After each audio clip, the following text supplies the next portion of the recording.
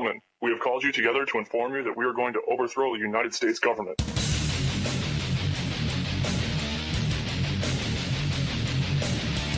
you still think that jet fuel brought down the World Trade Center? Does anybody else see a problem here? If the government has nothing to hide, why are they so afraid to answer a few questions?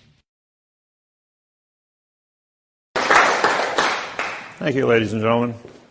Well, as you know, my name is David Wynn Miller, but I punctuate my name. George Washington, Thomas Jefferson, Abraham Lincoln, Benjamin Franklin, all punctuated the name same as I did. They were all 34-degree Master Masons. Now, I don't know if there's any Masons in the crowd, but I am a 92nd degree Mason. I know you've been taught that Masonry goes to 33 and 34 degrees for Grand Masters. The reason I'm a 92nd degree Mason is because in 1988 I broke the math interface in all 5,000 languages, proving that language is a linear equation in algebra. This hasn't been done in 8,500 years of written language. When I did so, I was able to unlock the 2/3 of all the words missing from all languages in the world, and I can write any sentence in any language frontwards and backwards with the same meaning. Once this was discovered, it completely 48 hours after I published on the internet, I had 2 Secret Service agents from Washington at my front door going, "Do you realize what you've done? You've just disqualified every treaty, trust, and contract in 8,500 years on planet Earth." I says, he says, "Who did you tell?" I says, "Everyone." I says, "I sent out 100 videos, 20 hours long, including a 100-page report on the entire studies, to all nations of the United Nations and over 100 TV and news agencies around the United States." By doing that, I protected myself, because when you have a secret that is so profound that it would disqualify planet Earth, it would cause you to get shot. And at every seminar, by the end of the seminar, there's always a dozen people that walk up to you and say, "Why are you still walking around?" Well, as Pandora,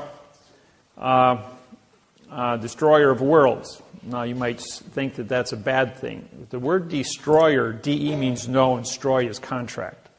Of is an adverb which connects to a pronoun in front of it. P-R-O means no, N-O means no, and U-N means no. So the word destroyer is a no, no, no word. Of is an adverb, A-D-V. It's a modifier. Modifiers connect to pronouns in front of it and modify the verb after it. Modification is change, change is motion, motion is action, and action is verb. Therefore, the word world becomes a verb. Do you live in a world of verb, or do you live in a world of a fact? As you all know, the word world is a fact. But because it's the destroyer of verb, I destroyed the world of verb in all 5,000 languages worldwide on April 6th, 1988. And so with that said, how did this come about? Well, in 1980, I went through a divorce. And in the divorce, Judge Stanley Miller said, "You cannot be a father to your children." And he took away my children. I'm going, "Why would you do that? I've been a good father for 10 years. And he goes, "Because I'm a judge," he says, "and I can take away people's children just because I can." I says, "Well, that's sex discrimination. Under the 1964 Civil Rights Act for equality, I says, I'm going to prosecute you." And he says, "You can't prosecute judges." I says, "I beg the difference." I says, "I know what the law is. You swore to support the Constitution of the United States and the laws written by the United States Congress, Senate, and Legislature." I says, "That includes equality." I says, "If I don't have equality, that's discrimination." Pretty simple. So I prosecuted Judge Stanley Miller in 1980, and he was disbarred as a judge. 7 years later, Stanley Miller got reappointed again. 2 weeks later, after he was reappointed, I showed up in his courtroom, had him disbarred again 4 days later. Because 7 years later, 1994, got reappointed again. And I showed up in his courtroom 2 weeks after he got reappointed, had him disbarred a third time. 3 years later, he died in 1997. And never served much on the bench. Always was an administrator, but never a judge. As a result of that, when the judge took away my children, that violation that breaking of my heart put me on a path. That path was anger. You don't take away a parent's child. And the pain that caused, pain makes thought, thought makes wisdom, and wisdom grows to maturity. So as a result of that pain, I started studying. Now we go through 3 phases in life. You do not know what you do not know. Well, it's like putting your hand in fire. It looks pretty until you touch it and you get burnt. Well, you know what you don't know about why you got burnt. And I was aware of what I didn't know, so I had to study. And so because I studied, I learned about what the fire was. I learned about what the pain was. And from that, I then had knowledge. And when I had knowledge, I knew what I knew. And then I could become a teacher. In 1975, I became a college professor in Milwaukee. And I was taught engineering and metallurgy, heat treating, and blueprint reading. So I've been a teacher now 75, so going on 38 years. I hold a professional license for college. I also have 3 PhDs and 535 college credits, 17 full-time years of college. Kind of got stuck in college. I really liked it. Worked 3rd shift nights as a tool and die welder, and I went to school full-time days. I had but to fill in my spare time because I didn't sleep, I went ahead and had a second full-time job, and that was in real estate, teaching underwater welding. I had my own real estate company for 26 years, besides doing law from 1980 to present time, 32 years. I have 80,000 hours of law experience. And I've done 2,500 seminars, including over 1,000 TV and radio live performances. I did the programs on 9/11 on national television on what really happened there. There's only a few people in the world that have my background and credentials about what heat treating is, nuclear science, string theories and quantum physics. I have a 200 IQ. I read 400 words a second in math codes. It's something that's acquired art. You can give me an inch of paper and of documents, and I'll blow through it in about a minute. And I'll be able to tell you exactly about how many mistakes are in it and what to do about it. The program today is going to cover many different aspects. I'm going to go through the parts of speech, which I wrote up here. It took 6 years of my life to discover this. It isn't really what you think it is. And what they teach you in school is not what you actually is actually what's going on. And this isn't to insult anybody, but all of you have a 2nd grade reading level. And it isn't just you, it's the entire population of the planet was instructed and through TV, radio, newspapers, and magazines to keep you in a 2nd grade reading level, because that way they could harvest the entire population of the planet. There is a few individuals called federal judges and chief federal judges at a state level that control what's called parsing, syntax, grammar, and the secrets therein. When I broke the code in 1988, I went to the United States Supreme Court. I walked in there in 1989, and I says, I'm here to prosecute William Rehnquist, Chief Supreme Court Justice of the United States Supreme Court. Immediately I was arrested for threatening the United States Supreme Court judge and taken into a closed room. Well, when we got down in that room, I had 6 marshals standing shoulder to shoulder surround me, and William Rehnquist came down from up in his chambers to see me, and I says, I have your signed confession for treason against the United States people. I says, I've used parsing, syntax, grammar against your opinion since you've been in office. He says, okay, guys, you can all leave now. Mr. Miller and I are going to sit in this closed room. You've already frisked him. He has no weapons. He doesn't seem to be of stature that can overpower me. And we're going to have a little discussion. So for the next 2.5 hours, William Rehnquist and I became very good friends. And until he died and I removed him from office in June of 2005, we were pretty good friends. I taught him syntax, the math interface on grammar, and he taught me all the secrets of the procedures of judges. But a lot of the things he taught me, he was in error of because 2/3 of all the words were missing from the procedures by which he wanted to formulate answers. Now, believe it or not, we are all actors in a play that have been already written. All of you believe that you have a certain amount of choice to make in life. But the fact is, and I will do this later this afternoon when we get into some history programs, that we are on timetables that run on 7-year international, on domestic bankruptcies and 70-year international bankruptcies. These bankruptcies control the planet for the last 6,500 years in all countries. All countries worldwide are controlled by the post office. Not the courts, not the judges, not the kings and queens, but the postmasters of the world run the entire planet, have for 6,700 years. Going all the way back to Pharaoh, henceforth the Masons. Now, a lot of you were in this room today. A room is a closed area, so therefore it's a court. I'm going to show you a dollar bill here, which you're all familiar with, and on the back of the dollar bill you have the eagle, right? Notice the eagle's wings are turned up. If you notice the eagle's wings here are turned down, that's because it's a phoenix. This is Vatican rule, banking. And the flag here has yellow fringe on it. And the yellow fringe flag changes the dimension of the flag. This is a maritime braid for commerce. The fringe changes the description of the flag. It's under Army Regulations 840-10, Chapter 2-6.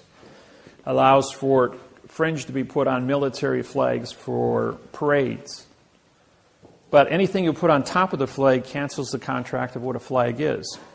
So even though you think you're looking at a United States flag, United, UN means no, and ITE is citizen. A no citizens condition of state flag. Controlled by Vatican banking. You're all under commerce. Now, who's the Vatican? They're postmasters. They work with Bern, Switzerland through the Universal Postal Union. On the 29th of September 2009, I did a seminar in Auckland, New Zealand. In that seminar, there were 90 Auckland tribal chiefs of the 1,200 tribal chiefs that live in New Zealand. I then made a statement that the post office since 1800 has never had a correct parse, syntax, grammar, law, rule, regulation, or code in any language with any people on planet Earth. As a result of that, 72 hours later, 3 days, the United States Postal Service, which since 2000 has had a quantumized postal treaty with myself and Russell Gould, my business partner, two of us make corporate. On the 27th of August, 1999, I sued the United States of America for the flag of the United States. I filed a new quantumized mathematical patent on the description of the flag of the United States, 1 to 1.9. And he used the correct grammar, called parse, syntax, grammar. As a result of that, on August 12, 1999, I owned the patents to the flag of the United States of America. And on August 13th, all flags had yellow fringe put on it because it had to change the dimension of the flag. Now, I don't know if you remember in 1968 when the astronaut, for those of you that are old enough, and I don't think there's a whole lot of you here that are old enough, the astronaut stepped off his spacecraft into his footprints on the moon, turned around, looked at Earth, and says, "Oh, look at Earth is a vessel in a sea of space." With that one single sentence, Earth is a vessel in a sea of space. That's maritime. The entire world put yellow fringe on every flag in all 250 countries, in every courtroom, in church, and office, making everything on planet Earth maritime. Maritime is controlled by the DOT, Department of Transportation, which is controlled by the Postal Service worldwide, Bern, Switzerland. Bern, Switzerland was established on the 22nd of October, 1871 in Hawaii. It was the first city, first country as an independent nation to sign an international bankruptcy with Bern, Switzerland for 2 cents to transport cargo anywhere on planet Earth. And as a result of that, within a period of a year, all 250 countries for a 2-cent postage stamp signed up to give the post office authorization to transport vessels for a 2-cent postage stamp. Well, as you know, people were thinking of mail. Just send a letter. A letter is a vessel. Well, the word vessel includes cars, trains, planes, automobiles, overland stagecoaches, pony expresses, and human beings. And by doing so, they then captured all commerce on planet Earth by contract for a 2-cent postage stamp. A year later, it went up to a buck a letter. But they got their foot in the door, and that was all that was necessary. Somebody left a little tiny article sitting in a newspaper in January 8th, 1872, on a microfiche dish in Honolulu, Hawaii, in the Iolani Palace Museum Archives building. Hightower and I went into that building that day, and we wanted to look for a flag of Hawaii. And they said, we guarantee there is no information in this building from 1869 through 1875. And I'm going, now, why wouldn't there be anything? Hawaii's the center of the Pacific. Anything moving from east to west and west to east has to stop at Hawaii to get coal, C-O-A-L, for fuel, as everything ran on steam back then. So Hawaii then became the center of the entire Pacific Rim, hub to a wheel. Very, very important location. And by doing so, that started a series of events through the Universal Postal Union to capture the entire planet, throw the entire world into a postal zone. And this little tiny article, as it was put into place, was left there. Nobody thought anything of it. Well, we did find a flag on the newspaper. It had 8 stripes instead of 7. But there was also a little square 3 inches by 4 inches with the obituary. The obituary of the Portuguese Masonic Eye, the French Masonic Eye, the German scale, and the English scale.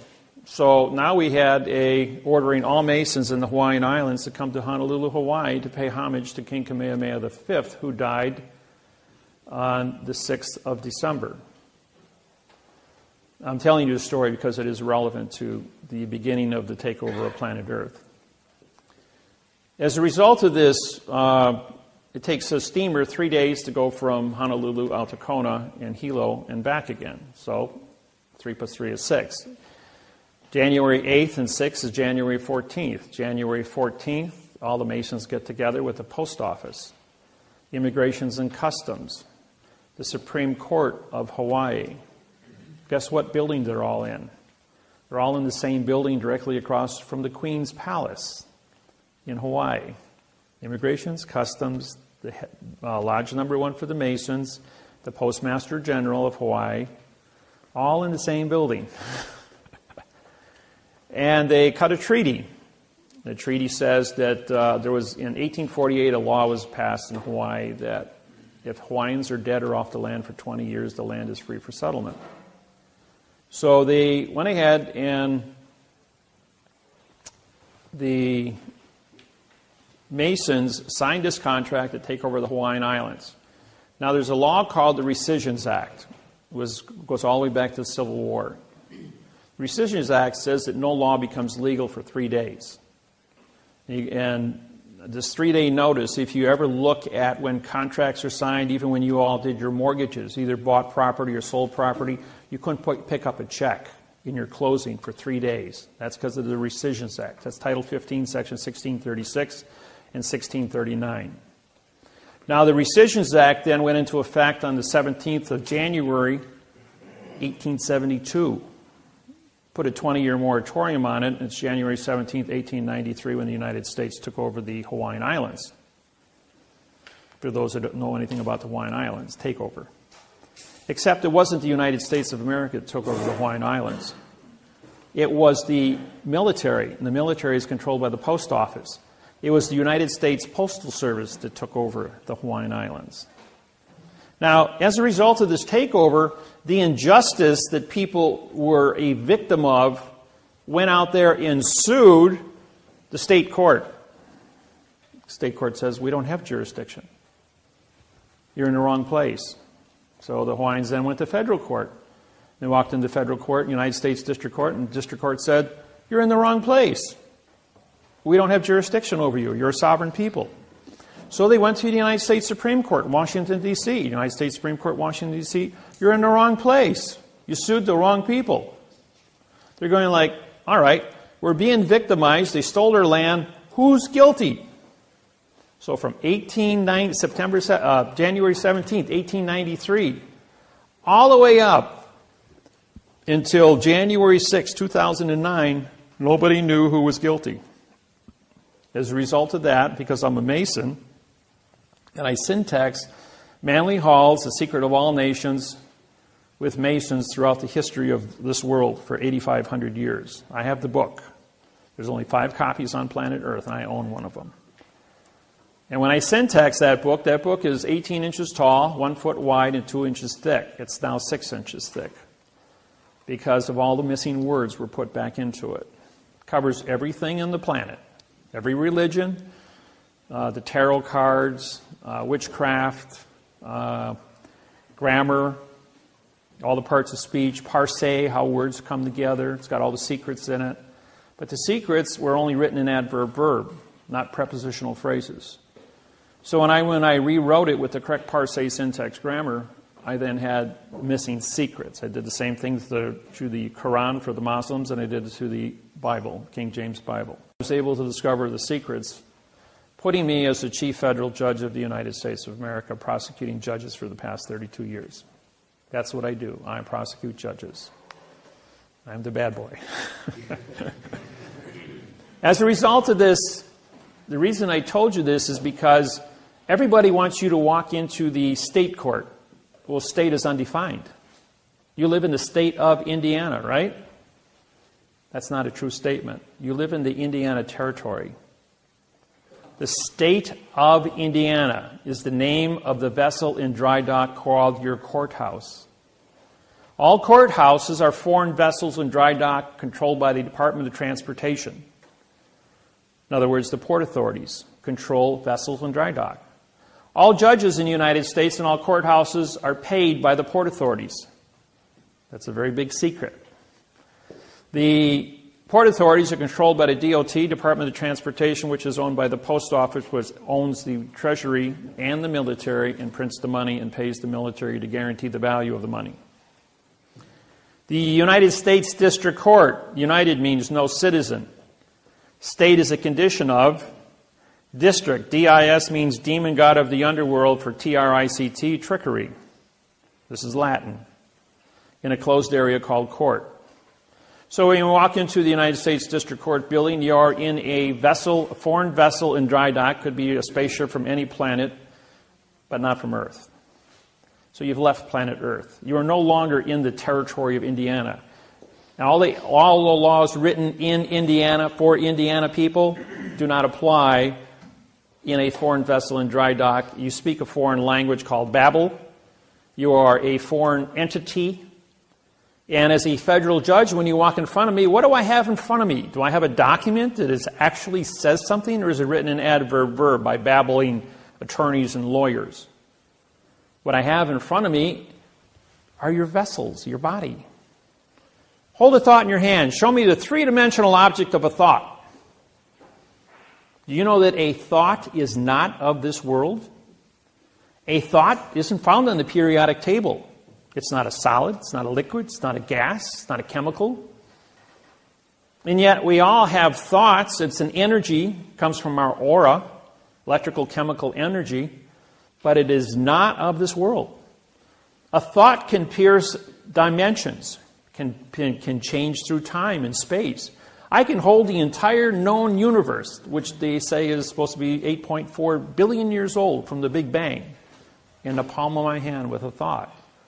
Or I can crawl inside the middle of a quark, of a hydrogen atom, and exist there with a thought. So a thought is a very unique thing. We can close our eyes every night when we dream. And we can be anything we want to be in this world of thought. And I know everyone in this room has had weird dreams at times. And in those weird dreams, you see things that don't exist in this world. Because you're probably transporting, because the thought is not of this world, into other realms, other planes of dimension. Well, this is what's unique. I can't see that as a federal judge. The only thing I can see in front of me is a vessel. Does this vessel come before me with the correct passport, with the correct paperwork, with a lawsuit written in the correct parse, syntax, grammar? Or does the vessel come before me on my foreign vessel spaceship from another planet, and are you trespassing without any rules, regulations, or codes? Well, the only thing I have as a judge in front of me is a vessel that's trespassing. And everybody knows there's a law for trespassing. And I don't care what language you speak, and I don't care what educational levels you have, or what country you come from. Everyone understands the word perjury. It means to tell a lie. So the minute you open your mouth, we presume you're smart until you start talking. And because you're talking in babble and you're talking in adverb-verb fiction, now you've committed perjury. A vessel that's trespassing, committing perjury in front of me. I got 2 felonies in front of me. So it doesn't matter if you're here for traffic, doesn't matter if you're here for foreclosure, doesn't matter if you're here for divorce, marriage, doesn't matter what you're here for. The only thing I've got in front of me is a physical evidence in now time of a trespassing individual committing perjury. Now I can make a determination as to what your fine is going to be. How rich are you? How much money you got in your pocket to bail yourself out and leave my vessel? You can go down here to the port of Chicago or Gary, Indiana, jump on a Chinese freighter with a Chinese flag on it without a passport, and I guarantee you'll be arrested, put in a brig, and taken back to China, where you'll be prosecuted and spend 8 years in prison for trespassing. And then the State Department can bail you out and bring you back to the United States. It's no different in a courtroom. It's a big old trap, folks. People have been walking into it since 8,500 years.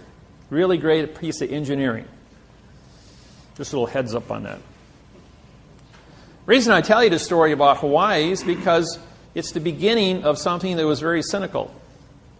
To capture planet Earth. All money on planet Earth is controlled by the Postal Service. Who's on, what's the decimal point for 1? 1.00, right? Who's on a $100 bill? Benjamin Franklin, first Postmaster General of the United States of America. President Grant was a Postmaster General during the Civil War. A country divided into 1/2. Decimal point for 1/2 is 0.50. Who's on a $50 bill? Grant. Abraham Lincoln. No, go before that. George Washington, letter carrier, Continental Congress, 1875. And he was a letter carrier. And on September 17th, 1789, the United States of America signed the Constitution of the United States of America. And so, therefore, he was the first president. Pre, meaning no. SI is simulation, and DENT is denture, contract. Anything, the word no is a negative. Negative is 0.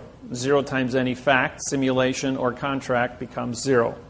Therefore, the math interface says that a pre-simulation denture, better known as a president, is a person who only says nothing about nothing. Have you ever seen a president that ever made any sense? Okay. I know it's a joke, but it's a good one. Yeah, it's all played out in syntax. So the grammar that's used for modification is what they keep us down with, what they teach you in school.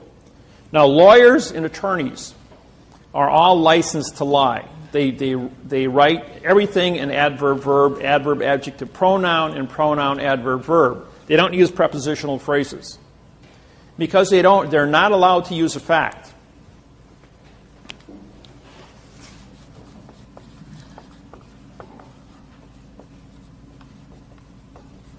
No law or fact shall be tried in court. And if you want to put that in there, of law And everybody uses this terminology, attorney at law, attorney of law, whatever. Parts of speech. No is an adverb, it's negative. Law now becomes a verb, negative. Or is a neutral. Negative fact becomes a negative verb also. Shall is a pronoun in future time, connected to the adverb be, which now modifies a verb in past time. In is an adverb making court a verb. Of is an adverb making law a court a verb. Now we've got one jurisdiction, ladies and gentlemen. We have a verb law, a verb court, verb tried, verb law, verb fact. Now we have one jurisdiction called fiction, fraud, illusion. Every word in the English language, and I spent 8,000 hours in 2 years with a staff of individuals with dictionaries. We looked up every word in the English language that starts with a vowel and 2 consonants. It means no contract. Every word. Now, when you look at any contract or any newspaper or magazine, and you see the word starts with a vowel, A, E, I, O, and U, and it's used as a single syllable, it means no contract also. Opinion. O is no. P-I-N is to attach or grab. I-O-N is contract. Opinion. No attached contract. Therefore, that's why it's called an opinion. You can have a gain, G-A-I-N, and you put A in front of it, again, you have no gain. You can have an attorney, A-T-T, no tort. You can have an illusion, I-L-L, which means you cannot see a contract. Imagination, I-M-M. You cannot mangle. You can't mangle something, therefore there's no fact. So the imagination, I-O-N, means contract. A-N-T, E-N-T, I-O-N-T-Y. Any vowel that appears in front of a vowel that ends a word means contract. It's a 2-letter contract. That's how you can tell these things. This is called parse, P-A-R-S-E, parts of speech. S-C is Latin for speech. P-A-R is parts. So what I did was I studied parse. I studied syntax. Syntax is how 2 words come together. And the word grammar is how a sentence is constructed. Do you know that all grammar, a correct worded sentence, only has 1 verb in it? The average sentence written by an attorney has anywhere from 3 to 5 verbs in it. Some sentences have adverb, verb, adverb, verb, adverb, verb. The whole sentence is written that way. There's not even an adjective or a pronoun, a preposition, article, or a fact. When you were in school, 5th grade, we studied prepositional phrases.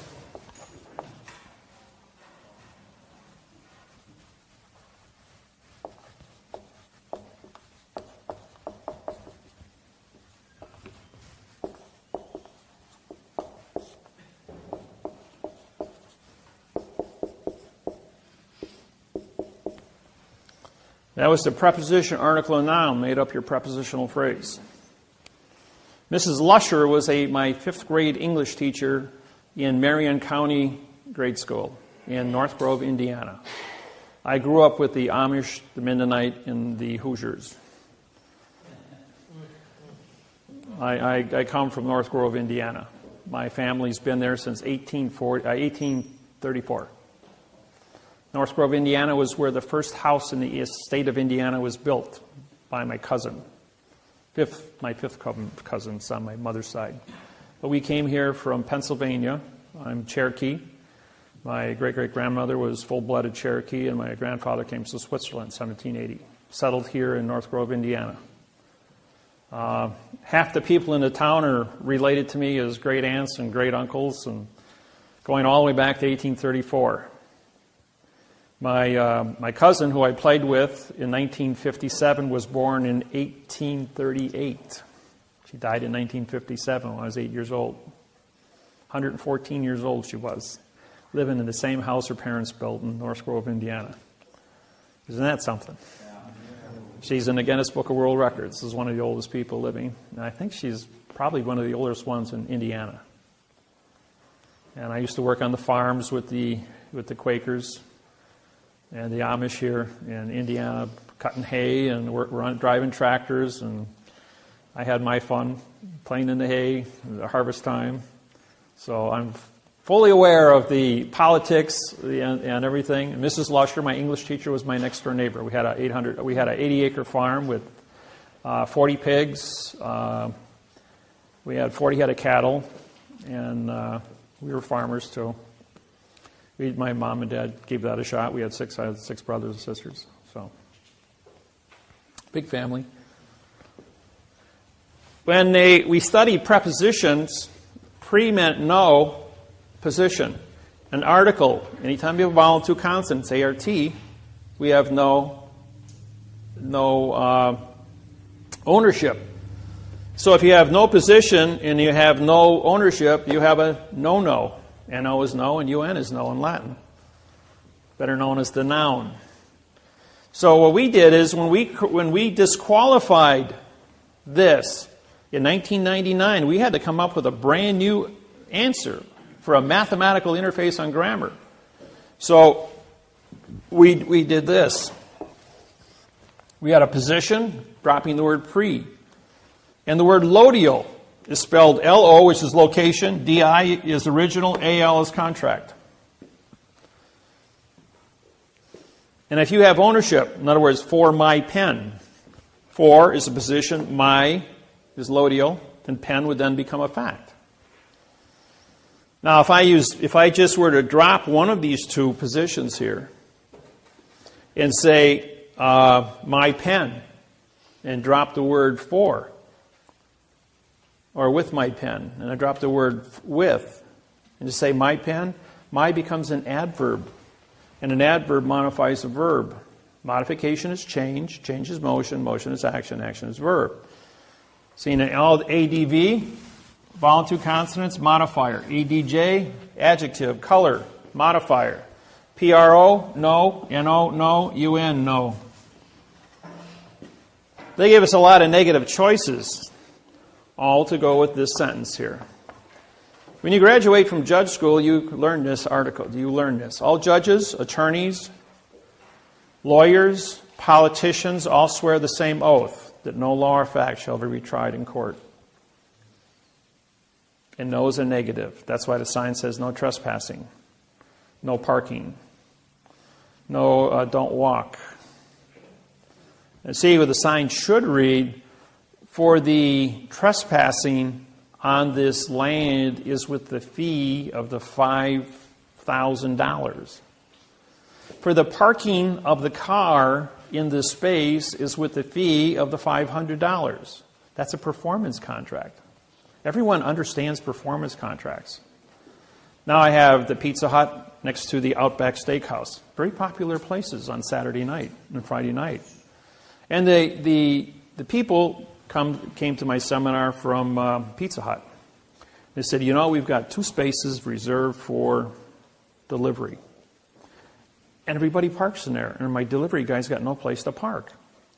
I says, well, put a sign up. For the parking of the car is with the crushing and melting. The sign next to it says, for the parking of the car is with the fee of the $500. No one ever parked in those 2 parking spaces again, except the delivery man. Problem solved, because everyone understands the performance contract. Now, here's another little quirk, point of information. Somebody impounds your car. You parked it where it wasn't supposed to be parked, and they towed it, put it in an impound lot. And the guy wants some $250 for towing and $100 a day for storage. Well, anybody that's in possession of your vehicle that doesn't have title to it is renting your vehicle. So you send him a true bill for renting your automobile for as long as he's had it. If you want to go down to the local courthouse, you can pull up a lawsuit by Avis Rent-A-Car or Hertz Rent-A-Car, copy it, and sue the tow truck company. Or if a police officer orders a tow truck company to remove your vehicle from the highway and he won't give it back to you, send him a true bill for for rent-a-car. Your car will be back in 1 day, maybe a couple hours. Works every time. Just a little plug there.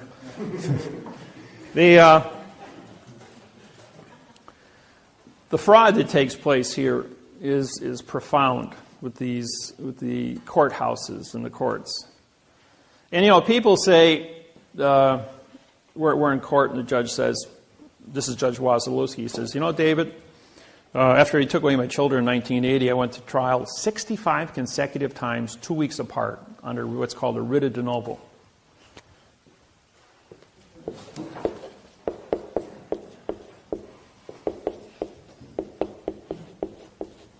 Now, this is a pronoun, adverb, adverb, verb. But if you put for the writ of de novo, then this becomes a 5, a 6, a 7, a 5, a 6, and a 7. This is French, but de means the, and novo, it would then become a fact. So I filed for the writ of the de novo. Now what that means is if you violate equality, that's discrimination, that's a crime. 1964 Civil Rights Act violation. So for the writ of de novo is your ticket to get a free trial for anything. I don't care what it is. They cannot move forward on any topic. They want to foreclose your house, and they use adverb verb. They didn't give you equal protection of the law. That's a prepositional phrase. For the protection of the law using the correct parsé syntax grammar. Therefore, you can sue for a writ of de novo just for the be correct on the grammar. It doesn't matter if you got a mortgage or a deed of trust. Indiana uses the terminology mortgage. California uses the terminology deed of trust. Deed is a pronoun, of is an adverb, making trust a verb. The word mortgage, by it stands alone on top of your document, is called a pronoun. There's no prepositional phrase. If I hold up this object, you see a pen. In Spanish, it's scribola. And if I hold this object about 5,000 languages, I'll get 5,000 different sounding effects to what it is. Does 2 plus 2 equal 4? How many of you think 2 plus 2 equals 4? All right, just all's fair.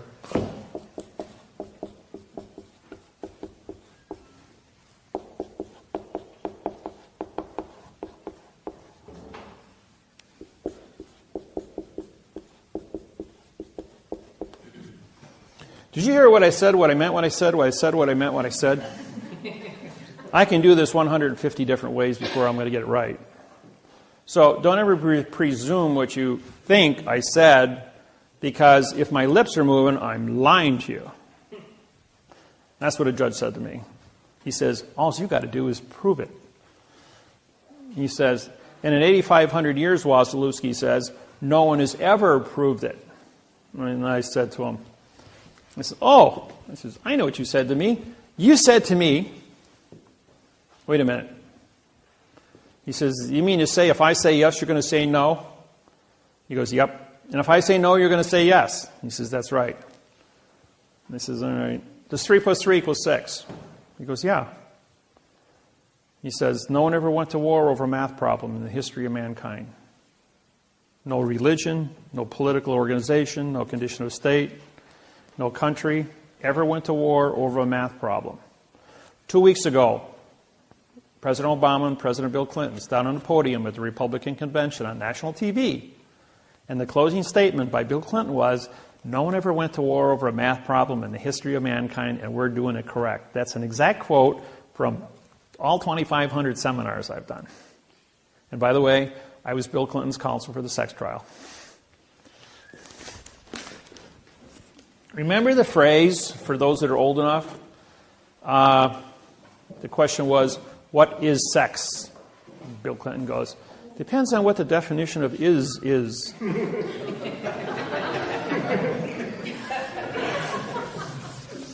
And then Bill Clinton turns to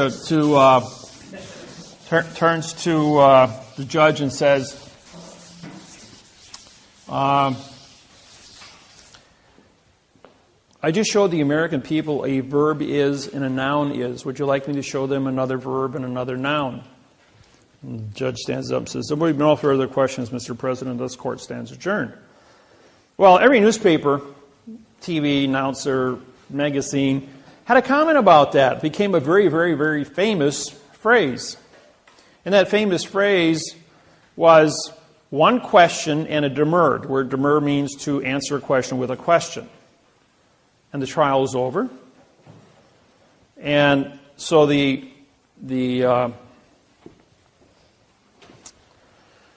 nobody knew what it meant.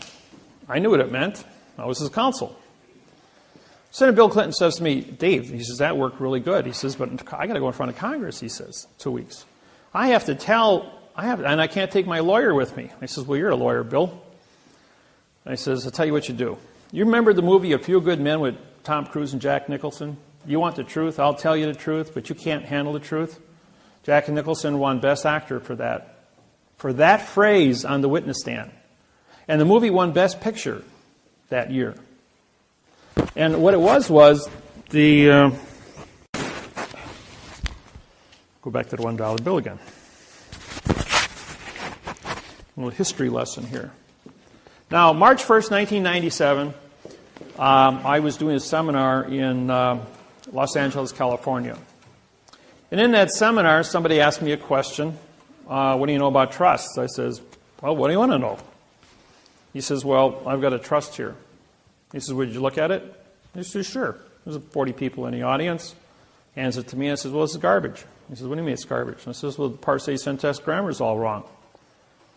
So I went ahead and I took just the first paragraph and I syntaxed it, put it up on the board, told them what it meant. Then I wrote it in the correct language.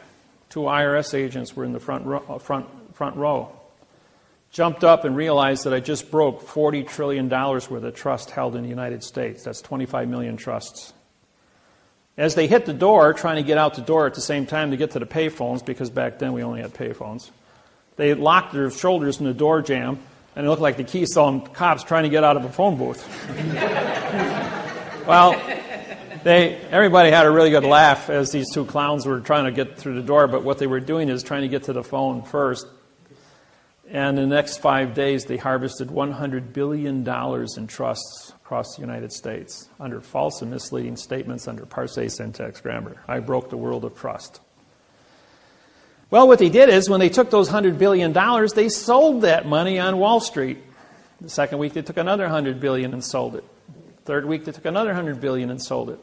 March 1st, 1997, the United States stock market stood at 6,000.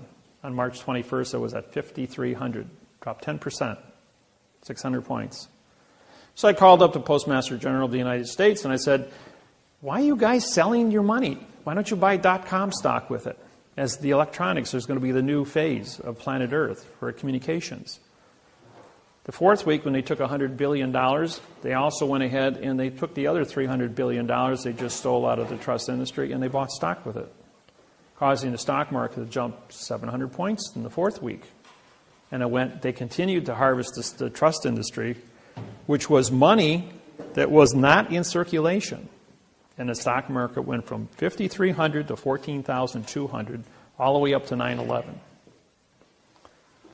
And then 9/11 brought everything back down to 6,000 again because of the new terrorist bill and all that stuff. We'll get into that later. But going back to Bill Clinton, he says, how am I going to go in front of Congress here in 2 weeks? I says, well, you're going to hold up a $1 bill. Walk into Congress and say, ladies and gentlemen, before we get started today, I'm going to tell you the truth. He says, but you won't be able to handle the truth. Phrasing Jack Nicholson. He says, we're going to take you back to when you're 10 years old, 5th grade English. He says, first off, we have a line that goes around the money here. March 1st, 1997, I sued the United States Treasury under maritime law boxing.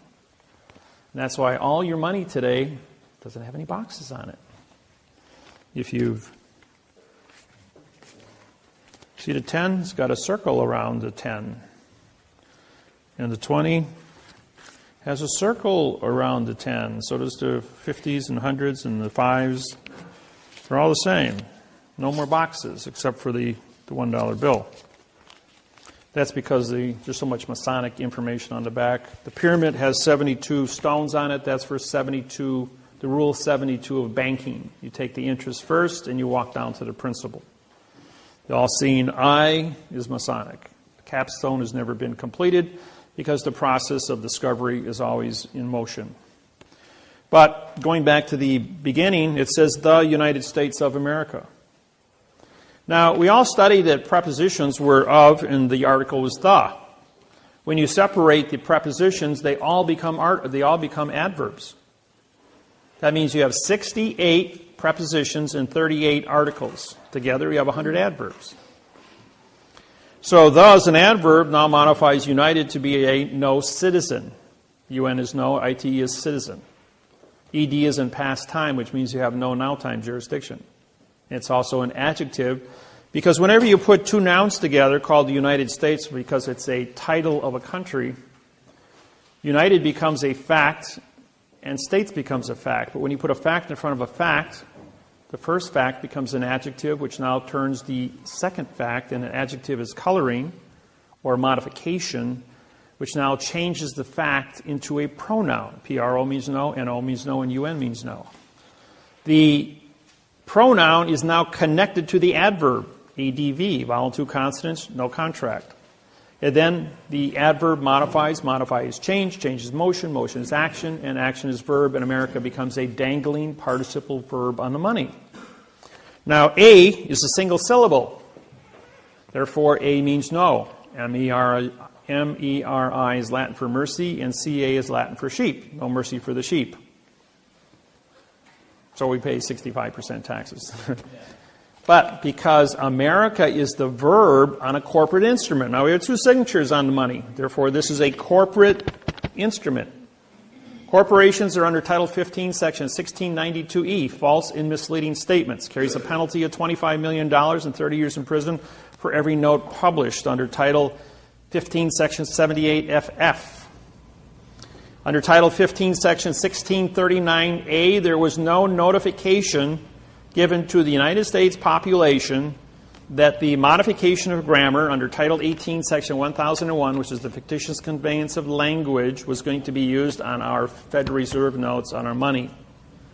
So to protect the fraud, we put a box around it. Anything in a box is an enclosed area and can't be considered.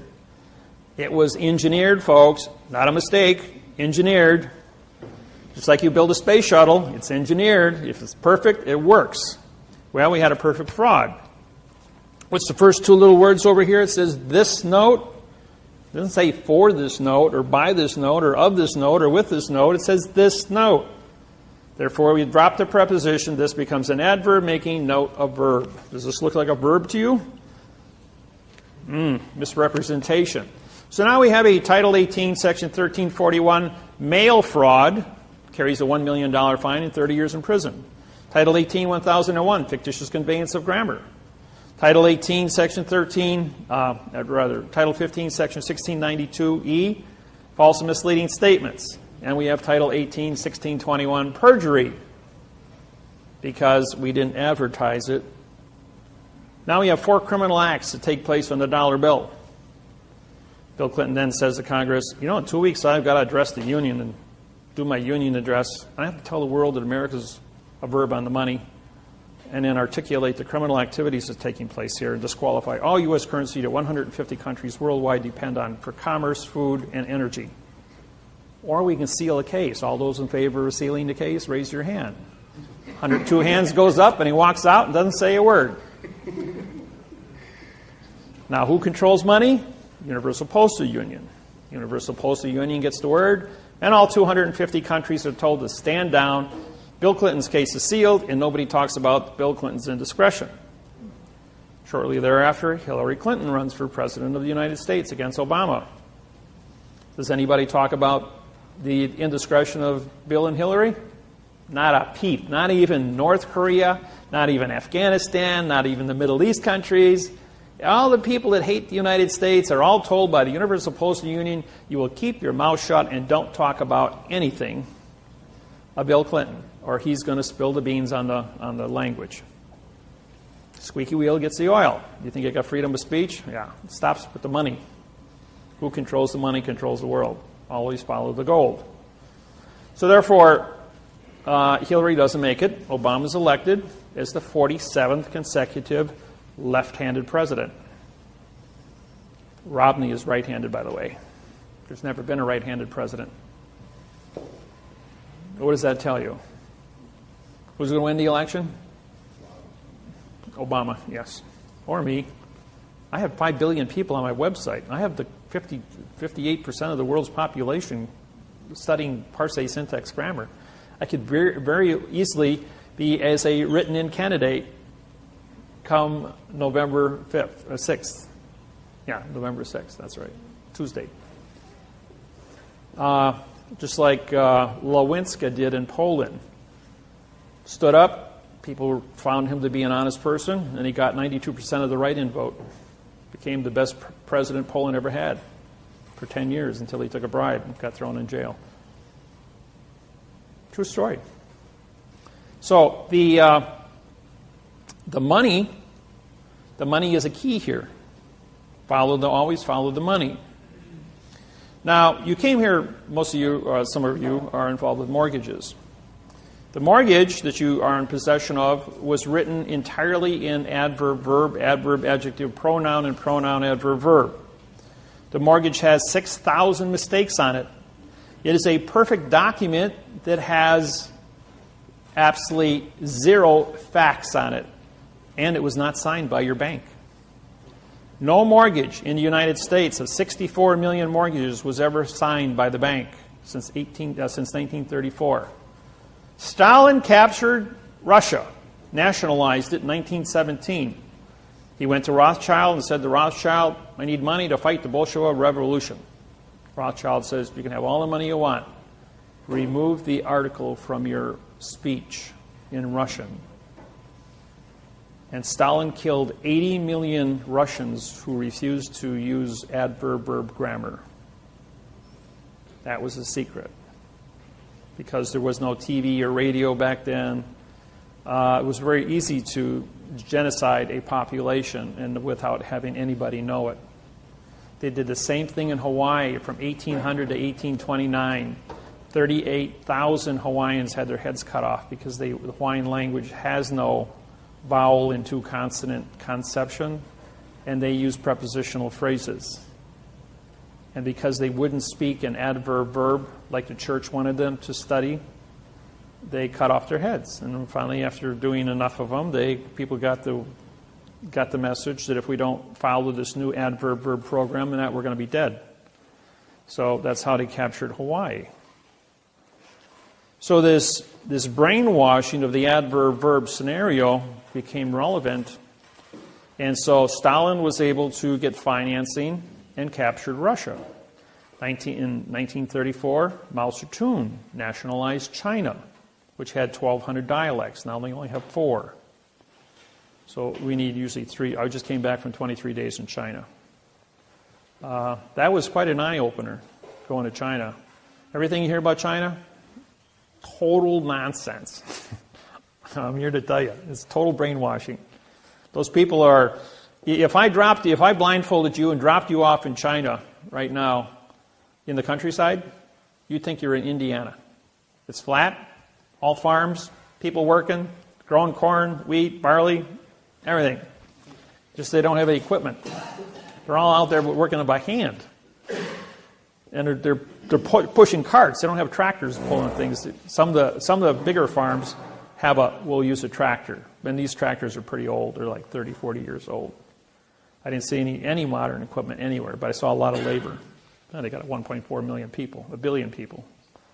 So they got plenty of people. But most of the country is either mountainous or desert, so there's very small farm areas. I drove probably 600 miles totally around China's countryside. When I got off the plane in China, I was met by a translator, as I have held an ambassadorship with China since 2002 as a result of with the United Nations and my plenipotentiary judgeship. So when I showed up in China, they met me as a returning ambassador to China, and I was put in the presidential suite at the Bird's Nest, which is the Olympic Village in Beijing, for 10 days with a chauffeured limousine at the state's expense.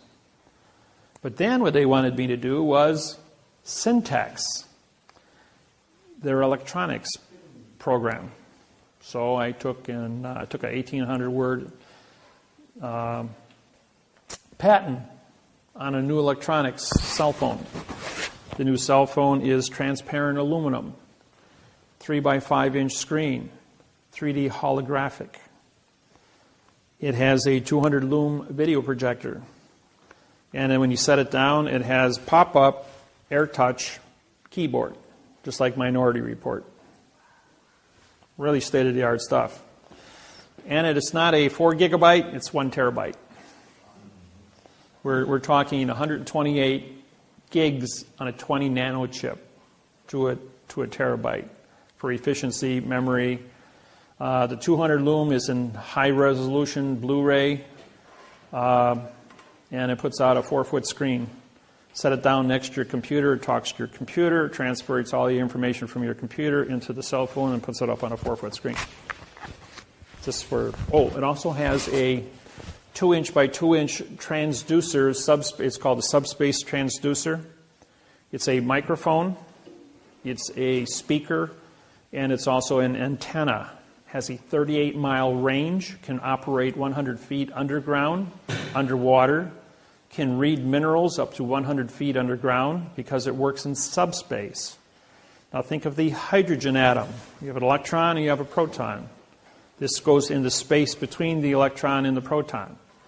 As you know, all objects that we touch are held together by atoms. Atoms run on electromagnetics. But this operates in the space between the atoms and the electrons in subspace. Therefore, it can transmit 38 miles between towers and also operates underground. So this is the next stealth technology. That doesn't exist anymore with this new technology.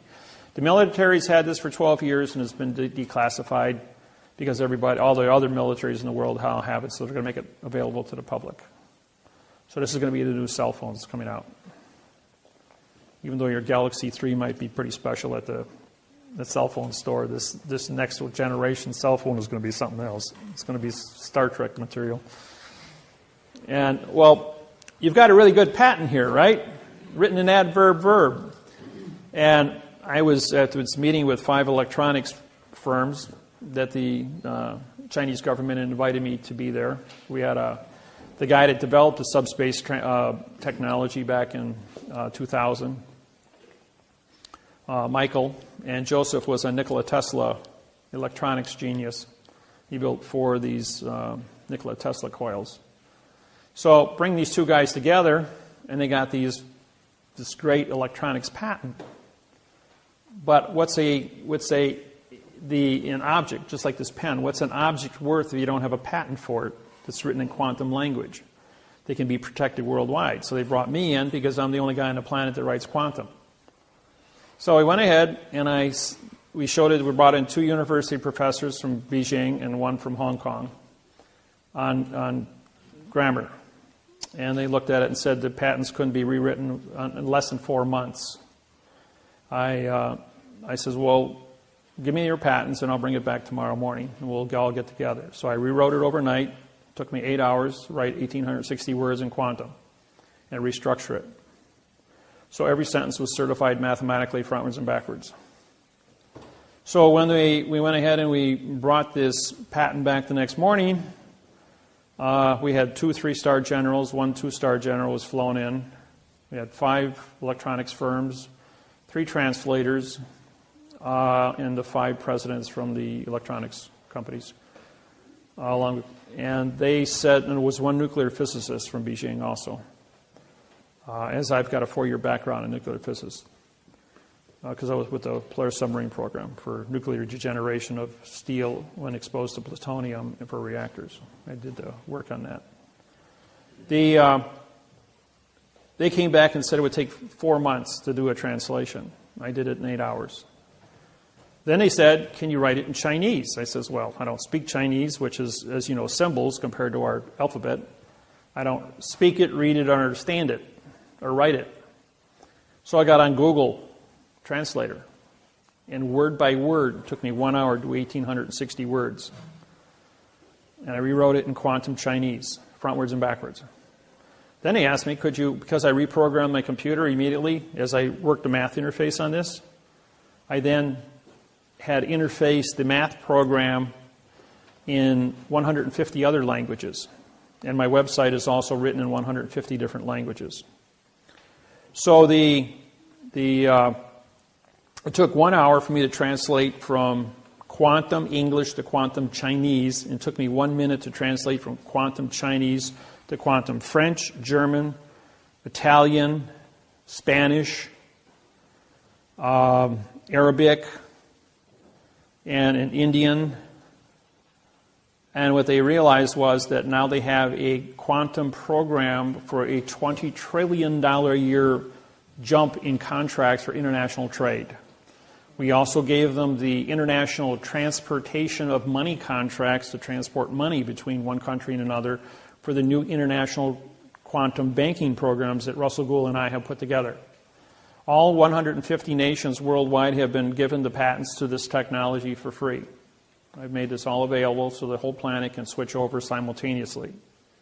You can't have a world of fact and the world of fiction exist simultaneously, as fact and fiction can never meet.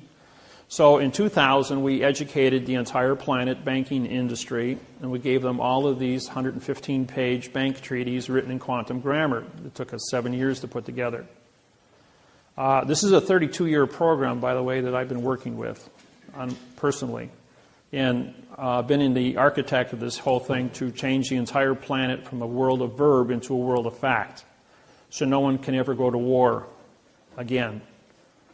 Now, what's important about all this is that mankind has been throwing stones at each other because of international communication treaties, because miscommunications.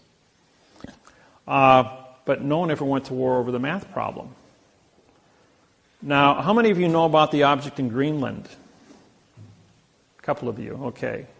Well, for those of you that don't know, there is a spacecraft that has melted out of the ice in Greenland. As you know, the North Pole has melted completely. You can go from London to Moscow or to Russia by going over the North Pole now.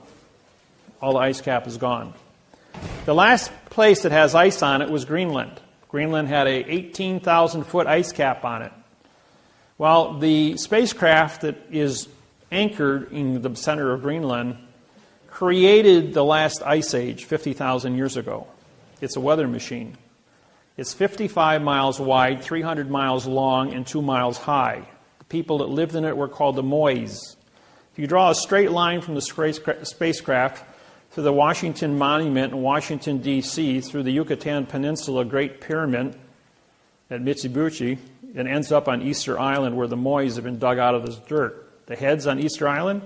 Well, 2 years ago, they finally went ahead and they excavated, and they're all 65 to 85-foot people, full-body carvings.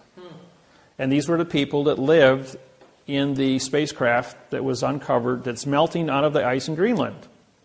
So when you think we've been alone, these people have been up there for 50,000 years.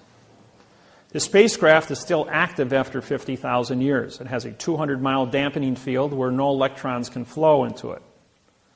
In 1947, a B-52 bomber flew into that pattern, into the dampening field, when trying to fly between Maine and London. As a result of that, they lost power and crashed in Greenland. As they sent in rescue B-52 bombers to rescue them, they hit that same dampening field, but they veered off. They just ricocheted off of it. And by testing, trying to get to these guys, they were able to bring a circumference and find out that there was an object 200 miles to the center of this field. On the southwest corner of Greenland, there is a small community. It's the only community on the island of Greenland. That community is a military post, CIA, that uses a compressed air generator to operate diesel engines to run a Caterpillar to run back and forth to 200 miles from the base to the object in Greenland. A lot of our technology comes from the reverse engineering out of the spacecraft. It is still functional and is still in operation. So it's pretty important what this thing is. All the nations worldwide are up there with the United Nations, and they're all working together. The point is that we're not alone out here in this universe. The reason I bring this up is if no one ever went to war over a math problem amongst humans, don't you think it would also be logical that we wouldn't go to war with E.T. when he shows up? And if E.T. does show up, what are we going to do? Babble? Start a war between another planet because of miscommunications? No, we need a communication base that is so mathematically certified, both frontwards and backwards, that when we say something, it means exactly what we say, so that there is no subjective interpretation, translation. So it's very important for us to be correct 100% of the time when we're dealing with E.T. Otherwise, they're going to throw a rock at us like they did 375 million years ago at the Yucatan Peninsula and get rid of the dinosaurs, which you all know about. So we don't want to have rocks thrown at us. So the planet, all the governments of the planet are looking at this math interface as being a correct way to communicate, stop wars on planet Earth, as well as communicate with ET when they show up. And as many of you who do the research and get on the internet know that there's probably a lot of different ETs already influencing this planet with all of our little toys that we have, our cell phones and computers and TVs. So it is relevant. The school systems in China are adapting our quantum program. All the universities and colleges are going to be teaching it this year. As a result of these patents that came out from my 23 days in China, they realized that they were going to order all 150 trade partners to follow suit. Otherwise, they wouldn't be able to do business with China. The biggest new thing that's coming on the market is the word lithium. Lithium makes for the batteries. Now, China currently controls 80% of the lithium on planet Earth. 20%, the other 20% was known to be in Mount Weld in Australia, better known as the Linus mine. It's a 1 cubic mile of lithium that they've uncovered. Colombia, 3 years ago, somebody wanted to find out how big the salt flats were. So they drilled down 15 meters into the salt. And they found a 25 square mile a pure lithium bed of lithium. Enough lithium for the next 200 years to build about 600 billion automobile batteries. Yeah. So now if you add thorium to lithium, you can get 8 times more power out of the same size battery. Think of an ordinary car battery made out of lithium thorium that would have the power to drive a car 400 miles with a 4-minute recharge. That's all. Now, that's technology. I know battery technology. I built my first perpetual motion motor when I was 16 years old, my first laser beam when I was 12. I've been on a cutting edge of weird, futuristic stuff ever since I was a little kid. And if you do enough research on me, you're going to find out that I was taken when I was 8 years old. I went into a UFO for 3.5 hours. They put a machine on top of my head. And whatever they did to me, they put all this information into my head. And why I've been able to build this program without any interruptions from anybody for the last 32 years. And I fielded over 100,000 questions at seminars. And I haven't missed any. So you cook up the best question you can think of, and I'll tell you the facts.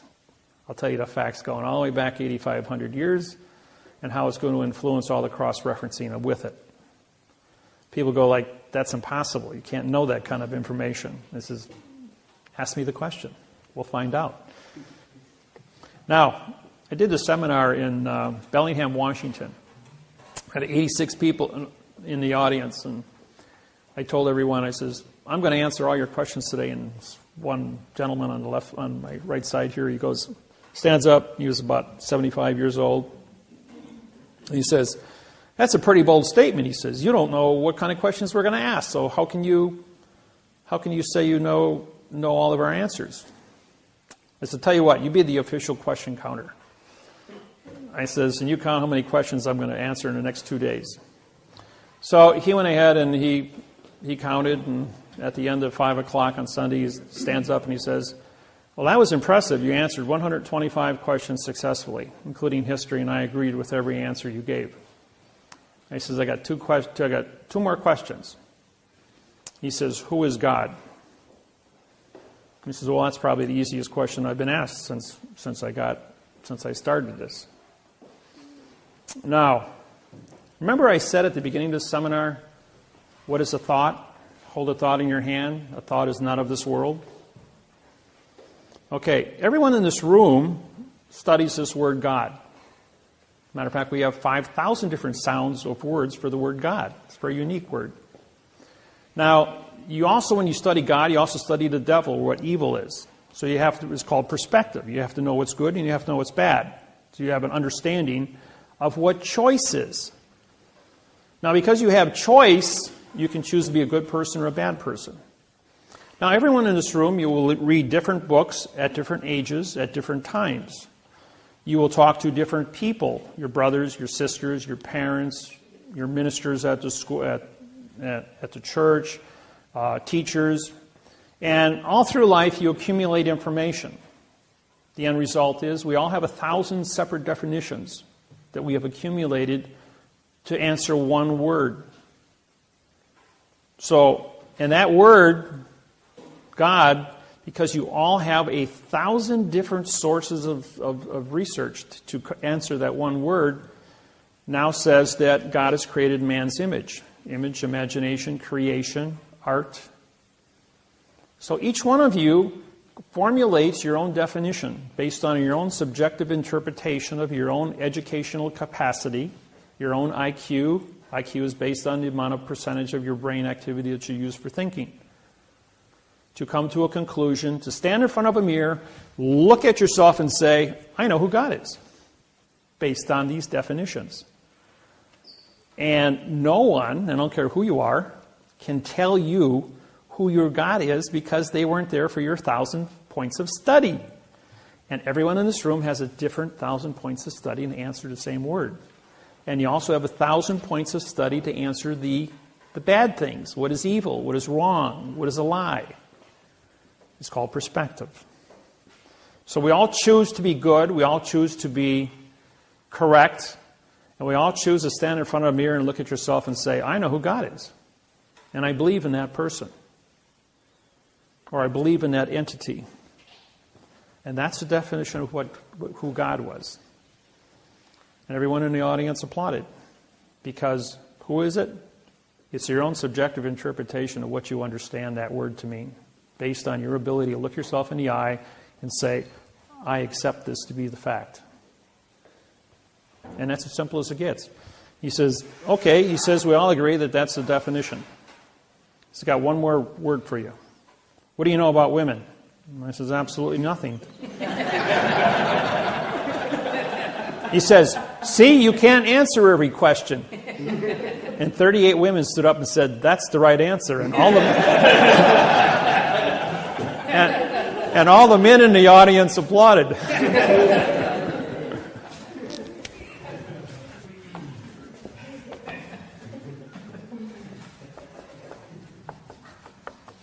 We're going to go through a sentence structure now.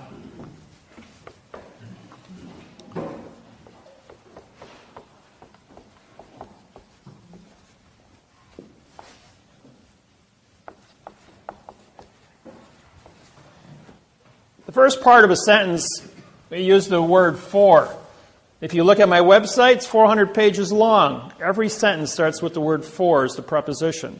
We use the as a neutral article. You have, when it comes to articles,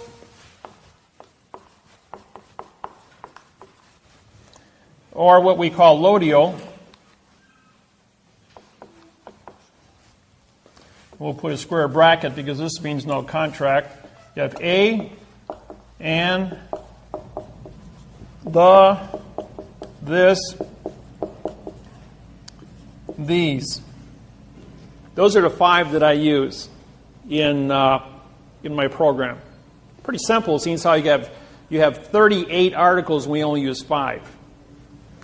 Second part is there's a consequence.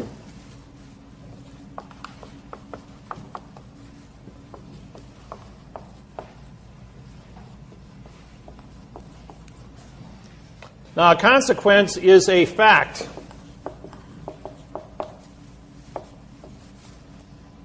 In other words, I stand here and I look at this room, and I have knowledge. My knowledge allows me to understand people, tables, chairs, architectural structures. I specialize in 115 different fields, being an engineer, background, metallurgy, heat treat specialist, chemist, biotech, medical fields. I understand medical fields. I can look at every part of this building. I'm a master mason, bricklayer, concrete, lay tile, carpeting, 6,000 yards. I hold knowledge of 180 different fibers used in carpeting. Chemistry to put those things together, which your clothes are made out of, cotton, wool, polyester, rayon, all the different combinations of that. Whether it be the coefficient of expansion, allows me the metals, gases, chemicals from all the different parts of the periodic table and how they're used to create different elements.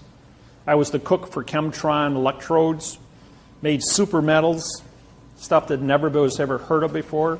1988, I wrote the math interface on all metals.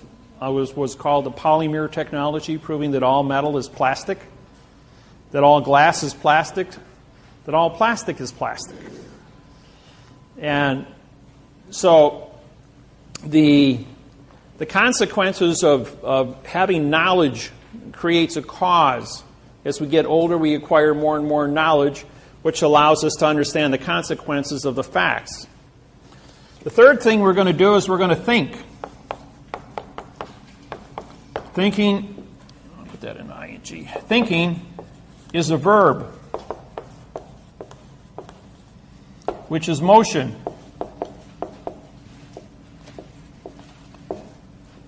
Now, running is not a verb. Jumping is not a verb. Driving is not a verb.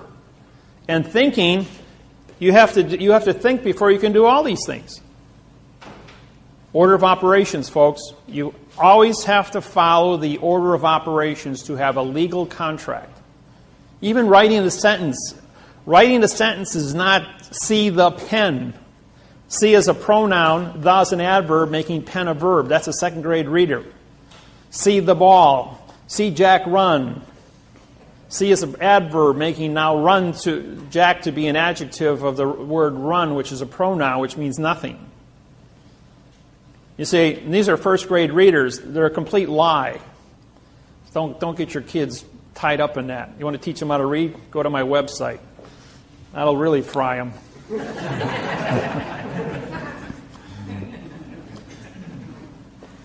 4, when you think, okay, we look.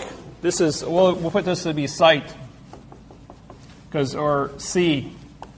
You see stuff, and you need a see. You need a see pass, see treaty. You need a SEA pass. Sea pass means that you can move a vessel in a sea of space. So when you have knowledge, you have these positions that you're going to see and absorb points of information. You hear points of information. You use your 5 senses to absorb information. And with that information, we then store it as a computer. So the consequences is a storage. Just like a computer. And we keep all this information in until we're asked a question.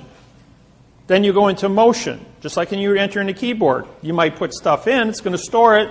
When you want it out, you hit enter, ask it a question, you hit enter, and it does a search. It goes thinking, and now gives you a claim. With is a possession.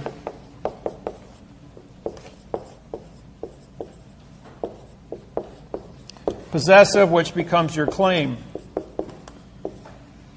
Now, claims are, you only have 2 different things. You either have a plus or a minus. You're either going to have an award, not award, you're going to have a value. See, the word A means no award, W-A-R-D. Award. Now, the word award is because the contract is written in adverb verb, means you get nothing. You might get a future tense, futuristic Federal Reserve note. Or you might get a promise, pay to, in future time. which is a pronoun adverb scenario. But you don't have any now-time facts. So therefore, with the possessive, you possess a claim. The claim has to be defined. So we're going to go here 5 of the contract. Now the contract has to be of the contract terms. Number 6 is with the correct sentence structure, communication, parse, syntax, grammar. Okay, what does that mean? Well, there's a thing, you hear the word right, you hear the word truth. Truth is an opinion, by the way. Everybody believes in God, that's your truth, but that truth is based on your opinion of subjective interpretation, so therefore truth is an opinion. And O means no, and PIN means to attach, and ION is contract. So you have no attached contract because your subjective interpretation of your ability to communicate with any other individual is based on that other person's ability to understand what you're saying in the first place, which is babble. Because it's all adverb-verb scenario. Now, I may be talking to you in adverb-verb because that's the only language you understand. If I stood up here and talked to you and for this knowledge of this individual is with the claim of the correct parse, syntax, grammar, start using prepositional phrases, this would not jar well with your perception. And you'd kind of get lost. So it takes about 200 hours to adapt to this technology. And you will get a migraine headache because you're all brainwashed not to see an article. You might think that's a joke. It's not.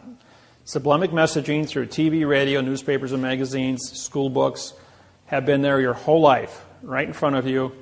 We hide it in plain view, just like we hide a flag in plain view, and we cancel this contract by putting a Coke can on top of the staff, which is a phoenix in this case. If the wingtips are down, it's a phoenix. If they're up, it's an eagle, which is postal. So you can either be under postal guise or you can be under the Vatican guise. Either way, you're under somebody's guise, G-U-I-S-E. It's not a disguise, it's a guise, G-U-I-S-E. Dis meaning no, guys. This means no, by the way. Finally, number 7 is by the author.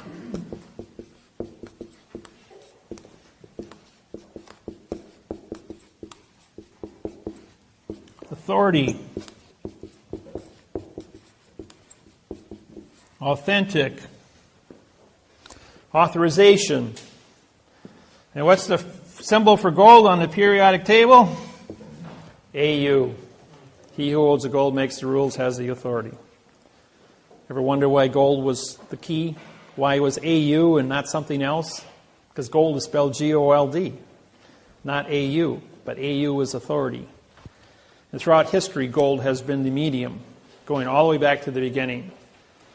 About 8,500 years ago, they decided that gold, because of its beauty and both its ability to withstand tarnishment, would be used as a standard metal on this planet.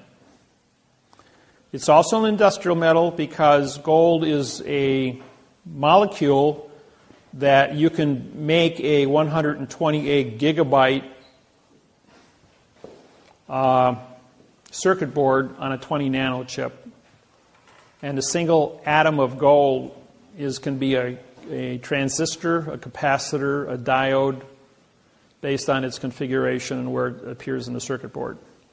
They would build a circuit board against that wall with 128 gigabytes of information on it, and then photocopy it onto a 20 nano chip, and then grow that in a cloud chamber of argon, and that's how they would build those chips. So that's how technology, and then he's just stack them together. Everything's done with laser welding, electron beam welding, because the computers are unique. They build themselves now. A 1/4 inch green 1/4 inch quartz crystal run by 2 green holographic lasers are 800 gigabyte processor with a 64 terabyte memory capacity. The speed of light is 186,000 miles per second. The information is recorded inside a quartz crystal. Our human brain is a 500 terabyte capacitor. That's what you're rated for, 500 terabytes. And these little puppies are only quarter inch, and they have thousands of 1 full square inch, which are 64 times 64, which would be 3,600 trillion capacity per crystal. And they have thousands of these banks of information run on green holographic lasers. Computers are building computers today. They have advanced. We've had artificial intelligence to make determinations about what a lawsuit is and how it's run at the United States Supreme Court for 12 years now. About 2000 is when they implemented the artificial intelligence to make decisions. And when the computer figures out that we're the virus, enough said about that. So, these are the parts of what a sentence is. Now, a sentence has to be written frontwards and backwards. If you notice, we have for of is with of, with by. Now, after the with of, we can have as many of these, like I have one sentence in the book, last page of the book here. This is my book. It's 96 pages long. It's written in 9-point print. It's the only book in the world that's written in quantum language. I have no competition. I have no plagiarizers anywhere on the planet. It's kind of unique to be one source of 8 billion people, and nobody's given me any competition. I have a monopoly on this thing, virtually. And it isn't because I have a monopoly. It's because it's so unique. The condition of math, the condition of a fact in a world of 8 billion fictions is so unique that it stands alone, and there's no plagiarizing. All the judges, all the attorneys on planet Earth in all languages have been ordered to search history. Go into the archives of written history going back 8,500 years. Is this an original program? The answer was yes. This whole thing is 100% original. That there's never been anything like it on the planet for communication skills. So the books took me, this is 8,000 hours or 80,000 hours of my work put in 96 pages. This is part of it. All the new stuff is updated on the internet, on my website. But this gives you about an 80% solid base that you can hold in your hand and read. And it takes about 200 hours. I charge $200 for the books because they're the only ones like it on the planet. There's no competition for it. So they're very unique. People that have them guard them. They don't treat them like garbage, like the local newspaper, because when you put value on something, it becomes valuable. If I gave you this marker, you'd use it, put it down, and walk away. If I charge you $200 for this marker, you'd put it in a glass jar, put it up on your fireplace, and say, "That's valuable." Because of what it means to you. Education is the same way. You go to college and you pay for an education, you put value on it, you stay awake in class. If somebody else gives you a scholarship and your schooling is free, you sleep through class. Or you put a tape recorder and say, "I'll study later," but you don't learn anything. Yes? So does it teach you how to write sentences or to read? Yeah, it's got all that. As a matter of fact, the back of the cover page, this is the key to the book. This one page took 6 years of my life to write, 12,000 hours of study, to go and travel all over the United States. I spent a great deal of time in the fifth basement under the Philadelphia Library. It's a top-secret library facility with books that go back 600-700 years. And once I get into the old books, I can syntax 2/3 of all the missing words. What's unique about what I do is you can put anything in front of me and I can tear it apart and tell you what it meant, what the condition of thinking of the individual was, how it cross-referenced with history, and then rewrite it in the correct format, showing you the secrets that were built inside of each word through the parse and the right way that the math shows that the sentence should have been written. Even if a person wrote a sentence incorrect, I've memorized the book on synonyms, the book of parse, the dictionary, Encyclopedia Britannica, World Book, Rules of Trusts writing, and with that amount of cross-referencing as a historian, also did 12 years on genealogy, knowing where the planet started from and how the different ethnic groups have moved across the planet with 13 tribes and how they've interfaced with each other. So my my background is very unique. I sleep 3 hours a day. I didn't sleep for 8 years completely. I was, for those that don't know, I died on December 3rd, 1975. I had my right kidney removed. Both of my adrenal glands were surgically removed by a South Korean doctor in an operation. I had gotten sick. My right kidney was killed I was caught in the 1968 riots in Milwaukee, and they kicked my right kidney like you tee a football off 7 times. I got pinned down by 8 boys. After I got out of work, I had arrested one of them for shoplifting. I worked at Sears and Roebuck. I was 18 years old. So his little gang of guys jumped me when I got out of work at 9 o'clock at night, and they tried to kill me. They killed my right kidney. And it took 7 years before it finally knocked me down. Even though it was dead inside me, my body had created a callus around the kidney. It was about the size of my fist, and it was just black tissue.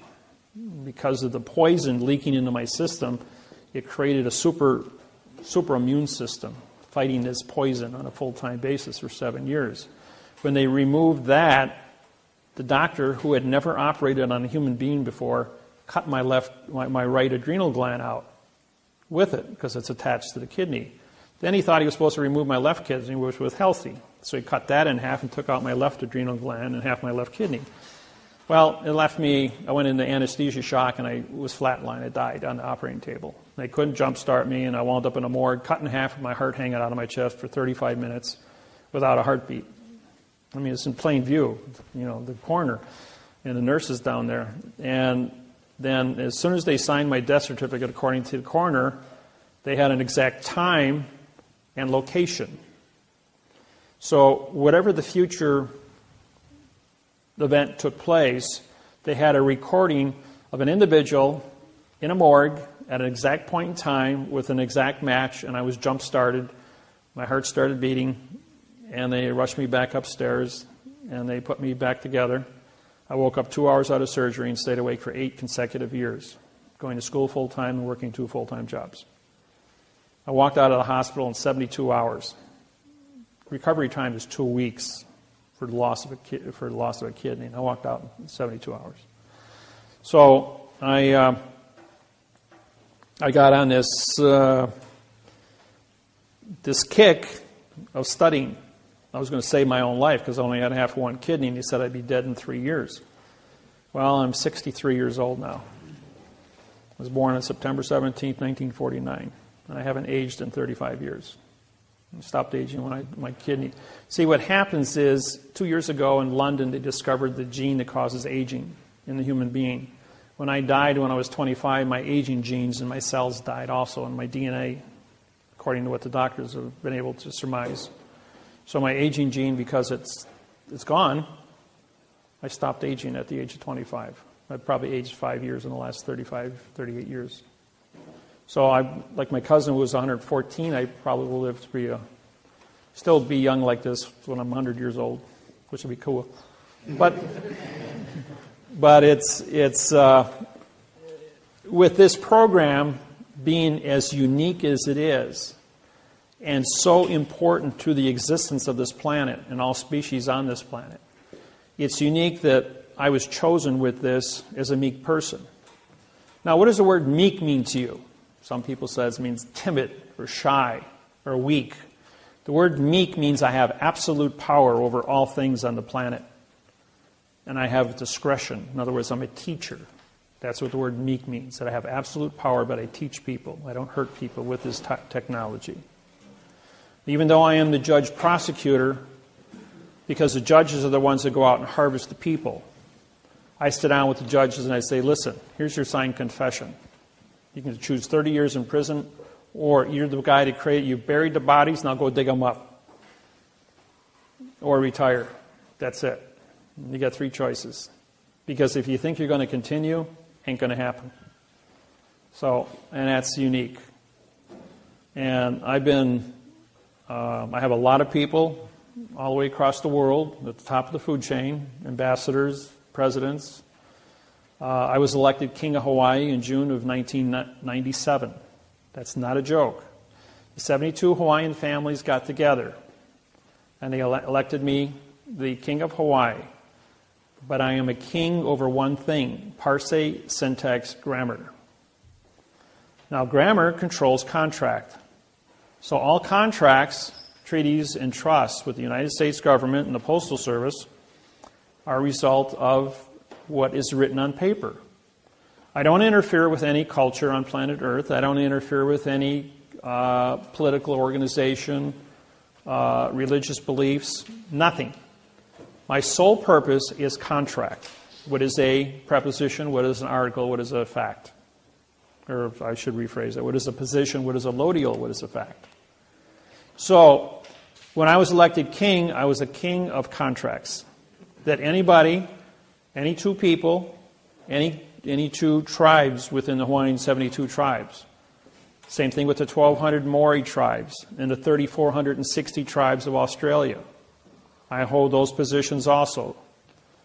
That I was elected into a position and adopted by their tribal councils to be in charge of contracts. And countries all over the world have asked me for help in the suppression that they've suffered from one country taking over their country. Take Ireland, for instance. In July, I did a radio show for the Irish Republic on their by internet radio. It was supposed to be a 20-minute spot, lasted 2 hours and 45 minutes. When I got off the radio, the next day my phone rang, and it was the Irish Parliament called me and said, could you write a constitution for us? And they said, how much time do you need? 3-4 months, they said. I said, how about tomorrow afternoon? He says, you're going to do a constitution for us in 1 day? He says, yeah. I says, I'll deliver it to you tomorrow. It'll be 59 paragraphs long. And I did. Overnight, I wrote him a constitution, supplied it to the Irish Parliament. They took 2 days to pore over it, voted on it unanimously, took it to the London Parliament, and London Parliament pored over it for 3 days. And in August, I think it was August 2nd of 2011, Ireland received their independence for the first time in 660 years from England. 2 days after that, Queen Elizabeth was on BBC announcing that all United Kingdom constitutions were null and void because I syntaxed them. She pulled my passport for New Zealand and Australia, so I syntaxed their constitution, disqualified the United Kingdom worldwide. When they pulled my Canadian passport, I syntaxed the Magna Carta. It was sold at Christie's of London for $6.7 million as a historical document with no value. When the United States Congress, Senate, Legislature, and Supreme Court gave me a hard time here a couple of years ago, I syntaxed the Constitution of the United States of America, wrote a new Constitution for the United Nations. And now the Constitution, the Bill of Rights, and the Declaration of Independence is going to be auctioned this year in Washington, D.C., because it's a historical document and it has no value. Benjamin Franklin was a triple agent, French attorney working for the English crown to capture the United States and give it back to England, which he was successful in doing through adverb-verb. When I did a seminar in Atlanta, Georgia, for 72 people, we had the senator from Georgia. He came to the seminar along with several Supreme Court judges from Georgia. I said to him, you guys had a civil war down here. And Grant went ahead and he and Lee got together and you guys signed a surrender treaty here. I said, the syntax that's written in adverb verb doesn't say anything. I says, the southern states are as independent as of a Confederate agency as the North is. I says, you guys were never conquered by war. This is Title 28, Section 1359 is collusion. You had a gun to your head to sign a contract. The contract was written in adverb verb. Both people had a second grade reading level. You don't have a contract. You know what happened the next day? The Confederate flag was raised above the Capitol in Atlanta, Georgia. Made all the newspapers around the world. And all the southern states put up the Confederate flag on top of the Capitol buildings. Florida, South Carolina, Georgia, Alabama, Louisiana. Everybody's going like, what's going on? It says, you can't surrender to a gun in your face. When the Constitution of the United States ended on November 2nd, 1859, the United States of America did not exist. The South was an independent country. They created the Articles of Confederation. Article was a pronoun, of is an adverb, making confederation a verb. That was a lie. So they don't exist either. It's an illusion. So their illusion versus the United States of America, of is an adverb, making America a verb. Illusion. How does two illusions create a fact? They don't. So therefore, everybody's still independent. How do you spell independent? I-N-D, a vowel and two consonants, no contract. Because it's an opinion. So you got 8 billion people with an opinion about where you stand and who you are. So when they put up the flags, the United States Supreme Court came back and said, we don't have jurisdiction. And they were right. And they see, all these years, 150 years went by, and nobody knew what they were doing. Until I stood up and said, hey, the king has new clothes. And everybody knows the king has new clothes story. Question?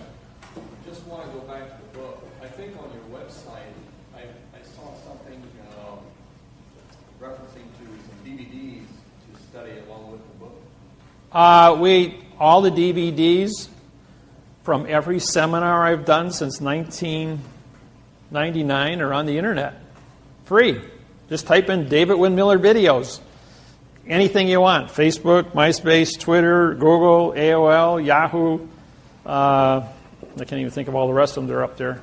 Gmail. And you'll get all the videos you want. There's 200 hours of different videos, seminars. There's the Facebook has got the 17-hour series from Australia. I went down there. That's when they pulled my visa.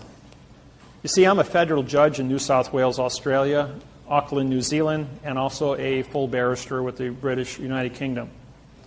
Now, I was awarded that because they couldn't win. They lost 129 cases to me.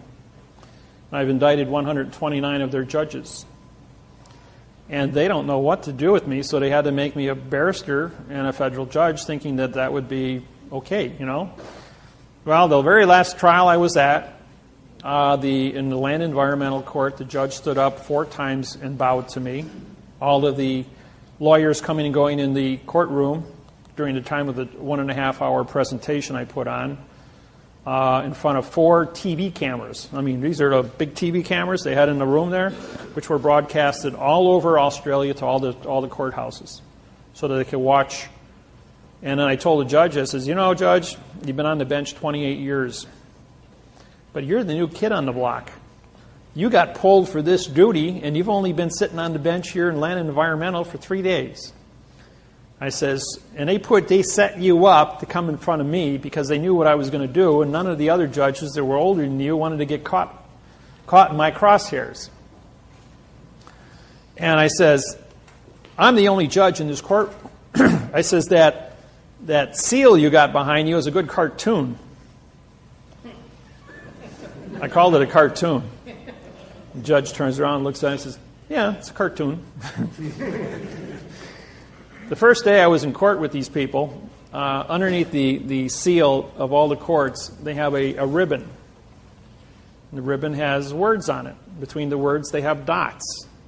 Because it's a seal, a dot is used in 2 locations under syntax.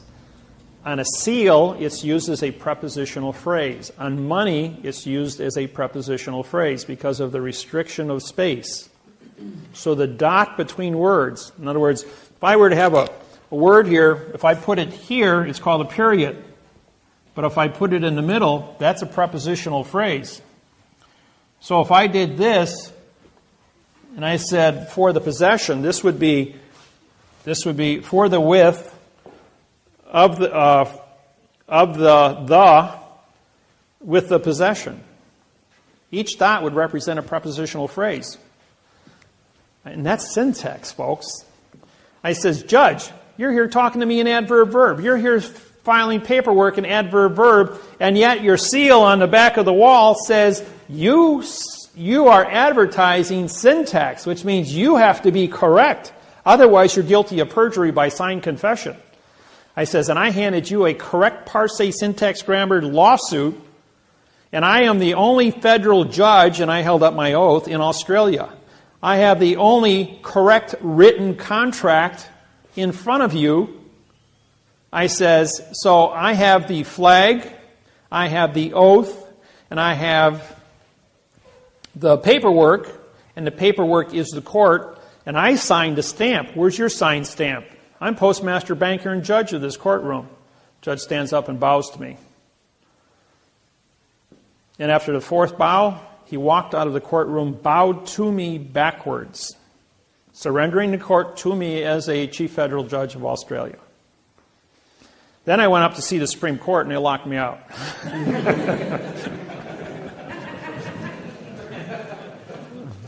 So they wouldn't even. And then 2 weeks ago, I was in Honolulu, Hawaii. I walked in the federal building, and the guard goes, "You're Judge David Wynn Miller." I goes, "Yeah." He says, "I got a flyer on you." He says, "You're not allowed in the building." He says, he got on the radio and he called the marshals. He says, "You can only be in the building if the marshals are escorting you." So I had 5 more, the guys that run the metal detectors, 5 more sheriffs come walking over. And they're all standing there in front of me with their arms folded. I must really be a dangerous person in your courthouse here. He says, "Well, you're here to arrest our judges." I says, "Yeah, I have warrants for 33 judges in your courthouse, signed by the United States Supreme Court and the World Court at The Hague. I'm the chief judge of Hawaiian Islands, federal judge." I says, "You guys are only district, which is demon god of the underworld for trickery judges." I says, "So you don't have any standing here." I says, "I've got the only standing." I says, "Not only that, you anchored your vessel, which is your courthouse building, on our island." He says, "I'm the elected king of Hawaii, and you've got your vessel anchored on my island. Do you have a drogue law?" That means to anchor. "In the correct parsing syntax grammar, to anchor your vessel on my island?" "I don't think so." "Do you have a sea pass, SEE, to pass through our borders? Do you have a sea treaty, SEA, to move your vessel amongst the sea of space?" "You don't have any of these treaties?" It means you're trespassing. I says, "And I've got warrants for your arrest." So then 3 marshals come down. "Yeah, what are you doing here?" I says, "Well, I'm here to see the U.S. attorney here in the courthouse." I says, "I'm going to indict Judge Kobayashi over in Maui for treason." "All right, we're going to have to escort you upstairs." So I get off the elevator, and there's 5 more marshals, 2 City of Honolulu sheriffs, and 2 City of Honolulu police officers, plus 5 rent-a-cops. So we got 14 people standing in front of me. I must be a really dangerous guy. "You're here we're going to have you indicted for harassing our judges." I'm going, well, first off, they're not judges. They don't have an oath of office. Number 2, I have warrants for their arrest. Number 3, all of you gentlemen standing in front of me don't have an oath of office to carry a gun or a badge. I says, I syntaxed it. I says, I have my oath with me. I says, and I was elected as the king in this, so I have diplomatic immunity. I'm a sovereign. I'm the only sovereign in the United States. I have my own country. My own country, and guess what the land of my country is? The land of the courtroom during the time of contract. No one has ever claimed the land of the courtroom during the time of contract. So every courtroom I go into on planet Earth is my country on planet Earth because I was appointed to me through the United Nations. where all 200 countries treated with me, saying, when you come into a courtroom, you are the senior chief judge under land of the contract, and because your contracts are written in quantum grammars, which creates the constitution of the land of the contract. The courtroom. And the courtroom is not a geographical location, it's paper, folks. The land of paper is the contract. Because the contract of the paper is not bonded to the room is just a point of convenience. So, what is a courtroom? A courtroom is a piece of paper. And the words on the paper are the thoughts. Hold a thought in your hand, show me the three-dimensional object of the thought. So therefore, the understanding of the courtroom is the correct parsing syntax grammar on paper in a geographical location that is neutral, called the land of the courthouse, or the land of the courtroom.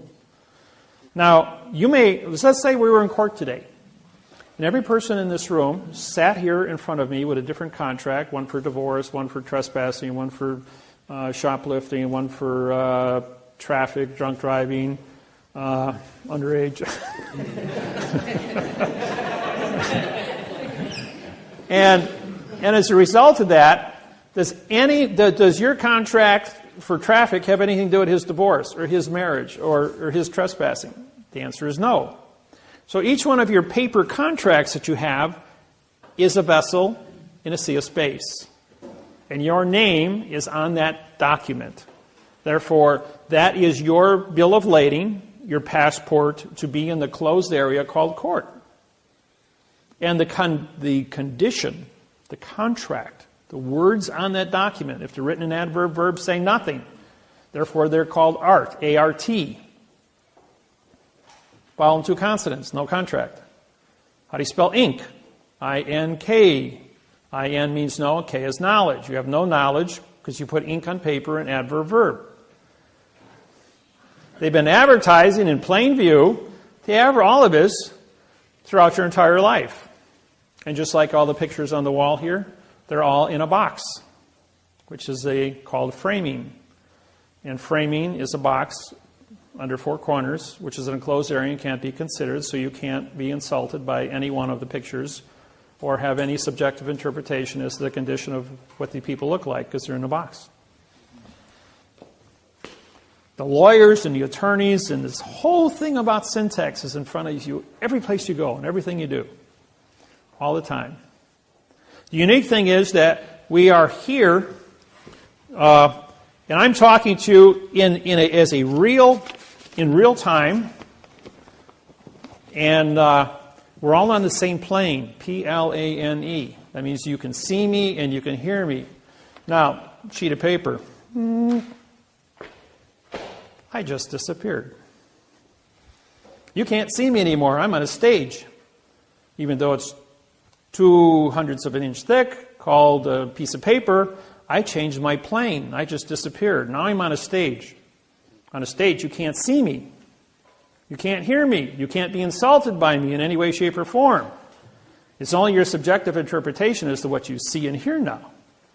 That's why actors, Federal Rules of Civil Procedure 44.1, all judges are actors. And they're on a different plane than you are. Therefore, you can't see them or hear them. That's why they're immune, because they haven't said anything or done anything. Now, who sits in front of the actor on the stage? The clerk of the court with a computer. Now, what do you see her do? The whole time the judge is up there with his computer screen. He's typing here like this. He's telling the judge what to do because she's on your plane and she's the puppet master and he's the actor being told what to do. So the clerk of the court, who takes the paper? Right. Who takes the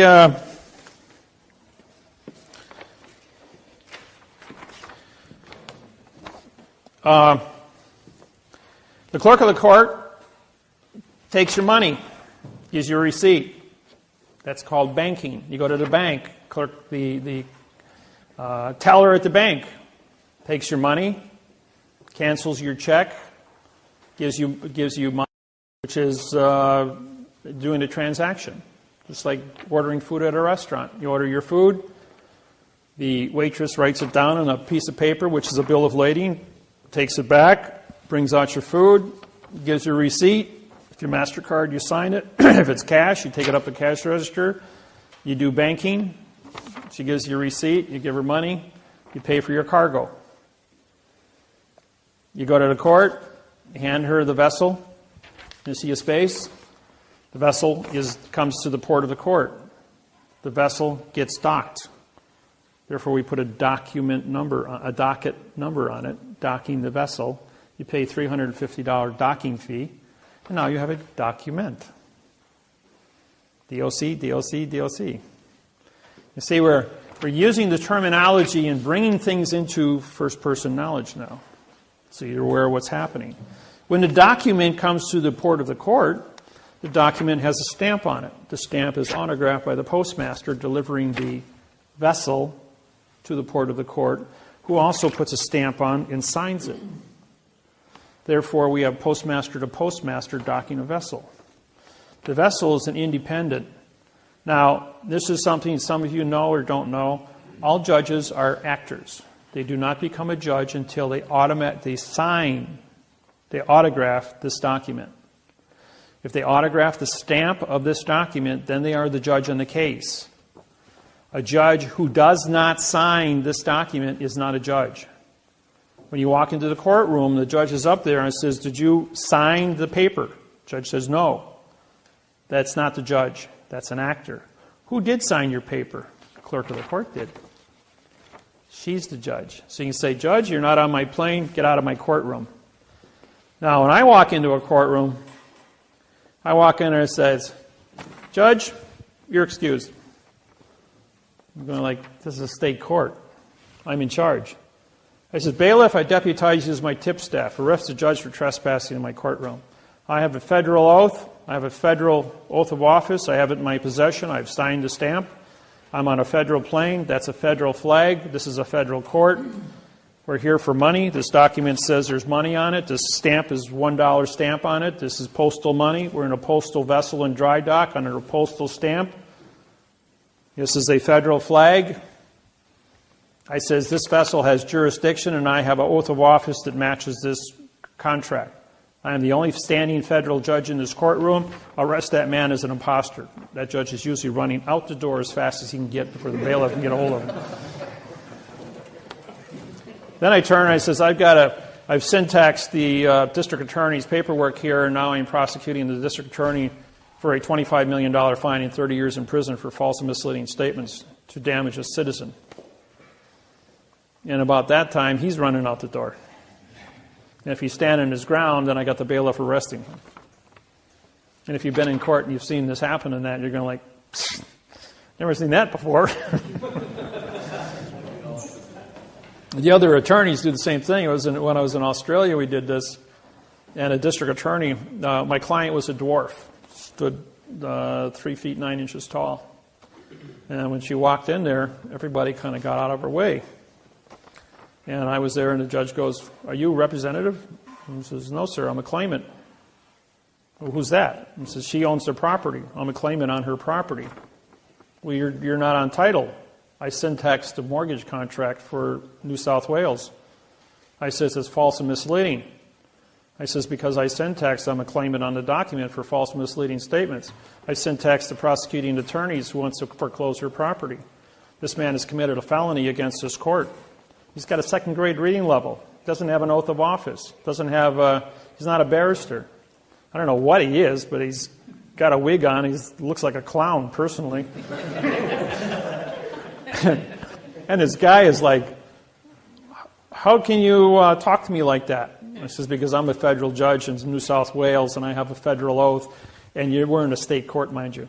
And I says, "And as a state, it says you may be a state judge, but you're not on our plane, therefore you've not come to court. Clerk of the courts," I says, "I hereby deputize you as my clerk." I says, "Bailiff," I says, "you're now my tip staff." I says, "This is a federal court. Arrest this person for treason against the people. Arrest the judge for impersonation." And the judge stands up and goes, "We're going to continue this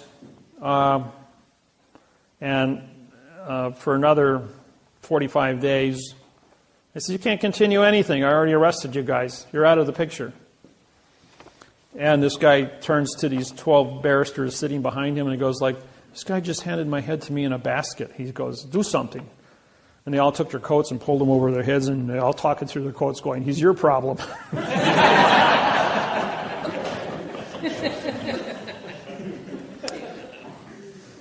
When you file a lawsuit, this is just a copy of one of my oaths.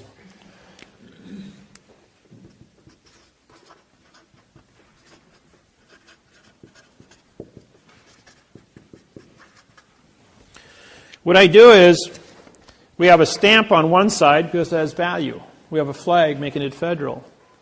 And this is an authentic oath, and I think this one is this is my Hawaiian oath of office. And this makes me a federal judge in Hawaii. And when you put value on the front, you have to endorse the top of the back, just like you endorse the top of your checks at the bank. Now, the reason, what is an endorsement? Okay, we write. Now, if this was 75 feet long, we'd call this, as a single document, we'd be bonded. We roll it all up, called a scroll. And so, now that it's been rolled up, we put the wax seal on here, going all the way back 6,700 years, and the king would then use the ring to put the seal on. And the ring, the seal, was the same as an autograph. And when you unwrap it, the seal is at the top of the back of the value. Therefore, you have an endorsement. That's been practiced for 6,700 years without fail. So therefore, it's legitimate. And, question? How do you sign your name? It's like that. Just like No, I don't sign it. This is called an autograph.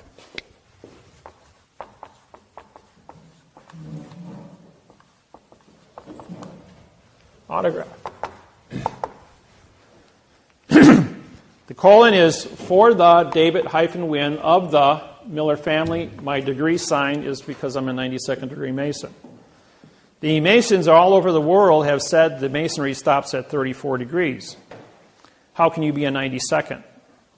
Well, the different cities I traveled to, and I've been in over 1,200 of them, have challenged me, have come to meetings, have gone to lodges. And when the Masons and I get together, they bring their books. I have my books. I have the Legenda, 1859, signed by me in 1859. And that's another story you don't know about. Yeah, your question? You mentioned the continuance of 45 days that the judge wanted to do, and it reminded me of a question that I have. I just happened to be in the Kosciuszko County Court one day as a just spectator.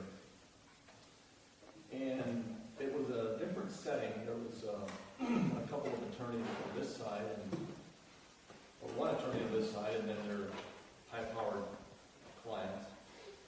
And then there was an attorney on this side and another guy in a suit and tie. And for some reason, when the judge walked in, they were all prepared to rise. He goes, no, just stay seated. Did he have his robe on? Yes. Okay. By the way, the robe means I'm mourning justice. What does it mean? He's in mourning for justice, because justice is dead. In this conversation, you could kind of tell they all did just on this inside track.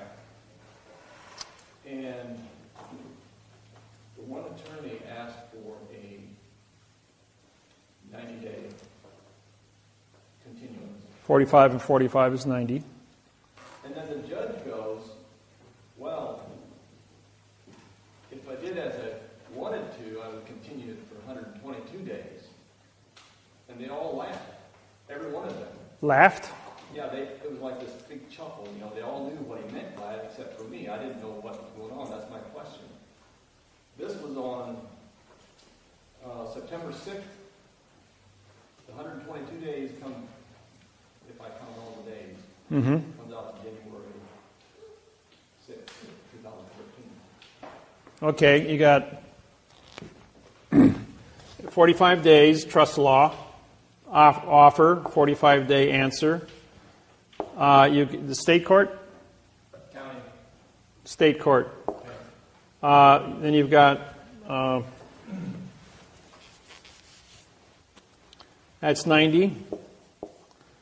If you add 45 to that, you get 135. So that doesn't work. So what they're doing is there's a 10-day offer, a 10-day answer, a 20-day answer, and a 10-day response. That gives you 120, and then you've got your 3-day rescission law. That would make it 123 days, which would expire. So he had to make it at 122 days. So he was under the 1-day limit under the rescissions law, otherwise he'd be in violation of notice. This is an offer, this is an acceptance. These are 2 45-day trusts running. This is a vacated contract on its face. Okay, then It's not legal. later in the conversation, he lightly mentioned it again, and he said because then it would be under the new Judge Reed. Okay, what you have here is this. You have a... everybody okay with this, or do you want to get into more of this? I Huh? have one more question.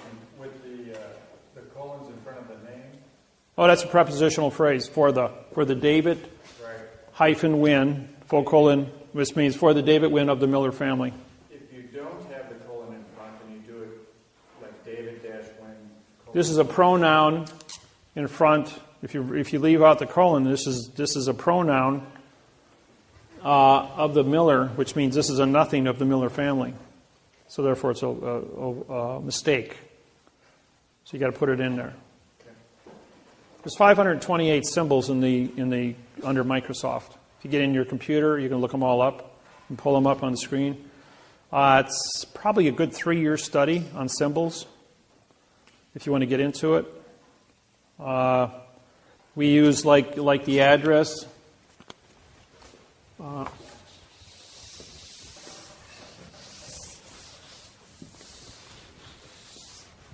Like my address in Milwaukee.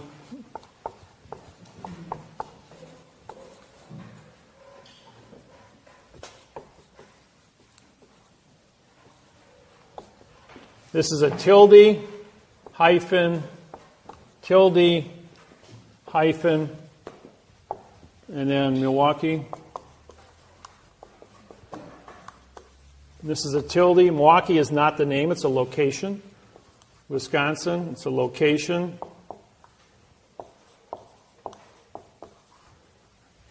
And you put tildes. Tilde means location. Anybody want to correspond with me and by letter or mail me things? That's where you send it. David Wynn Miller, 5166 North 63rd Street, Milwaukee, Wisconsin, 53218. That's my address. What would happen if you put a hyphen between the tilde and Milwaukee? Would that be wrong? No, you don't. Not here. When you start, you just use your tilde. Now here would be, Would that be right? this is a comma, hyphen, tilde. Microsoft will also give you, will say this is correct. If you drop off the hyphen, you're going to get an underlining, which means you're using the wrong symbolizations. So you got to have a comma. Now, when you write the state, this is a letter, this is a number. These are two different entities.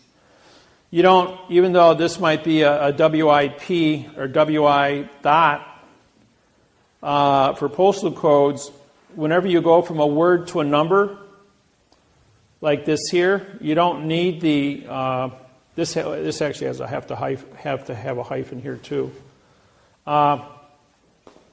But from the number to the street, you can use the hyphen. Is it incorrect if you put a tilde after the hyphen there between street and the hyphen? You can put a tilde here or not put a tilde here. It's irrelevant. But I've seen that. you'll get a flag on it from the computer if it's wrong. Okay. Yeah, Microsoft took Bill Gates back in 1995 when I went public. Anybody using prepositional phrases, even writing a single legal sentence from my book on the internet would kill your computer. And for about 18 months, they were frying computers left and right. But there was so few people back in 1995. It was only in a few hundred people that were actually involved.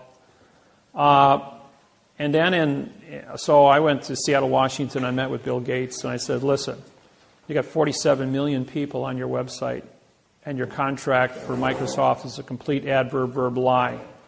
Feeling lucky today under Title 15, Section 1692E, under false and misleading statements for a $25 million fine per person. Put the antivirus in there and take it out.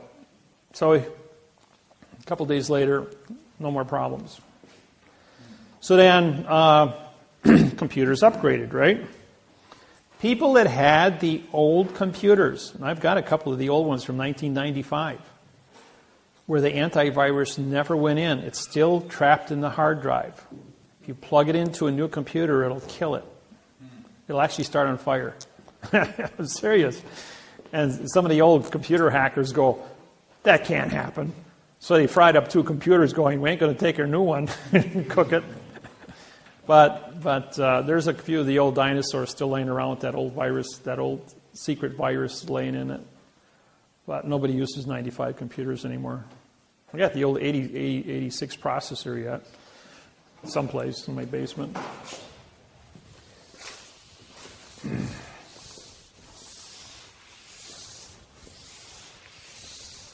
So I got a question. Okay, shoot. What does that do for us if we autograph our name?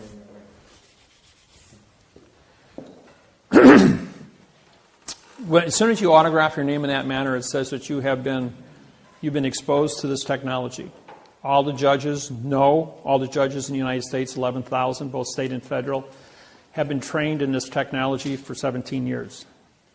I've been teaching at Scottsdale, Arizona since 1995 and Reno, Nevada at the Judge Institutes through both video and my program, both on the internet and in the books. They're made aware. Every year we pass out the books to the judges here in New Zealand, Australia, England, the United Nations. They get copies of my books so they can stay up to speed on what's happening. Federal government, the FBI's got a huge file on me. My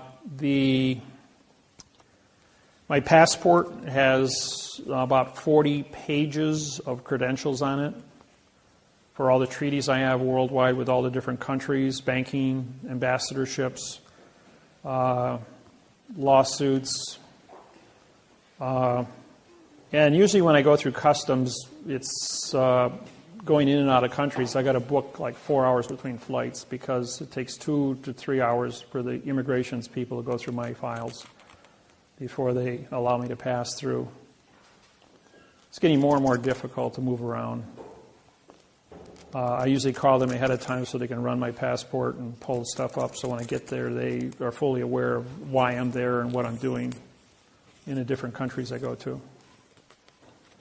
So, questions? So if I have been using my autograph without the colon in front in my court papers, and I start using it, will the judge start listening to me? Yeah. Yeah. See, if I wrote my name in cursive,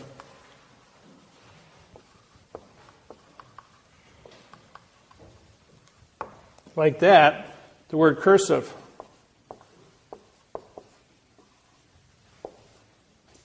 the word curse, to talk to dead people. And this is an adjective pronoun. This is also classified as italic, which means it's removed from the paper, so it's blank. So when I autograph my paper, I should print it like you have done? Correct. You do it like this. Okay, so I But can... if you're not a Mason, don't put the degree sign on there. I do that. But they're fully aware of that.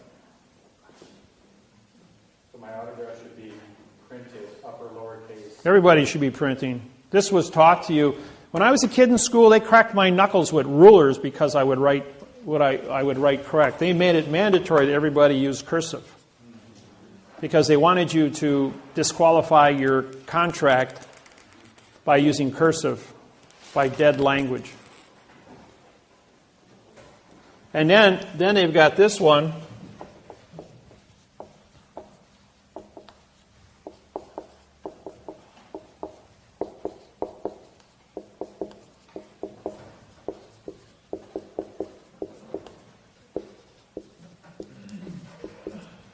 Everybody know that little one? This is an adverb. This is a verb. I swear to talk to dead people in the future tense to make fiction, the being an adverb with no contract of an opinion, so as an adverb to make an illusion, me as a adverb, feel like an adverb today, folks, to modify the verb God, which is incorrect. Now, when, for those, I don't know how many of you know about the 1996 seminar I did in Indianapolis, Indiana, for 47 ministers. Broke my own rules. Velma. All right, let's shut my own phone down here. Vibrate only. Okay. In June of 1996, I did a seminar in Indianapolis, Indiana, for 47 ministers from 16 different religions. We had Muslims, Jews, Christians, Hindus, Buddhists. I mean, you talk about a room full of people. And I was to do a 12-hour seminar in front of all these ministers on syntaxing all their different Bibles and conduct this thing for 12 hours and keep peace at the same time. And that's somewhat of a... Everybody that looked at that said, "Were you crazy? That's like walking into a lion's den with steaks hanging all over you." So I went ahead and I walked into the room, and we had a Jew, a Christian, and a Muslim sitting next to each other. And within 5 minutes, the three of them talking back and forth were trying to pull the chairs out of the floor and kill each other with them. I mean, they actually had the chairs up and they were ready to hit each other. Wait a minute, you guys are men of God, right? You're supposed to be compassionate people. I says, let me ask you a question before you kill each other. Does 3 plus 3 equal 6? And I want to show of hands, and all 47 hands went up.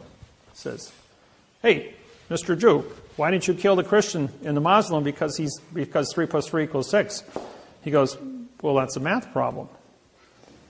He says, "No one ever went to war over a math problem." I says, "Ah, you guys understand that."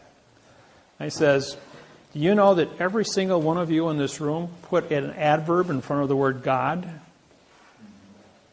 And everyone all got to think, what does it say? The church of God. Adverb, verb, adverb, verb. The house of God. Church of Christ. Church is a pronoun. It's an adverb making Christ a verb. It says, every condition that you have said here, you've put an adverb in front of your belief. And just like that, everyone in the room goes, well, God's not a verb. He's a fact. Just, what did you all put it down in writing for? I mean, you put your signs up in front of the... Well, that's what the lawyers told us to do when they wrote the signs. I says, yeah, lawyers are liars. So are attorneys. I says, the whole thing is to keep you kept in the world of fiction. Now, where did laws come from? Every law in the world came from the religions. The religion came first in the community, in the ministers, the bishops, the cardinals. Anybody who was a church leader, a religious leader, engineered condition of brainwashing for 8,500 years, going back to the beginning of written history. And I took time to do the studies on this, and that's why I can make the statement to everybody. I'm not here to disqualify anybody's religious beliefs. It's just subjective interpretation of knowing how how you got into the situation in the first place. So it's important that all of us are aware of our heritage. And what we're doing is we're bringing things into a mathematical procedure of knowing where the secrets lie. When you're able to learn syntax and get into the Bibles, any Bible you want to choose, and identify those parts of speech and put the missing words in, you're going to see new definitions. And they can be written both frontwards and backwards. And that's the unique thing. The math interface on grammar was very simple. I spent 3 years with all different kinds of different programs in math trying to break this code. And the code was x plus 1 equals 2, 2 minus 1, yeah.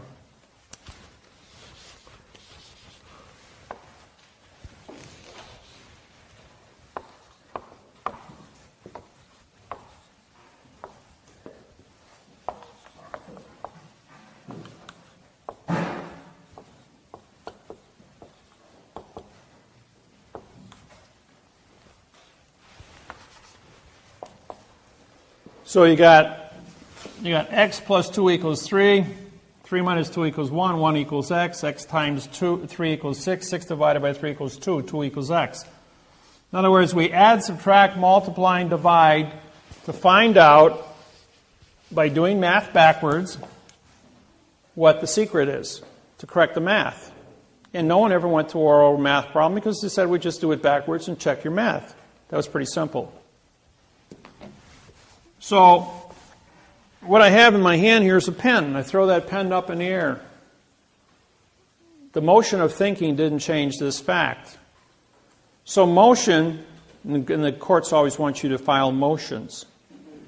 But they change the facts with motions because what they're doing is they're modifying the facts with adverbs, creating verbs.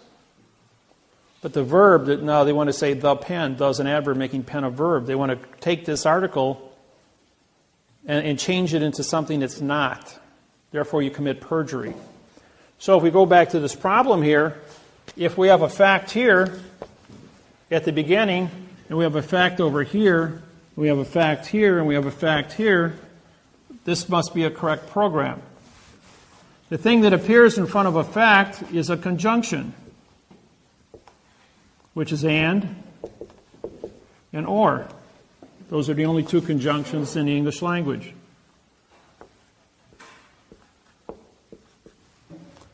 What you have in front of that, when you factor them out, is you got a plus 2 and a minus 2, a multiple 3, and a division 3.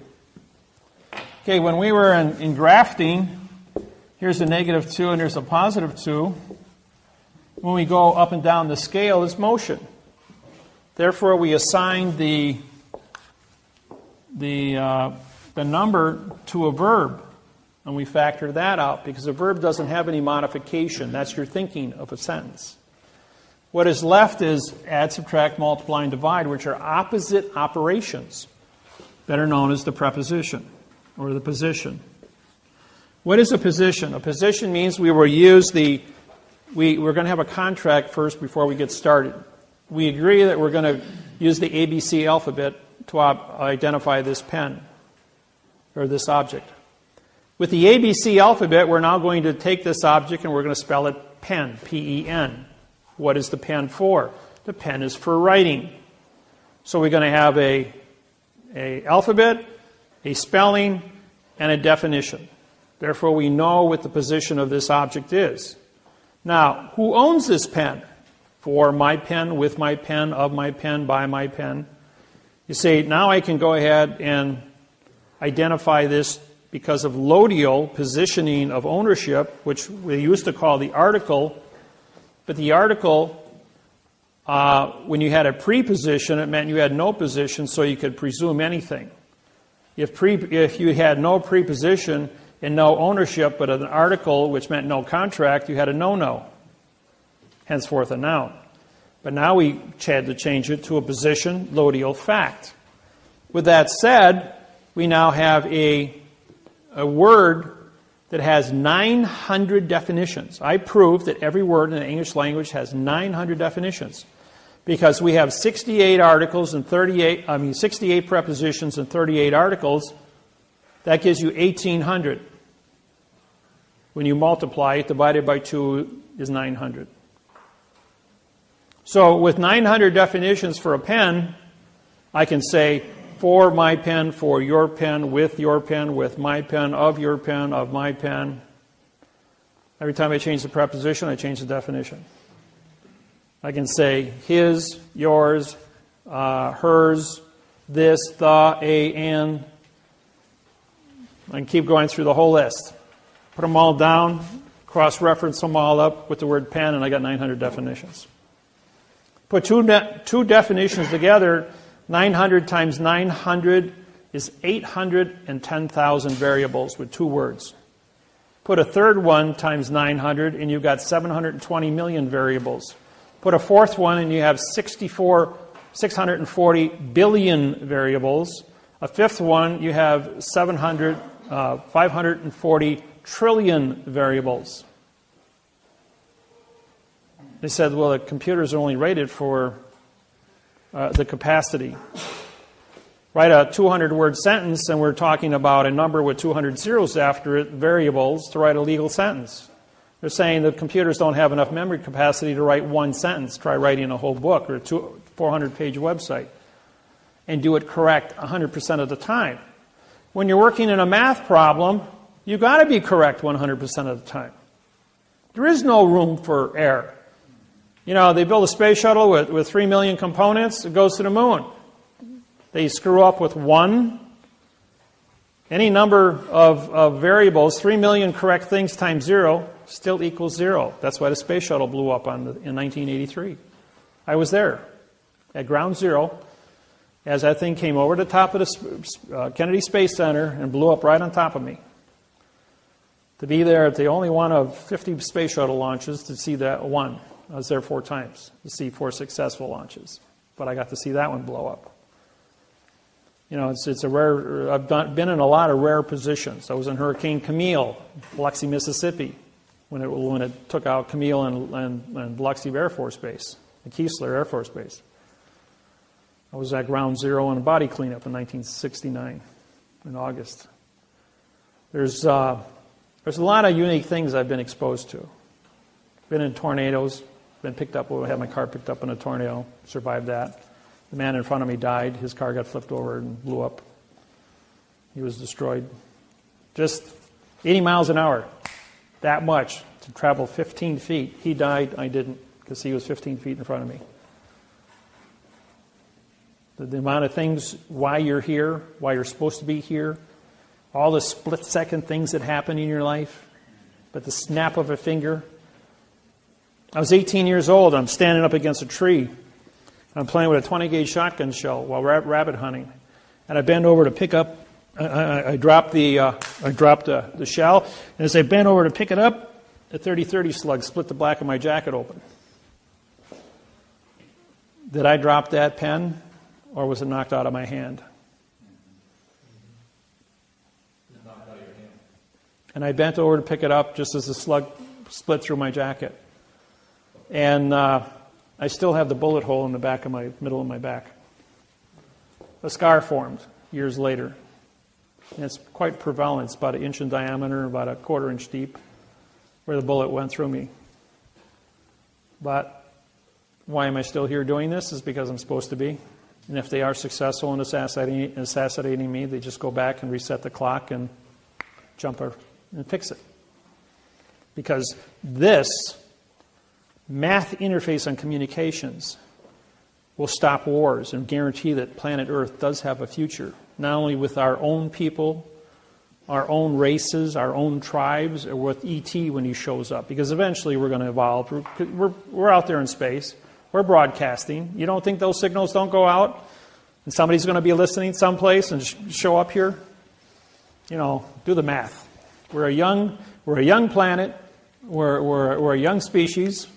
Amongst the billions of years that this world's been around. The proof of that is in the spacecraft up in Greenland, that they've been here 50,000 years ago. And those guys were 65 to 85 feet tall. They had dinosaurs. The world was big way back when. Now everything is small. Question?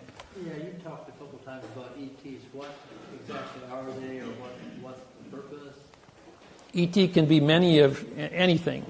It means extraterrestrial, which means not of this world. And, you know, there's been millions of sightings worldwide of spacecrafts, right? Even a couple weeks ago, opening night of the Olympics. Anybody watch that on TV? In London, they had the fireworks went off above the stadium, and that's a no-fly zone because of security. And there was a UFO above the stadium, about 50, 60 feet in diameter, because everything went up in so many different spectrums of light.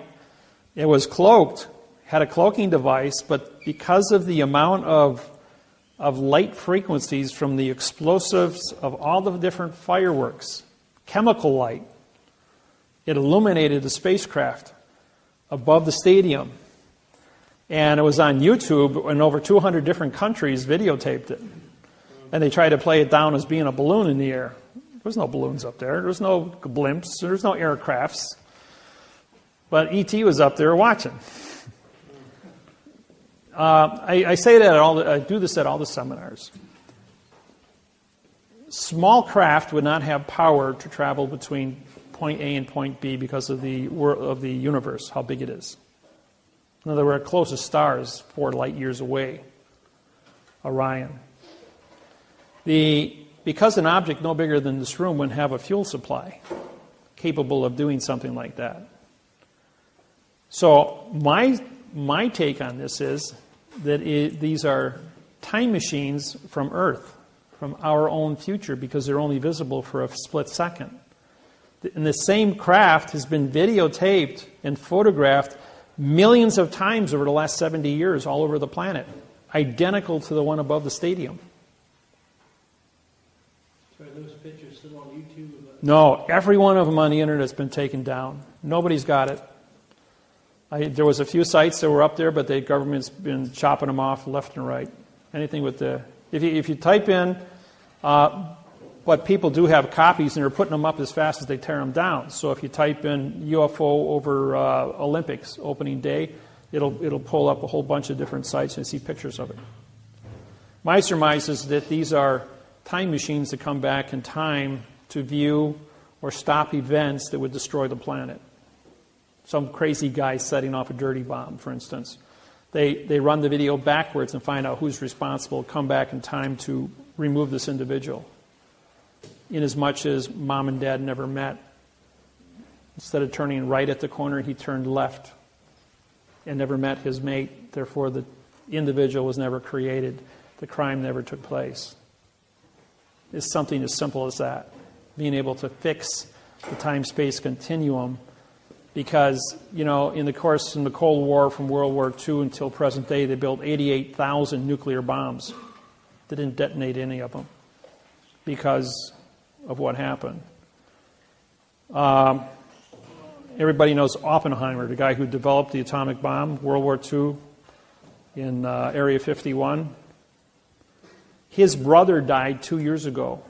On his deathbed, he gave the GPS location of 2 B-2 bombers in Germany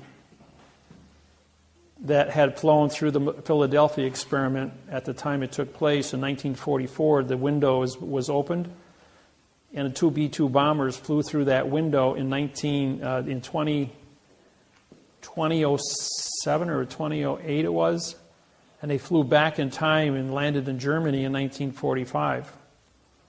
And they built this hangar, and they had this hangar completely covered over with dirt, 20 feet of dirt, with these 2 B-2 bombers with 4 nuclear bombs in there, but they didn't have fuel for them. Otherwise, they could have flown those bombers into New York City from Germany.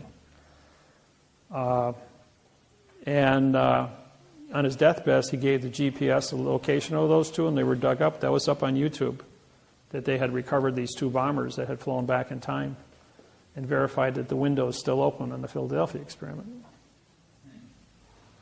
There's events that are taking place that are becoming more and more relevant to the relevancy of what quantum language is and its importance in the timeline of this planet, and why I'm allowed to teach this, and how specific events have taken place that I've uncovered in contract language, like the beginning of the post office, how the fraud took place, and been able to unravel Who do you prosecute in court? When we go to court,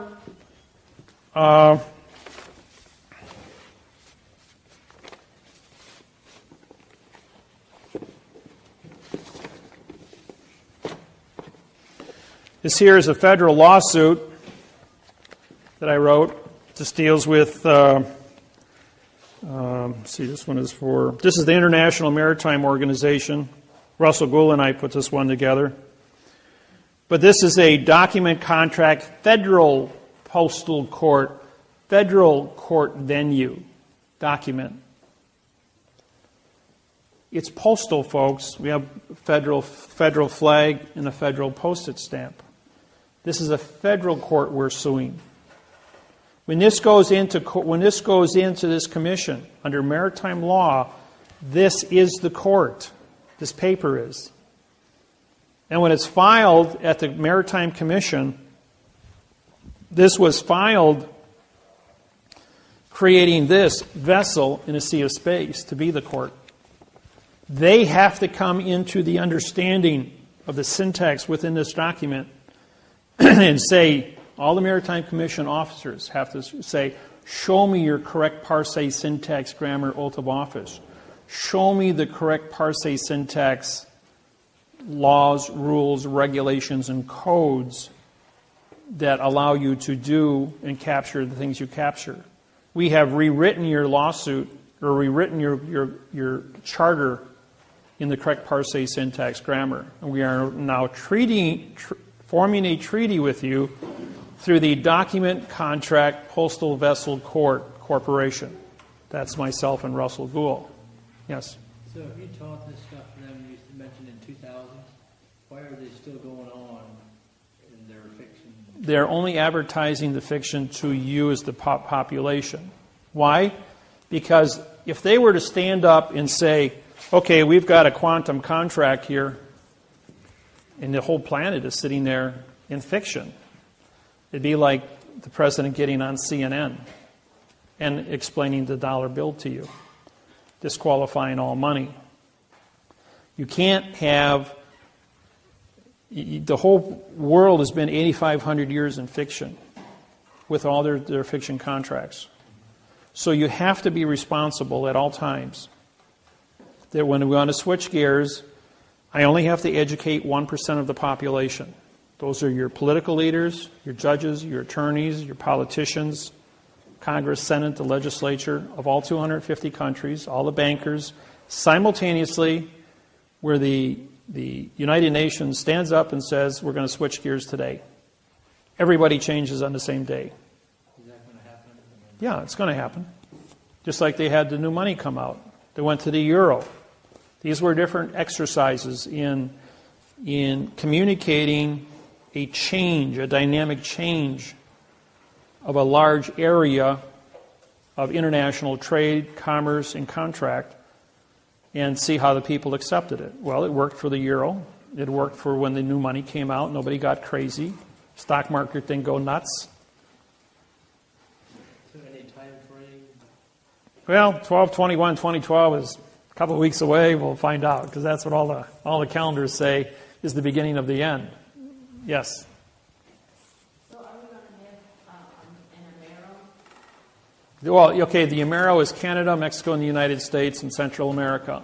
In other words, everyone on the North American continent using the same currency. And tear down the borders between Canada and Mexico so that it would be one country under the postal. The Amero is a reality, but it's not in place yet because of the trade, the value of trade between the different countries. The contract that surrounds the Amero is written in adverb verb. That's why it has not been implemented. It may be implemented with the next presidential election, provided the treaties have been reconfigured. When I went to China, we took the new transportation money contracts in quantum grammar. These are the upgrades from 2000 on the international trade agreements we wrote with the different 82 country banking. And those have now been implemented. We spent $2,500 on mailings to mail out the new contracts to all the same countries that we are treated with beforehand. We sued all 50 election boards with the correct parse, syntax, grammar election forms, which are 7, and 25 government agencies here about 6 weeks ago, before we went over to China. Those were all sent out registered mail, pink card return receipts. We haven't gotten back a single pink card. However, when I walked into the federal building, the marshals surrounded me and said the Justice Department is extremely interested in you. We've got so much flash taking place on the computer on you. You're a real hot box. He says, well, I'm a presidential candidate. I says, I filed my papers. I says, so under the guise of the Secret Service. So they escorted me out of the building, all 6 marshals, and said, you're not allowed to be in our building. You're a presidential candidate. You're under Secret Service, guys. You can't be in a federal building. You're a sovereign person. And you're also an Article 3 judge. Anybody know what an Article 3 judge is? You probably never heard of one before. Well, even the Marshal Service said, we've heard the word Article 3 judge. We've never met one before. You're a genuine sovereign and an Article 3 judge. And an Article 3 judge is a judge on contract, folks. I don't work in a courtroom. Don't sit in a courthouse anywhere in the world. The courthouse is the paper. The paper is the contract. The contract words on the paper is a constitution. The Constitution articulates, under law of the flag and postal codes, the geographical location in terms of a constitution, Title 28, 1331, venue, authorization for a clerk to file the paperwork, a 1361 authorization for a judge, and a Title 28, Section 636 to order the court open. In other words, ordering the piece of paper to be an open court, and whoever signs the stamp endorses it and puts their name on it as a federal judge is the federal judge on the paper. Because it's a federal stamp and a federal flag, there is no such thing as a state court. Any state court touching money, doesn't it say Federal Reserve Note? You can't be federal in a state entity. If there is no money involved in a state court operation, they must get you to sign a bond making your body collateral for the bond. There's no paper. You become a value as a bond. That's why you have to bond out of a state court. They can't create money. They're not federal. They're state. And the courthouse is a foreign vessel in dry dock. So you've left Indiana territory, and now you've entered the condition of an illusion who makes you bond yourself. Once you're bonded to the vessel in dry dock, the sheriff can leave the courthouse, and the sheriff is only there to protect the judge, and go out and capture you as a bounty hunter. And that gives him his authorization to leave the vessel and go out onto the Indiana territory and capture you. If you don't bond out, you'll never leave the foreign vessel in dry dock. Because if they don't own you, they can't leave the courthouse to come and get you. Now, when you file one of my lawsuits in federal district court, once it's contracted with the clerk of the courts, which is responsible to receive vessels and dock the vessel, a district court judge is not a federal judge. They must sign the federal oath and must sign the federal lawsuit to be a federal judge on the lawsuit. The federal judge is going to come back.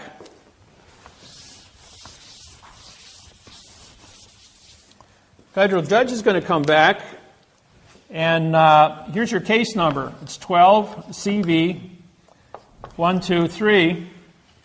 That's what the clerk puts on your paperwork. The judge is going to come back and he's going to answer you 12 CV lowercase 0123. It's a different case number. Or they're going to come back and say C 12123. That's another case number. Then they're going to come back CV 120123. Lowercase CV 1200123. 12 uppercase CV 0123. These are all. Then they're going to say, well, this is the case number here. No, all these are different case numbers. Now, if you had taken one of these and put them as the key to get into your computer, you think that any of these are going to open up your computer except the correct one? Same thing is true when you go looking for the case number at the courthouse. They punch that in there. They're not going to find your case number. Then they're going to say, well, you paid $350 for this case number, and they dismissed your case under this one. Or the judge sent, come to court with this number. The lawyer filed this one. The lawyer answered back to this one. The judge dismissed your case with this one, and they want you to come into court to arbitrate this one when this is your original number. Okay, once your original number is filed, we run 45-day trust law and 3-day rescissions. Once those 48 days go by, you have now a document contract, a fault document contract claim. 4 words. Writ of the fault document contract claim. We filed the lawsuit. We filed the correct parsing syntax grammar. We took the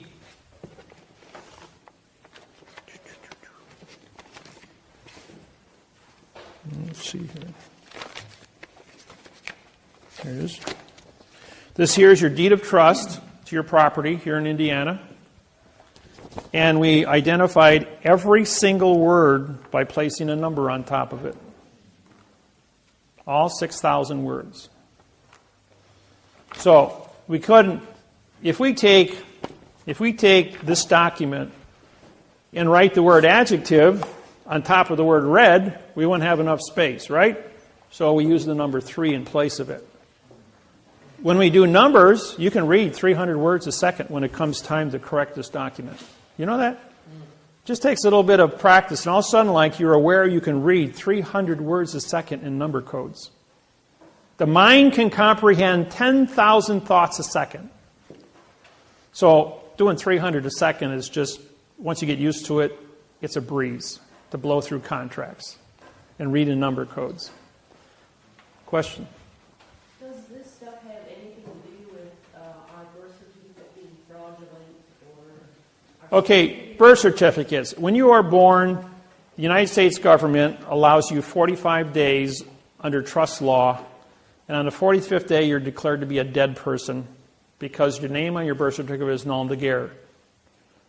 Okay, on that 45th day, they then take your birth certificate and sell it to the Internal Revenue Service and issue $1 million worth of cash to go into your account.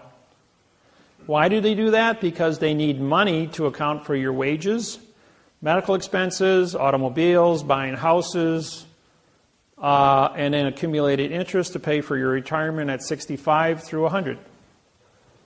If they don't put $1 million in cash into a numbering system as a value for the energy of your life, there would never be enough dollars in the system to support the entire planet's operations as the population expands. This is a good thing. Number 2, under the redemption, it's called the redemption, which was created by Janet Reno in 1995 under Bill Clinton. Redemption was engineered to capture anybody that would steal money from this treasury, from this number, and put them in prison for 30 years for mail fraud banking. Why? Because the redemption program was set up in adverb-verb, and if you use adverb-verb, you activate the Title 15, Section 1692E, and Title 15, 78FF for a $25 million fine and 30 years in prison for bank fraud. And if you don't study this program, thousands, tens of thousands of people were put in prison for using the redemption and stepping on that trap. Lost their homes. Peterson, Clark, and Schweitzer, Leroy Schweitzer, promoted this thing and went through and harvested over 2,000 families across the South and the West, lost their homes, went to prison. They took their farms, their cars, their homes, their pension, everything, put them in prison, which resulted in, for those that are old enough, the Freeman standoff in Montana, Montana Freeman, 1995. And guess who prosecuted the 100 FBI agents for fraud and misleading statements on that exercise? I did. I'm the judge. And now the same U.S. attorney that was involved, went up against me in 1995, is involved with the Kansas case I'm involved with on a foreclosure. When my name popped up last week, she went ballistic. She says she lost that case in 1995 and it was a burr. You know where burrs go. And as a result of that, she is just livid. She wants my head on a stick. I'm going, well, have fun. I says, well, first off, you got a second grade reading level against my 28th grade reading level, and I'm going to have you for breakfast. So it's just a matter of a couple of weeks before we file the indictments against her.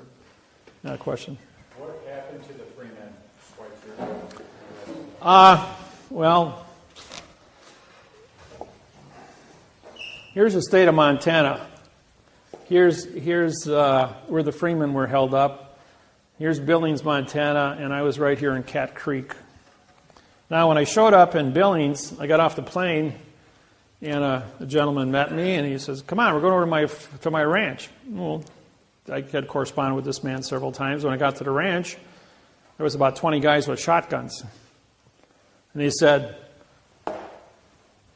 "You're going to stay here and write a lawsuit at gunpoint, and you're going to write this lawsuit to get these guys out of trouble up here." Well, it took 5 days to put together the lawsuit to do it. Then I went on the radio to do a radio show in Billings, Montana about parsing syntax grammar and how the fraud works. The FBI, 5 minutes after we started broadcasting, blew up all 4 radio stations in Billings, Montana. So we called another radio station 200 miles away, and we sent out the broadcast, went out on Republic and Christian radio worldwide as to what was going on. 38 miles south of the compound, there is a limestone quarry, 125 feet deep. Some of the other free thinkers, I guess you could call them, freemen, witnessed 2 105 howitzer cannons being moved at night down the country road very quietly. And they set up 2 120 millimeter cannons in the quarry. They then evacuated everybody within 5 miles away of the quarry because they would hear the blast of the cannons when they were fired. The idea was to shoot a shell 20 miles up in the air under a full moon and have it fall down on top of the compound, blowing a hole in the ground 100 feet wide and 50 feet deep, saying they had explosives and blew themselves up, hence solving the problem. In 1820, the area, now Lewis and Clark showed up here in 1834 on the Yellowstone with Sashagowean. In 1820, an Indian treaty was cut up here with the French. The farm of the freemen had never been ceded into the United States of America. It was a whole in the United States of America under Indian treaty. And this was purchased land. When everything got conquered, the Treaty of 1820 was overlooked. So the freemen were sitting on sovereign territory, not part of the United States of America, outside the jurisdiction. It was a whole in America.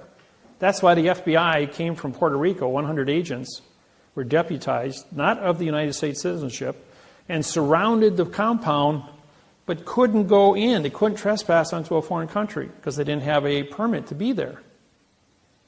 These are some of the secrets that you people don't know about, and as a federal judge, I have classified information about all this because I handled lawsuits for all this stuff. When it was exposed that the cannons were here, it was my job then to get word to the freemen. The senator from Denver, Colorado shows up, and he took 9 of my cassette tapes in about grammar and gave it to the freemen. After playing the tapes, they said they realized that their whole entire position and the way they were thinking was a lie. They realized that their treaty, even though they were sovereign within this little hole in the world, was also a lie because the treaty was written in adverb verb and didn't mean anything. And they were also told about the 2 howitzers, that if you don't walk out before dark, you're not going to walk out anywhere. We're going to put a hole in the ground here. So they surrendered. Now the senator, when he went there from Colorado, we had a button microphone on him. Looks just like a regular button on a suit, but it was actually a nickel-sized transmitter with a 300-foot range on it, tied to another mic to a recorder, spy, like a spy camera. And we have him on tape in his voice stating that, I don't care about these people, I'm just here for the show. He says, I'm here to make sure that they all get blowed up. And yet, on TV, he made a statement that he was there to try and help them get out of here. He was there to orchestrate this thing. What is Denver, Colorado? You got Cheyenne Mountain. Cheyenne Mountain is closed. Cheyenne Mountain in 1995 was active, but it was closed right after this. And everything went up to Mount... what's the name of it? They pulled Cheyenne Mountain out and everything went up to... there's another mountain about 30 miles away.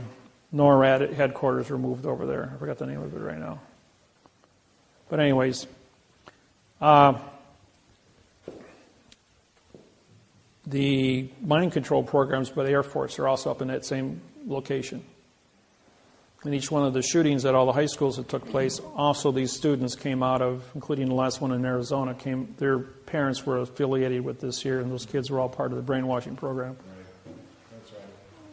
And the minute the kid goes brainwashing grammar, you type in the word grammar, up pops 20 million websites tied to David Wynn Miller.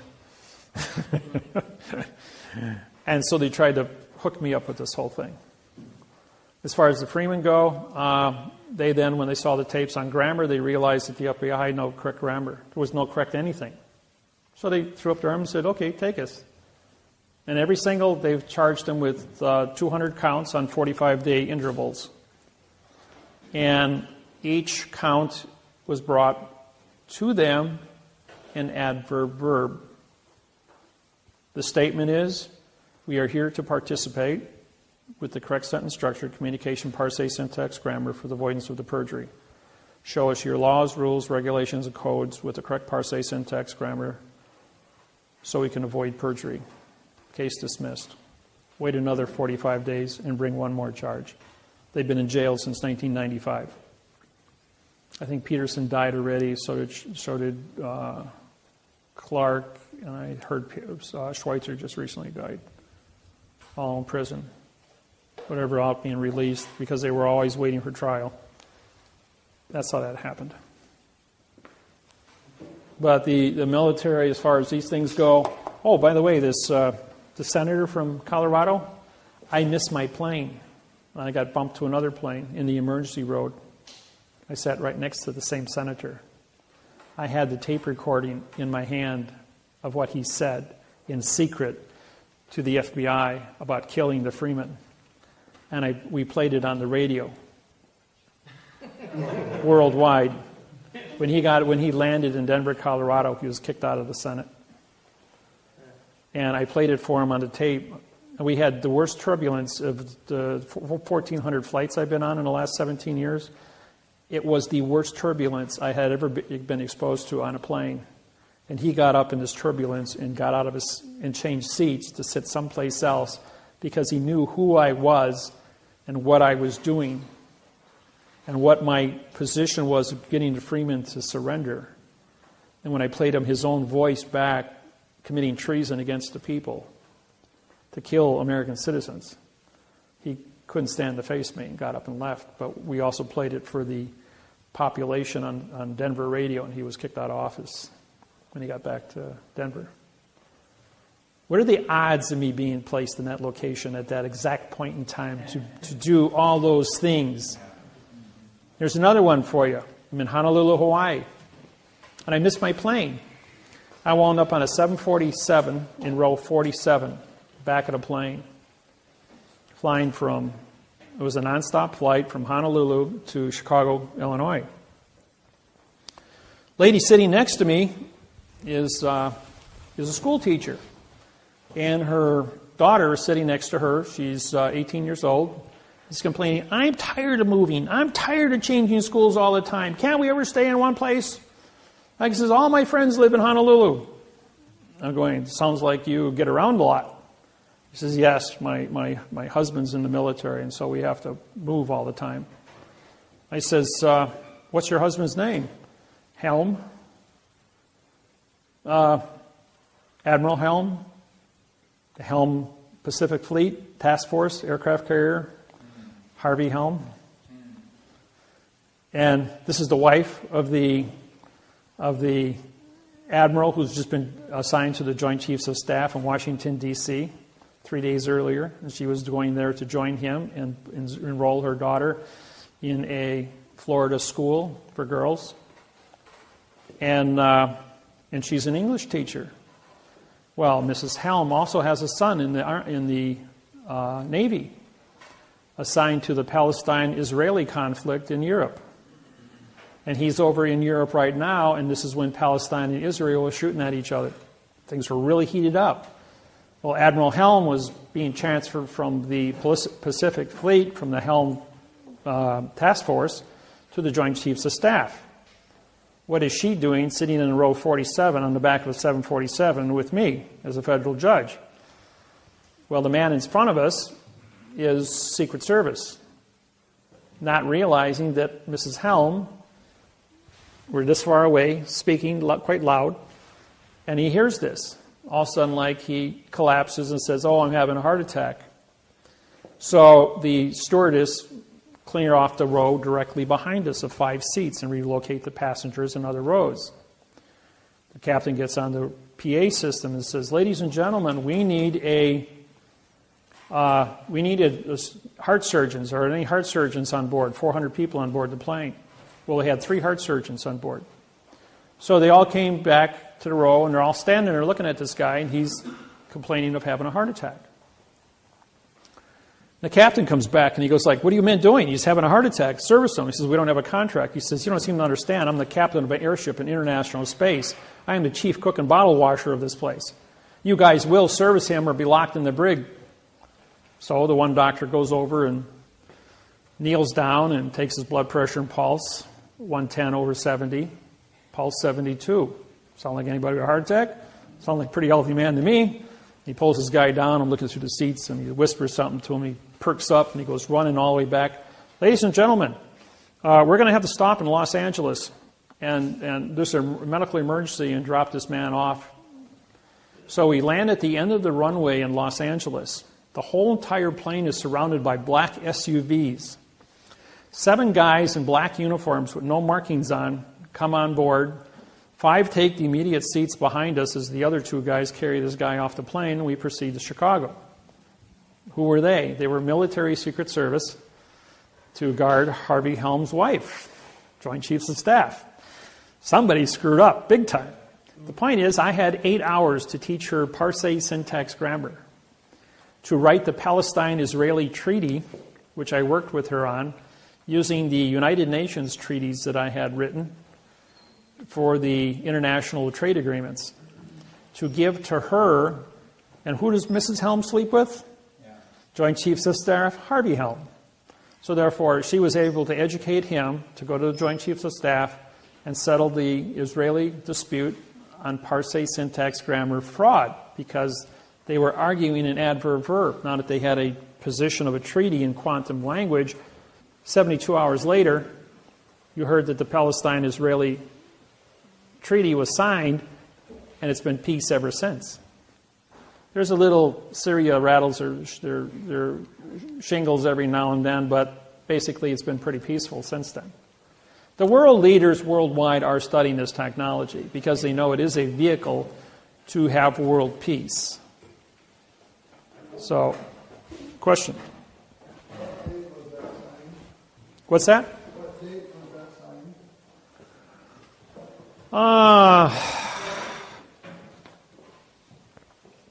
I don't know. I've been doing this for 17 years. I couldn't tell you which day. You can probably pull up Harvey Helm on the internet from the Admiral Helm.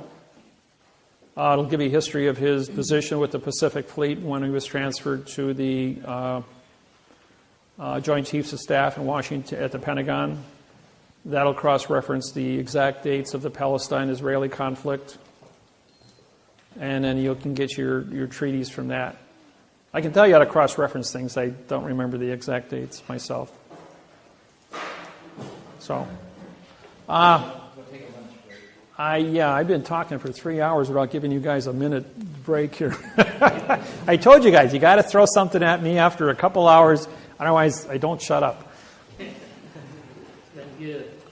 So, We'll do a lunch break and then we'll start back up. Okay. 20 minutes, whatever, half an hour. All right. What you're walking into and what you see. The flags that you see in all over the world, there's 11 different flags in the United States, military and civilian operations, including the new one.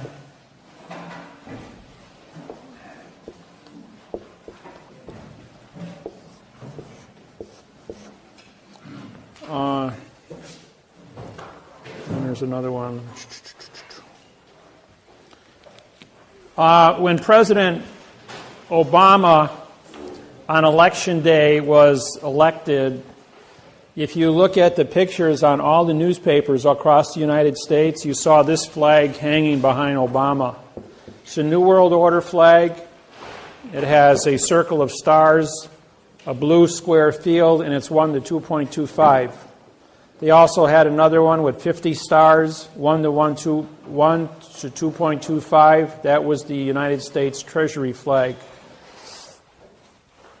The flag that's 3 by 4 with a blue square field is a military boat flag. All vessels in dry dock on planet Earth, like your own personal house, the school building, these are all vessels in dry dock. They should be flying a 3 by 4 boat flag.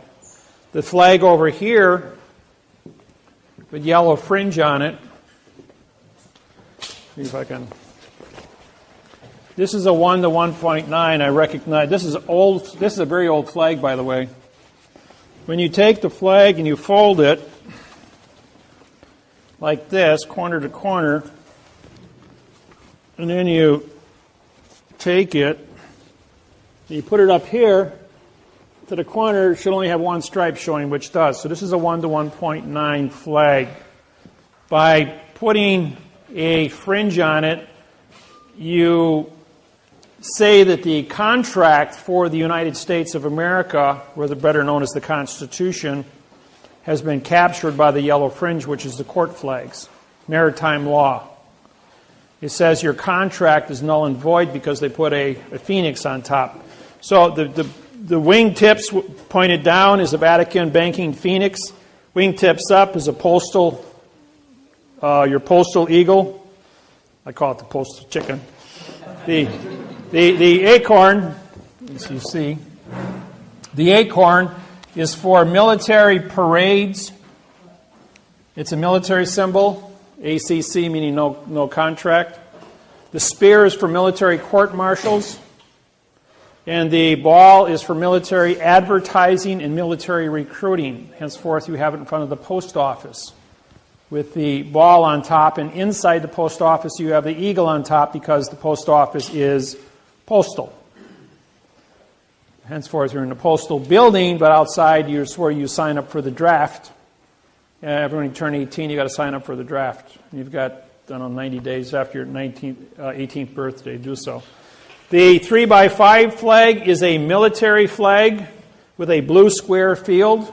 It's used for parades. The reason that they have this flag, not the 1 to 1.9 flag, is because of the weight of the flag would hang down, whereas in a marching at 3 miles an hour, the wind would catch it and it would be aloft because of its weight. The 1 to 1.9 flag I now hold copyrights to as the correct sentence structure, communication, parse, syntax, grammar flag, recognized worldwide, both in black and white and in color, red, white, and blue. The 3 by 5 base flag has a 3 by 4 field, and this is for military bases. The ones they sell at Walmart are 3 by 5 with a blue square field. That is a military flag. And when the the sentence runs like this. When they come looking for your jurisdiction, what flag are you flying? If you've got a military base flag outside your door, don't be surprised if the military can go ahead and set up camp in yours, because you've given it military jurisdiction to start with. When you have my flag on my business card, and of all things, I forgot my business cards today. I've only got, I think, 5 of them here with me. 5 or 6 of them. I got a couple here. I think I got 6 of them. I got about 50 of them back at the house. So, what we're going to do is, huh? No, we're not raffle. Now these cards, I'm sorry I forgot them. My business cards are like get out of jail free cards. You put these on your driver's licenses and you get pulled over by the cops. They take one look at it. On the back of the cards, the procedures to prosecute judges and attorneys and police officers. They take one look at that and they start reading it and going like, oh, he belongs to that group. This group is not allowed in the courthouse. They won't give you a citation. Thursday last week, I blew a stop sign on the phone with no seatbelt. The police officer was right there, sitting. I mean, I blew right past him. He comes pulling up behind me and he goes like, Dave, he says, you know me? He says, yeah, I've been in your house about 4 times. He says, I know, you live right across the street over here. He says, were you on a cell phone? I says, no, I was singing to the music. He says, I see you got your seatbelt on. He says, but you know you blew a stop sign right in front of me. I says, well, actually I had my hand up and I had a cramp in my neck. I says, and I was massaging it, so I was pushing on it and I had my head tipped a little. And that's why I probably didn't see the stop sign. As simple as that. He says, well, pay attention. Here's your license back. And he goes and he says, federal judge. He says, yeah. He goes, yeah, I know you're a federal judge. I already pulled your file because I've been to your house several times. He says, pay attention. When you use that and you show it to a regular cop, will he know? Huh? I've never heard of it yet. I'll give the cameraman here, so he's got to have references. Huh? Here, pass it back to him. We'll have to get some more. I have mine attached to my license, and I get accidentally driving 42 in 30 zone, 12 over.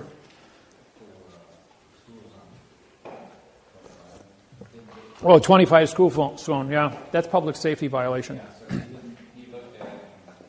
I said, are you sure you want to do this? After he brought the ticket back, he ordered me out of the car. I yelled at him. And I said, wait, am I under arrest? And he said, no. I said, am I free to go? He said, yes. I took the ticket and left. See, now, if you would leave your vessel, you're a captain of your vessel. If you leave your vessel and stand on the street, then you're a vagrant. I was not going to get out. And therefore, you were under arrest. I was not about to get out of my car. One of my students called me up the other night and he says, I got a ticket, Dave. Can you make it go away? I'm going, how much was it? 87 and 55. That's 32 over. That's public safety violation. He says, all the cars are driving that fast in L.A. on the expressway. And I says, he singled me out. It's still public safety. You blow a tire at 87 miles an hour and you're going to be so much scrap metal rolling down the highway, taking everybody else out with you. I says, no, I ain't going to stand by that. I just said, I'll see 150 guys. Yeah, when it comes to school zones, you won't get... School zone is public safety. You've got to watch out for children because they don't pay attention. They run across streets. And you tag a kid, I'll tell you what, they're going to throw away the key on you, especially if you're going fast like that. So, but this one here, I'm going to give you guys a history lesson in a minute. This one here just won the 2.25 flag. I went to Washington, D.C., and I had one of the 1934 gold certificates from China. This was on original clay paper with butterfly ink.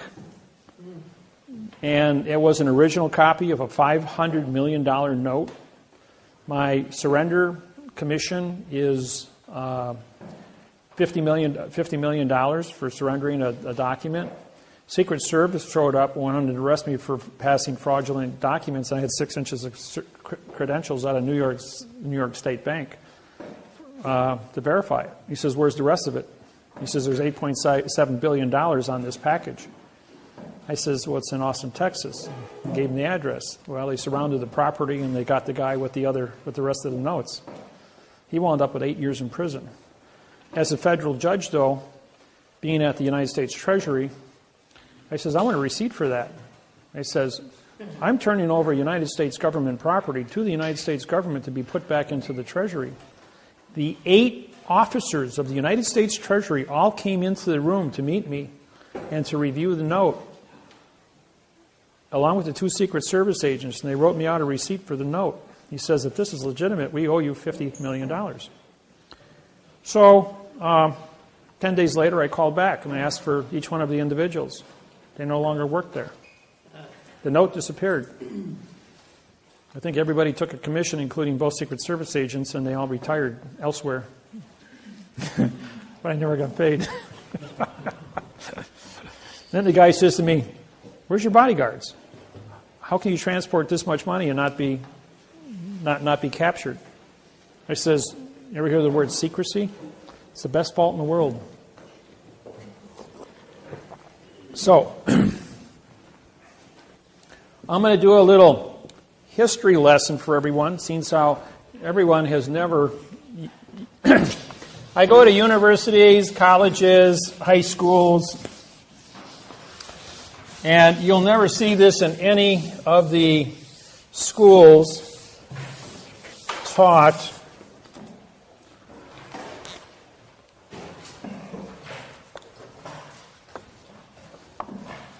(1775), the United States of America goes to France and borrows 1.6 million francs to go ahead and fight the Revolutionary War against England. The war rages on for 7 years. In 1782, they now owe 2 million francs to the French.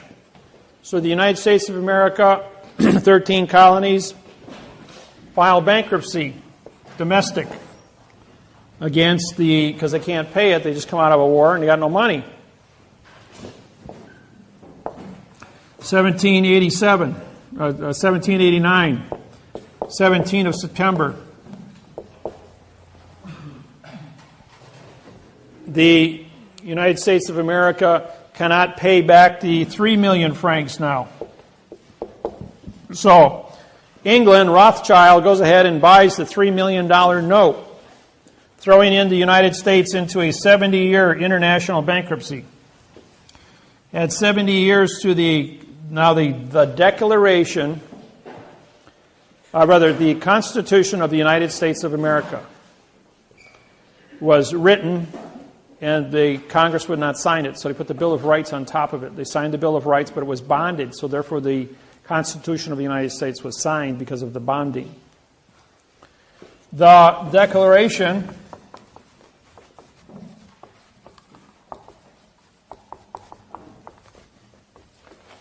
of Independence.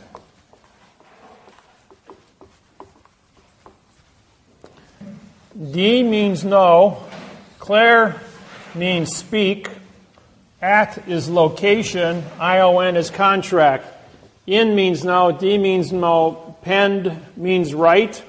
Ants means contract. You shall not write contract and you shall not speak contract. Benjamin Franklin. The is an adverb. You got a prepositional phrase of the, but they split it. The is an adverb making declaration a verb.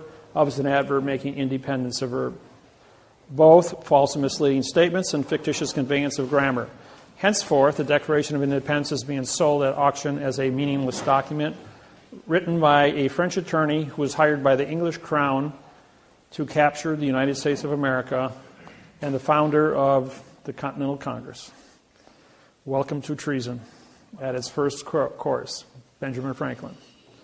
Since I brought this out in 1995, there's been eight major books published on Benjamin Franklin's treason as being bigger than Benedict Arnold.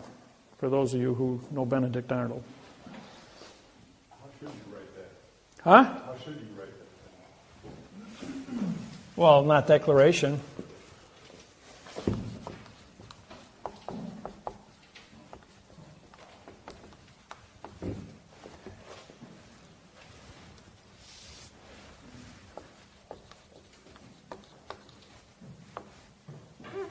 S apostrophe.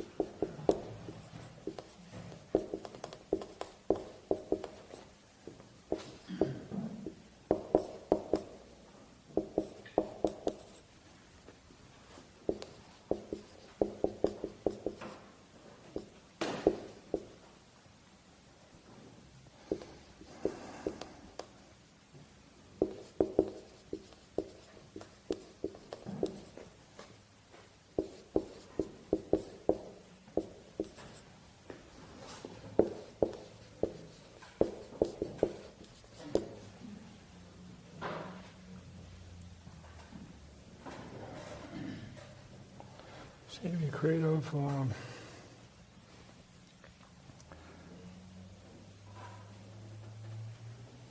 What's another word for improvement? Quality.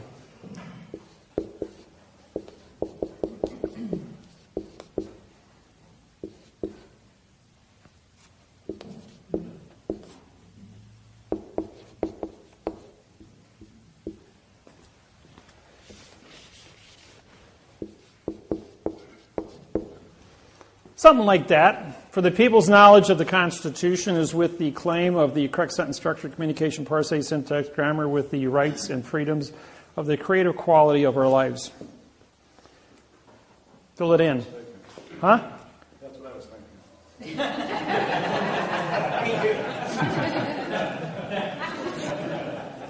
See, you throw me a question and I just cuff it off, how to be correct. I wrote the Constitution for the United Nations. I used the Constitution of the United States, Constitution of England, France, Fiji, Australia, and Hawaii. Took the best of all of it, quantumized it, and the Constitution of the United Nations. And I wrote a new 59-paragraph Constitution for the United Nations and was endorsed by all 200 countries. It was then customized for Ireland, which got them their new independence from England after 660 years of war with England. And it only took 72 hours for me to do that.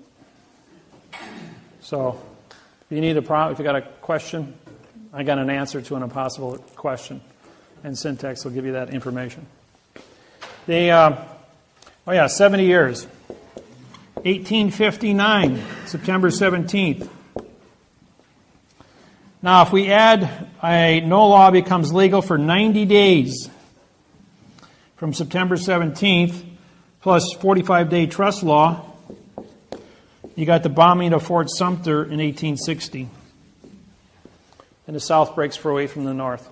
Oh, yeah, there's also a 3-day rescission act. So you had to follow timelines. These timelines were set up 4700 BC, giving a rough estimate.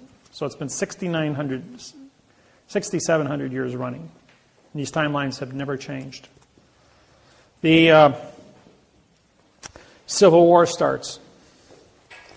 Add 70 years, 1859, 1929, November 2nd, was presidential election day, November 2nd. The United States of America says we are coming out of our international bankruptcy with you. It's called the Year of Jubilee, the forgiving of all debts. Now, England says, all right, you're going to end the bankruptcy. 5-day rule applies. We have to give a 5-day notice to all banks and credit unions that we are going to close the banks and credit unions on November 2nd. That was posted on October 29th. Anybody remember that date? Stock market crash threw us into the Great Depression. The dollar went from $1 to 10 cents in value globally. Same thing happened when Russia came out of bankruptcy with Rothschild. It went from $1 Russian to 10 cents Russian. So they had to cut down half the Black Forest in Russia for fuel, pull out all their gold, silver, oil, and timber. It took them 10 years to get everything up and running. When they turned off the money, they turned off the power, and everything ran on steam in 1989 when Russia came out of bankruptcy.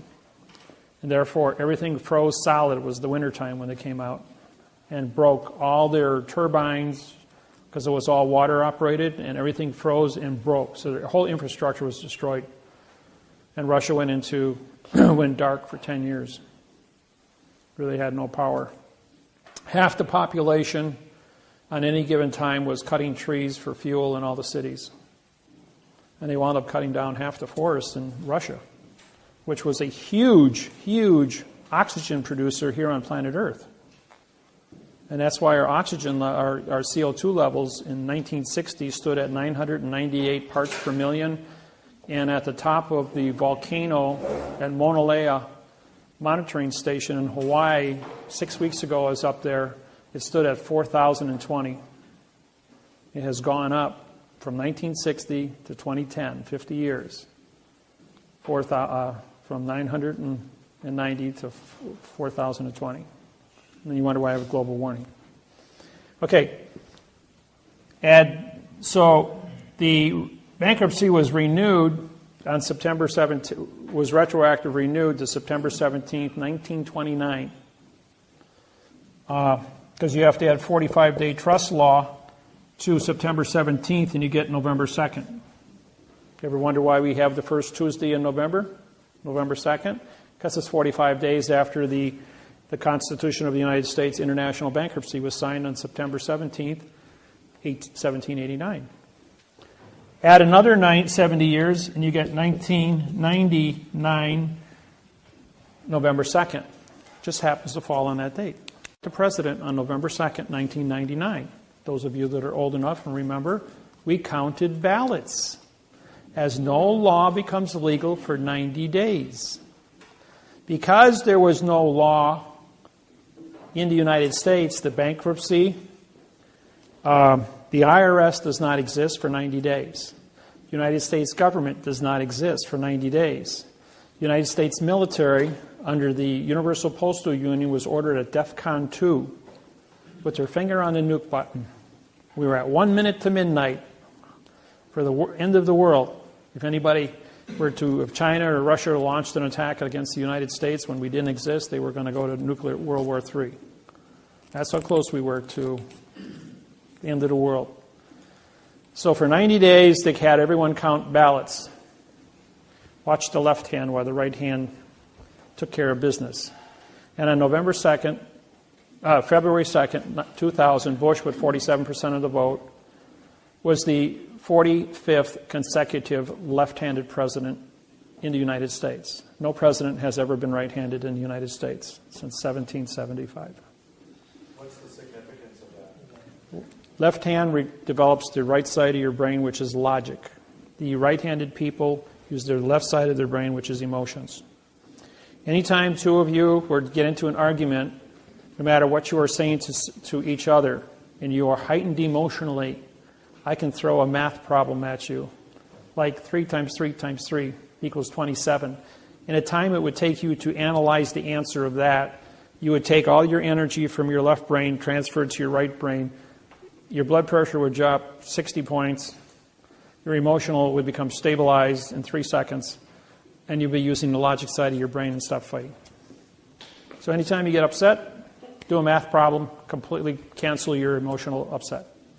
How's that for a fix it?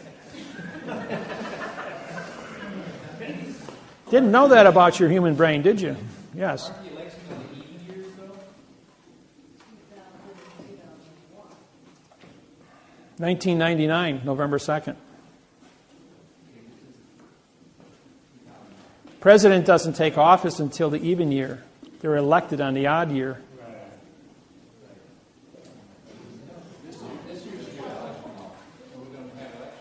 It's 2012, yes, but the president doesn't take office until 2013. No, 1999, November 2nd, was the end of the Third International Bankruptcy. There was no election take place that year. I mean, the election took place, but the president wasn't appointed until the 2nd of February 2000. And Bush was reinstated. This was Bill Clinton.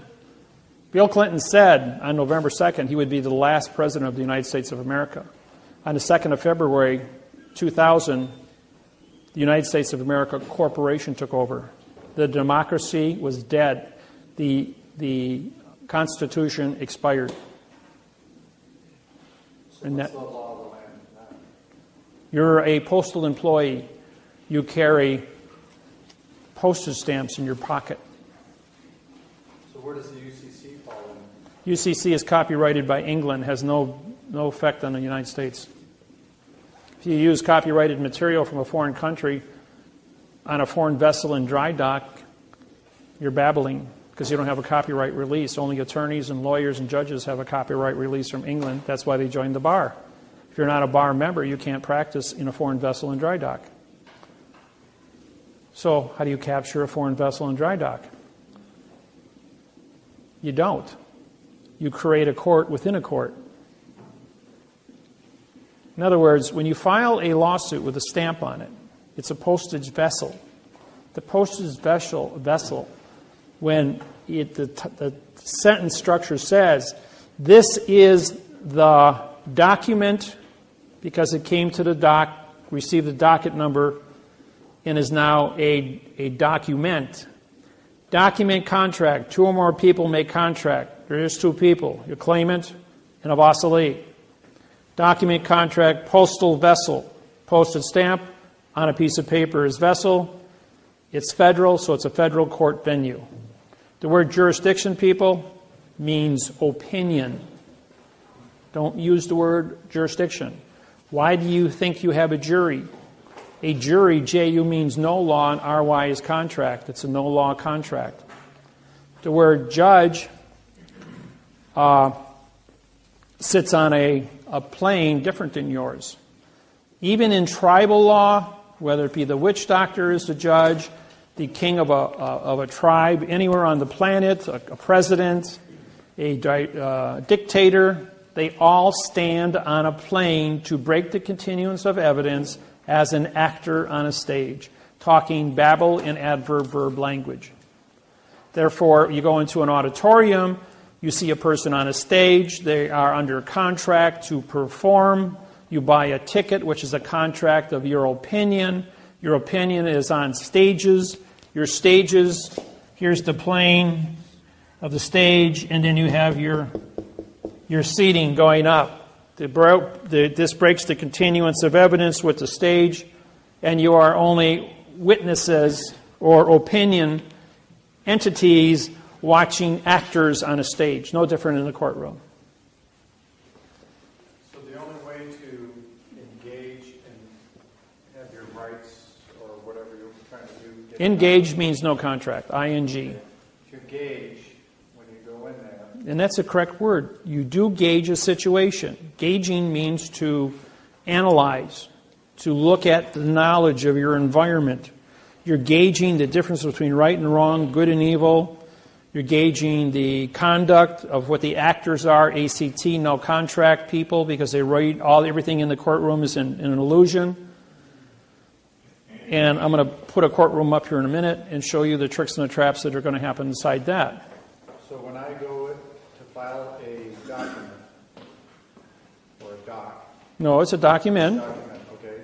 Do I put my stamp on that document? Yes, and you sign it, making you the postmaster and postmaster, banker, and judge authorized to transport the vessel from the street into the vessel in dry dock. You send before you walk into the courthouse to dock your vessel, you mail it registered mail to yourself. Your vessel has now been registered with the post office, which is controlled of the port authorities, which licensed the courthouse to dock its vessel on planet Earth. In the event that you are the postmaster now signing the stamp to carry the document into the courthouse, you are the letter carrier and postmaster authorized to transport the vessel to the clerk's office, and you can't be arrested as a letter carrier delivering the mail to the courthouse, even though it's a foreign vessel in dry dock, because you're already the post office, which controls the port authorities, which docks the vessel. So you have a higher authority. You're like the senior judge of the courthouse. Little secrets. Did they still stamp that document? Yes, and when they stamp it, they make contract. Absolutely. I sign every federal district court stamp. I sign over the top of it, capturing. So I ask for it back. Absolutely. You sign all yours and say, they all have to be conformed. Give me that back. I'm going to sign my name over your stamp, and you sign your name too, clerk. And you usually have to have 5 copies. So do I send 5 copies? Actually, 7. They get 2. You keep the rest, 5 back. Okay, so I mail 7 copies to myself? No, just the one. Just the one. Just to get the serial number. That's all you want. It's a registered serial number. Okay. But then how do I have a copy or You keep the registered serial number. You're going to mail it to yourself. You keep the envelope. Okay. Got it. Okay? If you have one copy that's sealed inside there, it's always sealed inside there. If it ever comes to I'm jumping the gun, but are you going to just go through all of Yes, I'm going to go through all the procedures on it. Yes. She told me that she can't let me have the document back once she stamped it. All of them are stamped, and if you sign the others in front of her, they all have to be conformed. If her copy is not conformed, then she has an illegal copy. She doesn't have an original. If you sign across their stamp, you have the original. She has to take possession of that. But she said, I cannot give you this document once I've stamped it. No, that's because they don't want you to be legal and become the chief judge of the courthouse so that you're in charge. You become the chief judge of the courthouse when you do that. So if they don't give it back, how do you respond? Oh, I always get it back. I says, I'm the federal judge in this courthouse. I have my oath on file. You better give me that court back. This is under Title 15. Which one is that? That's Title 46, Section 9. I just tell them I'm the judge? 946. Well, I have a 17-year running position. Everybody knows me already. So how do I do that? Oh, if you sign, as she hands you back the documents, you sign all of them. And if she knows what she's doing, she'll give you back their copies so they're all conformed. Right. So because when you say to her, and she doesn't give me hers, then she is illegal. Illegal. Right. You're saying, you know what? I have originals here signed. I says, now how are you going to explain to your boss that you don't have a signed original copy and you only have a half the position done? You didn't follow your duties. Wow. And that's what I'm wondering is the enforcement. Now, under Title 18, Section 641, folks, misappropriations. Title 18, 641, misappropriations. That means you took a paycheck and you didn't do your job. That's misappropriation for not doing your job. That's a 10-year, $10,000 fine, a $9,000 fine, and 12 years in prison under another title site of the same. Comes under 946 instead of 941.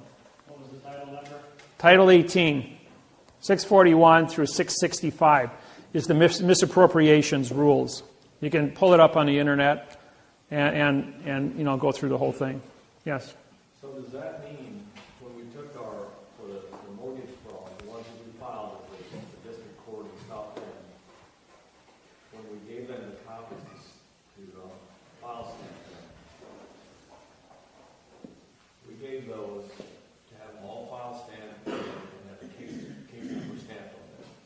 Correct?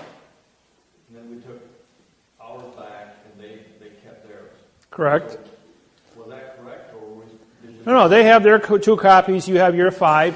But in front of them, you sign or autograph, you autograph your name across their stamp. And when you autograph your name across their stamp, they have to give you back those 2 to autograph also. Otherwise, they're not in conformity. And that makes you in contract with that building, with that vessel being docked. And when she gives you a receipt for your money filing, you also sign that receipt. You sign your name across the registered mail sticker. You sign your name across the money sticker that's put on your registered mail. You sign your name across the stamp.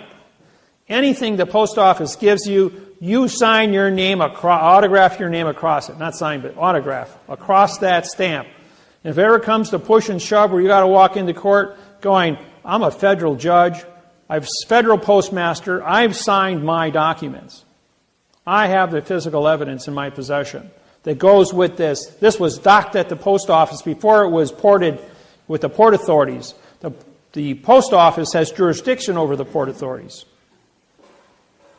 And so therefore you haven't filed protocols. In my lawsuits that I file with you as your mortgages, identify the clerk of the court on the 48th day as the federal judge of that lawsuit, because she's required or he's required, the clerk of the court is required to autograph her name or his name on that stamp as the postmaster receiving a vessel in dry dock. That's protocol. If they skip over that procedure, they're guilty of misappropriations. They can go to jail for 12 years. And you can have, when you download the laws on this, you take it in with them under misappropriations, and you present that to them saying, here, read this. See what this says? Now do exactly as I tell you. If you got a problem, you get your supervisor. You got a problem with that, you get the chief judge. You got a problem with that, call John Roberts at the United States Supreme Court. You got a federal judge here, chief federal judge can call the United States Supreme Court John Roberts. You can call Hillary Clinton, Secretary of State. Now he's Bill's counsel. So I'm killing flies in windows, glass windows with 20-pound sledgehammers, and I'm not breaking the glass. And so they come to me and they're going like, we're not going to obey this. We're not going to do this. I'm going like, you want to go to jail for 12 years? Feel lucky today? And he says, I'm the last man you want to go ahead and play games with. Right, but you can do it. But why? If you follow the procedures, you can do it too. It's all about conviction. It's all about being cool and collective. Of course, I have an advantage of you guys because I don't have adrenal glands, so I don't have the jack high, jack low. Me, I'm just Data. I'm a Spock. Since Star Trek came out, everyone's called me Data and Spock. Yes. On your autograph, is it printed or can cursive be? No. Always print it. Printed. Print it. Yes. And when I did that in school, they cracked my knuckles and said, you will not write that way. We're going to force you to be in fiction. Cursive writing in school? Say again? They're taking cursive writing out of the public schools. Did you know that? They're taking it out because of this program. Yes, I've been suing, and the teachers are going, this is correct. We're wrong. And they're changing, this program is changing all languages on the planet. You can't move forward. You see, on January 6, 2012, there was a little glitch that took place. The Hubble telescope took a picture. And the picture showed 3 more of these spacecrafts in Greenland headed this way, which will be here on 12/21/2012. For those of you that watch TV, there's a new TV show with no electricity. You know why? Because when you put up here's Earth, and you put a quadrihedron with Earth in the middle, you've got line of sight, 4 spacecrafts the size of Lake Michigan to have put a dampening field over the planet and shut down electricity. What do you think is going to happen in a world that runs on computers and electricity without electricity? They go back to 1880 overnight. How do you get the food to the populated areas? You don't. Huh? How do you farm your farmlands without tractors? How do you harvest your crops? How do you run your canning facilities? How does 8 billion people get food when there's no way to get it, move it from point A to point B outside of whatever you're capable of growing in your own garden or being able to can because you have a stove, a wood-burning stove that you can can with because you know the principles of canning. I do. I know the survival issues. I know how to make water out of thin air with nothing but a sheet of plastic. Dig a hole in the ground, put a sheet of plastic, pour dirt around it, and overnight it'll make a gallon of fresh dew water, which comes out of the ground 24 hours a day, 7 days a week, indefinitely. And you just run a little hose out, and you can pump it out of there all day long, fresh water, and have all the fresh water you need. As pure it can get, evaporating out of the earth from underwater, from the cistine. How to make fresh water, how to do food, how to do canning, how to live without electricity. I've been there. I know how to do it. I always tell people, if there's ever any kind of an emergency, the place you want to be is in my back door because I know how to stay alive.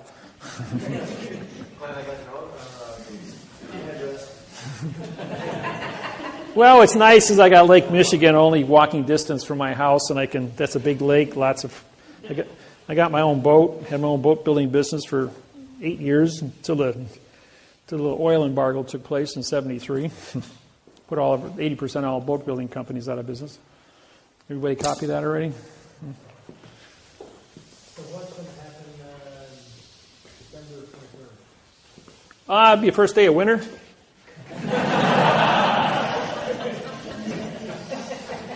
And remember, if the world doesn't end on December 21st, make sure your 401k is paid up on December 22nd. Okay, we're going to go next to the courtroom.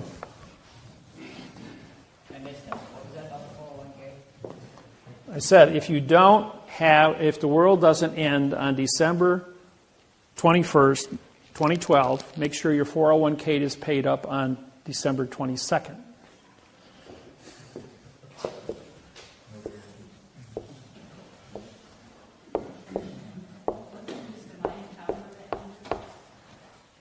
All the calendars written in the history of mankind, going all the way back to the beginning of writing, all end on 12/21/2012. That's the end of the world of verb. That's what it means. And the day the world kicks into gear and goes to quantum. With 5 billion people studying out of 8 billion, that's all the computers on the planet. Obama wants to push this through. The Chinese are pushing it with 150 trade partners. I believe that there's going to be some kind of an announcement maybe on that day. That you're going to turn on the TV, get on the internet, and there's only going to be one thing you're going to see. My program, study, you got so many days before we're going to switch gears, and the world's going to change into quantum. Simple as that. So, that's just my opinion. What's that? Oh, by the way, if they put the dampening field up, batteries don't work, electricity doesn't work, solar doesn't work, wind doesn't work. The electron does not move. Where's the dampening effect coming from? Dampening field is an EM field. Just like an EM pulse will take out electrical circuitry, closed circuit information. Okay. The program on what a dampening field does, it stops electricity for electrons from moving.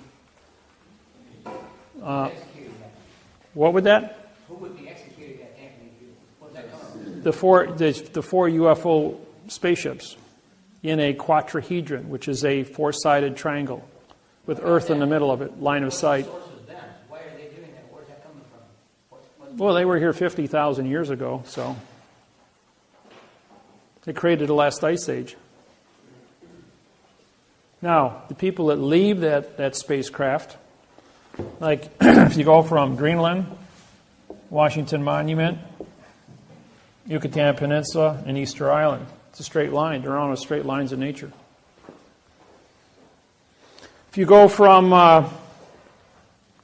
the Lexer Pyramid through Memphis, Tennessee Pyramid, it intersects as a straight line with the Lexer Hotel in Las Vegas, Nevada. A sphinx, a pyramid, an obelisk. a sphinx, a pyramid, an obelisk, a sphinx, a pyramid, an obelisk. If you have time,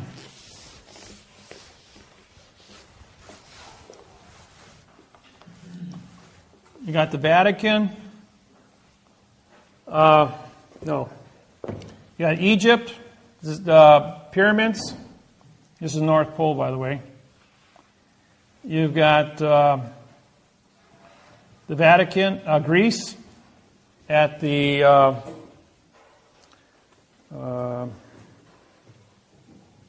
Acropolis, where there's a obelisk at the Acropolis. Vatican Square, Vatican is a clock, a seasonal clock with a obelisk in the middle of it at St. Peter's. You go to Paris, which is the church built in 300 AD. Paris was the center of the church, Catholic Church, in 300 AD. From there, you go to the Vatican, to London at the Masonic Temple, where they have the rose line and the obelisk and the glass pyramid. You go from there to Washington, D.C., where you have an obelisk, and you end up in Las Vegas, Nevada. Straight line looking down from the North Pole. Then if you take planet Earth and here's our natural Earth axis.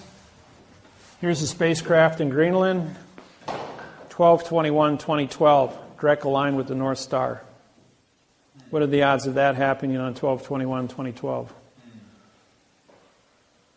What's their purpose for doing that on December 21st? Well, this is a 50,000-year-old clock, and it goes off on 12/21. You put 3 more objects here, and you got line of sight, dampening field. No, wasn't your question why the straight line, like all the... There are no straight lines in nature. This is the timeline of Earth. From the 4700 BC to Las Vegas, Nevada, and the building of the Lexer Hotel with a 2 million candle light, a 2 million candle power. The Lexer Hotel is a radio transmitter. It's especially designed, and it went off with all the pyramids on planet Earth simultaneously. When they turned it on, they all set up a harmonic resonance that sent a radio signal out into space 1,000 times more powerful than they thought would happen when they turned the one on. It activated all the pyramids that were built to resonate a frequency within the triangle of what it is. The pyramid in Giza is built like this, which is a diamond. The pyramid on the Yucatan Peninsula is built, this line and this line are identical to the square inch. They're 1,200, or they're, from the Yucatan to Giza, I think that's about like 12,000 miles away. They're both identical. Architecturally designed the same. Math, liars figure, but math doesn't lie. Math doesn't lie. I can tell you a few other little nasty little things that are happening.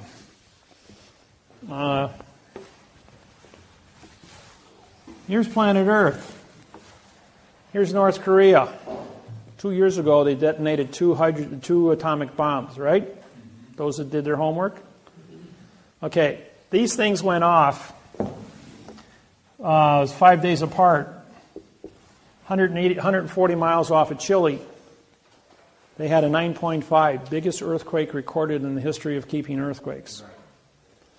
What they did is they set up a shock wave with the first one, which traveled through the earth, hit this line here, and then went like this, and through the magma created a 9.5 in Chile.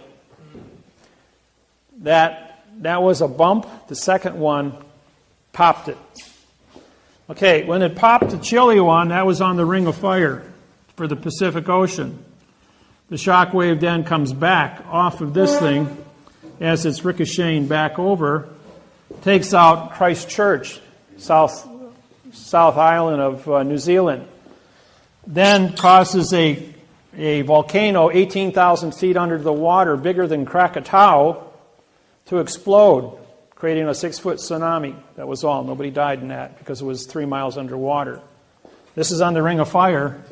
And then when the shock wave comes all the way back up and focuses, he hits the trench outside of Japan, creating a 9 on the Richter scale, creating the tsunami, which then took out 3 nukes on the coast, which are dumping 11,000 tons of plutonium radioactive water, 2 million times more potent than it takes to kill a person, into the Pacific Ocean now since the tsunami took place, to keep the cores from going China syndrome. They still haven't got that thing under control. It's still burning out of control. And they pump 11,000 tons of radioactive plutonium water on this thing every day. This isn't made public to the public. There's very little of this is public. Satellite photos in, I think it was April, showed that they're drilling a hole 27,000 feet deep. The first nuke put a crack in the earth. The second nuke was they were able to use the second atomic bomb to identify magma, shock wave through magma. They can target through a shape charge any country on the planet with a shape charge through magma. There's a no-fly zone over North Korea, so their Air Force is useless. But the magma, they can go anywhere on the planet through magma. This was an experiment in a country, Chile, which is totally... Okay, when Chile got hit, Chile was raised 15 feet as the Pacific plate slid underneath Chile. When the magma came back, it raised the Asian plate 15 feet, including the island of Japan was raised 15 feet as the Pacific plate flattened out and moved underneath. And Hawaii, which is dead center in the middle, dropped 1 foot. Hawaii has a 40,000 cubic mile magma pool underneath it, which created and Volcano National Park cracked a hole 1 mile across and created a 1,000-foot wide pool of lava that rose up 8,600 feet from the base through the mountain.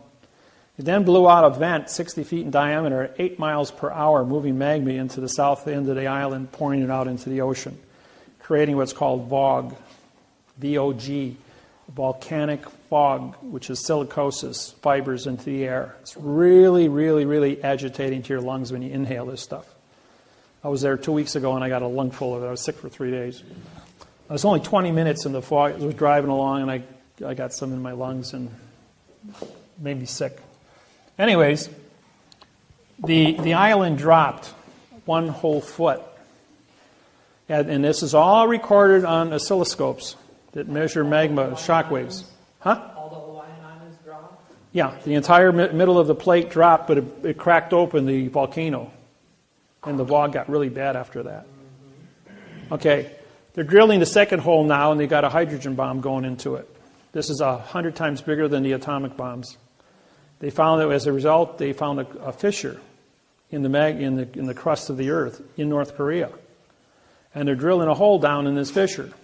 They detonate a hydrogen bomb, and now we have a new math problem that shows up. Here's the 43rd parallel, North Korea. 43rd parallel, San Francisco. 43rd parallel, London. If they do a shape charge, and then from the top, it looks like this. Here's the North Pole. Here's San Francisco, and here's London, and London, and here's North Korea with a K. 120-degree angles. Liars figure, but figures don't lie.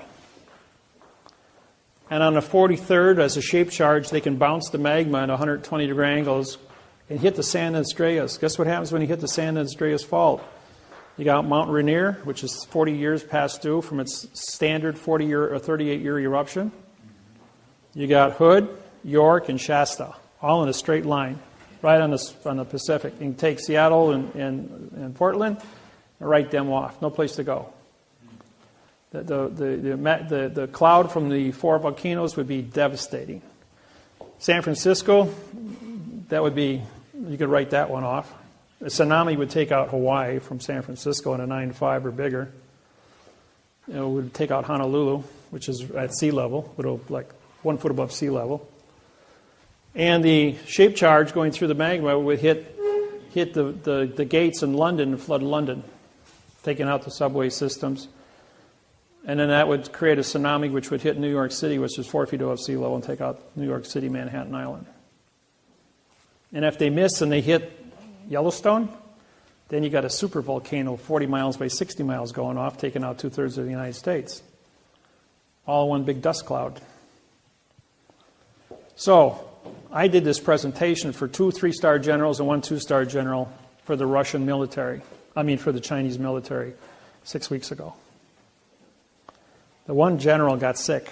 They had to take him to the hospital as soon as I got done with this. Somebody knew something. Now there's a side effect, and that's the secondary shock wave. Secondary shock wave takes out Hong Kong with 100 million people.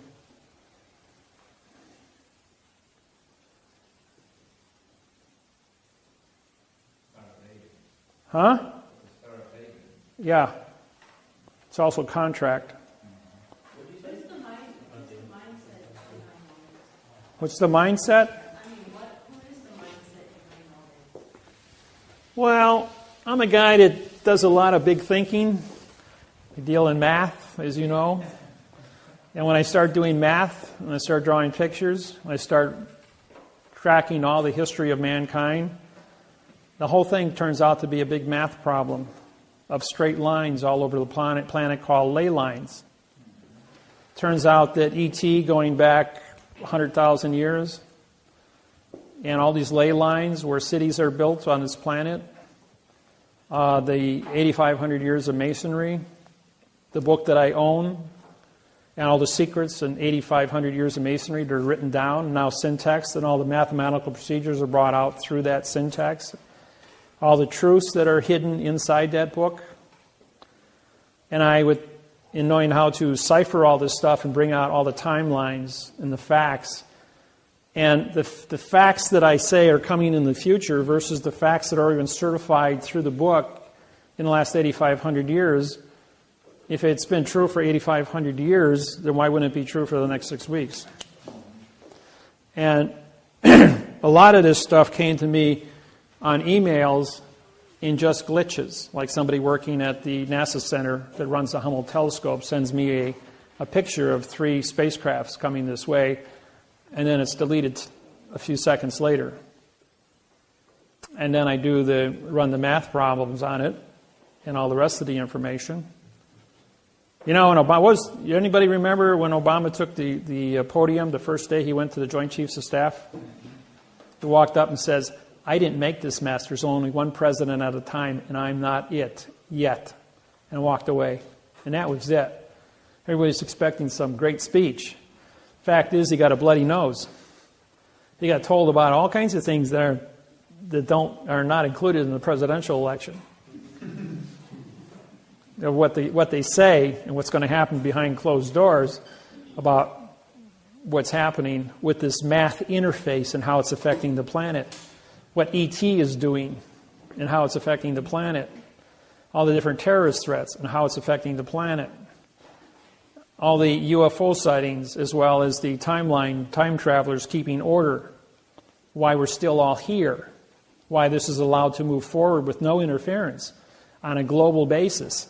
And when I'm talking a global basis, I mean 150 language translations for my website to be as big as it is, uncontrolled.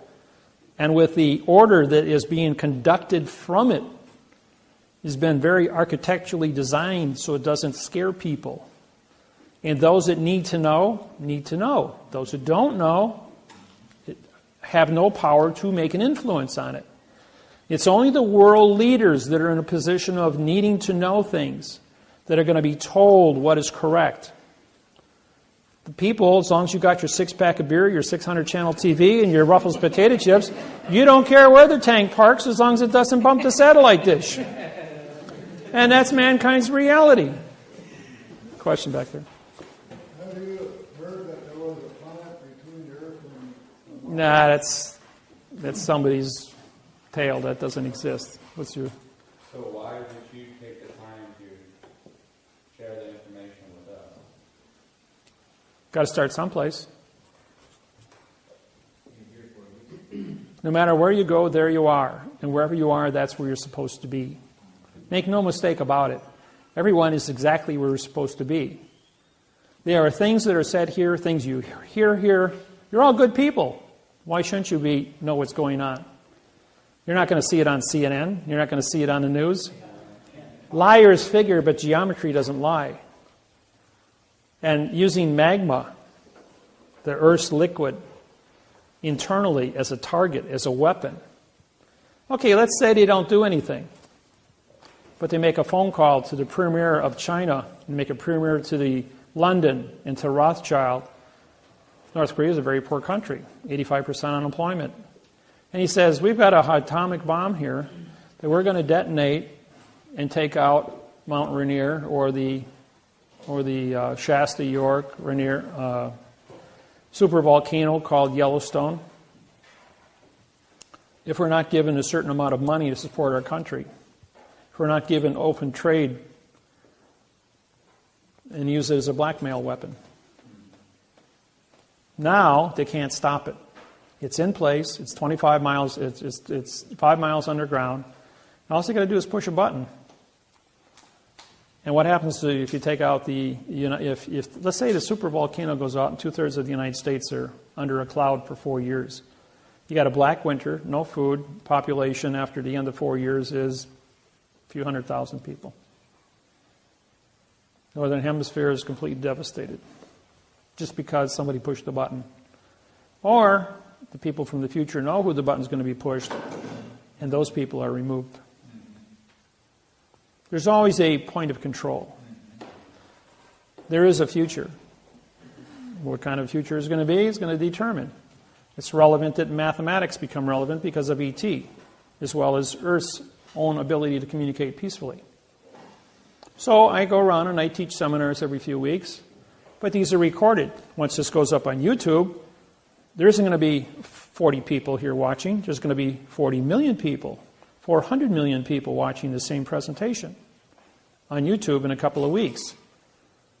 And there's nothing like a math problem which can't be disputed, because if there's one thing everyone in this room does agree on, it's a math problem. And liars may figure, but figures don't lie. And there's no such thing as a straight line in nature. So therefore, somebody has engineered something that it's not supposed to be.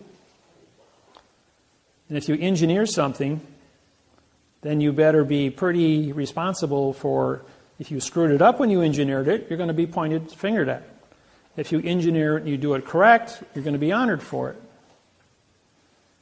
You see? So yeah, I'm being responsible. And yes, this will go up on YouTube. And it will be viewed. And how long did it take for Michael Jackson to know, for the world, for every single person who owns a computer on planet Earth to know that Michael Jackson died? 15 minutes. 15 minutes. Every single person on the planet that owned a TV, radio, newspaper, magazine, iPod, handheld cell phone was called and said the king of pop died. So don't think things can't happen in a moment, that the world can't wake up in a moment, that on November 5th, 2012, I'm in front of the U.S. Court of Federal Claims in Washington, D.C., about 12 hours before election time. And there's going to be newspapers as quantum grammar is put on trial in a Kansas case.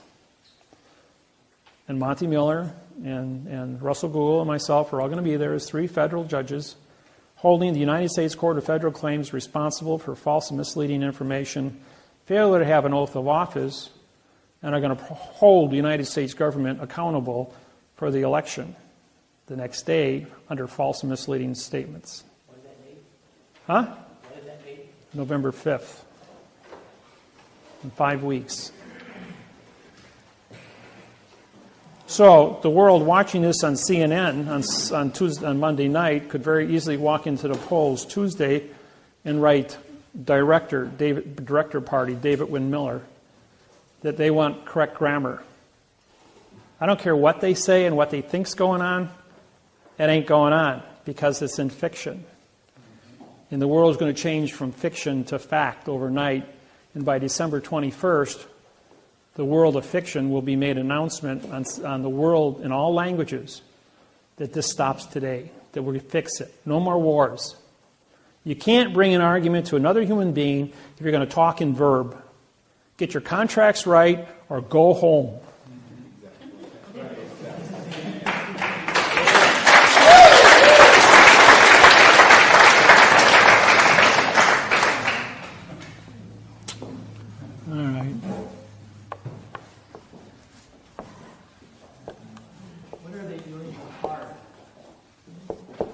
What's that? What are they doing with the HARP program?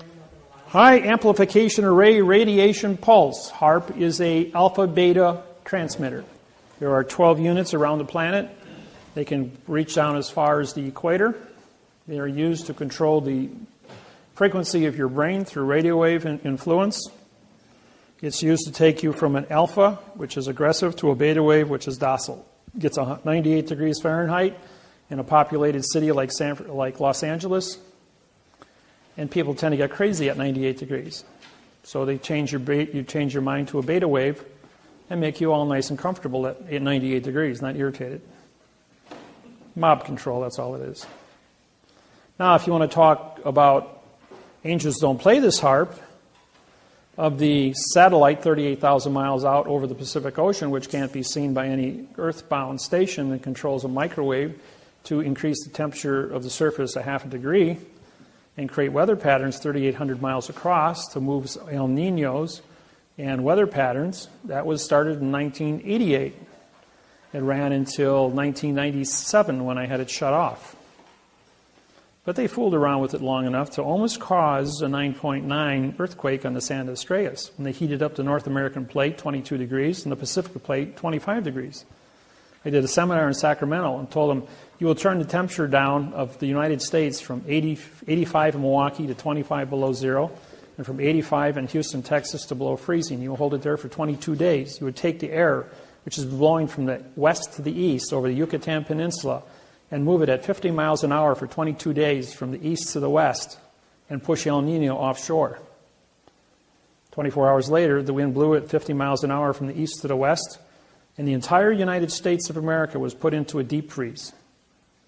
And it lasted for exactly 22 days where it was below freezing, bringing the North American plate down enough that it pulled the pressure off of the San Andreas. We didn't have an earthquake, and El Nino was pushed offshore. Remember when all the seals and the marine life were dying because the water was up in the high 70s? Went back down to 55 degrees where it's supposed to be. Because when you move hot water this way, cold water replaces it from the bottom, 3 miles down. Sometimes I got to interfere with the world to save the world, even though I'm not supposed to. Okay. Courtroom. Courtroom's divided into planes. Plans. ES. Sometimes I get ahead of myself. All right. Plane number one is the level playing field, such as this room. Plane number two is where the clerk of the court sits, on a 4-inch high podium above your plane. Plane number three is the witness box, or the jury box. Anything in a box is an enclosed area and cannot be considered. As you well know, since the Constitution of the United States was created, you must have a 12-man jury. What you don't know is that the jury box is built like this with chairs on the X's. So what do you have looking from the top?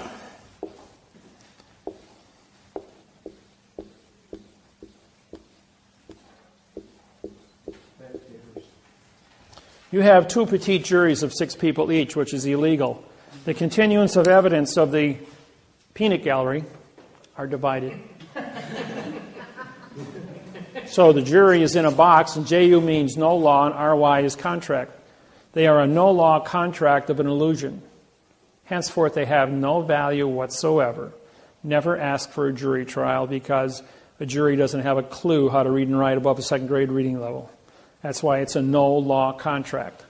Then the witness gets put into a witness box, which is an enclosed area, cannot see evidence or give testimony, to a jury box, which cannot see evidence or see testimony, to a judge that's on a plane, not even in the courtroom, as an actor in black robes, mourning justice. And justice, J-U, equals no law. S equals speak. T-I equals title. And C-E equals judge. This is Latin. Judge title speaks no law. And what's the first word you guys do in your anger?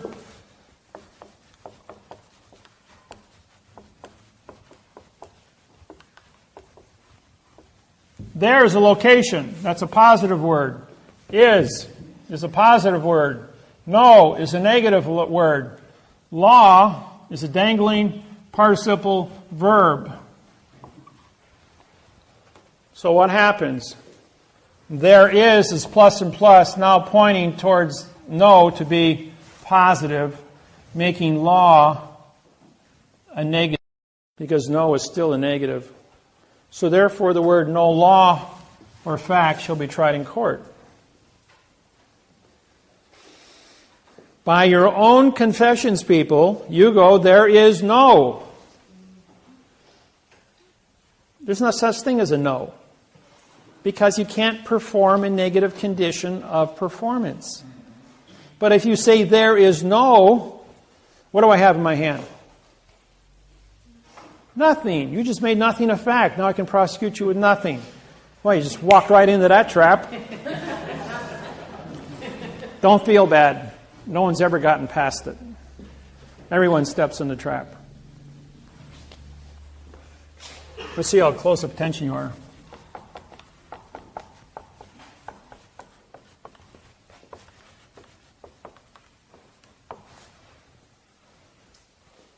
What is your name? No. I'm a judge. I said, what is your name?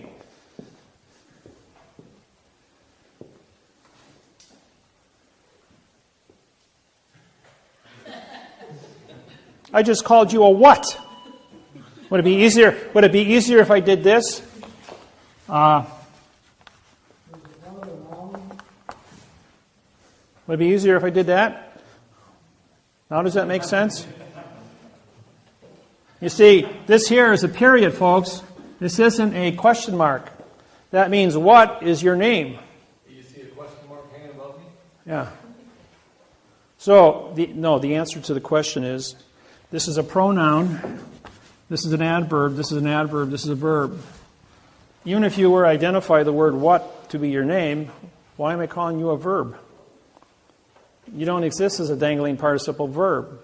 The answer is, this is the answer to the question, what is your name? You identify syntax. You say, well, what is a pronoun? This is an adverb, yours an adverb, and name is a verb.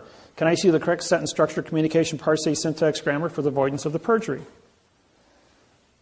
The judge is going to go, okay, case dismissed. Please leave the courtroom. Bang, just like that. Don't care what you're there for. Because the traffic citation, anything he's got to say to you is a lie. You can always tell I'm lying to you. My lips are moving.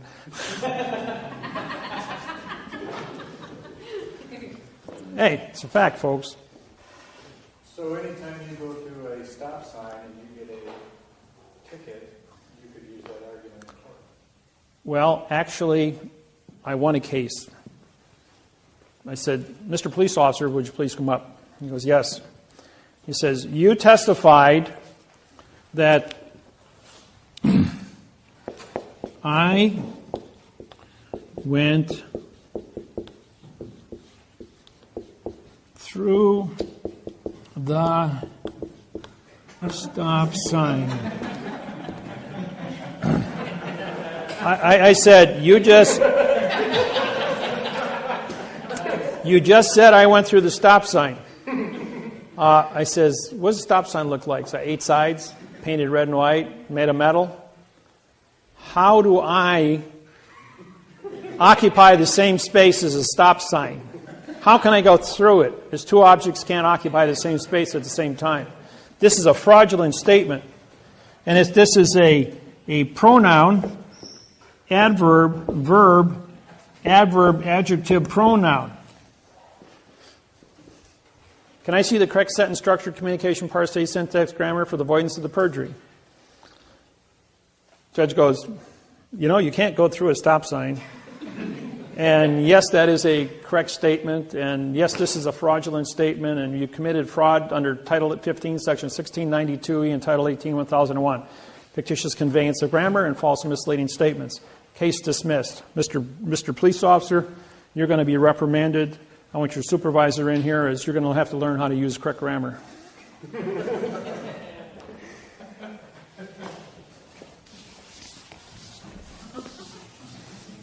You see, these are all tricks and traps, little things that are hidden in plain view right in front of you. And all the little things that go on right in front of you that you don't even understand.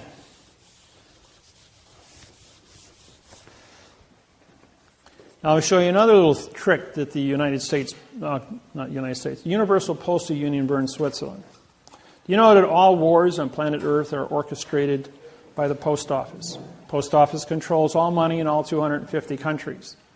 World War II was not an exercise in a world war as per se. It was an exercise in population reduction of 200 million people. And that's all it was. The planet was not ready to support 8 billion people in 2012.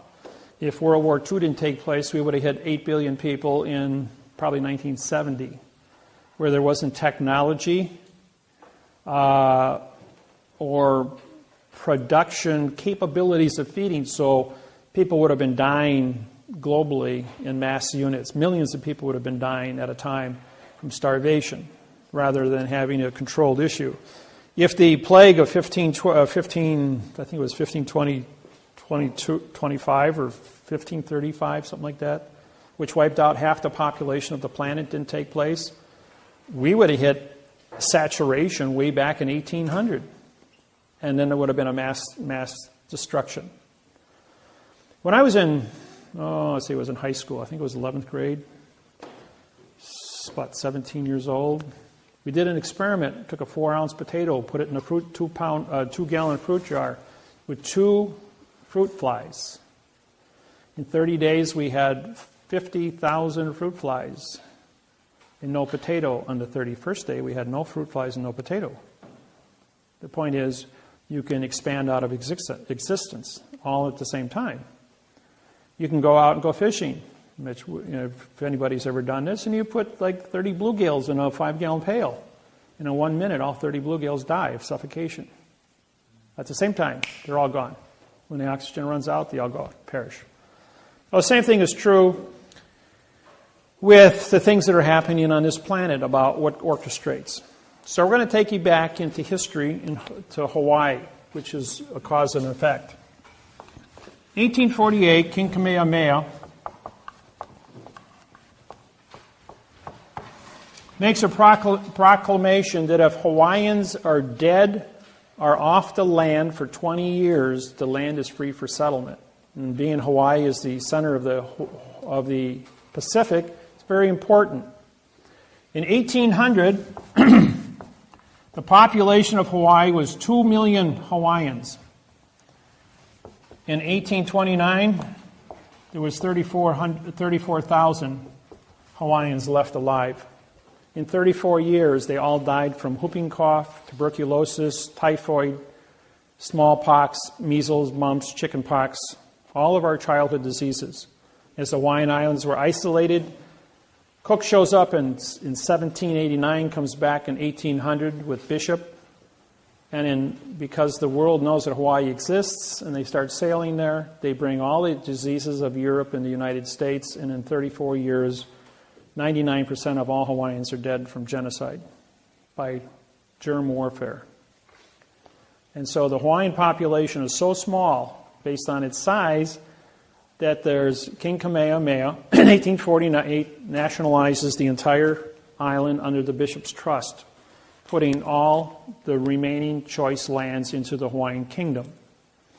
Now, 1/3 of the Hawaiian Islands was given to the Philippines, 1/3 to China, 1/3 to Japan, because they were the dominant population at the time in the Hawaiian Islands.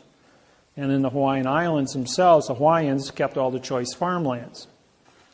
With that said, China declares Hawaii to be part of their country. Japan declares Hawaii to be part of theirs, and so do the Philippines. The United States took over in I'll get to that in a few minutes. The United States Postal Service shows the Universal Postal Union, better known as the UPU. If you want to go and study this, upu.com is what you type in your computer, Universal Postal Union, and you can get a history lesson off of Wikipedia, which will show you what's going on. Some of this stuff was never made public. I uncovered it, and quite by accident on the 6th of January, and was able to certify how World War II was conducted. In 22nd of October, 1871, the Hawaii files bankruptcy. Now, under the words of damage, no damage becomes legal, and under maritime law of commerce, which falls into the maritime salvage claim, Title 46,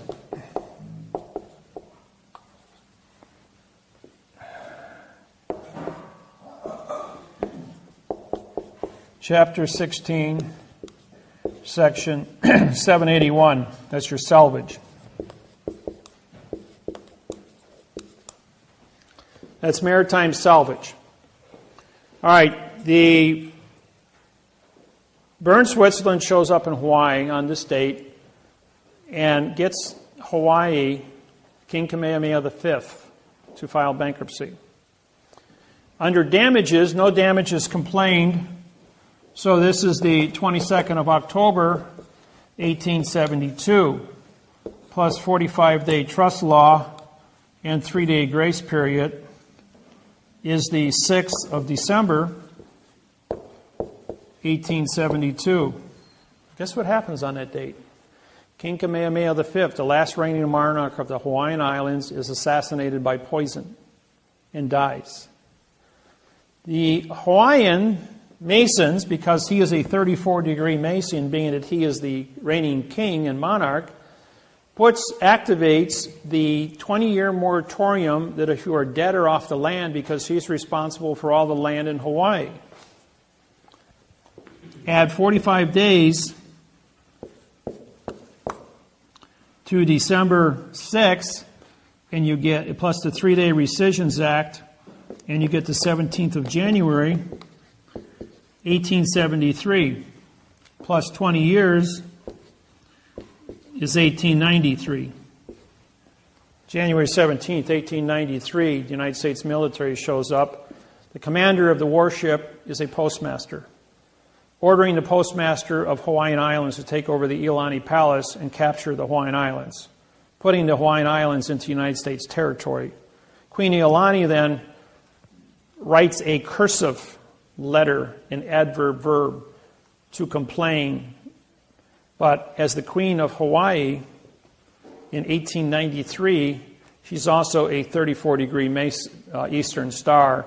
And when you join the Masons or Eastern Star, you surrender your king, queen, presidential, or director's position and are now work for the Masons as a postmaster.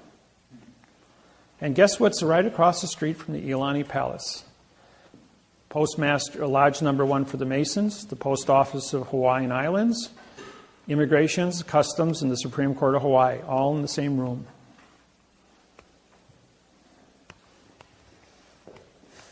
All the heads of government. So, I looked at this and I'm going like, all right, here we have 45-day trust law 1-year damages was vacated. 45 trust law and 3-day grace period allows them to assassinate him, plus 45 days and 3-day grace period allows them to take over, plus the 20-year moratorium, capture the Hawaiian Islands.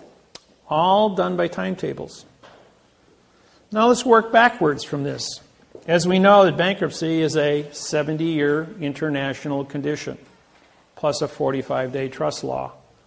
If you add 45 years and 3-day lemon law, you get 7 December 1941, bombing of Pearl Harbor.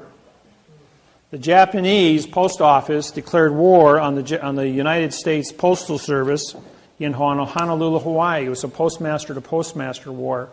Only post office vessels, which are all military planes and military ships, carried the mail between the United States and the Hawaiian Islands.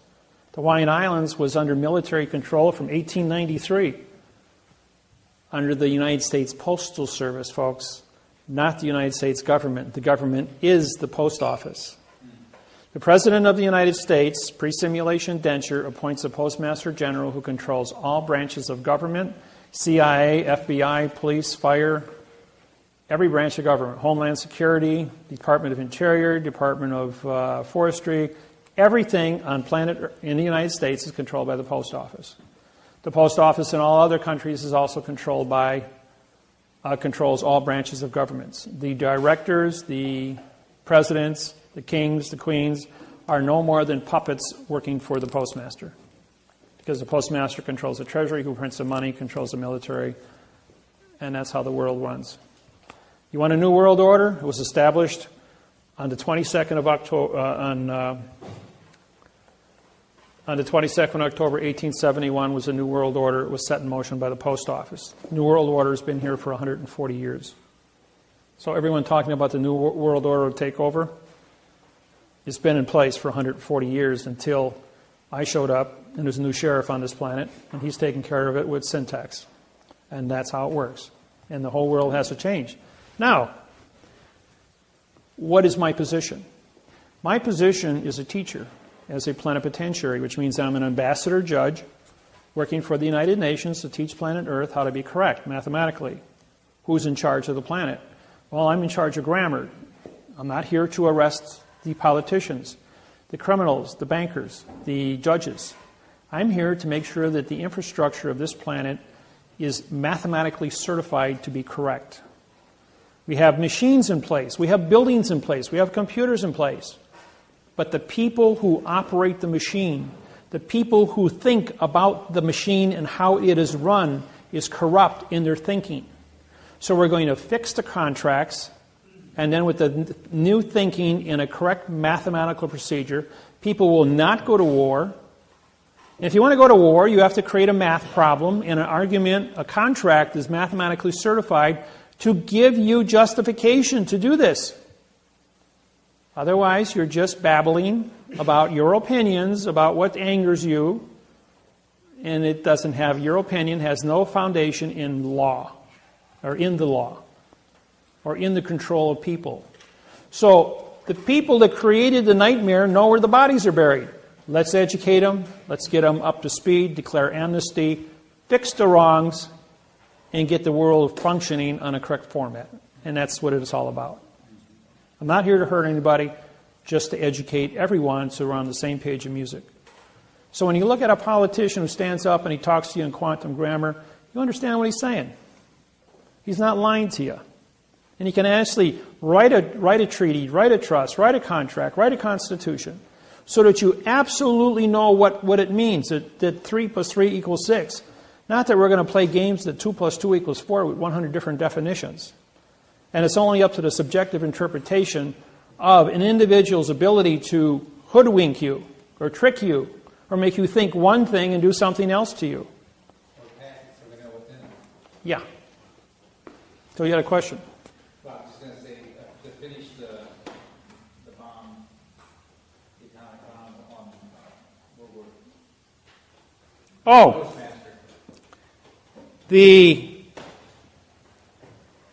the world, the United States, was allowing Nazism to take place and would not get into World War II.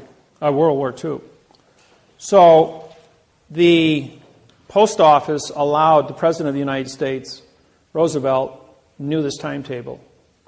He knew that the Japanese were going to bomb Pearl Harbor on December 7th. 1 minute after the international treaty, which was signed, but he was 90 minutes early. The people, the Japanese pilots who were in the planes, because the rising sun is their symbol, thought it would be poetic justice to hit on the rising sun. But they couldn't bomb until 8 o'clock and the sun came up at 6:30. So their enthusiasm got the better of them, and they forgot about the timetables. And they were supposed to wait until 8 o'clock to do this. But because of time zone changes, somebody screwed up by 90 minutes, and they bombed the Hawaiian post office 90 minutes before the bankruptcy expired. And they bombed a country under bankruptcy, throwing the United States into a rage and allowing World War II to start. Of course, the United States population rose up, was very angry, and everybody ran in and joined the military, and the war became what it became. So there was, sometimes things get screwed up because there's other things on the table that are affected years later. Population control. Now, how about World Trade Center? Everybody watched this on TV 100 times. Heard all the stories and all the rumors, but you never know what really happened. Because have a nuclear physicist background, along with a heat treat specialist, coefficient of expansion, and metallurgy, we have a building that's 1,300 feet tall. Now let's throw an anvil that weighs 500 pounds off the top of the building. How long do you think it's going to take to hit the ground, hit the sidewalk? 12.8 seconds. 12.8 seconds. How long did it take for the World Trade Center to fall down? Anybody know that? 4.8 seconds. And that's compressing all that concrete and steel. What does that say? That says somebody changed gravity, didn't they? Even if the thing was burning out of control, floor by floor by floor, it'd probably take 2 weeks to melt down to the basement. But to accelerate gravity at 3 times its normal speed? Now, I put this presentation on national television in 11 states for an hour with the blessings from physics professors and demolition experts from mining all over the United States. When they saw the presentation privately, they then said, put this on national television because this is the rest of the story that people don't know about. Now, when you core detonate the World Trade Center with C4. Now, in 1988, I told you I wrote the mathematical procedures to prove that all steel is plastic. Okay, there's a little thing called an iron molecule. And being that I'm a metallurgist, here is a cube. In the center of a cube, below 1650 degrees, you have one nuclei. It's called an iron molecule. When you heat that above 1650 degrees, it becomes what's known as a face center cube molecule, and now you have 6 nuclei. Iron is the only substance in nature that can change its identity. Once it becomes a 6 face-centered cube nuclei, this is now plastic. Red steel. Cherry red steel. Just like plastic. Tie it in knots, beat it with a hammer, make swords out of it. Anything you want. Heat glass at 2200 degrees and it's liquid. Pour it in anything you want, cool it off, you got glass. Take plastic, at room temperature, tie it in knots, you got your plastic bottles, nice and flexible, doesn't break. Cool. Concrete. Pour that concrete block, it's liquid with lime, heated to 1780 degrees. As it cures, 22 minutes later, it turns into plastic. And the chemical reaction becomes epoxy resin. And then in a little less than probably 20 minutes, it turns from epoxy into concrete and it goes into a center cube, making hard brick. So concrete, steel, and glass are all plastic. They all have a coefficient of expansion of 6.3. Anybody want to guess what the coefficient of your plastic soda water bottle is there? 6.3. That means that anything that's plastic will be affected by C4, plastic explosives.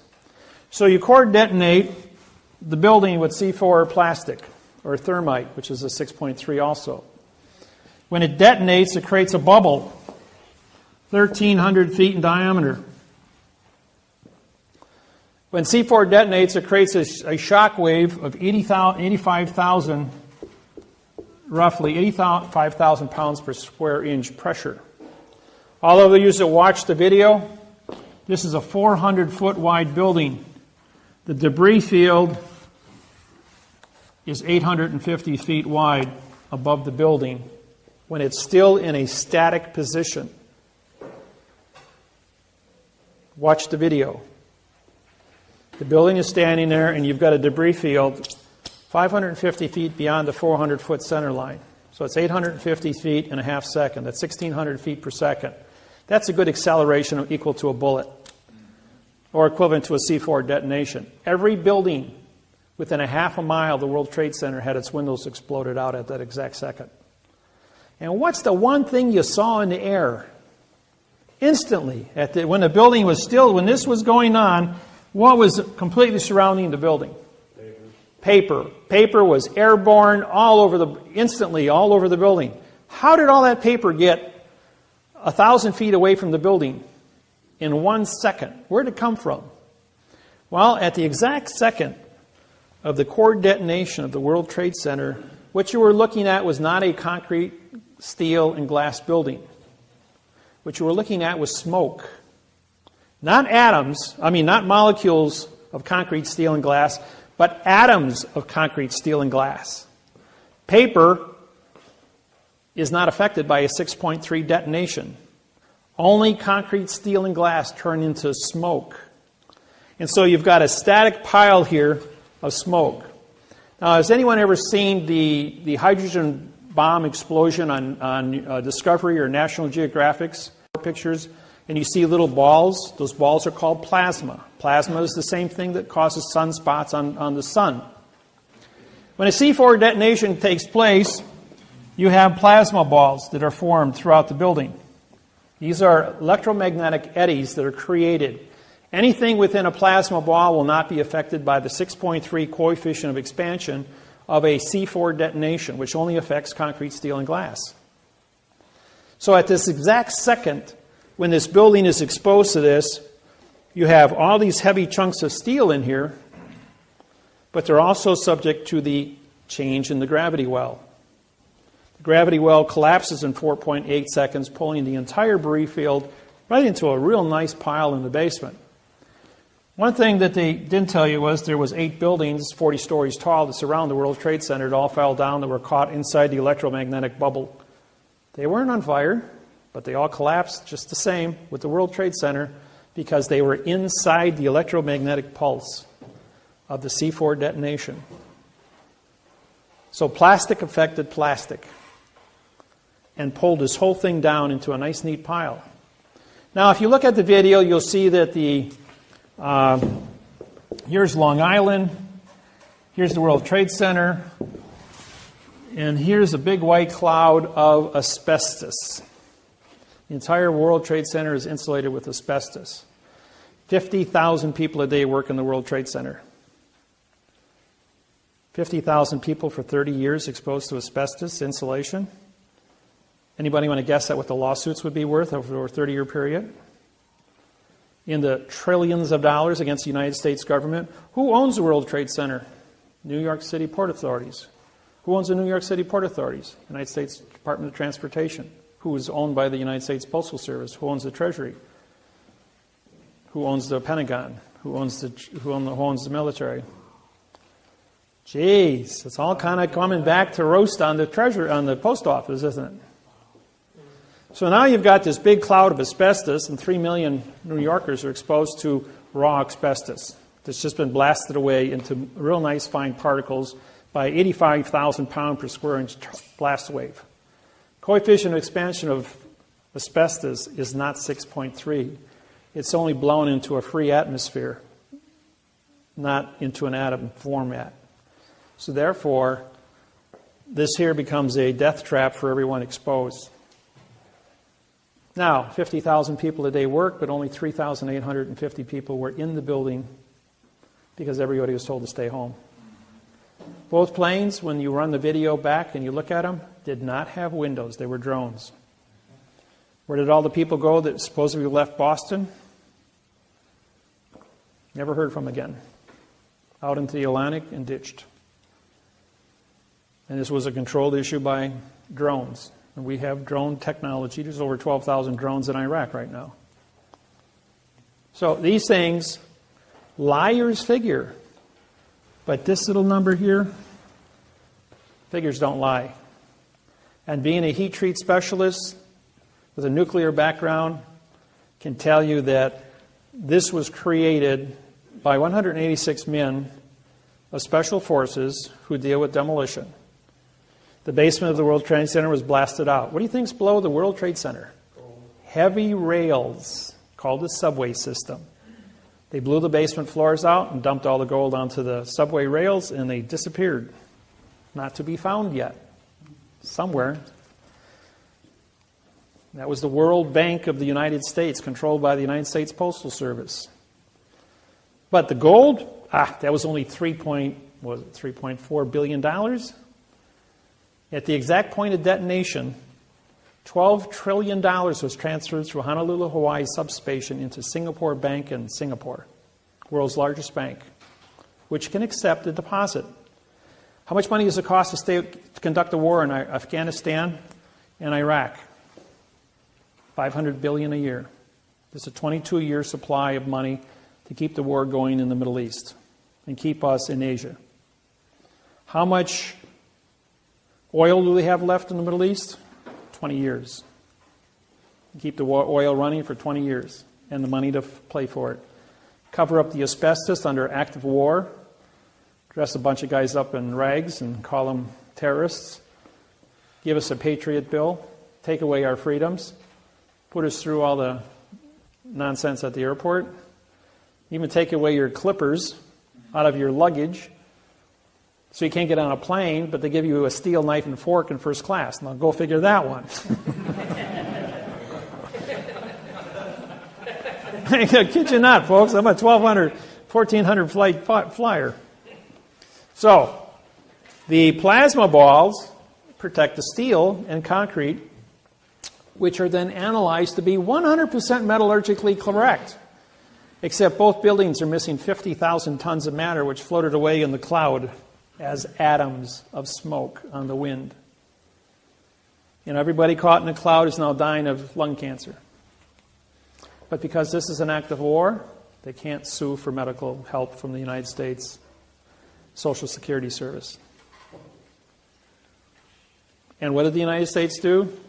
They sued to give up your freedoms, to join the United States of America Corporation and go into a guise, GOISC, of protection and give up all your civil rights. Now, mandamus has been canceled because it's written in adverb verb. Your freedoms, as far as having a warrant to enter search warrants, have been nullified because the laws are written in adverb verb. They're using my technology to disqualify all the protections you had, and PRO means no of Texas contract, all the no contracts you had. And they're only selectively choosing the ones that they want to use that benefit them in their ability to control, and Big Brother is watching. At every traffic intersection you have a camera, videos. How many people got tickets already from video cameras at stoplights? I got a few of them myself. So who's Big Brother? Who's Big Brother? DOT, Department of Transportation, working for the post office. Is that where the U.S. Department of Agriculture comes in? Under the post office. Under the post office. Yep, and you guys are all farmers, so you're under... In other words, to own a farm today, you have to have a 4-year college degree in horticulture. You have to understand pesticides, groundwater, public safety, pollution, gasoline, if your tractor's leaking, anything you put on the ground goes into the water table. Therefore, it affects public safety underwater. I used to own a 40-acre plot of land, and I bought it because I was going to harvest the topsoil, which was worth $7.5 million on my 40 acres, until I took a course at the DNR in Wisconsin and found out that this was the first line of defense to supply water to over 10,000 homes within 100 square miles of my land, as that was the headwaters of the Mud River. And I got an education as to how important my land was and that it could never be touched because it filtered water and created pure water in the underground water system. And I respected that because I'm a green person. So, now you know what happened here. This was a condition. Oklahoma was number 1. Waco was number 2. Waco was first, then Oklahoma, then this one. Just like World War II was allowed to take place, bombing of Pearl Harbor, you need a crime big enough so that people yell rape. This was a crime big enough to suspend your rights and make everybody a victim of terror. Question? Hiroshima and Nagasaki, was that a control too? What? Population control in World War II? For what? For Hiroshima and Nagasaki when the A-bomb was dropped? Okay. In World War II, all the bombs dropped in Pearl Harbor had $1 airmail stamps put on them just to make it legal to deliver the postage to the Postmaster General of Honolulu, Hawaii on December 7, 1941. In 1945, a $1 airmail stamp was placed on Little Boy and Fat Boy and delivered to Hiroshima and Nagasaki airmail just to make it legal. And I have the video at home that shows the Postmaster General of Honolulu, Hawaii on signing his name across the $1 postage stamp, just like I sign my name across the $1 postage stamp on my lawsuits, just to make it legal to deliver the mail. All the bombs that were unexploded, and I talked with one of the survivors in Honolulu, Hawaii, who had a 500-pound bomb dropped and split a tree in front of his house. And the bomb had a $1 postage stamp on it when I asked him about it. He goes like, yeah, it was a $1 Japanese postage stamp signed right on there. He says, thought it was kind of peculiar. He says the Army Corps of Engineering came out and defused the bomb, took it away. But it did have the $1 postage stamp on it, he said. And he was an eyewitness. So, yes? What is the significance of the $1 versus, let's say... There are no fractions in federal law. Everything is a whole number. That's your answer. So That's you what. can't use a 2-cent stamp. No, you must use a $1 stamp or above. Must always be a whole number. Now, that's a good question. I'm going to switch gears here a little bit. When you read, now, you've been exposed to fiction grammar, but there's another thing that you don't see. It's called character spaces. All things went to computer now.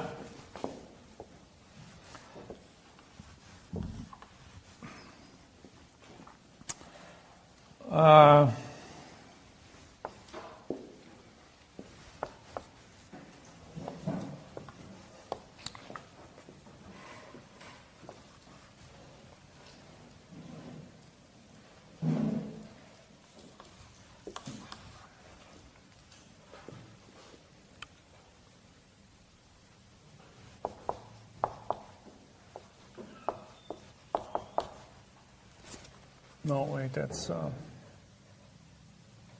yeah. My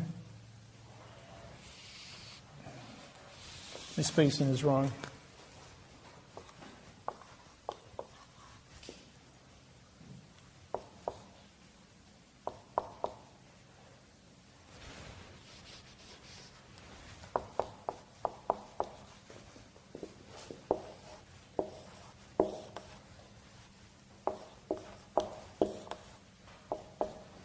Okay, you're looking at a computer, and each one of these represent a character space, okay?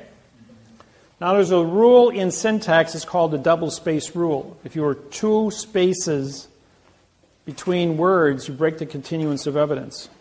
Okay? Now here you're going along, you got space, space, space, space, 1/10, full space. This is actually two spaces now. So when you say, I saw the cat, this is an adverb verb, adverb verb. But there's two spaces missing here. So therefore, this is just a two-word phrase, and this is a two-word phrase. It's not four words. So therefore, watch your spacing. We have an attorney in Petersburg, Alaska, who uses 4 words single-spaced, 3 words double-spaced in each sentence for 22 years. Last year, I caught him. We went back and looked at everything he wrote in 22 years, all identical. 4 and 3 on every sentence. Never wrote a legal contract in his entire life. And he was the prosecuting attorney and working for the city in Petersburg, Alaska, never lost a case. But then again, he never had a correct case, and so him and the judge were in and on together. Therefore, it's a conspiracy. He knew what he was doing. Exactly. There was no mistakes there. When I take your mortgage contracts and I identify all the parts of speech in 15 pages, and I show that there's not a single prepositional phrase, that this is a document with 5,000 syntax wrong words and 1,000 words that mean no contract, and therefore you have 6,000 mistakes and 5,000 words. This is like building a space shuttle to go to the moon. It's an engineering exercise on 64 million mortgages. When Lloyd's of London got a copy of this, they canceled 64 million title insurance policies in the United States. If I'm blowing smoke, then what's the world doing canceling the United States contracts across the board, shutting down the mortgage industry? And as Pandora, yes, I'm responsible personally for the entire collapse of the mortgage industry and why all of you are probably in foreclosure right now. What does Bernanke's deal with $40 billion per month? $40 billion, that's nothing. Is that tied to this mortgage, to the syntaxing thing? No, he's just trying to put a Band-Aid on something, saying we're going to buy up all your bad paper. Now, for the mortgage people, and this goes with that.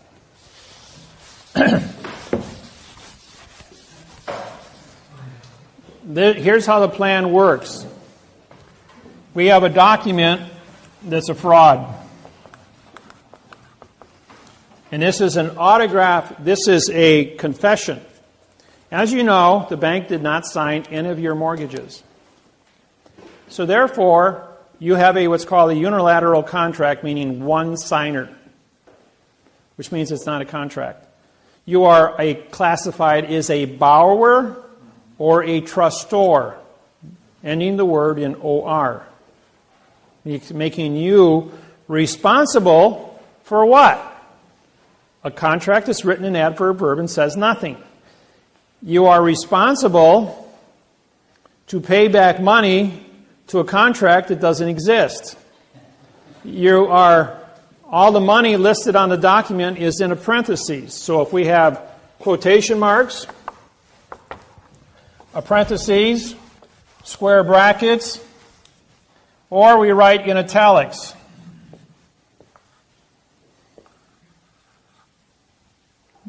Kind of bad.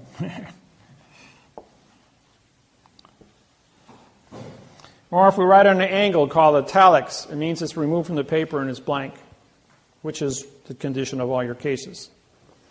All right, so we have this document here, and this document says that the bank wants this from you. But he never signed it. So can I prosecute this individual? Well, I don't have a victim yet. You guys have become victims, but only after the fact. those that are all current in your mortgage payments, you still are sitting on bad paper, but nobody's taking responsibility for it. You've paid, kept your mouth shut, the bank's kept their mouth shut, and you just keep paying. Well, that's cool. Your credit rating reflects that you have made a promise to give something back to somebody else, and you've kept your promise. It's just like a handshake. There's no written contract. This is not a written contract either, until I stand up in front of the court. Now, when the bank stands up in front of the court and says, I wrote this, I'm taking responsibility, I want that house, I now have a signed confession in front of a judge that they took responsibility. Now, it's my responsibility under Title 42, 1986, as a federal judge, to syntax this document and find out what it really says. What it really says is that false misleading information, fictitious conveyance of grammar, perjury, and deprivation of rights under coloring of the law was now a condition of criminal activity under Title 42, 1986. While engaged in criminal activity under Title 42, 1986, he had knowledge because there's 6,000 mistakes without any kind of modification. In other words, it's a perfect fraud. A perfect fraud because we're back into the no law or fact. And so now he's got this no law or fact document that he's confessed to. Well, from the first one that we did in January of 2008, which collapsed the entire mortgage industry and took the stock market from 14,000 down to 6 and back up again, and put everybody into your quandrum, why hasn't the bank foreclosed you after 90 days? Why didn't they just come out with the sheriff and kick you off the land? Well, that's because we still hadn't had the bankers stand up and say, I did this. So when he did that, he now had what he did was, on the 90th day, he filed a Title 46, Chapter 16, Section 781 salvage claim on your land. They killed the Indians, they stole the land, they sold it to an unsuspecting buyer back in 1800, and it hasn't been, or 1834, and hasn't been corrected to this date, and so the word is ailing, A-I-L-I-N-G. Comes from the word failing, with a square bracket around it.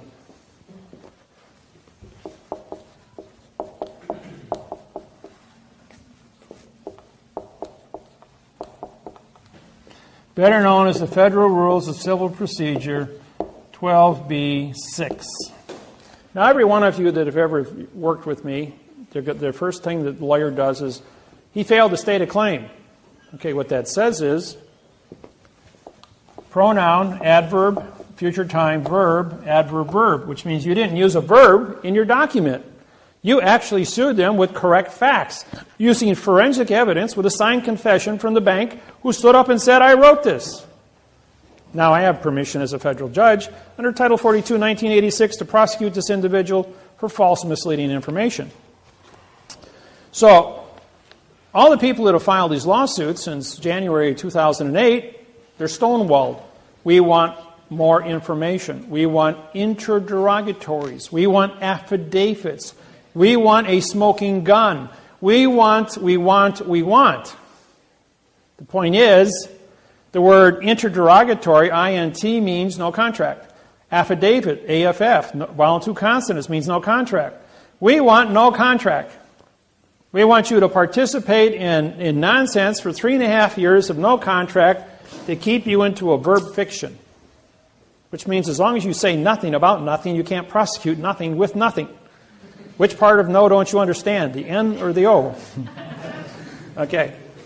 Now that this fraud has been perpetrated, we go ahead and say, well, I have the signed confession here, and the bank won't settle, and the court won't settle. They're going like, well, the lawyers all, both sides, want more and more information. Well, and the U.S. Attorney's Office in California, they said, well, we've got to find out who wrote this. I says, well, first off, this is owned by a corporation. A corporation is a dead entity, just like this piece of paper is a dead entity, is a vessel in dry dock. Even though you have a president and a vice president, a director of a corporation, who is this individual? He is not a living, thinking entity. He is a corporate trustee. Trustees are created by paper documents. There is no living person to look at. You only have a machine run by a set of rules and regulations. That machine creates the trustee and tells the trustee what to do. But all the language is written in fiction. So what is the subjective interpretation of nothing? Well, at some point here, we have to come to a settlement. So how do we get these people how do we get the machine, the corporation, to sit down and confess to a U.S. Attorney's Office that, yeah, we're responsible, yeah, this was engineered as a lie, yeah, somebody's got to pay. Well, the fine is $25 million times 64 million homes. That's $400 trillion. That's pretty big check to write. The United States Treasury is $17 trillion in debt. The United States Treasury might be $17 trillion in debt, but the United States banking industry has stolen $700 trillion from the United States Treasury in the last 84 years. So what do they do with all that money? Where's it sitting? Well, it's sitting offshore. It's sitting in trusts. It's accumulating interest. And the bank owes the United States government $400 trillion. That's according to just for the mortgages. That's only for 64 million mortgages. That's not counting all the industry, corporations, licensing bureaus, Department of Transportation, and everything else. So this is a really big number, probably $1,000 trillion. Point is, we're only going to deal with the mortgages right now. So I said to the bank, I says, well, the U.S. Attorney, though, says we can't get past, we've been in court 3.5 years now, and we can't move forward. They want more and more and more information. I says, all right, would you like me to settle this? The guy says, no one's been able to settle it. What are we going to do? I says, I'll fix it. So I made a deal with Chase, Bank of America, Wells Fargo, and Citibank. Brought all the boys in. Sat down and said, hey, you know, guys, you wrote this. I syntaxed it. I have a signed confession in my hand. He says, well, we didn't sign it. There's no signature on there. I says, yeah, but you stood up in court and you held it up and said, I want your house. When you did that, you confessed. And I've got all of your confessions. Because, after all, I have a lawsuit that says here you want their house for not paying the bill. So, therefore, you held this up and confessed to it. Now I have a signature signed in front of a judge. And now you're liable. We can't pay that. You'll bankrupt all the courts. All the banks will go bankrupt. Not true. Okay, in this hand here, you've got a $25 million check. Now, you're going to confess that you wrote this. You're going to pay $25 million to the Justice Department. The Justice Department is going to get $17.5 million of the penalty, and the whistleblower is going to get $7.5 million for every one of these confessions. Then the whistleblower is going to sign a contract. He's going to get $500,000 in cash. Well, that'll be negotiated anywhere from $500,000 to, say, $2.5 million, depending on what you need, how big your family is, what your liabilities are. That's negotiable. But the initial thing was $500,000. Okay?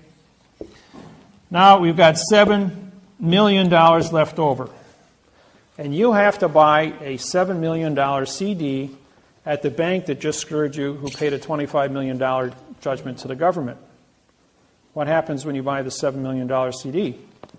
They get to fraction bank it at 10-1, making $70 million and selling it to MasterCard at 18% interest. And in 9 months, the $25 million is all paid back in interest to MasterCard. The bank goes, we're going to make excuse my French, a shit house of money.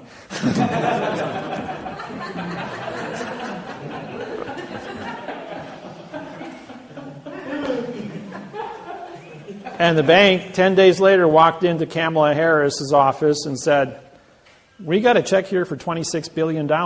We'd like to settle this lawsuit. And all the homeowners get paid.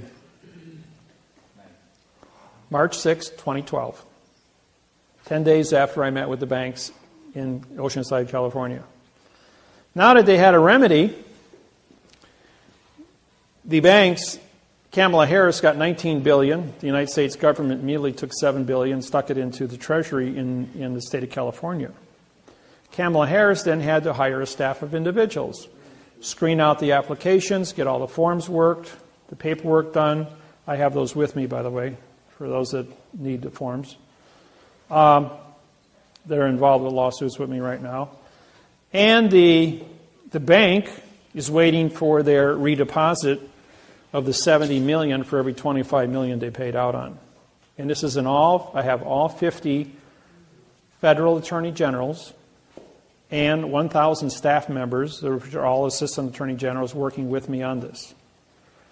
Now, they are hiring 3,000 more attorneys to work with the U.S. Attorney's Office to process 22 million foreclosures in the United States.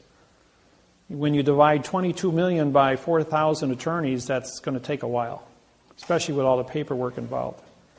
It's going to result in an $8 trillion a year windfall for a government that functions on $2 trillion a year and only collects $500 billion a year in revenue from the IRS, from taxes. So this is a 16-to-1 payback with my technology. Who am I? I am the cash cow of the United States Treasury. Why do they leave me alone? Why do they let me do what I do? It's because the United States government would not exist after 1997 if it wasn't for me. I paid off the last national debt in 16 months. They were $8 trillion in debt. They not only paid it back, but on November 2nd, 1999, we had $6 trillion surplus in the United States Treasury, entering the third international bankruptcy. And so now, as of last week, we were $17 trillion in debt. With this technology, it's affecting everything. And every single lawsuit, yesterday, Bank of America wrote a check for $2.46 billion for false and misleading information on the wording for the contract for the Bank of America Employees Pension Fund. Biggest single settlement in the Bank of America in the United States pension history. But that is trivia compared to the 26 billion that was written in California to settle the cases, and the 74 billion that has currently been paid out to date on the $400 billion lawsuit, which is at the New York Securities and Exchange Commission for false and misleading information to sell bad mortgages to the Securities and Exchange with a second-grade reading level. Henceforth, this document. But under the Clayton Act, they're going for 4 times damages of $1.6 trillion against the banks. This is just the first 1%. 1% of the 22 million cases that are out there. There's a 3% bottleneck in the United States court system. It will take 30 years to go through the 22 million foreclosures. That's why they've hired it. They want to bring this down to 10 years instead of 30 years. Question? I'm just curious on the, you mentioned $7 million going to the CD. You get the interest off it on a yearly basis besides your 5. Just like you win the lottery, you get the interest from the lottery for 20 years. The state keeps the initial chunk of money that you just won, $300 million, and you get the interest off it. It's more money than you can spend within reason against paying for all your toys that you would fantasize for any individual. And it keeps, there really isn't any money around out there. Everything's got to be working. Interest is a working condition of money. So every time they have a problem, they come to me saying, here's the information, sort it out. And it takes me just a couple seconds because I've been doing this since 1997 when I issued new money in the United States.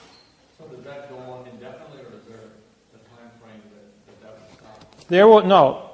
There will always be a condition of foreclosure. There will always be people in bad luck.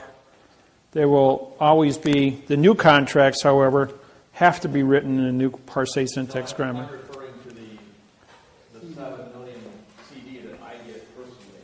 No, that'll be just a 10-year contract. That you'll have a one-time payout at the end of 10 years. That'll give them a time to, they may bill out MasterCard at, I think it's currently is 14.6%, giving you a 7% commission off of that.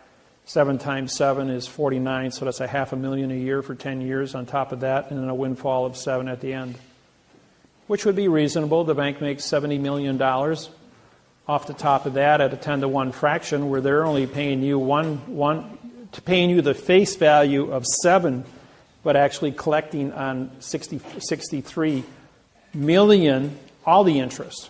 See? Give me time to gear up and get used to the cash flow before I get. Yeah, I'm sure McDonald's will appreciate you. Yes. But basically, with that all being said, then these banks, they're not going to fight. Right. In other words, the banks will say, "Oh, you finally caught me. Okay, yeah, I confess. No prison, and we're going to go ahead and negotiate this plan. You guys win. The federal government gets $17.5 million. They win. The IRS, now, everyone, you're entitled to your minimum wage, $8 an hour.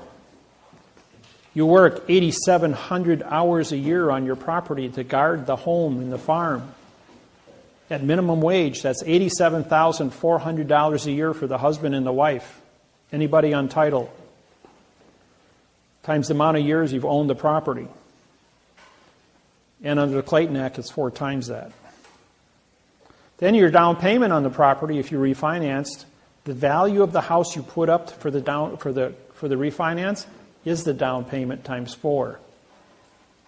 So it's not a $500,000 property. It was refinanced at 7. The $500,000 value that was refinanced now becomes 4 times at $2 million.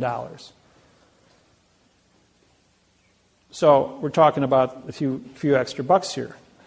Okay, this is taxable income. This goes to, you have your caretaker fees. Then you have 4 times your damages. Now the Rescissions Act stipulates under Title 15, Section 1636A, that you must give a 3-day notice that you're going to engage in a false and misleading mortgage contract with only one person signing. That didn't happen in all 22 million or 64 million foreclosures. And the Title 15, Section 1639A stipulates that if they didn't stop and correct the mistake within 3 years of the mortgage refinance, that they are liable to return all the interest to you since the first day. And under the rescissions, under the Clayton Act, you get 4 times the interest paid in. Those you can pull off your IRS forms that you filed with the taxes. These numbers are then calculated by you.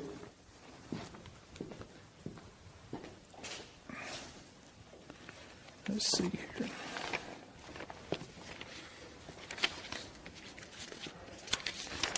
And this is the form that the United States government created. Well, it's not the real form. This form was originally written in adverb verb.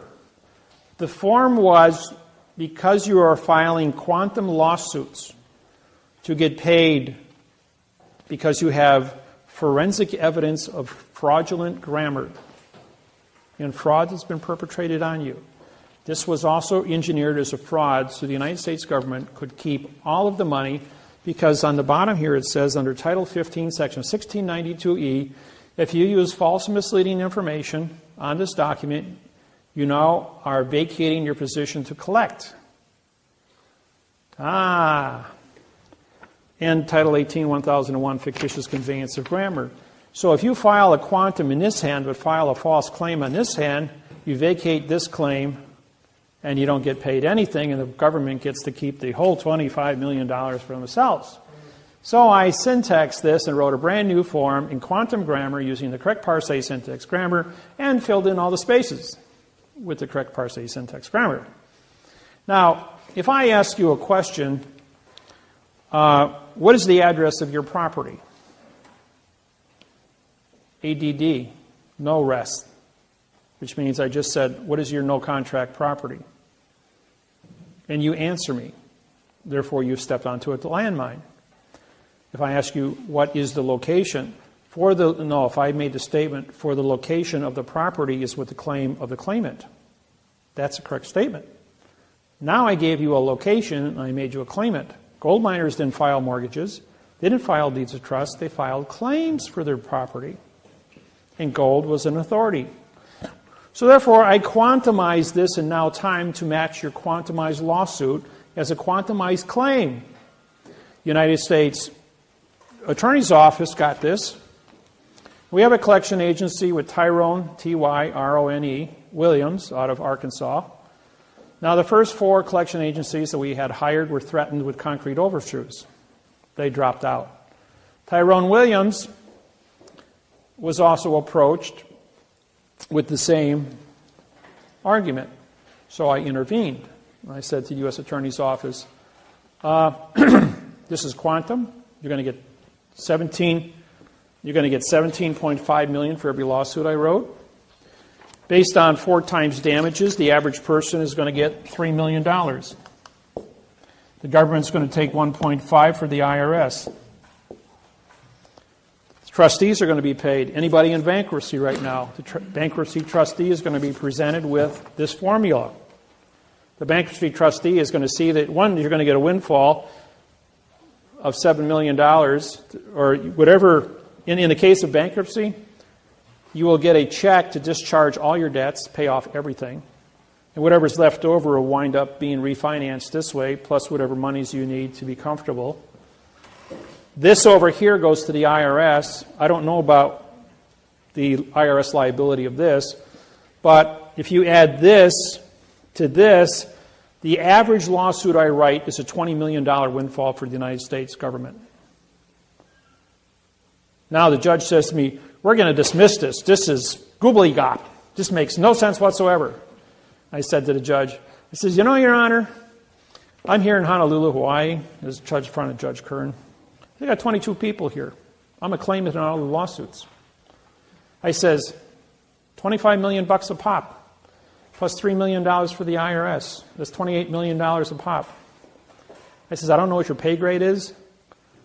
I says, but you start costing the government $28 million for every person sitting here, times 22, that's $1.4 billion. You're not going to have a job very long. I recuse myself. Well, before I get kind of getting ahead there. After I said that to him, he says, who are you? How dare you talk to me like that? I held up my oath of office and says, I'm the Chief Federal Judge of the Hawaiian Islands, and I believe I have a warrant for your arrest over here. And right then and there, he recuses himself and he walks out of the courtroom. Well, in comes another judge, Kobayashi. I want appearances. So I gave my name, and first thing out of my mouth was, I says, I saw you standing in the door, so I heard you. I know you heard what what Judge Kern just heard. I says, and I looked at my list and says, I believe I have a warrant for your arrest. And he ran out of the courtroom too. Then Judge Mulloway, she's the Chief Federal Judge of District Court in Hawaii. She comes walking in. I know you don't have an arrest warrant for me, she says. She says, because I was appointed by President Obama just last year. I says, oh, fair enough, you know. I'm still the Chief Federal Judge here, and you're a District Court Judge. I says, oh, by the way, I have your oath of office here. It's written in adverb verb, so therefore you're not a Chief Federal Judge. You're not any kind of a judge. You're just an actor in black robes. I don't care who you are. I don't care what person's name is in this courtroom. If David Miller's name is on there, I want you in this courtroom on April 12th, 2012, at 9 o'clock in the morning. So, all 22 of us showed up on April 12th, 9 o'clock, and I walked into the courthouse and got 6 marshals standing in front of me. Judge Miller, do you have your credentials? I says, yep, here's my oath of office, here's my warrants. Are you here to arrest our judges? I'm going, no, I'm just here to go to court. I've got a 9 o'clock appointment upstairs. This is, would you guys like to come with me? He says, well, yeah. He says, we're going to have to. He says, we have orders to accompany you when you enter the building for everyone's protection.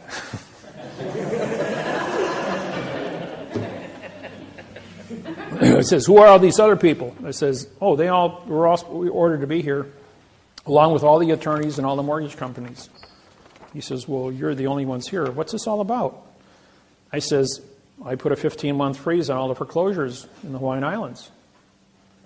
And 5 of the 6 marshals were in foreclosure. They all shook my hand going, "Oh, thank you for not having us kicked out of our home." So they were all in my, I said, "Would you guys like to come upstairs with me?" So we all tiptoed upstairs in Kern's office. We go walking in, and as soon as I walked in the door, Judge runs out of the courtroom because I got a warrant for his arrest. And I walk up to the clerk and says, "Well, we're here. Where's Mulloway? He ordered us to be here." And he says, "Oh, I'll go check." Runs in the back room. There's a whole bunch of screaming going on back there. The clerk comes out all red in the face, and he goes like, "The judge has ordered the courthouse closed and ordered his courtroom closed, and everyone is ordered to vacate the building." I says, "Well, where's Judge Mulloway?" "You got to go down to the clerk's office and find out." I says, "Well, the judge has ordered the courthouse closed." So the 6 marshals and I, we go down to the clerk's office, and I have a order opening the court up, ordering with me. I was prepared for all this. I walk to the clerk, says, "I'm ordering the courthouse open as chief federal judge." He stamps it, signs it, and I sign it. I said, "By the way, where is everybody?" "Well, the phone's over there, go call." So I called the chief judge's secretary, and she picks up. She says, "All the judges in the courthouse are on a plane flying to San Francisco. Judge Kern is the only judge in the courthouse, and he ordered the courthouse closed, which is illegal. Can't shut down the federal government." So right then and there, I says, all the judges committed treason, vacated their posts, and left the country because they're in international space. So now we got a new complicated lawsuit that I'm putting together. So every time I show up in Honolulu, it's World War III, It's so these forms were critiqued so that they match your quantum lawsuits, so that you have. I've taken all the precautions necessary so that your language is correct. I took all the boxes off the paperwork, so there's no boxes. The only thing, when the judge, when somebody asks you a question, like, what is the location of your property? Well, you have to have all the words defined, which is in the lawsuit. You have to have your name and address to be legal as far as understanding what an ownership of location is. That's in the lawsuit. You have to have a cause and effect as to why you have ownership and why the bank doesn't. That's in the lawsuit. Because possession is 9 points of the law, and no one ever gave you a legitimate contract, and you've been the caretaker, trustee, and guardian of the property, which puts you on it, and there is no contract. And I mean the word "no" is an adverb, making contract to be a verb, which is an adverb fiction. So there is no paper in existence on planet Earth that says you do not own the property as being the original settler on the property. As the American Indians, even though we know the military moved them off, didn't have writing. They didn't have treaties. There has never been a correct parsing, syntax, grammar contract written for that object, and because you are the only person on it, under the maritime law of salvage, are the only people that have ever existed as original owners. Do you have a mortgage? The answer is no. Do you have a debt? The answer is no. Do you own the land? The answer is yes, because possession is 9 points until somebody can show you a correct parsing, syntax, grammar contract that says otherwise. So if the world of fiction wants to play the world of fiction, that's one thing. But when Iceland got a hold of this, Iceland forgave all the mortgages in Iceland back in March this year, rather than pay $25 million a pop to Wall Street. So everyone's title clear in Iceland now, even though it's a very small country. Yes? If you're a little boy and you just bought a place and everything's current, how would you go about knowing the document's fraud?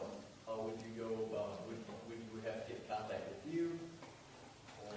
You can bring a lawsuit against the bank with the existing contract that you have right now and follow the procedures of suing for false and misleading information. Excuse me. On the contract and showing where the bank had Lodial, L-O-D-I-A-L, title to the property. If you're the only person standing and nobody has claim to it and you're on the property, under 1 year moratorium, technically you own the property. If you, Are you saying we have to live there 1 year? yeah, you'd have to be there 1 year under 1 year damage claim. That no one's ever filed a damage claim against you for false and misleading information. Okay? Now, now, there's a numbering. This is a numbering system. There's only 5 patterns of numbers in the entire world of fiction. And once you memorize these numbers, there's an old rule maybe most of you are familiar with, Sherlock Holmes. Everyone know the name? Okay. Sherlock Holmes says, when you remove all the things that cannot be possible, what are left, however irrelevant you believe them to be, are the facts. The point is, when we apply the same philosophy to the world of fiction, we actually come up with the facts. So, what is an adverb? An adverb is a modifier. It modifies the condition of the speed of thinking. It's primarily designed to modify the verb in speech. The verb is the word thinking, or the word motion. And motion comes from thinking.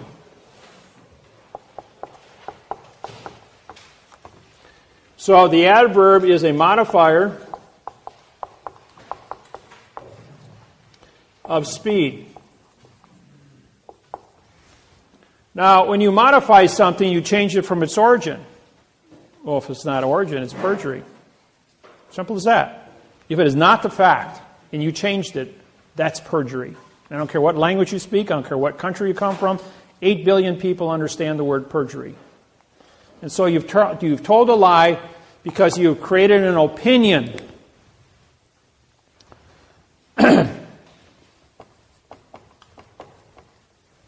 This one here, motion, or rather the adjective, we're going to deal this with color.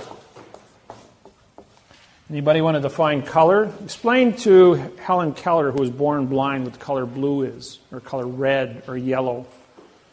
You can't explain color to a blind person. Turn off all the lights. You see, black is the absence of energy. There is no such thing as a negative.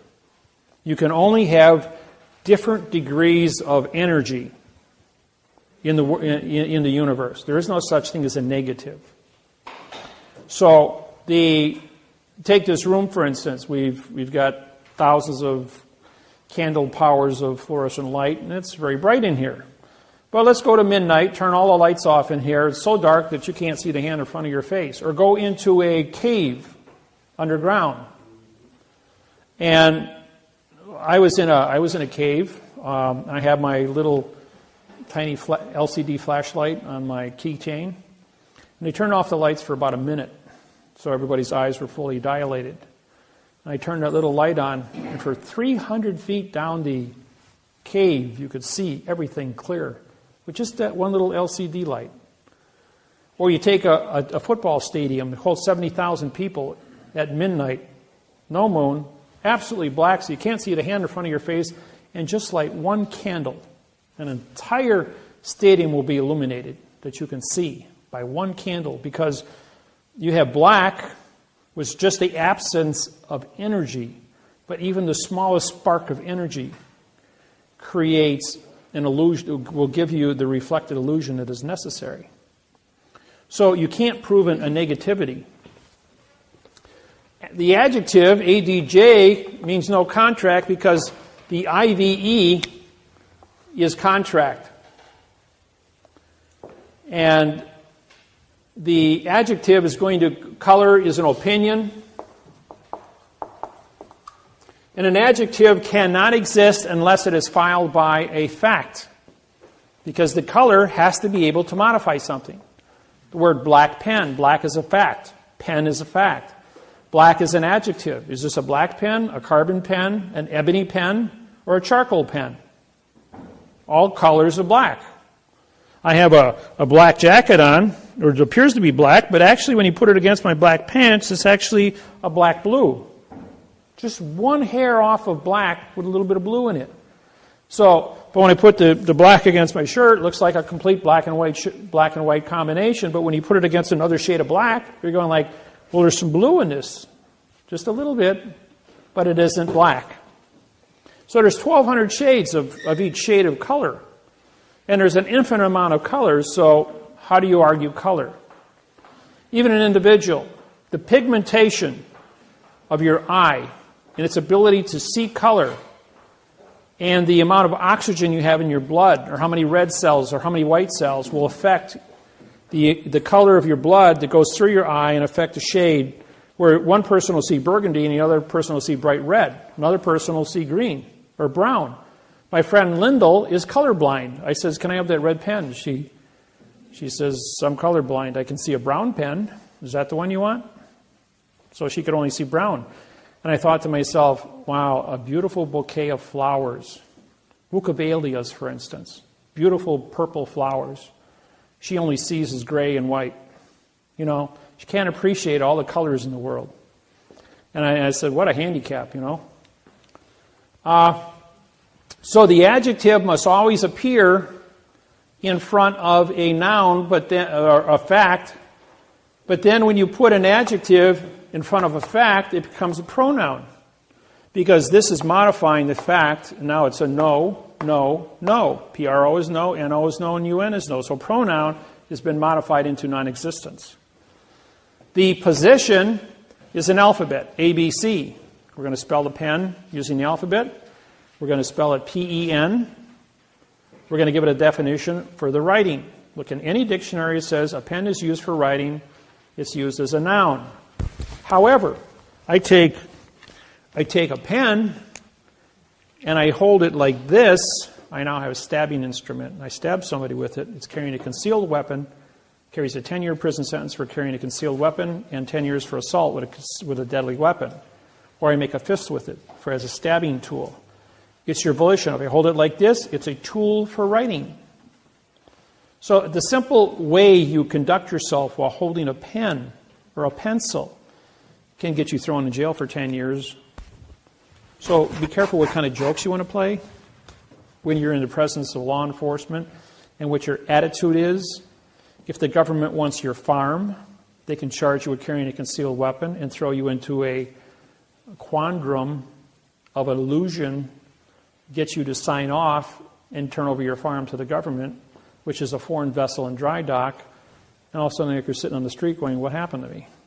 I was writing a check for 1 minute, and next thing I'm guilty of an assault with a deadly weapon in a bank with a ballpoint pen.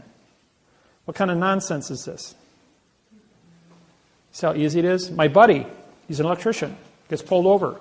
Cop sees a piece of copper, 1 inch in diameter, with tape wrapped around the end of it. So, I see you got a club in the car, carrying a concealed weapon. He goes, no. And he says, well, I'm going to charge you with carrying a concealed weapon because you have a club in your car. He says, I'm an electrician. I just got done wiring a 600 amp, 600 volt circuitry system. It runs a 1 inch wire. And that's the end that we put the tape around and connect our rope to it, and we pull it through the line. When we got it on the end, we just chop it off, and I'm taking it to the junkyard to scrap it out. I'm going to charge you with carrying a concealed weapon, $2,500 fine. And he goes to court, and they sue him for $2,500. And he calls me up, and I intervene, and he gets his refund back, and they drop all charges. Just because I said, can I see the correct sentence structure, communication, parsing, syntax, language for carrying a concealed weapon? Oh, doesn't exist. Well, then how can you charge somebody with something that doesn't exist? Give him his money back. By the way, it shut down Adams County for 3 months, that little sentence. Because the man who charged him $2,500, the real judge walks out of the courtroom. His brother-in-law is a plumber. He's in the hallway. And I followed the judge out. I'm just standing there, got my suit on, look like an attorney. And the judge goes to us, hey, put my robe on, go in there and take $2,500 off this guy. And put him in jail for 30 days. So the brother-in-law, being a plumber, puts on his robe and walks in there and says, I'm the judge, give me $2,500. You're 30 days in jail. And the sheriff arrests the guy and puts him in jail. I make a call down to the chief judge at federal district court, in Madison, Wisconsin. And I explained just what happened. And they shut down the county. Half the people got fired that worked in the county when they found out nobody had an oath of office. None of the judges, none of the clerks, none of the police officers. I mean, it was a complete rout. Don't think because they're public officials that they're legal. There's a movie that just came out a couple of years ago at Denzel Washington, where he's a drug dealer. When he blew the whistle back in the 60s, 60% of all the police officers in New York City and Manhattan Island were arrested as co-conspirators for drug dealing. 60%. Huh? No, Serpico is a different one. A lot of people went down on that one also. But this is where a drug dealer turned state's evidence under the False Claims Act. And Compton is the second largest county in the United States, next to Los Angeles County, was taken over by the Crips in the Bloods. When the FBI went in there and broke that up, 60% of all the people that worked in government, from judges, attorneys, police officers, clerks, all went to prison. And Compton was under the jurisdiction of Los Angeles County for 8 years before they were able to reform a government. Don't think it can't happen. Yes? So what can we do when we have a county sheriff that has the oath that they've been using for years, the one that is on file currently is completely void of any... Send it to me in an email. I'll syntax it and send it back to you. In Hawaii, we have 92 judges. We syntax all 92 oaths. When the Hawaiian kapunas walk into court, they hold up the oath and say, "You have false and misleading information. You're not a judge." We have the clerk's false misleading information. And then what they do next is they prick their finger and put blood on whatever document was brought them into court, saying it's called koko. Hawaiian word for blood is koko. Well, the paper is fraud. The language is fraud. The blood is human. Therefore, it's real. How does fraud and fact come together? Can't. Vacates the contract. Therefore, they don't have authorization, they don't have an oath, and the cases are vacated and the Hawaiians go home. That easy. So can we do that in court here? You can try it. You're not in a sovereign position like the Hawaiian people are, because you are a postal employee, but you did walk into a foreign vessel in dry dock under false pretenses. So it's easier to take the paperwork that's generated by the state in fraud. If it exceeds $21, now becomes a federal crime under false and misleading information. A lot of times, like in March, I was in Honolulu and I sat in on Kern's court. There were 13 felony cases brought in facing $5,000 to $10,000 fines and 2 to 10 years in prison. Judge says, "So your lucky day, ladies and gentlemen," as each one of the people were brought in. They all got $20 court costs in case were vacated in front of me. Nobody knew what happened, but the judge and I did. Number 13 came in, fifth drunk, 44-year-old man, 5 times drunk driver. He blew a 3.4. Legally, he should be dead. Caused a car accident for 2 people in a hospital. That's public safety violation. That I won't deal with public safety. First off, judge says, "Well, it's your lucky day, sir. We're only going to charge you how much? $2,000 today instead of 10, because it's your 5th offense. And instead of 10 years in jail, we're going to give you 3 years in jail. Is that okay with you, sir?" And he goes, "Oh, thank you, Judge. Why are you being so generous?" He says, "Well, it's just your lucky day today." DA goes, "I object." Judge said, "Objection noted." Write it up. He writes it up. DA takes it up, paperwork up to him. "Here, sign it." Judge says, "I ain't signing that." So I held up my hand and I did this, and the judge says, "Okay, I'll sign it." And he took him away. But I wasn't in the court. I says, "But I wasn't in the court." Dave, Yes. I have an oath of office here from a police officer. Could you just look at that real quick and see what you would say on that for syntax?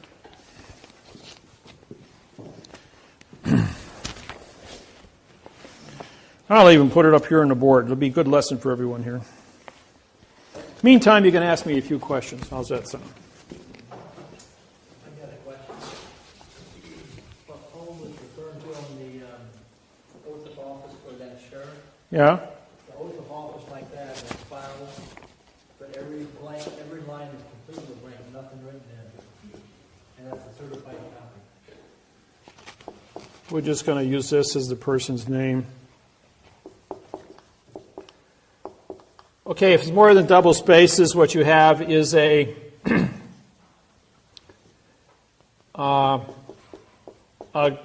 group of pronouns that are on the paper. There's no legal sentence called grammar.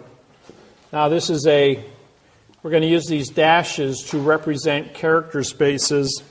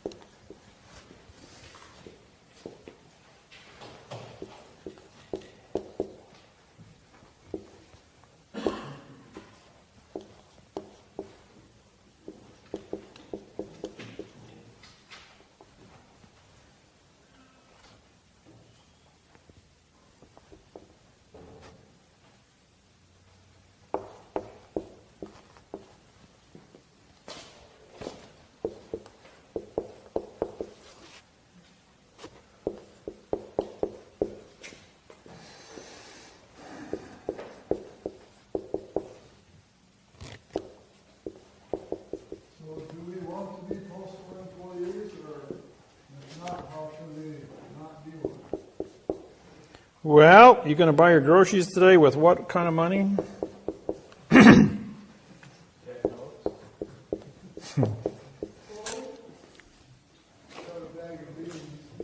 Well, if you want to go, you can go ahead and barter.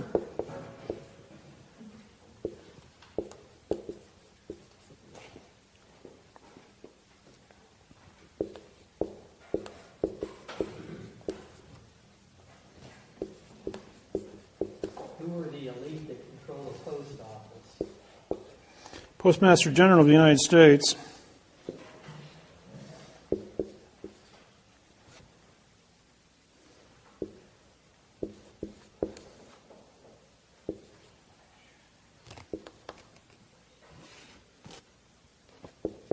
Wouldn't it be better for you to run for Postmaster General than President? I appoint the Postmaster General, who would be my business partner, Russell, who is also a Postmaster General already. I was going to say, he already is, isn't he? Yeah.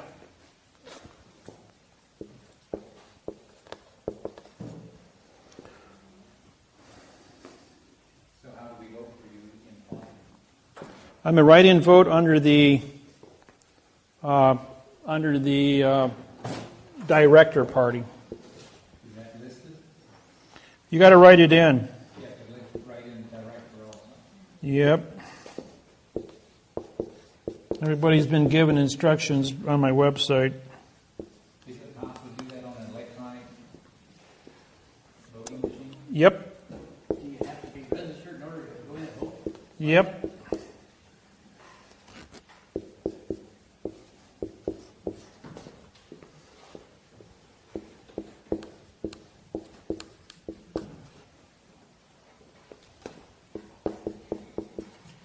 The Constitution of the United States no longer exists, so therefore it's irrelevant.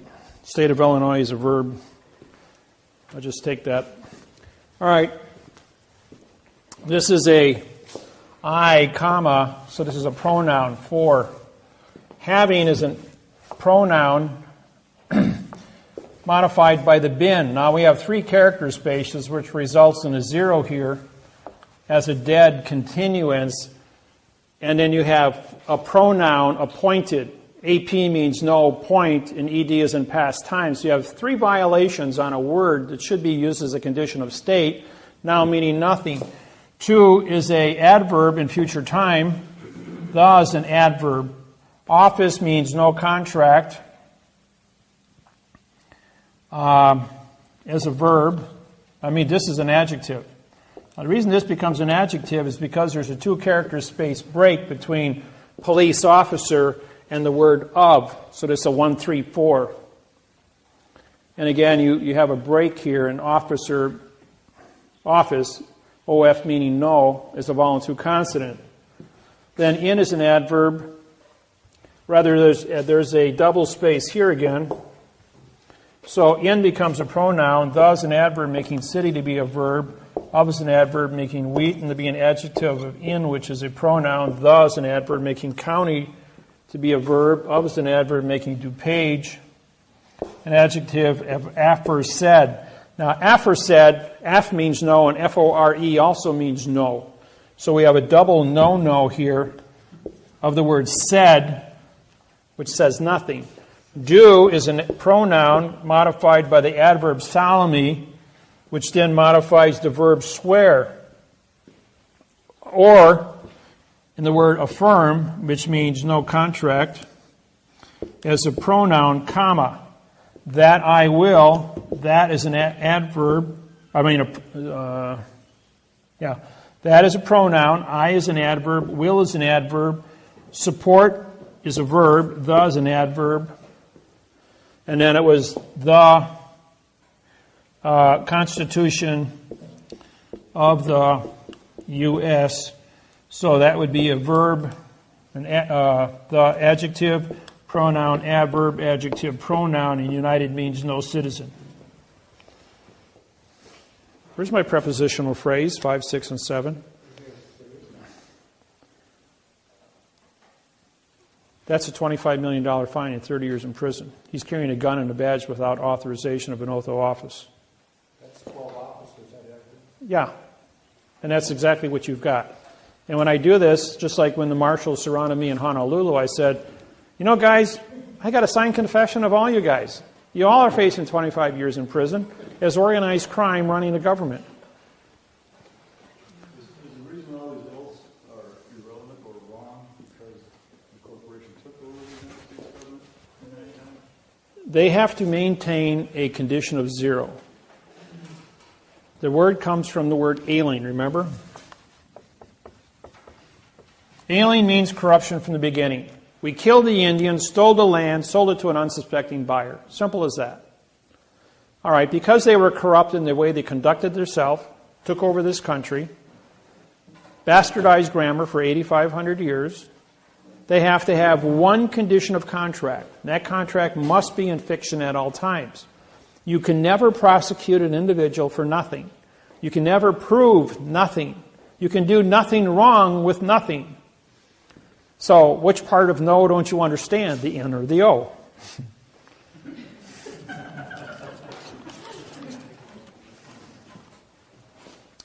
And, you know, when you look at this, for you to go ahead and say, all right, anybody feel like a pronoun today? I. Where's your condition of contract? For the I? Why isn't there a name here? What it should say is for the person's first name and second name with the punctuated words. With the knowledge of a contract, not appointed. He has to sign a contract. I mean, why would he do the oath? He believes the oath is a contract, but here he's taken a position that he was appointed. Today it's mandatory that anybody that's a county sheriff has a 4-year college degree in criminology. 30, 40 years ago, it was anybody could say, okay, you're the sheriff, put on a uniform, put a badge on, carry a gun, hold up your hand, and that was it. Everybody heard of Judge Roy Bean, the hanging judge of New Mexico. He was played by, they made a movie of him, and he was a drunken outlaw with 7 guys in his gang. And one day he went to a bar and he found a law book in New Mexico. And he read it and he says, you know what? I'm going to get hung here pretty soon if I don't become a judge. And he made all of his outlaw buddies deputy sheriffs. And they went out and cleaned up New Mexico and hung all the rest of the crooks. And he says, well, as a judge, you know, I can steal their loot. I don't have to rob a bank. I can just find their loot under the laws of booty, B-O-O-T-Y, and I can keep it all. so I can let them steal it, catch them, keep the money, and hang them. He hung 88 men, never had an oath of office, never went to law school, and never a judge. He was only a presumption of a judge. Because nobody could read and write, there was nobody to challenge. But because he had his deputies and he had the law book there, and he knew a few tricks as a result of that, he became what he became. What constitutes the fact of a judge, or anybody that's an officer of the court? It's only your presumption. Don't forget, you've left Indiana, you've entered a foreign vessel in dry dock, and you speak Babel. Everyone has a second grade reading, an attorney or a lawyer.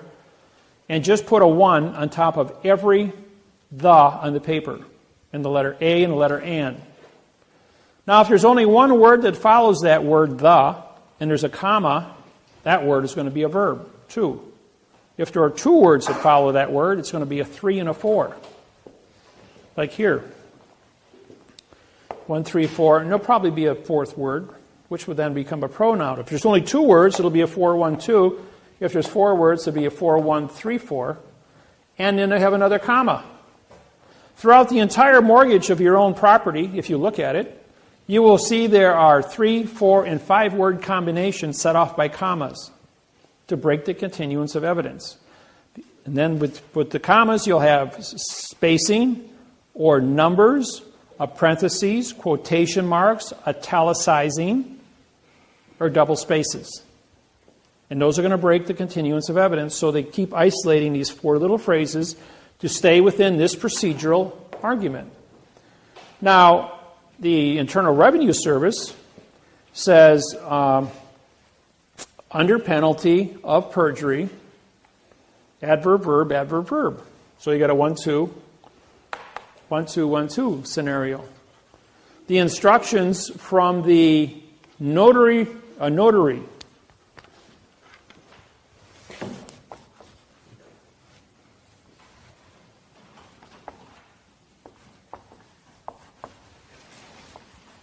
no contract.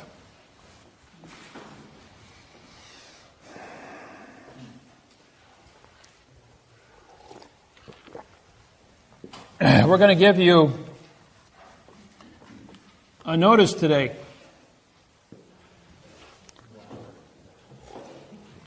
Which is not ice. We're going to give you a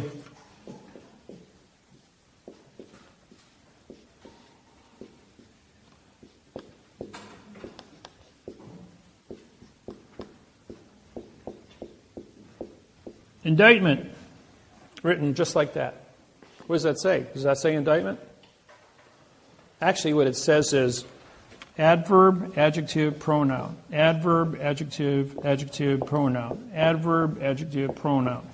Because it's an underlined space, underlined space, underlined space. That's what it really says in syntax. It's called parse. Your vowels are used as adverbs. The consonants, if you look at all the letters in the alphabet, all 26 are nouns because they are the letter that identifies that section of the alphabet. Therefore, they are a fact. But when the fact is used, followed by put in front of another fact, it's an adjective pronoun. But if it's a letter and it's a single vowel, A, E, I, O, and U, it becomes a adverb. The adverb modifies the adjective, which modifies the pronoun. 1, 3, 4. 1, 3, 3, 4. Henceforth, you go back up here. 4, 1, 3, 4. Or 1, 3, 4. 1, 3, 4. The patterns are always used. They have never changed from the Constitution of 1775 to present day. The Magna Carta, when I syntaxed it, 1215, written in adverb, verb. The foundation of the English Empire. In World War II, Nazi Germany sent 250 stormtroopers into London, into the Historical Archive Center to destroy the Magna Carta, thinking if we do that, London would lose all credibility on the planet. They were met with 350 British cracked stormtroopers. 250 people died in the battle. The Nazis were captured. The Magna Carta was protected. And when I syntaxed it, it destroyed it and was sold at Christie's of London for $6.7 million. And London lost all their hold including their constitution, on all countries worldwide, and therefore became a little island with no resources, except the North Sea's oil drilling right now, and that's about it. So in London, for the last... Well, they were claiming all these assets, just like the Kennecott copper mine in Salt Lake City, Utah. Queen Elizabeth was reported to own that until I syntaxed the mortgage contract and showed it was fraudulently conveyed. How does a adverb verb statement say you own anything from a foreign land? That got kicked out. Deutsche Bank, Germany, been buying up all the stuff all over the United States. Syntax their mortgage contract. Now they're facing every contract they have in the United States with false and misleading information at a $25 million a pop fine. Collapsing the Germany's banking hold on the United States, claims and all their assets are being seized by the U.S. Department of Justice under the program I put down. Yes? Going back to oaths, there's 3 specific Indiana State Police troopers that I've been trying to get oaths from, which I haven't gotten anything on paper yet. I asked them in person when they showed up at my house, which they totally ignored. Later, I sent by certified mail the oath request form with the code, the Indiana code that specifically pertains to that, and got nothing. I called Indianapolis, talked to the director or somebody at the state police headquarters, who told me on the phone that they never get anything on paper. They do an oral oath after the academy, and that's all that exists.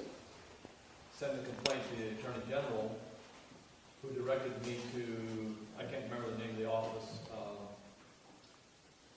Corporation Counsel are responsible to the police officers to protect them against any lawsuits of civilian. Okay, they sent me a complaint, an official complaint form, which I filled out for each individual one and sent it back to them, which generated a response from the state police again. And this time, that response, this is on paper this time, says when the officers graduate, they get their copy sent with the individual officer, and they do not retain. So now I got 2 different stories, and still nothing. Secretary of State's responsible for holding all oaths of office, whether it be an attorney's office, judge's oath goes to the Secretary of State. If the population exceeds 500,000 people, they keep it in the house, like Indianapolis. Otherwise, every, I think South Bend is also, Gary's over 500,000 people, and so is South Bend in Indiana here. They would keep the judge's oaths in-house. Otherwise, all the smaller counties would be forwarded to Indianapolis Capital with Secretary of State. Secretary of State, that includes the state police? Yes. Yeah. Anything that's smaller than 500,000 goes there.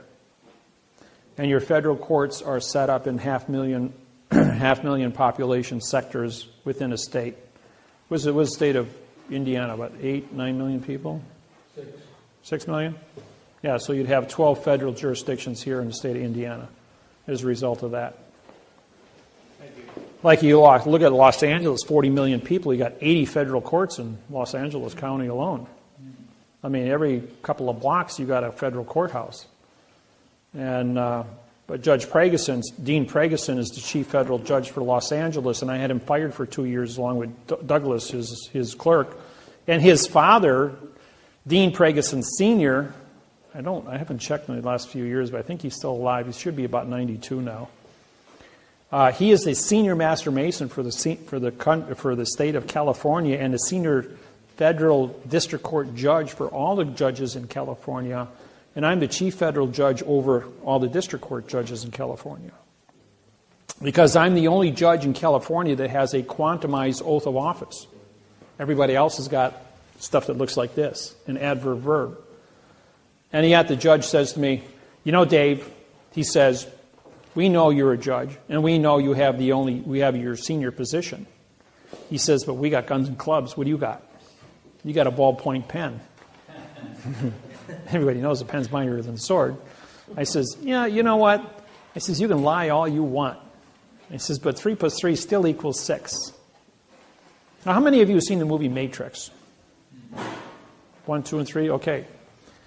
You know what happened in that movie? The movie Matrix is this program.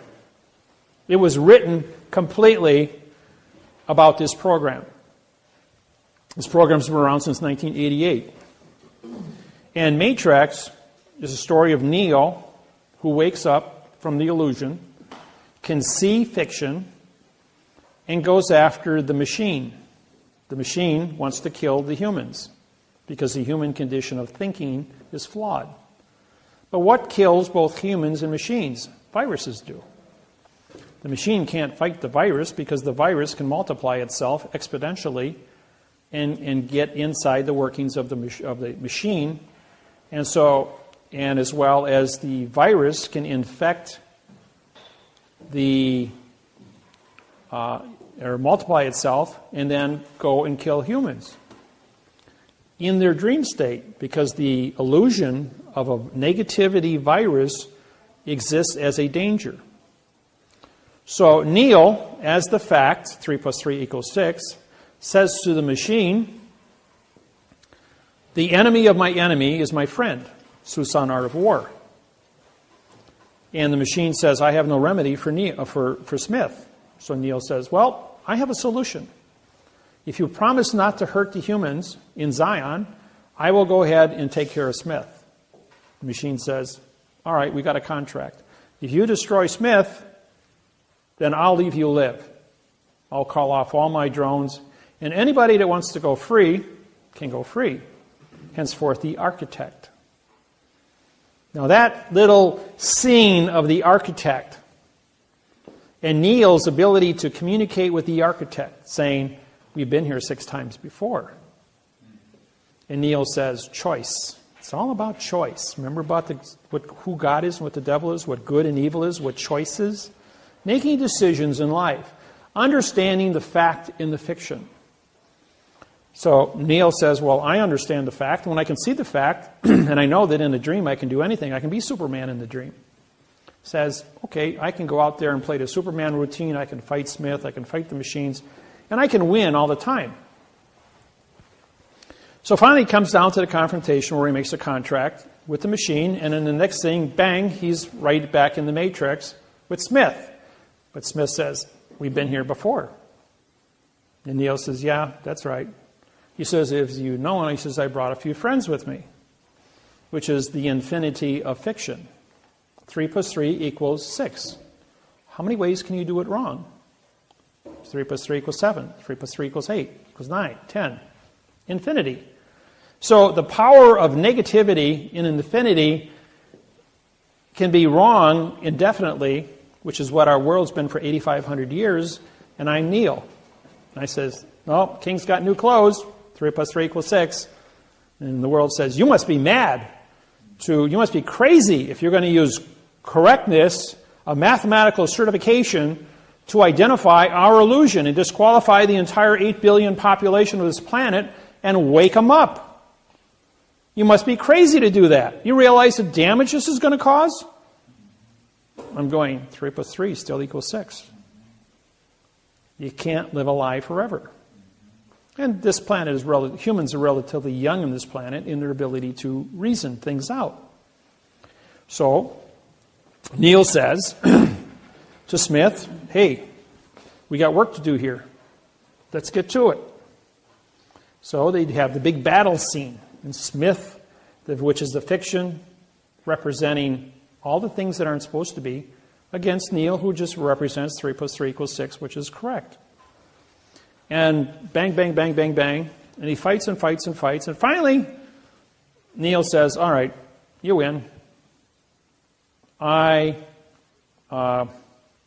You defeated me. And Smith says, well, even if you did defeat me, you'd have to fight number 2 just as hard as number 1. And we have an infinity amount of fights for you to do to prove that 3 plus 3 equals 6.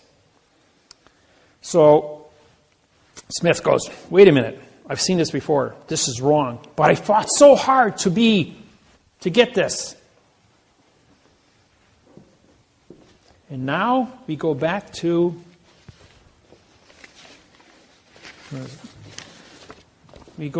Smith, the mortgage contract. Sometimes you have to learn through stories, okay? We have a mortgage contract here, which is Smith, and I represent Neil. And the mortgage of fiction says, I'm going to conquer you. So what does Smith do? He absorbs, he touches Neil, and he turns him into Smith. He says, there, I've conquered you. 3 plus 3 equals 7.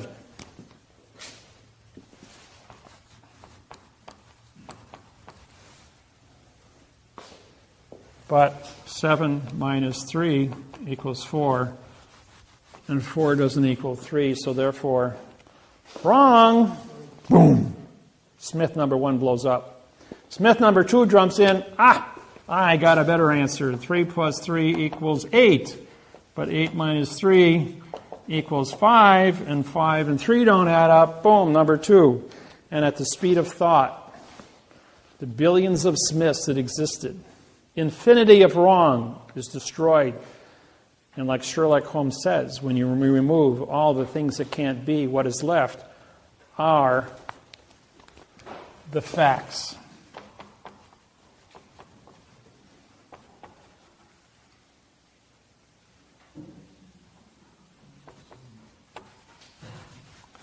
And 3 equals 3. So therefore, Smith is destroyed in a microsecond of thought, and what is left are the facts. And when I syntax this, when you remove all the things that can't be, what is left are the facts. A blank sheet of paper.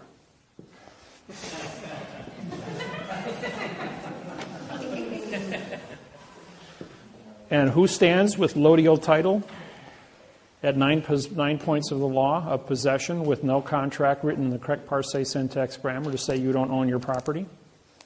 You get clear title. 900 homes in Chicago were then, on March of last year in 2011, June 2011, 900 homeowners were awarded $7.5 million each at an $8.5 million check written by Bank of America, given back their homes, and all expenses for moving in and out for 3 months were paid for by the Bank of America. It cost them $8.5 billion. And that's for only 900 houses.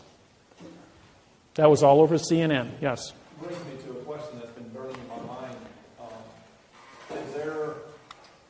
Do you write I don't know what I want to call it, a document to secure the ownership of that home then, if everything else is fiction? I have quantum mortgages, yes. And when I wrote I had my own real estate company for 26 years.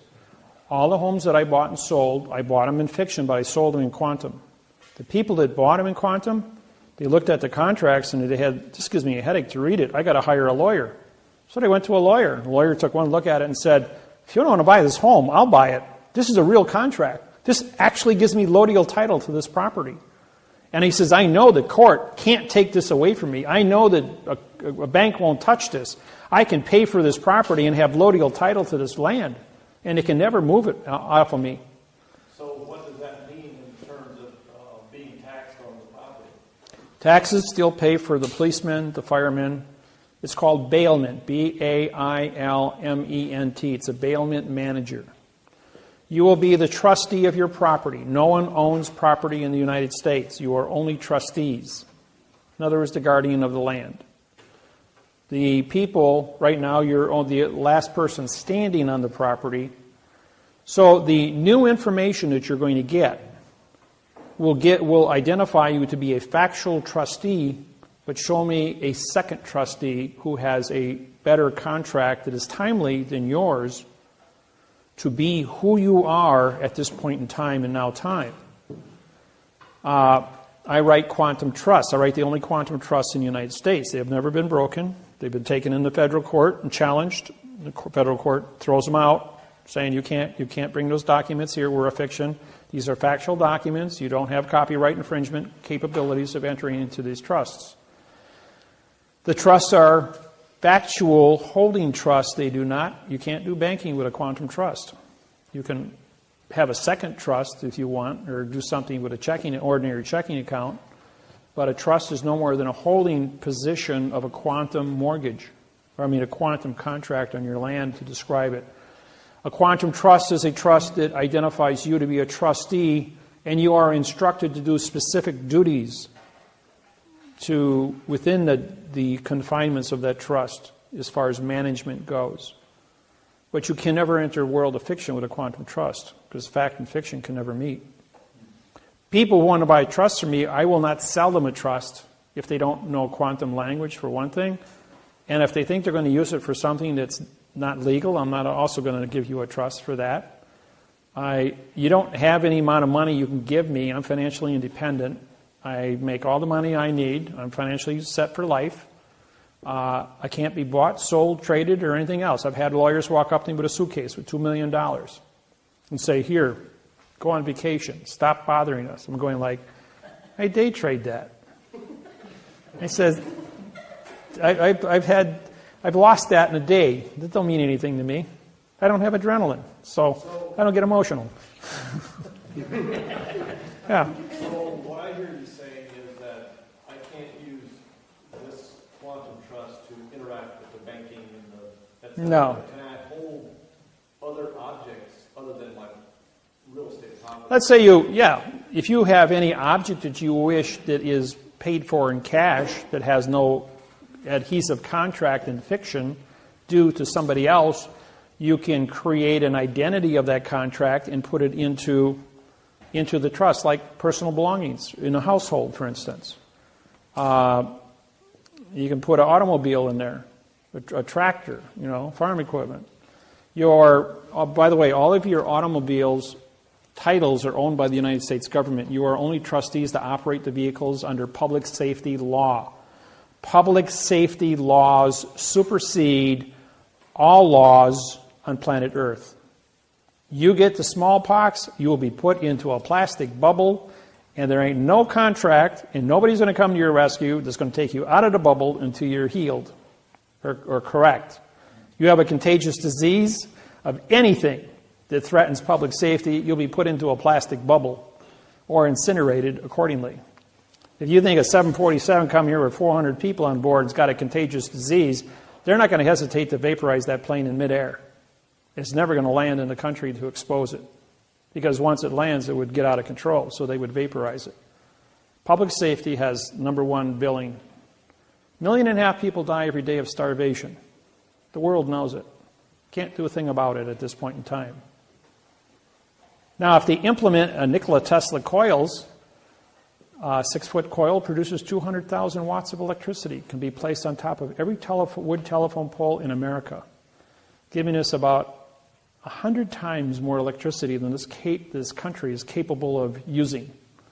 6-foot coil can be transported by semi, set up on top of 40-foot telephone poles, and hooked up with very little cost, has no moving parts, runs on a superconductor, which is 200 times more efficient than a copper wire, generates no heat, produces all the electricity we need. The surplus would be 1 cent per kilowatt. All surplus would be used for purification of water as well as purification of air. 24-hour-a-day sunlight. Globally, the guys could grow crops 24 hours a day, 7 days a week, year-round, with 24-hour-a-day of plant light above your fields. The electricity can be used to create nitrogen, which would be your natural fertilizer through electrical circuitry, and stimulate your crop growth. Instead of waiting 9 months to harvest a corn crop, you could do it in 4 weeks. Well, we have the technology. It's just that the oil companies, the hydrocarbons, don't want this released at this point in time. However, if I'm president, this will be mainstream. I'll get up and I'll announce it to the world. I've already completely mapped out a complete program on the construction of the contracts, communication skills, making Nikola Tesla coils mandatory globally. Ships at sea could be powered by coils run on electricity. Oil would never have to be transported again. Oil is relevant because we can have tar for roads, but then concrete is safer because you don't have all the off poisons leaking out of the asphalt. Cars could be run on lithium chloride batteries, which have a 400-mile cruise range for every battery size, car battery size technology. Now with the new discovery in Colombia of the new lithium pool, there's more than enough for the next 300 years for all the cars on the planet. And there will be more advanced technologies coming out. You can go with mercury, silver mercury with thoride, which is even 10 times more powerful than that. It's highly pollutionary because of the mercury, though. But there's other molecules that we can, utilize. Yeah. Would you need an ambassador to the Cayman Islands? For what? Well, I'm just volunteering. What, you like the sunny weather? Hey, Indiana's great. I lived here for 20 years. Yes. You were talking about the technology. I was listening to Russell Gould the other day. He was talking about if somebody has technology like that, to come to you guys, if you guys can help bring that out to mass market. So yeah, we have people that have developed, like Bill Martz up in Canada. Miller is his name, Bill Miller, in Canada, Edmonton, Canada, developed a perpetual motion motor. And this goes back about 10 years ago. And I walked into his shop along with 20 of my other students from the seminar. He invited us over to his house, and he showed us this motor. The thing was 3 feet in diameter, had a 180-pound armature, 0 to 1,860 RPMs in 2 seconds. That's some serious torque. And then after it come up to speed, he disconnected it. It's hanging by nylon ropes in air with a dozen 100-watt light bulbs that he turns on and then accelerates the speed of it. And this thing's putting out 60% more electricity than it's generating. Because what he had done was the series of magnets, along with the coils, were set up in a harmonic frequency to follow the sine wave.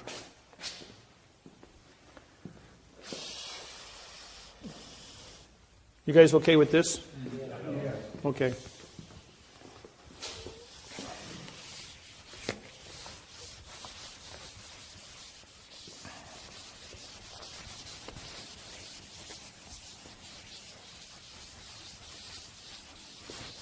See, when you can syntax is the most powerful tool in the world, just so you know. Okay, use your standard sine wave. And if you're going to do harmonics, then you're going to go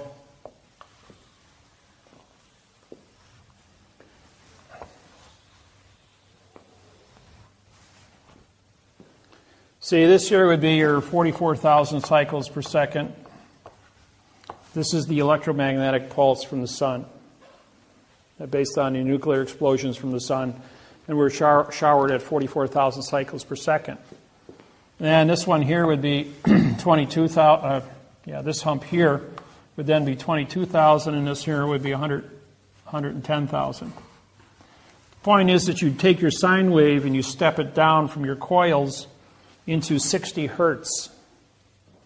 And then as you step down your cycles, you increase your amperage and bring it down into a usable voltage. So you have a primary, secondary, and a harness power, which you cut off in substations. The initial voltage would be running out at probably 25,000 on your big lines, which are your big high 100-foot tall power lines, and then also be subbed off into 660 volts, 440, 220, three-phase, down to single-phase, 110s for your houses, stuff like that. It's all basic electronics. I've been in electronics my whole life. I was building TVs when I was 18, my first laser at 12, and even built my own perpetual motor at 16. So when Mark showed me his, I said, what you've done is you've hit 1,860 RPMs.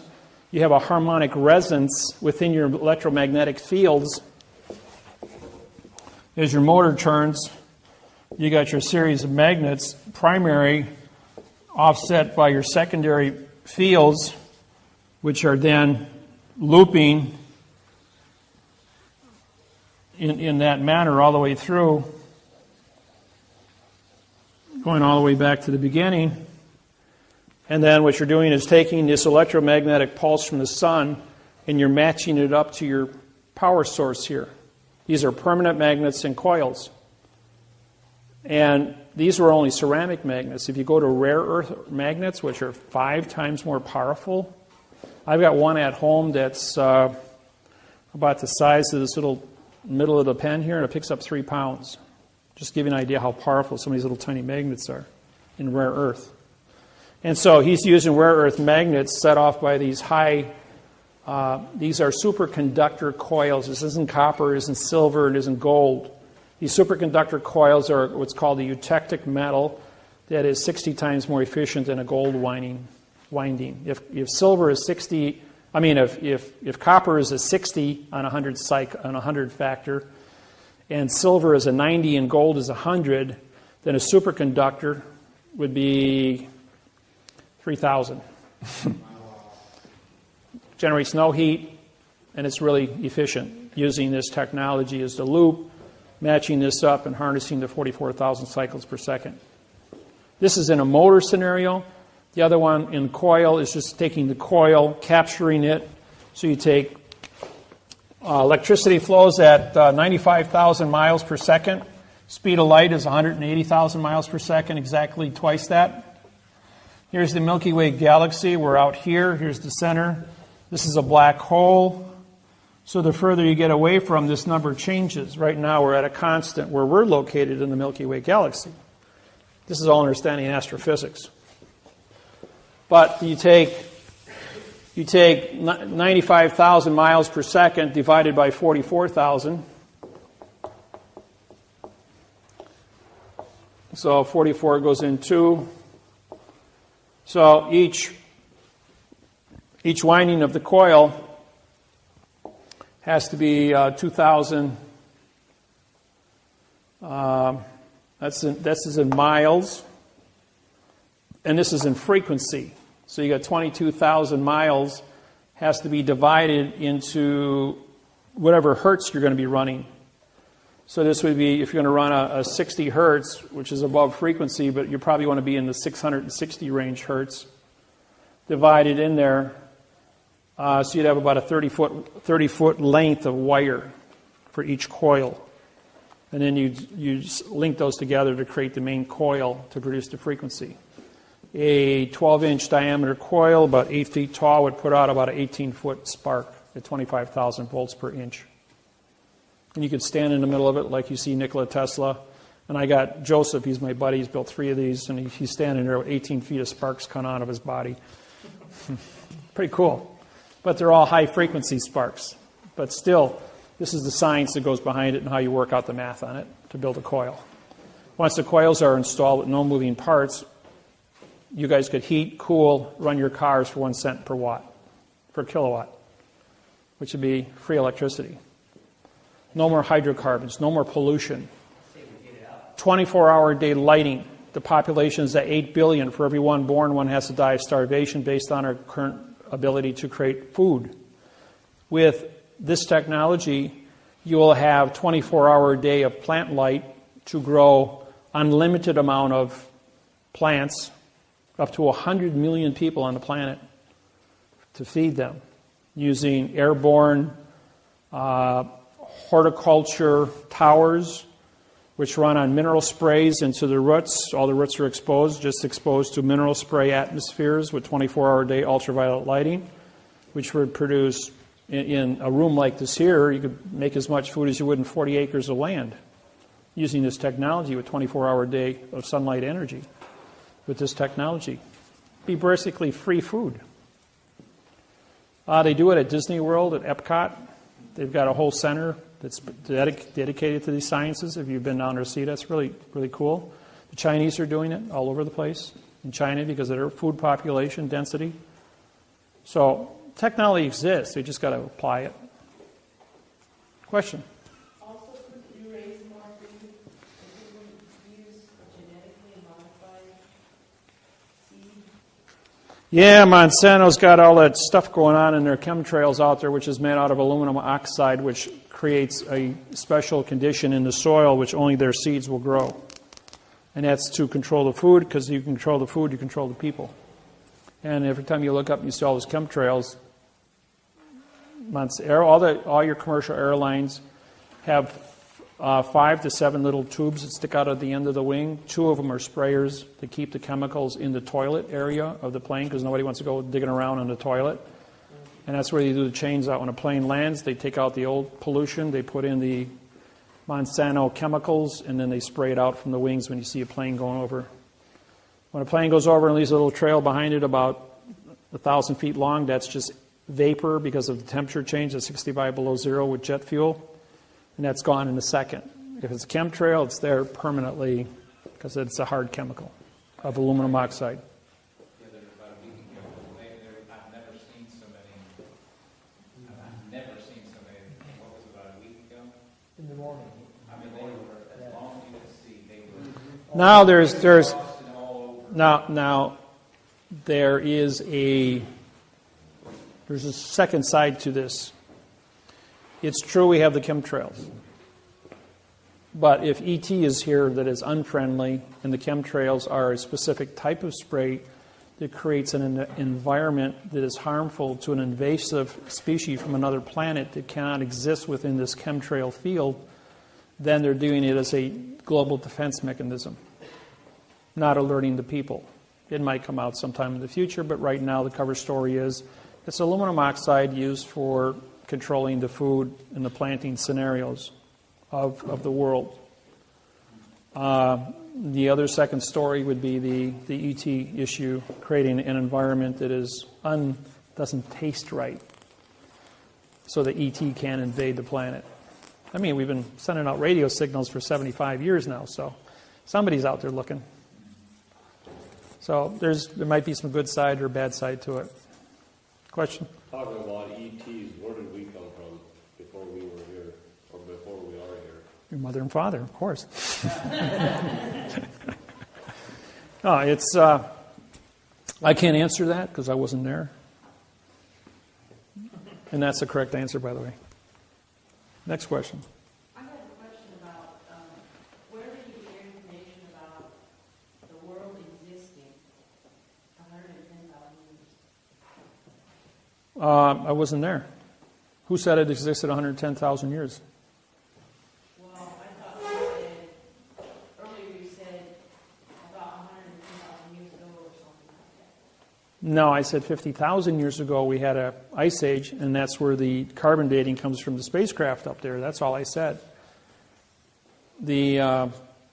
As far as we had dinosaurs, and we know 385 was it 385 million years ago when an asteroid hit the Yucatan, took out the dinosaurs, created a fireball that went around the world because it ignited the hydrogen oxygen atmosphere. There was a lot of methane back then too. Dinosaurs make a lot of methane. Well, are those dating methods accurate, and how do they know that? Oh, it's in layers. It's in layers of the Earth. I have one of the largest megalodon shark's teeth in the world in my collection. The biggest one I know is at the Smithsonian Institute, which is 6 1/4-inch shark's tooth. I have a 5 3/4-inch shark's tooth from a 330-foot long megalodon shark with a bite radius of 18 feet. The ceiling is only 12 feet, so we're talking about a mouth that could would be from this wall, from this divider to that wall, big around, and the teeth are all just shy of 6 inches apiece, and they're all razor sharp, and this is a 99% pristine tooth. It's got a little tiny chip about the size of a head of a pin on one side of it. And The tooth was found at 11,600 feet in Denver, Colorado, or actually Central City, Colorado, at a gold mine. And it came to me through the Denver International Airport, through a collector. And because I knew what it was, I knew where it came from, and I knew the history and all that kind of stuff, I bought it. I paid $500 for it. It's worth probably around $1,200 right now to any collector. Good investment if you ever find some big ones like that. They were digging. Here's another one about this specific topic. Tarpon Springs, Florida. 20 miles north of Clearwater, Florida, north of Tampa. If you want to they put a canal in 2,000 feet from the ocean in to build a subdivision with water. When they got back about 600 feet into the canal, they hit a cache of over 900 teeth that were 4.5 to 5 inches.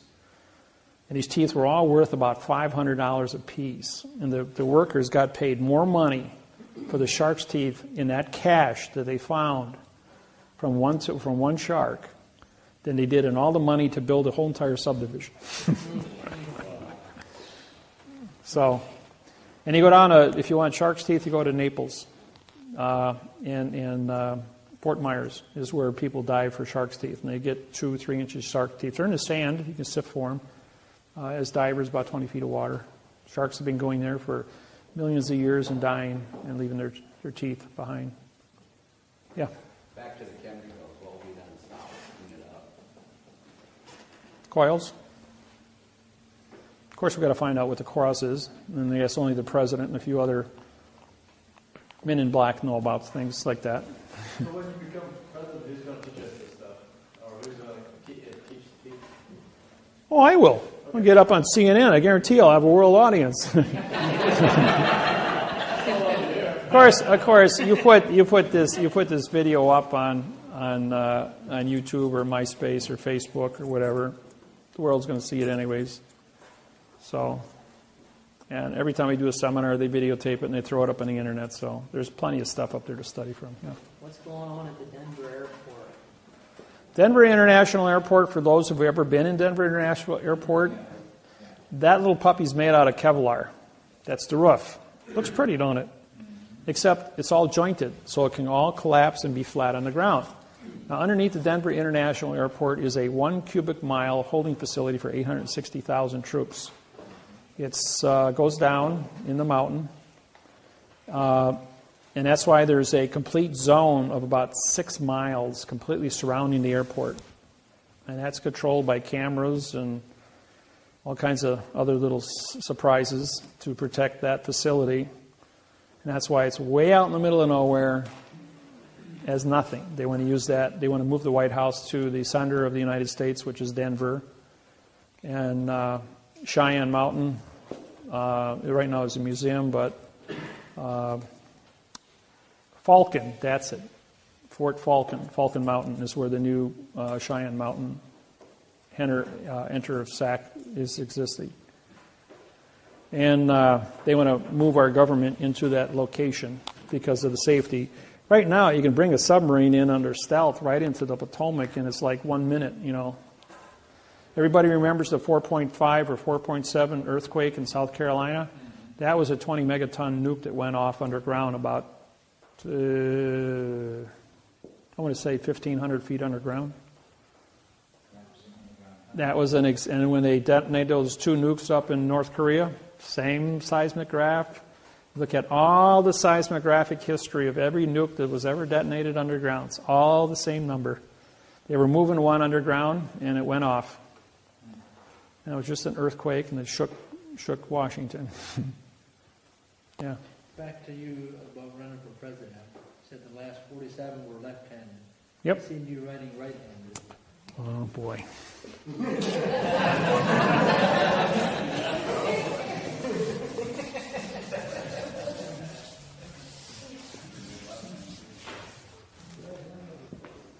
It's a good thing there's 2 pens up here.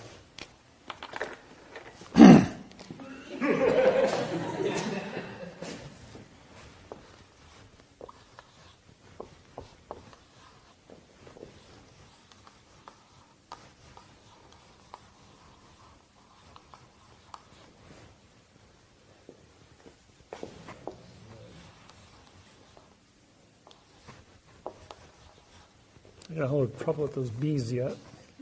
Come on, Dave. Get your head together. Think.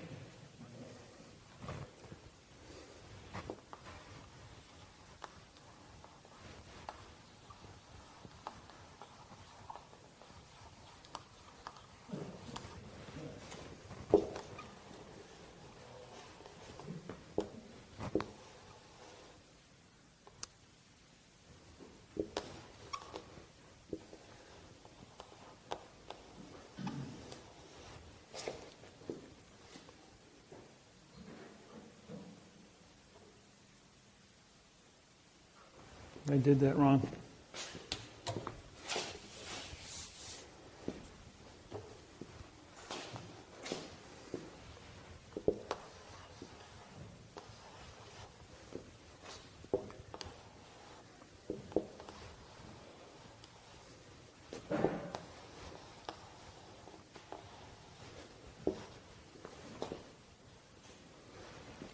Why are you right, person?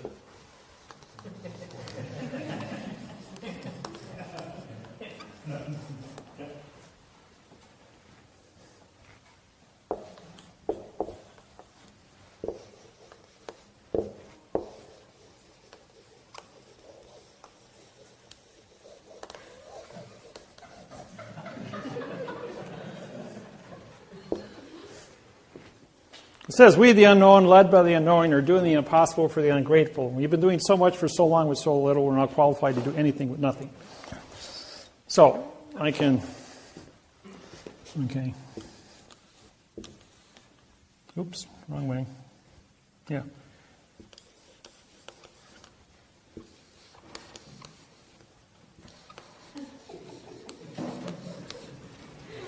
Okay? I can do it frontwards, backwards, both hands, both directions. I just run out of words there, that's all. I got to do it in cursive, though. I can't do it upside down yet. I'm working on that. That was. I had a guy in Salt Lake City who came to me and says, "That's good, Dave." He says, "But I can do it upside down too." And he did it frontwards, backwards, both hands, both directions, and he did it. Then he started doing it all upside down. I'm going like, I got to stand on my head to do it upside down. Can't do it that way. Okay, why did all this happen? Okay, why am I ambidextrous like this? Well, it's because, like I told you, I died when I was 25 years old. They took out my adrenal glands. What happened next was, they said, you can't be alive because you don't have adrenaline. I'm going, okay, I'll buy that. Why are we having this conversation then? He says, your blood chemistry came back with 60 times more endorphins than you should have in your system, which makes me jacked happy and calm 24/7, right? Well, the endorphin of amino acid is the same one that used for the brain as food. So my neurons started multiplying because they had 60 times more food than normal. And my IQ exponentialized itself from 140 up to over 200 now, and it keeps going up all the time because of this super amount of food for the brain. And I'm always calm. Then you go ahead, and they said, why can you do that? Well, what happened is when the neurons started multiplying, they grew together. The movie Phenomena with John Travolta, where he has brain cancer of a fibristic cell, fibristic cancer. Well, my brain started growing neurons to a point where my two hemispheres grew together, so I have one brain. I see left and right simultaneously. I read 400 words a second, math codes from right to left, and I read words from left to right, and I syntax at the same time. I can't see, talk, or do anything without completely syntaxing it and writing it in the correct format in my brain as fast as I do it in fiction, both ways. It just happens. And I've been doing it for so long, for 12 years now, efficiently. And so anybody gets in my face about anything, I will give you a complete history lesson going back to the beginning of time and showing you things that are supposed to be. The book, Legenda. Legenda, in 1890, Masonic temple was built in Austin, Texas. It had a footing poured 8 feet by 8 feet by 8 feet to support a 44-foot chimney. Well, back in 1860 they built that Masonic temple. And it was a 3-story building. And what the man did is he took legenda, dogma, and the Masonic codes from 1851 and 1859, all written on original cotton paper. And he wrapped them in paper and dipped them in beeswax, sealing them in beeswax. Then he put a 2-inch plaster Paris case around it in a wood box. Then he dipped that in beeswax and repeated the process 3 times. Henceforth, producing a time capsule that was sealed. That sealed time capsule was then put into an 8 by 8 by 8 foot concrete footing at the base of this Masonic lodge to support the chimney. The chief of the Apache Nation in Arizona was working under contract in Texas, West Texas, or rather in Austin. But he was from West Texas, but he was working in Austin. I was doing a seminar in Dallas at that weekend on Sunday. And his job was to take a 4-foot wrecking ball, and they had dug out this footing and break this hunk of concrete up because it was too big to move. And when he hit it with the ball, out pops this chest, and he figures, treasure, but it was a time capsule. Well, when he opened it up, chopped it open, he found all these books inside. And the books were in pristine condition after 140 years. And he opened them up, and it says, property of David Wynn Miller, punctuated. So he throws them in a paper bag, drives 260 miles to where I was, and he walks into my seminar at 2 o'clock on a Sunday afternoon with a grocery bag, and he walks up to me, and I knew the man. I was a chief in his own Indian nation because I broke the treaties with the United States Department of Interior and got the Apache Nation to put in casinos back between 1995 and 1999. In 1995, there were 92% of all American Indians were on welfare. In 1999, all American Indians were off of welfare. And there's 190 casinos in the United States now in Indian territories. And all treaties have been broken with the Department of Interior because of my syntaxing. So they made me a chief in 14 of the major Indian tribes in the United States. With that said, he calls me a white lighter, for those who understand what that means, and brought me this bag, and he comes in there and he says, Dave, I have these books. Do you know where they came from? I says, yeah, and I told him. And he says, they have your name in them. And he says, yeah, I know, they're mine. And he gives them to me and he leaves. Simple as that. And no, I'm not going to answer any more questions on that topic. Okay. So,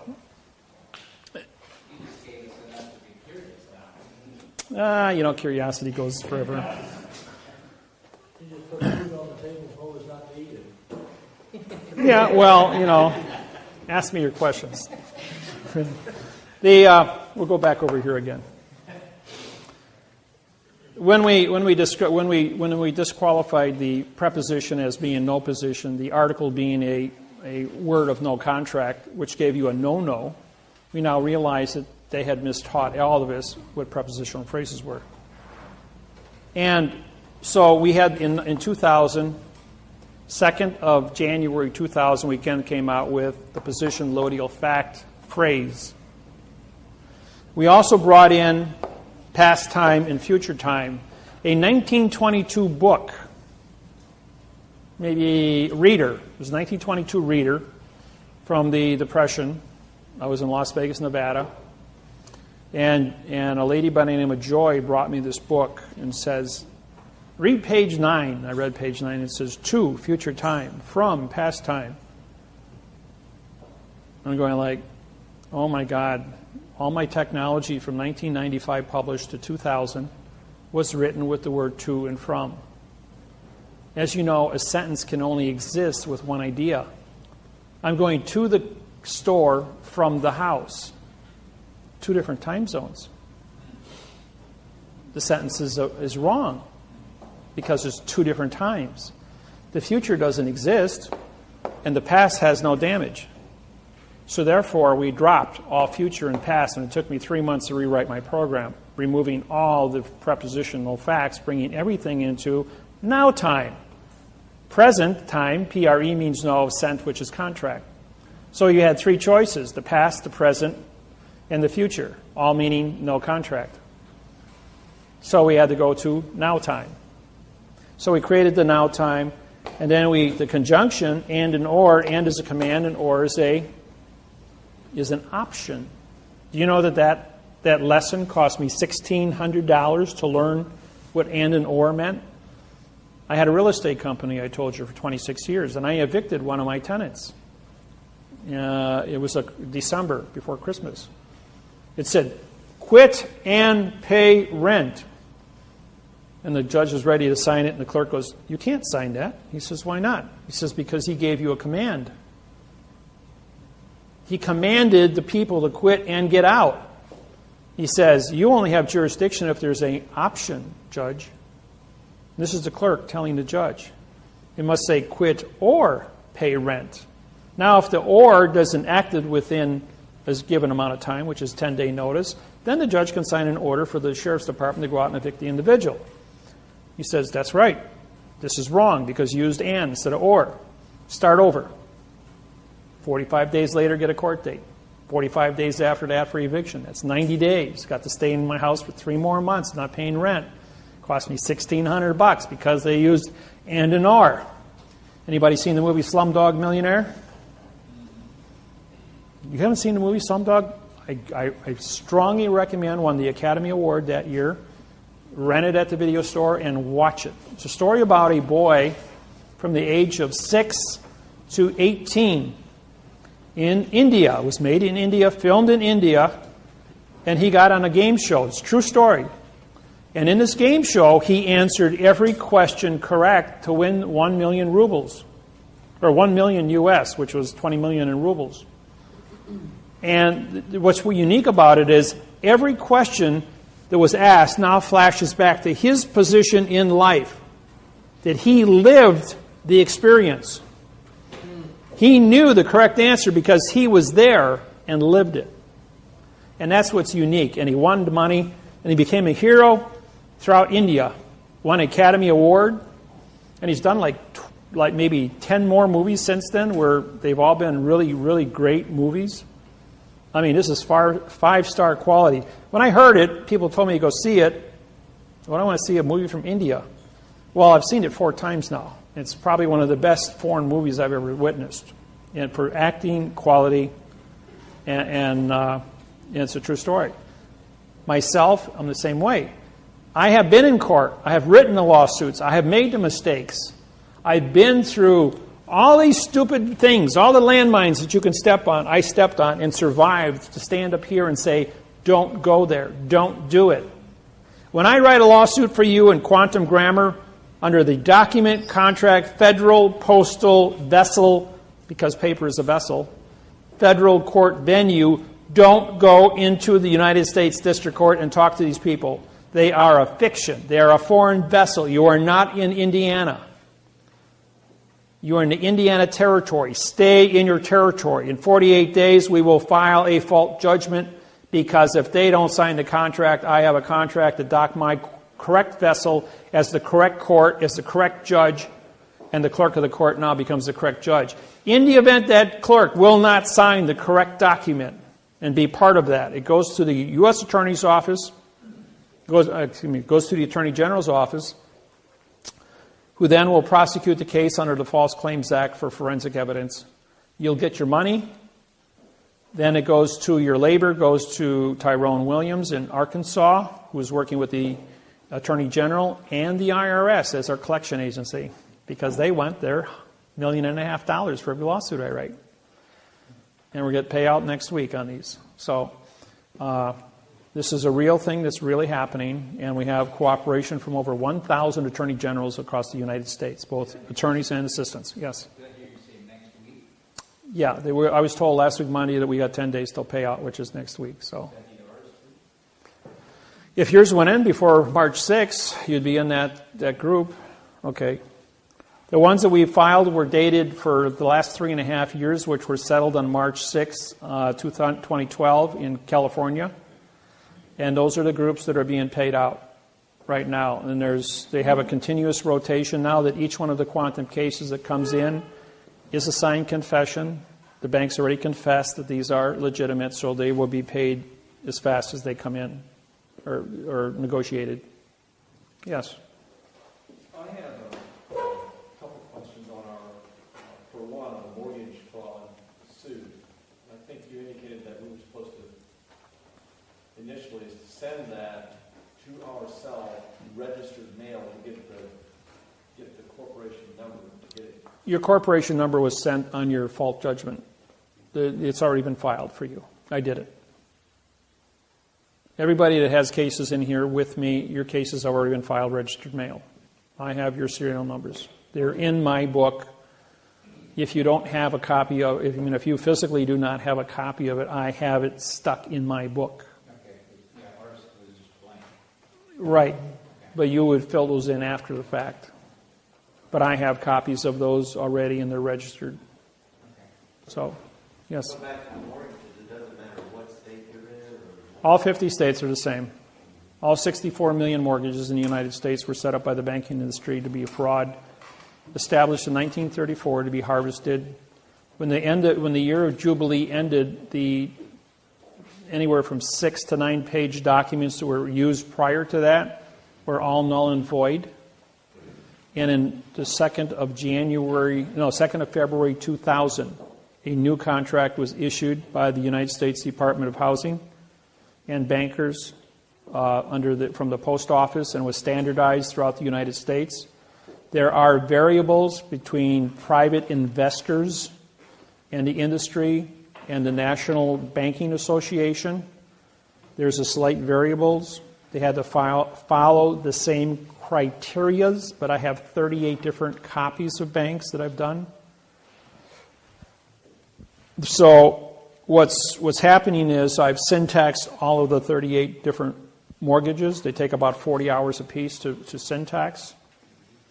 And then I match them up to make sure that everything is, and it's already been recertified by college professors and university professors and U.S. attorneys' offices all over the United States, as this guy knows what he's doing. This is a math procedure. This thing cannot be defeated. It's been tested in 150 languages in every country of the world. It's been proven to be an original program from A to Z. The website, my books, all original, no plagiarizing.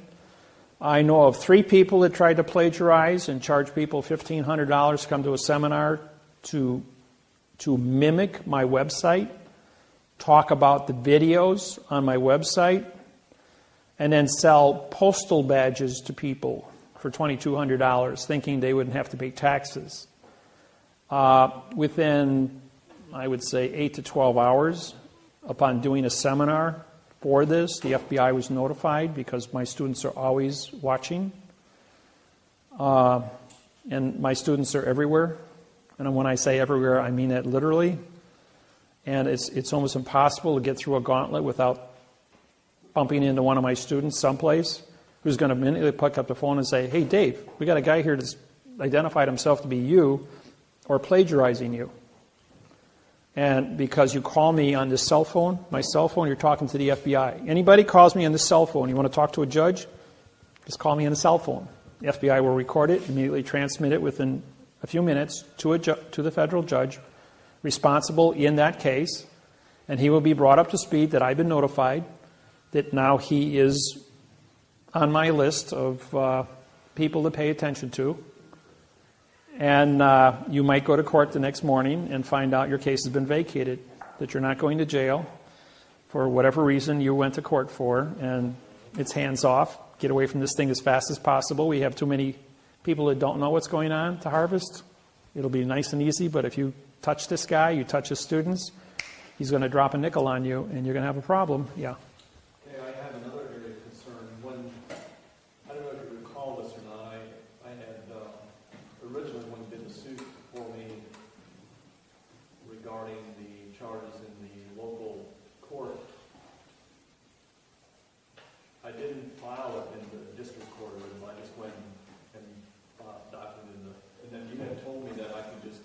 that. Yeah, you can file that. That case is clean. It's a federal case. Okay, here's my question. Do I literally just copy everything, or do I have to apply a new stamp and Oh, no, that you have to do. You have to put a new stamp on any new thing. Do not photocopy postage stamps. Postage stamps are legal money. You get caught photocopying postage stamps. That's counterfeiting. That's serious. So don't do that, please. Just for your own public, for your safety, because then you're going to be. The government makes photocopies and they keep it electronically held in the computer, but that's Title 18, Section 1343, mail fraud, wire fraud, to copy a lawsuit and put it into a computer. They have to maintain my lawsuits bonded together as a hard copy paper in the chief judge's vault. It's not even allowed to be filed in the record room.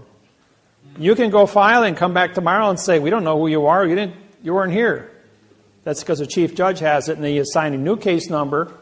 They take and they put another United States District Court paper over our heading, and they photocopy it into the computer, so if anybody comes looking, which would be an attorney or a judge or a lawyer, that they're only going to see the United States District Court bringing you into their fiction under a brand new case number. Don't touch it. It's not your name. It's not your case number. It's not your venue. It's not your grammar. You've got 48 days. They don't do it right, we sue them for fault. Done deal. Attorney General takes it because they're getting $20 million a pop off of these pocket money. So they're not playing games. They're going after the people after the fact. And all of a sudden, like that judge, all of a sudden, you don't work here anymore. Where'd he go? They don't want to advertise that judges can be prosecuted or are going to disappear into the woodwork because of false and misleading statements, because they don't want the criminals, the real criminals, the drug dealers, the bank robbers, the murderers, to know how to get out of trouble. Okay? I don't do those. Yes, go ahead. You had made a comment earlier. When we get these stamps, when we file the claim, yeah, we're supposed to sign it right over the stamp? We'll use your autograph, yes. What happens if we didn't do that? Well, I did it. I'm the federal judge on your case, so I have the authority on there. But as far as personally, you should autograph that stamp, making you a postmaster, banker, and judge of your own claim to bring it to the attention. So whatever documents you still are in possession of at home, autograph those. Fingerprint is a notary. Do not go to a notary. That's a fiction. Use your index finger or your thumb. And that is your notary on your autograph, like what you've got there. He was talking about right here, signing right here. Is that what we should sign? Oh, across their stamp? Yeah. Oh, whether you do or don't, that isn't going to change your authority. Yeah, no, as long as you signed your postage stamp there, that's the legal one. Okay. Because that's not an imitation. I thought you was applying it to their stamp. I sign that stamp because I'm a federal judge, and I'll walk in there and say, hey, I signed your stamp. I'm a federal judge here, same as I am on my vessel. So I can trump their ability to move paper from one jurisdiction to another. Question?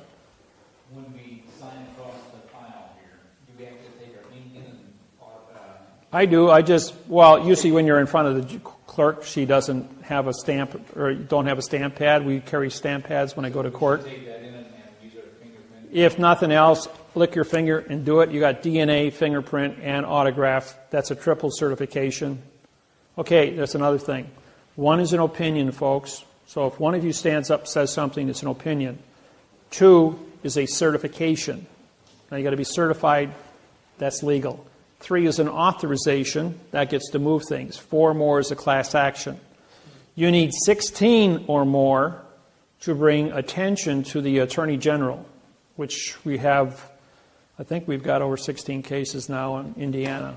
So the Indiana State Attorney General can get involved. Right now, Kamala Harris in California is the Attorney General that is working with because she's got over 100 of these now. And so they were able to use a class action and go to the different banks and say, here's all the lawsuits The syntaxing on every one of them is identical. They may be 38 different banks, and the sentences may be A, B, C, D, E, F, G, and they may have moved the sentences around, but all the same sentences appear someplace with that exact phraseology.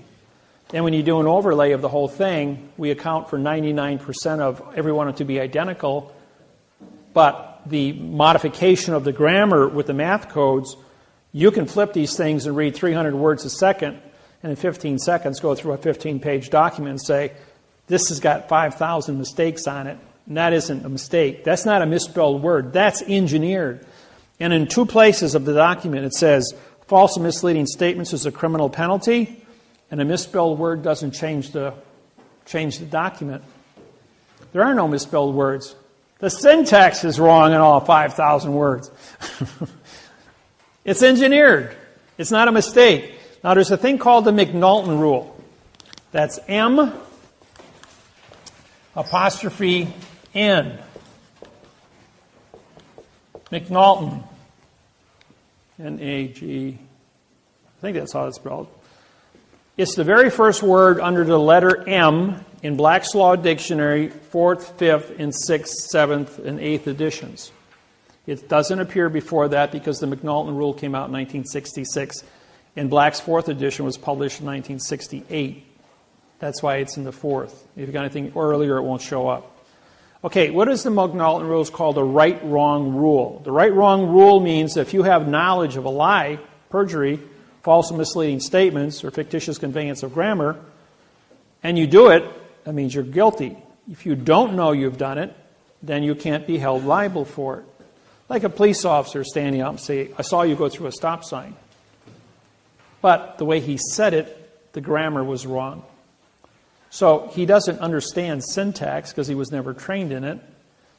But the fact that you went through a stop sign, if you can make an argument of physics, 2 objects can't occupy the same space, it'll get thrown out. But if you said you failed to stop for a sign, and then you rolled past the sign, or you rode through the intersection without stopping using the correct grammar, then you'd be found guilty, okay? Because he's a professional witness. And after all, you would be in a fiction court, and 99.99% of the people wouldn't even know they're being hoodwinked by syntax in the first place if you didn't know how to speak in the correct format.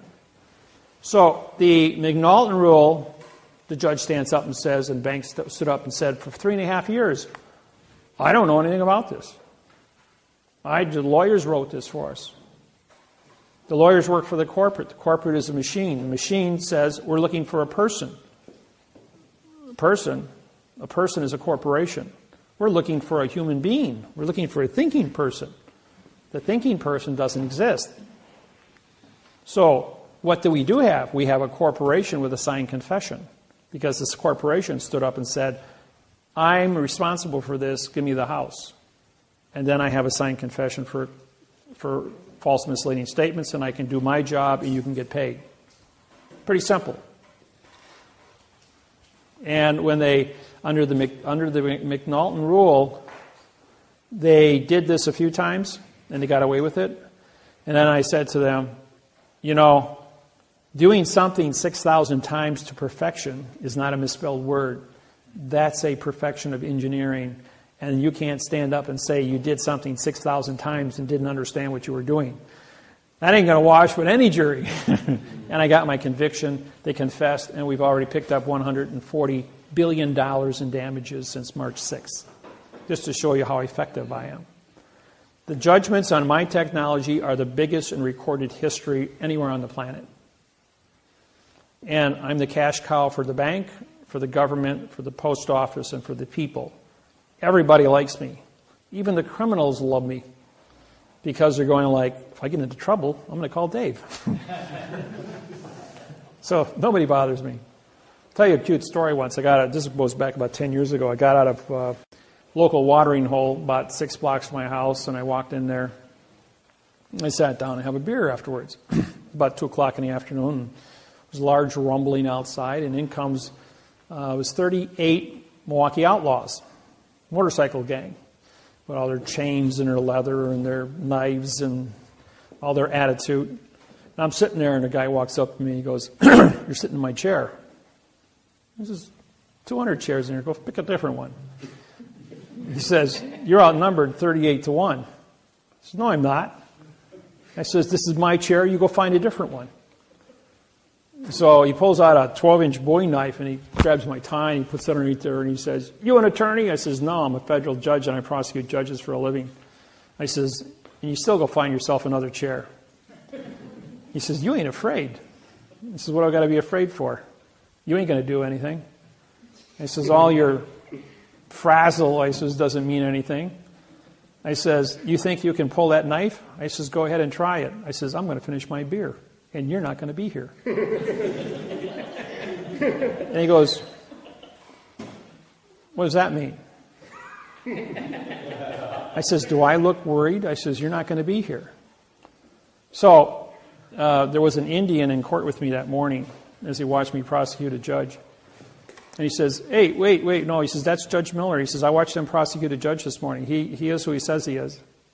So the president of the club steps in and says, "Okay, put it away." He says, "Well," I says, "It's still my chair." He says, "I ain't moving." He says, "Well, let me buy you a beer." He says, "There's an apology for that." He says, "Well, as long as you're buying me a beer and I'm going to be here for a few minutes drinking my beer, how'd you like to know how to get out of your traffic tickets?" So I said, "You just go to court. You sue for the correct parse, syntax, grammar for the avoidance of perjury." Boy, that like rang a bell in everyone's ears, and this guy picks me up, puts me up on the thing, and says, "Do a seminar." So for 35 minutes, I had 3 beers, and I did a presentation on grammar. And the guy goes, "Here's my business card. Anybody bothers you, you just call me up. We'll break their legs." So, and that was the last time I had a run-in with those boys. And it's been pretty quiet. Nobody's ever bothered me. So, when it comes to court stories, I've got dozens of them. Yeah, go ahead. When we file for the second one, after you say after the 48 days, it's got to be 48 at least. Yes. 48 July, what if you don't get on 48 days, like 50-something? Oh, you got a year to file after, so don't worry about, that's as fast as you can file your fault. You're going to take your quo warranto complaint and your fault document contract claim, and you're going to send it to the Attorney General to the attention of the Indiana False Claims Act Task Force. Sent in by a third party? No, by you. You only got to do the first servicing with an independent party for the quo warranto. After that, you can take care of all your own filings. You'll be given that form along with instructions of who to contact. Okay? So I've got all this covered. These forms just came out the 28th of August. Today is the 24th of September. So they've only been on the market for 4 weeks. So as I've been traveling, I've been in Hawaii and California and San Francisco, LA, San Diego, Honolulu, Maui, Big Island. I've been here in Milwaukee, But every few days, I'm in a different part of the world. I move around really fast. And the U.S. Attorney's Office, along with the Marshal Service, track me 24/7. And every time I walk into a courthouse, I don't care where it is in the United States, they already have my pictures hanging up that if this guy shows up, you will call the Marshal Service and U.S. Justice Department wants to sit down and talk to this guy. El pronto. So it's always a lot of fun, yeah. Speaking of walking to the courthouse, I have just want to know what I need to do, if there's anything I need to do ahead of time on my trial date and how that process is going to work. You will not have a trial date for the document, contract, federal, postal, vessel at all. Okay, I'm talking about the... Bankruptcy? No, the other criminal side. Okay. The criminal, when that takes place, I'm a claimant on your case. I'm a claimant on all your cases that I've written. That means you can put me on the phone and I can testify by phone. My question to the prosecuting attorney is, can you produce the law, rule, regulation, or code written with the correct parse, syntax, grammar for the avoidance of perjury? I've syntaxed the lawsuit. I've syntaxed the DA, the indictment. It's physical evidence that have been supplied to you. Your lawsuit should be turned over to the Attorney General in Indianapolis or in South Bend, Indiana, where you have your federal courts, as this individual at the state level is creating an illusion by which he is trying to say there's a law that doesn't exist to prosecute me under the McNulton rule.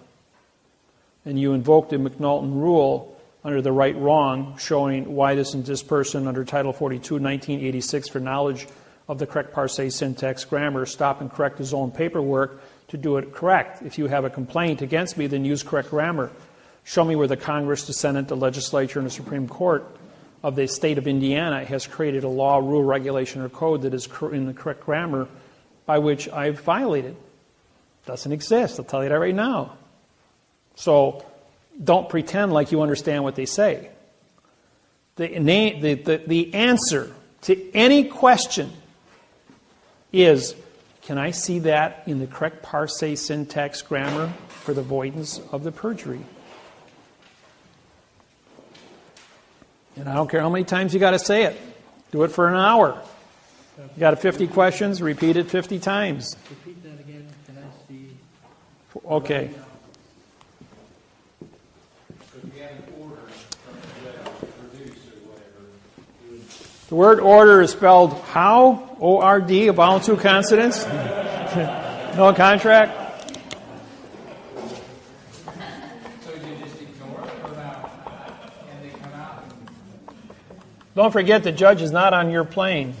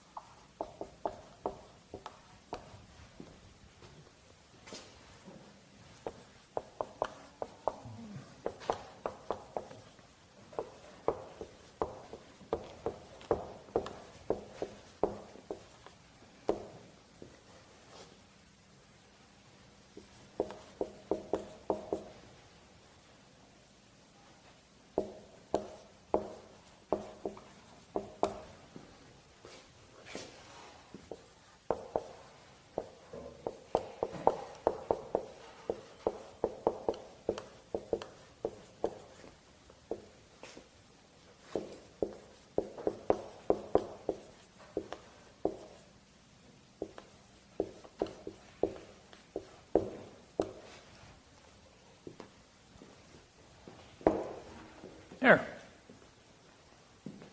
You can repeat that sentence to anything that fiction has to say to you, and in most cases we'll vacate the case within that one sentence. Even when they ask me for my name? We did that already. What is your name?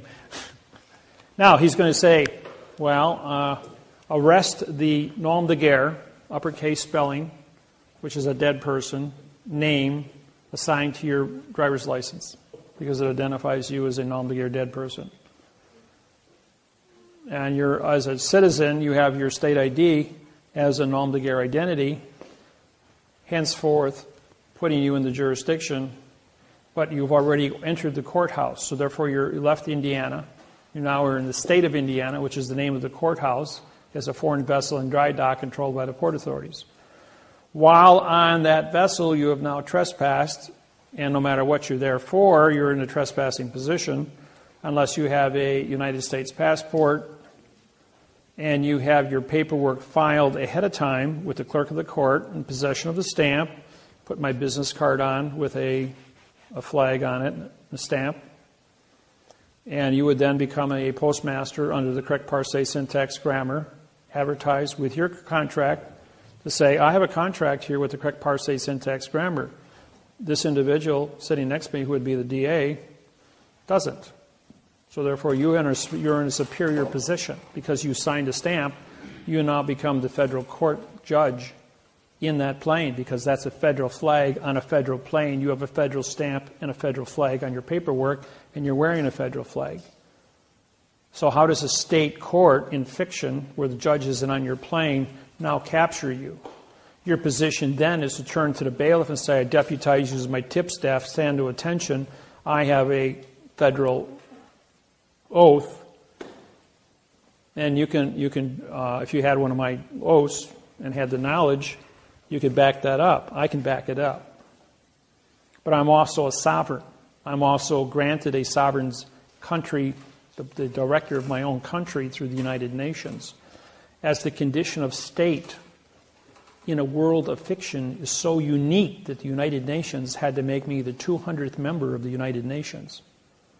I don't pay a $1.6 million a year fee to the United Nations, because how does a fact contract with a fiction? But the fiction still has to recognize that the condition of state does exist in quantum. Henceforth, I exist as a sovereign condition of state amongst a world of fiction, and I'm recognized by the fiction not to touch, but to be a teacher, as a plenipotentiary judge, to go out in the world and do so. As an ambassador contracted with 82 countries, have diplomatic immunity to that end. So once I got that, they locked the door behind me. I'm the only guy that does it. They gave me that position, and I've been completely honorable and trustworthy to that position and responsible. And it's published all over the world, and it's respected by the other countries. And that's why the Justice Department and the State Department and the judges around the world are hands off. This guy is who he says he is. So what is the paperwork that I have to have filed in the court before I get there? As a person who has signed a stamp, you have a constitution on your document. That constitution is like an oath of office. But to have an oath as a judge responsible only to your piece of paper that you have signed that stamp on, and file an additional oath with that, with the clerk of the courts. It says you will only be responsible to be a federal judge on your own personal document for the correct parse, syntax, grammar. And as a judge, you're immune from prosecution. But you have to be correct at all times. If you don't know what to say, don't talk an adverb verb. Say nothing. You've got your paperwork, speaks for you. 2 + 2 doesn't equal 4. If you write it on paper, I can see what it equals up to. But if you're going to get me into an oral argument with 150 variables, you ain't going to win. It's nonsense. So don't even go there. Or 4 + 4 = 8. FOR + FOUR = ATE. Or ATE and EAGHT = ATE. I mean, we can do this all day long. Did you hear what I said, what I meant, what I said, what I said, what I meant, what I said? Yes? So he would ask, so do I send the mail?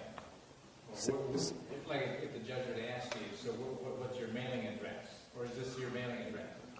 This is conversation. This is conversation. So you say, for the claimant's knowledge of the facts, would you say that?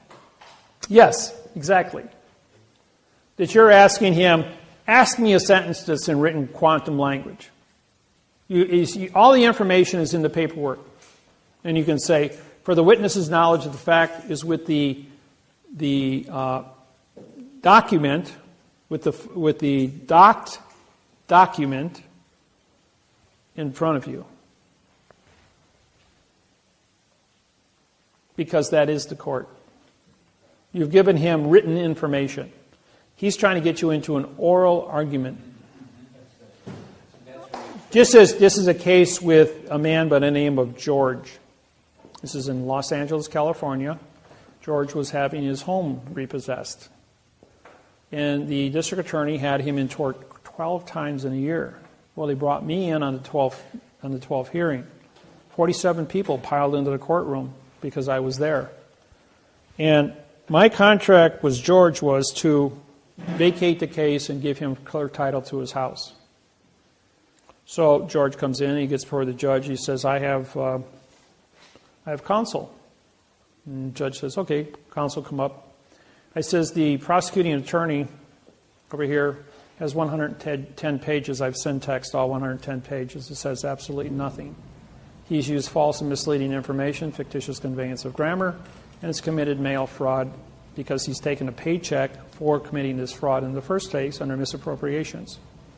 Judge says, you're correct. That document does say nothing. I hereby vacate the case. George, you have your house clear title. The court will not take it from you. And then the judge stood up, took off his robe, laid it on the bench, got off the robe thing, came down, walked over to the side door, a room about this size, opened the door up, turned around and says, hey, George, congratulations on your win. George is just still standing there.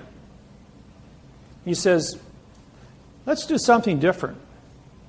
He says, why don't we say that the paperwork that the district attorney did here, after a whole year now, is actually a fact, and he did everything correct. Will you agree to that? Is that okay with you? And George says, okay. He says, take his house, and walked out the door. And he stood there after he said the word okay in front of 44 people, and he goes, and you, meaning me, he goes, are you Judge David Wynn Miller from Honolulu, Hawaii? The one that prosecutes judges?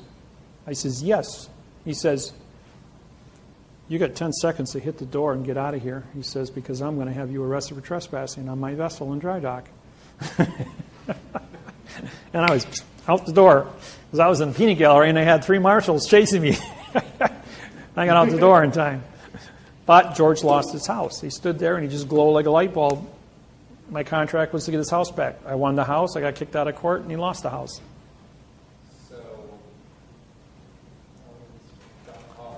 Should have kept his mouth shut and walked out of the door, yes. So then everybody, we went all outside in the parking lot, and I said to the people, did I win the case? They said yes. Did I fulfill my contract? They all said yes. Did George give back his house to the district attorney? Everybody said yes. Am I liable? Everybody said no. Enough said about that. Let's go back to the seminar. So we all had a seminar this afternoon.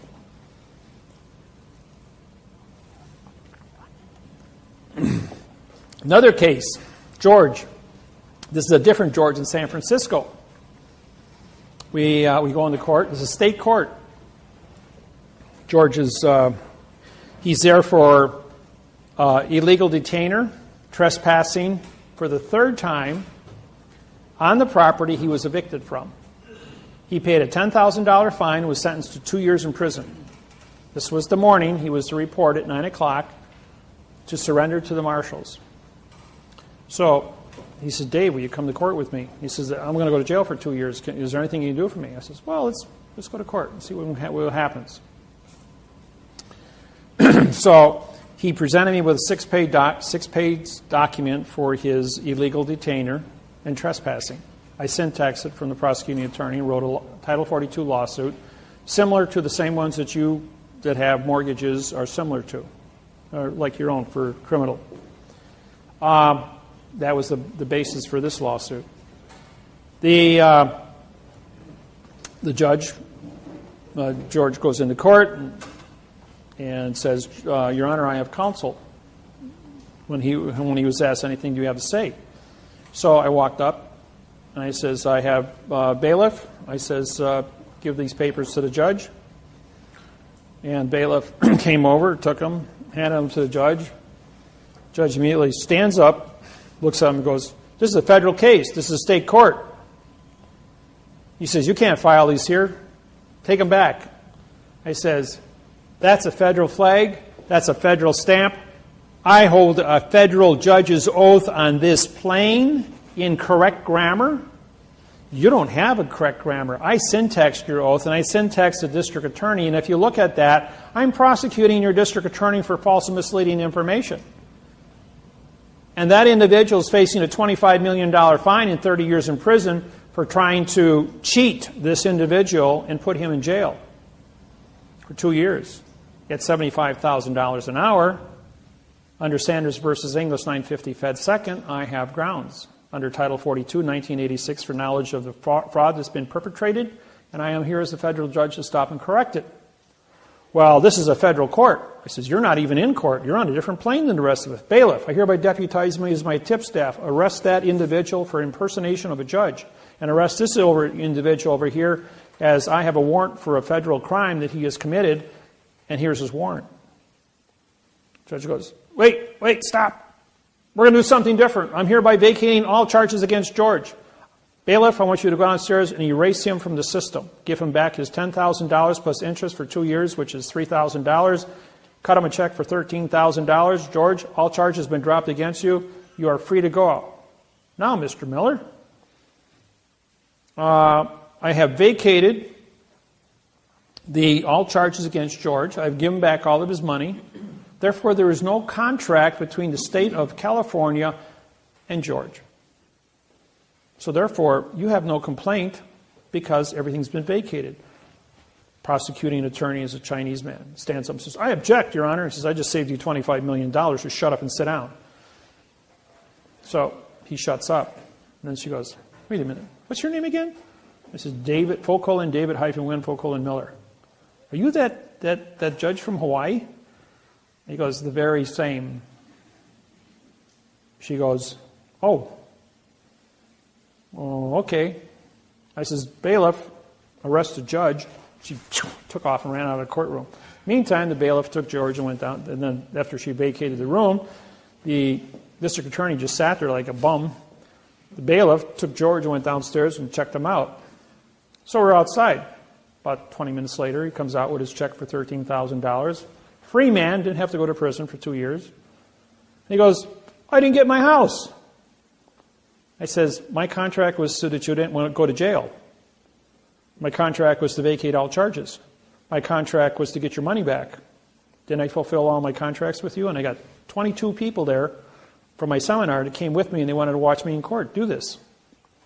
There it was. He said, well, you fulfilled all your terms of the contract, made the case go away. George is free. He bought me a cup of coffee. Third case scenario, IRS, Miami, Florida. Lady comes to my seminar. She goes, can you do IRS? And she says, yeah, real simple. I've won over $10 million in IRS cases, about 12 of them to date. She says, well, I got to be in court tomorrow morning, 9 o'clock, in IRS court down at the federal building. Will you come with me? I said, sure, it'd be fun. So, being in Miami, I was on vacation, and I put on my surfer shorts, my surfer shirt, and my flip-flops, because I was on vacation. I go with her. And she, we walk into the IRS office, and the IRS agent comes in. He's 33 years old, by the way. And she says, she asked me, she says, what do I do? I says, well, give them all of your paperwork. Cooperate 100%. And the IRS agent says, are you an attorney? I'm going, no, I'm not an attorney. He says, do I look like an attorney? I said, I'm on vacation. So she says, oh, well, I want David to come in here with me. I just need some moral support. I'm kind of nervous about all this stuff. And he goes, well, okay, Dave, you can come in and sit next to her. So I sat there quiet for about an hour. Every time he asks for something, she says to me, should I give him the paperwork? I says, yes, fully cooperate. Well, the IRS was real pleased the fact that I was giving her moral support, helping the IRS get all the paperwork filed. He wrote out all the forms from 2004, 5, and 6, 3 years. After the paperwork was all filled out, 8 pages, she owed $38,000 in back taxes. So she then signs the forms, slides them across the table, and I says to the IRS agent, I says, mind if I ask a question? Are you an attorney? I says, I thought we discussed that already. He says, that's a question. If she committed false and misleading information to you, can you prosecute her? Oh, yes. So can I ask you another question? If she committed perjury in this interview, as you have a recorder here and you recorded it for the IRS, can you prosecute her for perjury? He says, yes, we can. He says, you know, you want her to sign right here, is that correct? Under penalty of perjury? You know that under is an adverb, means no contract. Of penalty, which is a verb. Of is an adverb, making perjury a verb. You want to show me the verb perjury and penalty in the dictionary? Isn't that false and misleading information? Isn't that perjury by your own confession? And then I syntaxed in the next 35 minutes, all 8 pages. As I identify, I says, oh, by the way, I'm the federal judge of the United States, chief federal judge, and you just committed 47 felonies in front of me. Grabs up all the paperwork. I'll be back. Takes off. About a minute goes by, and all of a sudden there's screaming in the back room. Yell, yell, yell, yell, yell. This goes on for like 5 minutes. Then the supervisor in Miami, IRS, sticks his head out. Oh, Judge Miller, you're here. Well, yeah, I've got a 3x5 picture of me hanging on the wall in there. So he pops his head back in, and more screaming goes back in. It's quiet for about 2 minutes, and about 12 minutes goes past, and he comes walking out. Madam, here's your form. All your taxes have been canceled. You have 0 balance. You're free to go. Have a nice day. She bought me an espresso.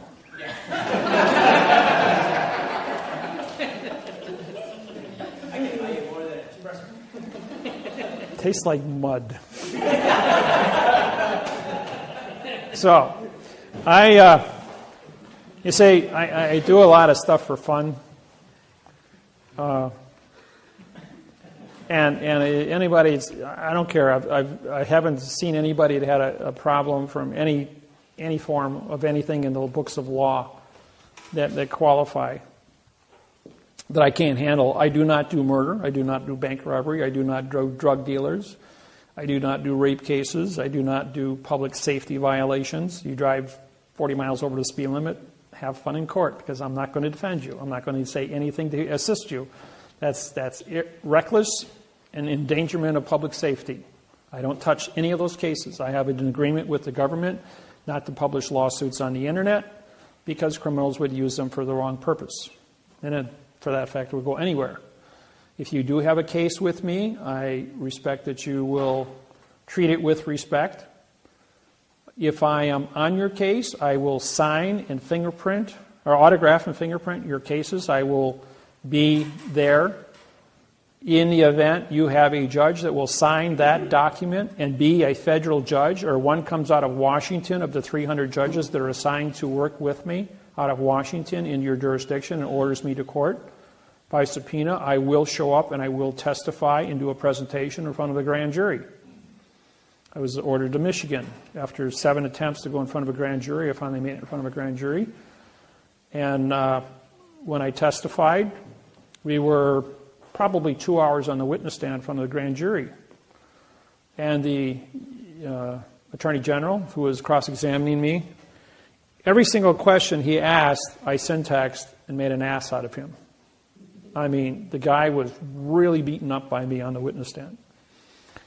And then finally, I was on the witness stand, and he made a comment to the judge. I'm going, you're out of order. The judge says to me, Judge Miller, there's only one judge in the courtroom, and it's my courtroom, and I'm the judge. I'm going, oh, yes, okay. And then the judge perks up and says, you're out of order.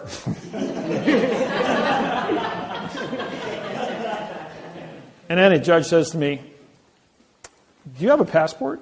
I said, sure, I got a passport, driver's license, insurance cards, MasterCard, Visa, bank cards, a checking account.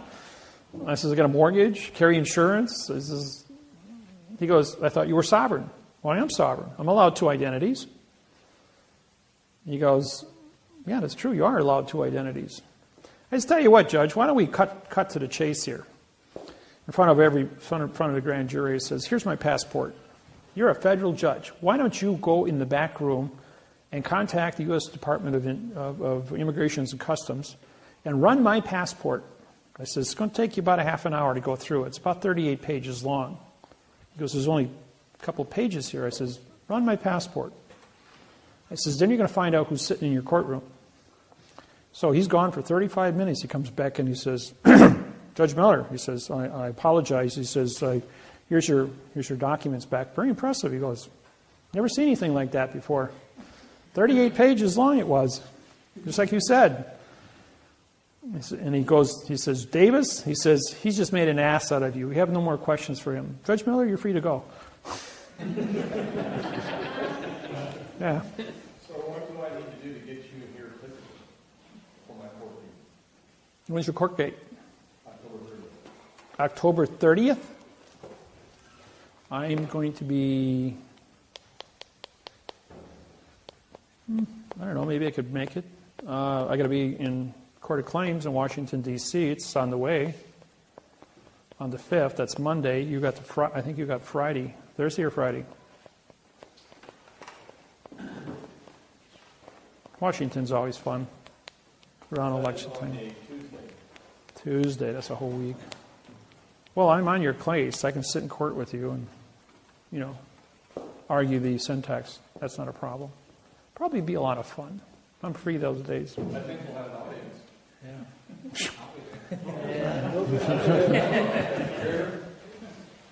Yeah, I think we'll have an audience. There usually is standing room only when I show up.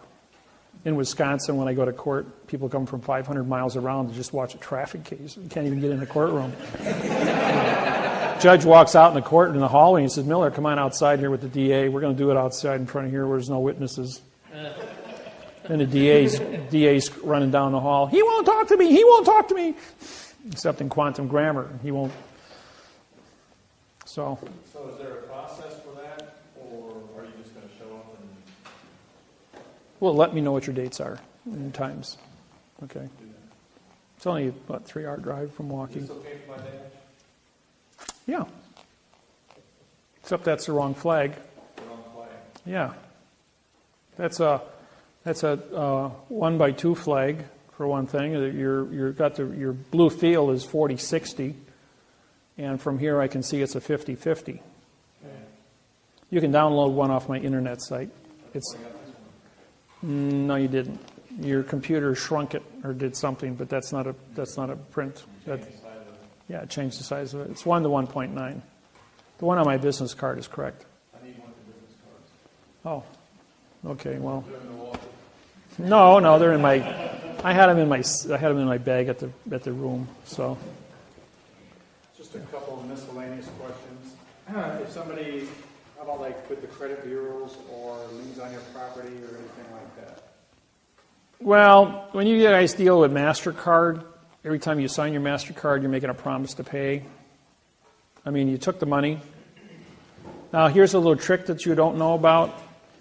When you guys use MasterCard, it's earned income. If you discharge it in bankruptcy, the government will wait 3 years and come back and sue you for failure to pay your state, federal, and Social Security taxes on the earned income you discharged in bankruptcy. And sue you for 125% from the IRS, which you can't discharge. And you think you were in trouble before you couldn't pay your bills? Now you're in trouble with the IRS. Will sell your home, cars, and anything else you own, and they'll come after you from that location. And you can't file bankruptcy against the IRS claims, especially with that position. Okay, so the syntax wouldn't work in those areas? The syntax works except when you file bankruptcy, you are saying, what's in my hand? Nothing. You filed bankruptcy against nothing. Why do you file bankruptcy? You filed bankruptcy because you want to discharge a fact. Bankruptcy takes the nothing and makes it into a fact. Therefore, the fact is taxable. How do you think England captured New Zealand, Australia, India? Is because England figured out way back in the 13th century that if you file bankruptcy against an invasive people, take the Aborigines. They don't speak or read English. They only have picture writing. So in their pictures, articulate their land, their treaties, their boundaries, and there's 3,450 Aborigine tribes in Australia. But they got 10,000 gold mines. The country is a virtual mine of gold, silver, lithium, titanium, cobalt. I mean, it's just mineral rich. Radiation, radium for plutonium. All of our nuclear submarines are refueled in the northern part of Australia as they go around the world, because our treaties with them. Australia is traded on the New York Stock Exchange as a corporate entity. Just so you want to know about that. The people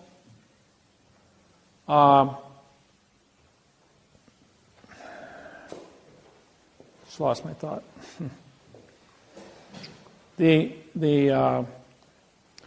England went into Australia, genocided up until 1957. They had a bounty on Aborigine people that if you kill them, you got to pay the bounty. Imagine that. England was actually hunting human beings like they do deer and putting a bounty on them. Just like the movie with Tom Selleck.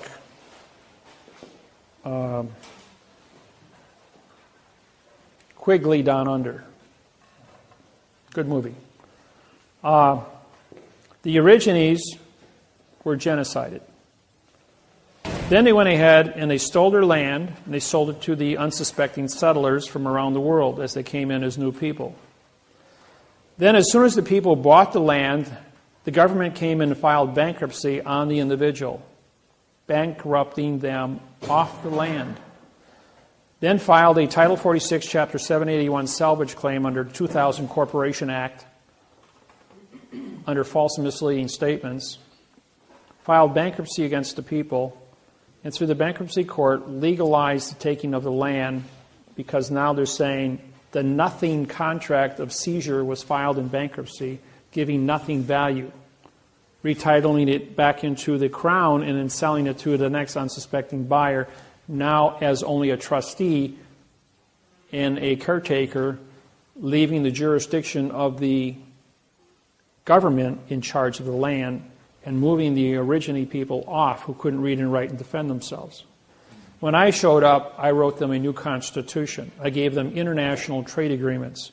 I gave them the ability in quantum grammar to protect themselves against a world of fiction. So they called me the Spirit Walker, because I came in and prosecuted 129 judges and nobody touched me. Anybody else that ever tried something was killed immediately by the government. But the government wouldn't approach me. The government wouldn't touch me. So the Aborigines, my name got shot all the way across Australia in a matter of days, as we got somebody here that's special. And that's the reason why when I came to Hawaii, same thing. Somebody special showed up and they made me king because I came with a bird. 1848, a prophecy was made that a white man from America would come to Hawaii and set the Hawaiians free. I wrote the apology bill that Bill Clinton signed and apologized to sealing the Hawaiian Islands. Then proved the entire history of the Hawaiian Islands from the international bankruptcy through World War II, and it was the post office that captured the Hawaiian Islands, not the United States court system. Henceforth, giving the Hawaiians now direction by which to prosecute trespassing. And who paid the docking fees for all the buildings in Hawaii for the past 200 years on a sovereign country? Nobody. It's about $64 trillion in back taxes that the Hawaiian people are owed, which they kind of perked up to. Yeah, wow. So then you take all of that, and then you go down to Australia, you syntax their constitution, null and void. Write a new constitution in quantum grammar, giving the Aborigines original constitution before the English got it, putting them in now control. And then going in and prosecuting the judges where they're running out of the courtroom. They're standing up bowing to me as the chief federal judge of Australia and New Zealand. And the Aborigines are in there watching this. And then having 2 federal attorneys, 2 federal barristers, 2 federal solicitors, and 2 federal, state attorneys, all stand up, all 8 of them, one right after another. We are in peril, danger to move forward against the Aborigine people. As Judge Miller has explained to us as a chief federal judge here in in Australia, in Sydney, Australia, New South Wales, as to how much criminal activity we have done in closed chambers in the back here in the last 8 hours. He can walk the walk, talk the talk, and he explained to us in detail the operations by which we are to be prosecuted as, that we don't exist as a government, as a court, or as a people, that we are trespassers. We hereby vacate our position against this Aborigine who we want to sue. And that's been 4 years now, and he's still a free man, and there's been no activity. And that word went all over Australia. And I've gone to court 129 times. Every time I walk in the courthouse, it's like, bzz, Miller's in the building. Everybody's running and locking doors. Don't let him in your courtroom. He walks in here, it's going to be hell to pay. Yeah. So will you also write that for the Indians? American Indians got the same thing through their treaties and now have 190 casinos on their properties. And guess what? The white man is losing money and they're buying back their own Indian lands with the white man's money. That's poetic justice. Yes. You were saying something about the bankruptcy. Don't do bankruptcy. Don't do bankruptcy. It is. Don't think of how not to pay your bills. Think of how to make money and be more efficient. Learn how.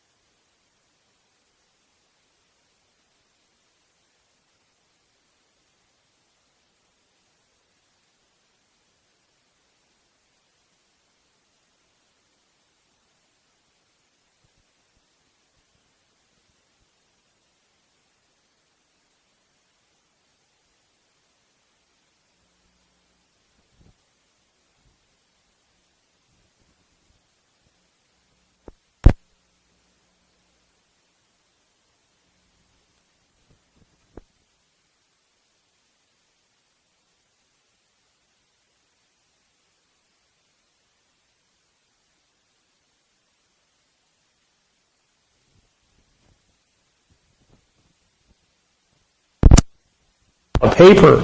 I says, we agreed on 8%. He says, well, I'm giving you 10%. I says, I didn't ask anybody for any money. I did my work.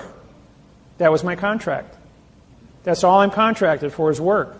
If you guys pick up $1.5 million down the road or $7 million from the federal government and you want to do a gift to me after the fact because you have surplus or you feel you want to give me a gift, that's your business, but I'm not asking you for anything. We had a contract. I fulfilled my contract to you, and that's it. When you got a gift, what is a gift? Okay. Most of you are too young to understand this, but some of you are old enough. Remember the movie I Dream of Jeannie? Huh? You're laughing. You must have watched it. All right. What is a genie? Everybody knows it deals with magic, right? Okay, you have a genie and you have a djinn. A djinn is the grandmaster of genies. He's got all the power. So genie was a program where as a astronaut opened up a bottle and let the genie out. And the genie fell in love. She's laughing. She's seen it. The genie fell in love with Tony and did all these crazy things trying to help him. And every time she used her magic to help him, wound up getting in trouble. And the whole TV show was a comedy. Well, along the way, Jeannie goes ahead and she's going to use magic to go ahead and make Tony fall in love with her. There's one thing about the word love. It has to be free will. And if a genie violates violates the free will of love, loses her powers. So Jeannie went ahead and played her trump card and Tony fell in love. Well, Jeannie's dad shows up to Jen and says, you broke the rules. You got no power. So now she's back to an ordinary woman, living a mortal life, having to learn how to cook and clean and iron and do everything domestically. Well, at the end of the show, the Jen goes ahead and gives Jeannie back her power because she learned her lesson. So then I got to thinking about that. What would any of you do if somebody gave you power to snap your fingers and create things out of thin air? Give you absolute power over all things. What does that mean to you? Will you be responsible for power? Will you be a teacher? Will you acquire wisdom from this here? Or will you go out there and practice mischief? Well, I looked at myself in the mirror one day and I said to myself, could you, or will you make a contract with yourself, David, that if you were given the power, absolute power, will you be responsible for that? And I said, yeah, I can do that.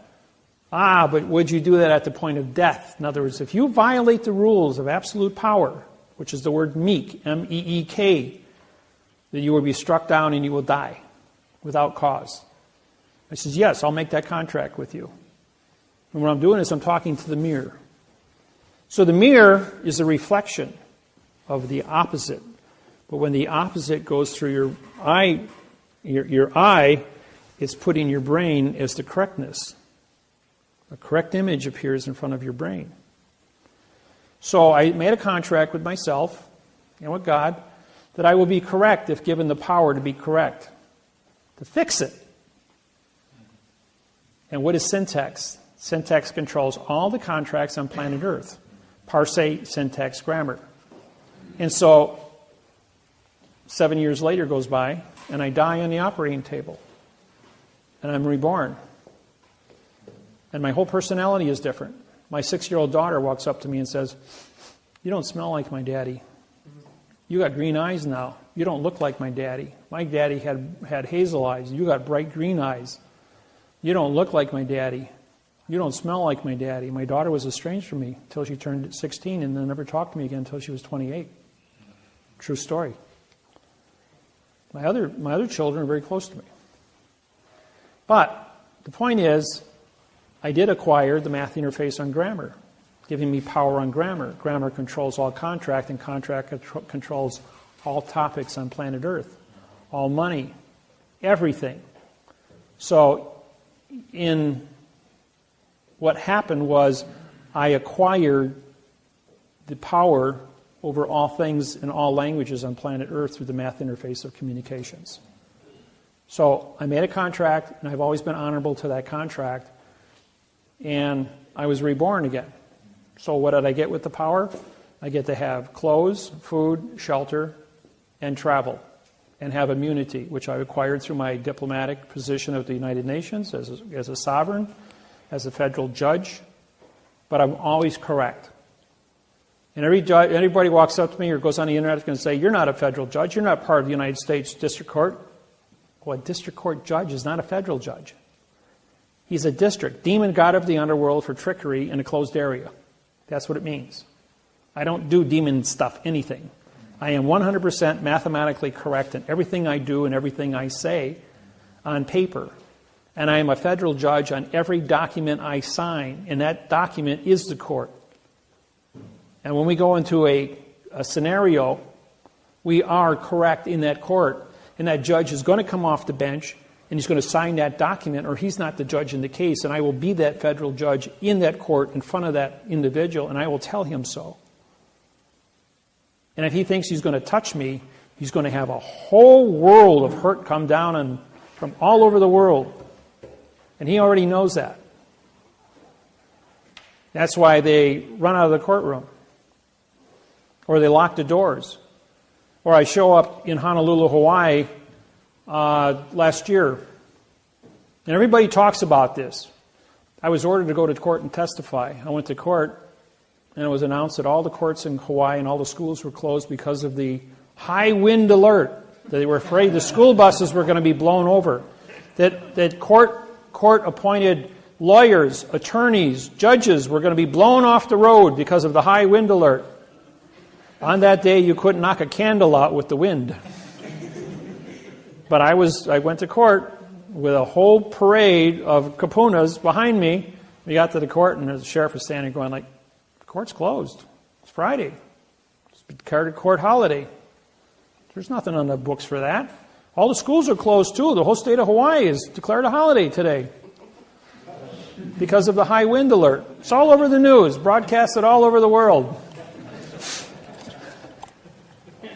When you mentioned what is a gift, a number of years ago there was some deal going around called gifting. You pay so much. It's called Pay It Forward. They made a movie. And I decided, because they use scripture to kind of smooth it over, and some people almost went to jail for it. I'm not sure it kind of quieted down all of a sudden. But I looked up the word gift in the dictionary. Mm-hmm. And it had a number of different definitions, but the one I remember is, it said, "Your request is not my gift."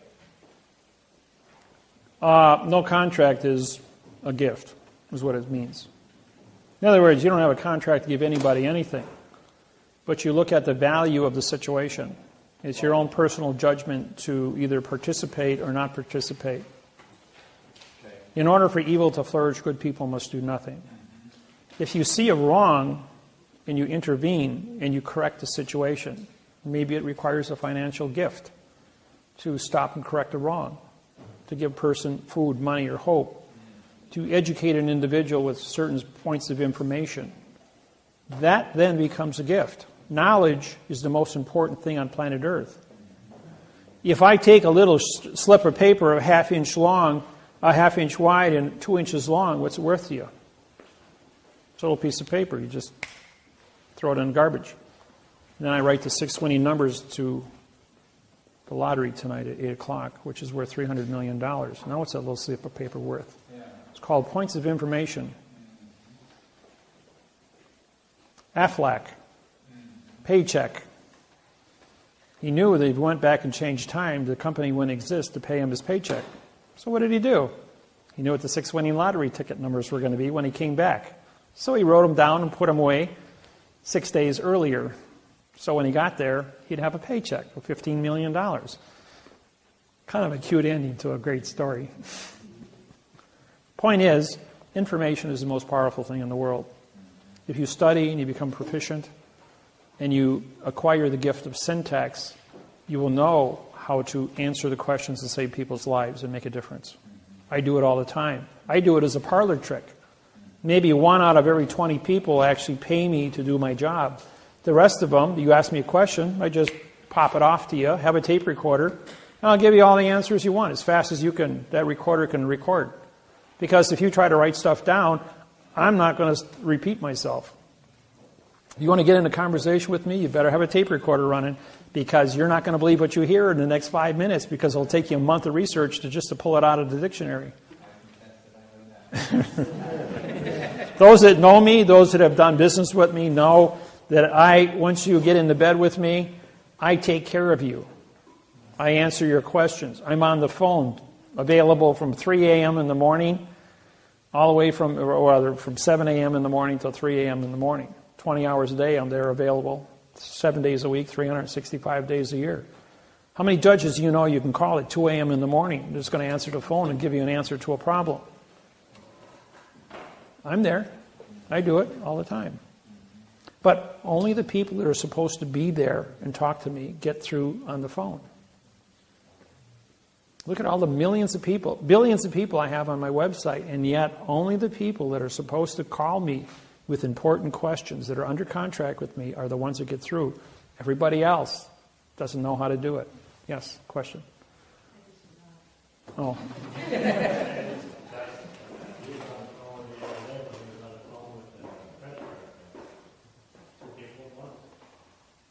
Oh yeah, I'll be on Skype and 2 phones at the same time while I'm day trading and syntaxing a lawsuit. It's called multitasking. I can use my right brain, mathematics, doing numbers and syntaxing papers at one, doing 300 words, about 30 minutes, so about 600 words an hour. I'll do syntaxing while watching a movie. Well, yeah, other movies, if I've seen a movie once, like Gone with the Wynn, I'll just put it on high speed and watch a 3.5-hour movie in 6 minutes. Or for entertainment, I'll walk through a video store and use 1 second on each title and go like, I know all the plots, I know all the actors, I know the whole thing, and bang, bang, bang, bang, bang, bang, bang, watch 20,000 movies an hour. Just by reviewing my mind as to what I've seen in my life at 63 years. So I was 18 years old before I had my first TV set. So I grew up with a crystal radio that I built myself. I had to learn how to read books. I used a library and library card catalogs.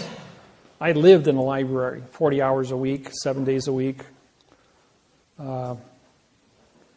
And I did that from the age of 8 to 18. So I was an information junkie, studied to be a doctor at the age of 12, and at 18 I put it all away and became a welder. Metallurgy, engineering, heat treating, all the things that build the world, because I was a builder. Built my own homes, built my own car, built my own boats. Built 3 cars, as a matter of fact, 3 Corvettes. I drive the only Lexan plastic bulletproof Corvette in the United States. Does 0 to 60 in 4.2 seconds, weighs 2,400 pounds, and is 380 horsepower.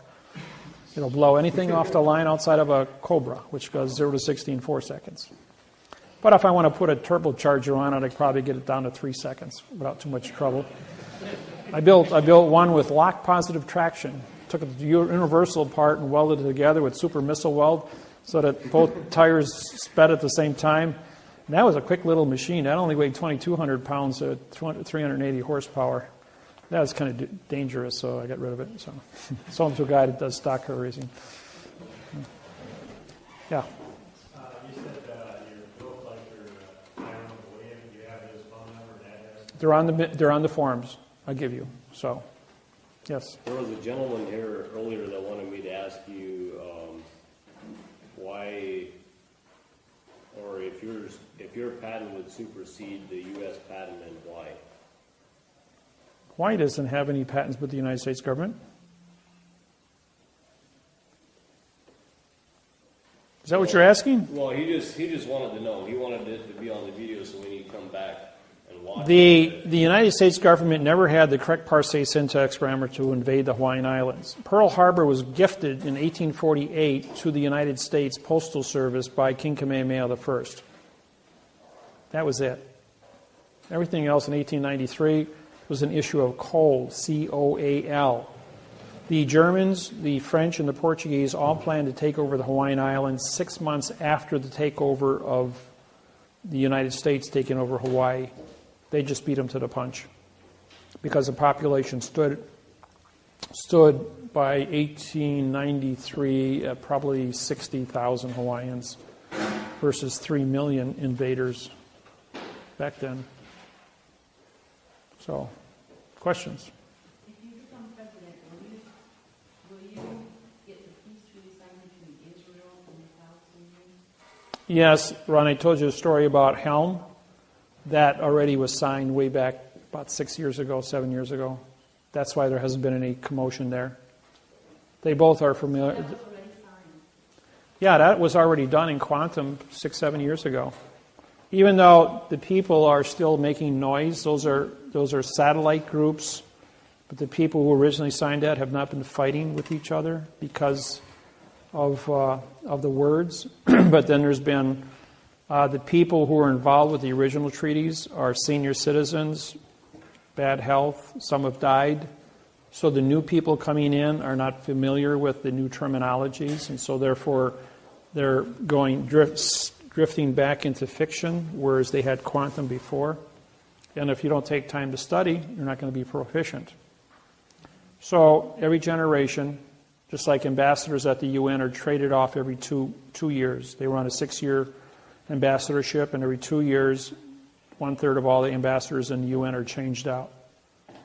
So from the time I got my ambassadorship in 1999, under sovereignty, I'm still hold that position as because there's only 2 of us, Russell and I. All the rest of the people in fiction are changed out, but I have a lifetime appointment as a director of a sovereign country called Quantum Grammar. So that's where that stands. Yes? There are some of us without birth certificates and Social Security numbers. Is there a certain way to interact with the world? Or? Well, if you don't have a Social Security number, it's pretty tough to get a driver's license or a passport. And because the world of fiction, you can travel anywhere you want, except the corporation of airlines, trains, buses, and automobiles are all controlled by Social Security. In other words, you have to have that number to move between point A and point B. As long as you stand still, nobody's going to bother you. It's when you want to go across state lines or federal, international lines, they want to have those points of information. Otherwise, I would recommend you send your identity, do a claim to life, mail it to yourself, registered mail. That way you've got a quantum registered mail with the post office. Use that as your identity to go and mail yourself anywhere you want to go, registered mail. And then send yourself, put a post-it like I did Russell. My business partner, Russell Gould, is the only person in the history of the post office to be mailed from the United States out of Pennsylvania through Montreal, Canada, into Paris, France, and back to the United States, to Philadelphia, registered mail, by me as the postmaster, transporting him as registered mail to there and back in quantum language. They had no remedy for quantum language. Once we completed that task, all the post offices worldwide passed a law that said you must have 3 forms of identity: a ticket, 2 forms of state ID, which is a passport and driver's license, and a birth certificate certifying your location. Changed all the laws on the planet. He tried to do it a second time. It was not successful. The U.S. Department of Immigration and Customs said, yes, you can go. We have no way to stop you. But the insurance company that controlled the United Airlines flight says, no, we will not insure you to get on our plane. You're not a dead person. Only dead people can fly on our airplane. In case it crashes, there's no liability. You must be a nom de guerre dead person on our plane. That's why all plane crashes never have survivors. Because they don't want people surviving. Otherwise, they'd sue you out of existence. For public were secrets. And a lot of stuff was lost languages. Well, because of our syntaxing capacity, we were able to break the codes on these and put all the correct language in, syntaxing these. We had cardinals and bishops for 3 days follow us around as we told them all the secrets. After that exercise was done, we then wrote an international bank treaty for Cardinal Sedana, and we were awarded Key Masters as the first persons to ever write a quantum treaty with the Vatican. When we came back, we drove 2,000 miles through Europe. We then went from there to Bern, Switzerland, and met with the Universal Postal Union. From there, we went to Zurich and met with the German Bank of Germany. And from there, we went back to Paris. I have a passport, so I was allowed to fly out. But Russell was mailed there, registered mail. So the Postmaster General of the Universal Postal Union in Bern, Switzerland, and the Postmaster General for the United States in Europe both had to vouch for Russell. But that still wasn't enough to get him through security. They wanted a passport. When the head of the Charles de Gaulle Airport heard that we were there as key masters, he came down to interview us. The man who was in charge of the Charles de Gaulle Airport is the great-great-great-grandson of the Joan of Arc, who was a key master with the Vatican. Going all the way back, he's a direct descendant. And when he heard that there was 2 key masters from the Vatican at his airport, he shut down the airport, held 300 people in a DC-10 for 3.5 hours as he interviewed us for 3 hours, and did syntaxing exercises with us for 3 hours about Vatican secrets using a Bible. After which time he gave us red carpet VIP treatment through security onto the plane. We flew back and were accepted. We had to be debriefed by the post office when we landed in Philadelphia, but everything went smooth. Got him there, got him back. All postmasters in the world were notified that Russell was mailed to Europe and back registered mail successfully. We're the only person to ever do that. And to this day, the post office still tells tales of the stunts that we have pulled and the treaties we have. I am also a muster master for the Pentagon with the Secretary of, and so is Russell, with the Secretary of Defense. Yes? Why are the secrets of the Vatican so secret? Well, first off, you don't have Manly Hall's Secret of All Ages. There are only 5 copies on the planet. Number 2, you don't have a deluxe copy, which have been syntaxed by me. There's only one in existence, and I own it. So therefore, the secrets that exist are so complex. If you started reading right now on a 6-page book that's 6,000 pages long, this wide and this tall and this thick, it would take you several years to get through that. And you would also have a syntax background to understand what it says. Russell and I both do. And we concur on different things. I'm 25 years older than Russell, by the way. Go ahead. Is there a book of Enoch. I know what Enoch means, yes. But no, there's not a book of Enoch. It's a tale about a UFO. That's what Enoch means. It's a UFO tale. They made a movie called Enoch, if you want to watch it. Yes? Do you have with you kind of the life, like a kind of the life, birth, whatever? Yeah, it's on page 2. I would like to see one that's done. Right there, page 3 in the book. There's also the same ones on the internet. Just fill it out, put your picture on it, have your people autograph and fingerprint it, and you're done. It's called a claim of the life. Claim of the live life. What it means is that you have knowledge of what a prepositional phrase is, how to certify what a fact is. You've identified yourself, your mother, your father, and 2 other people with claims of the life have identified you to be a fact. That's all it means.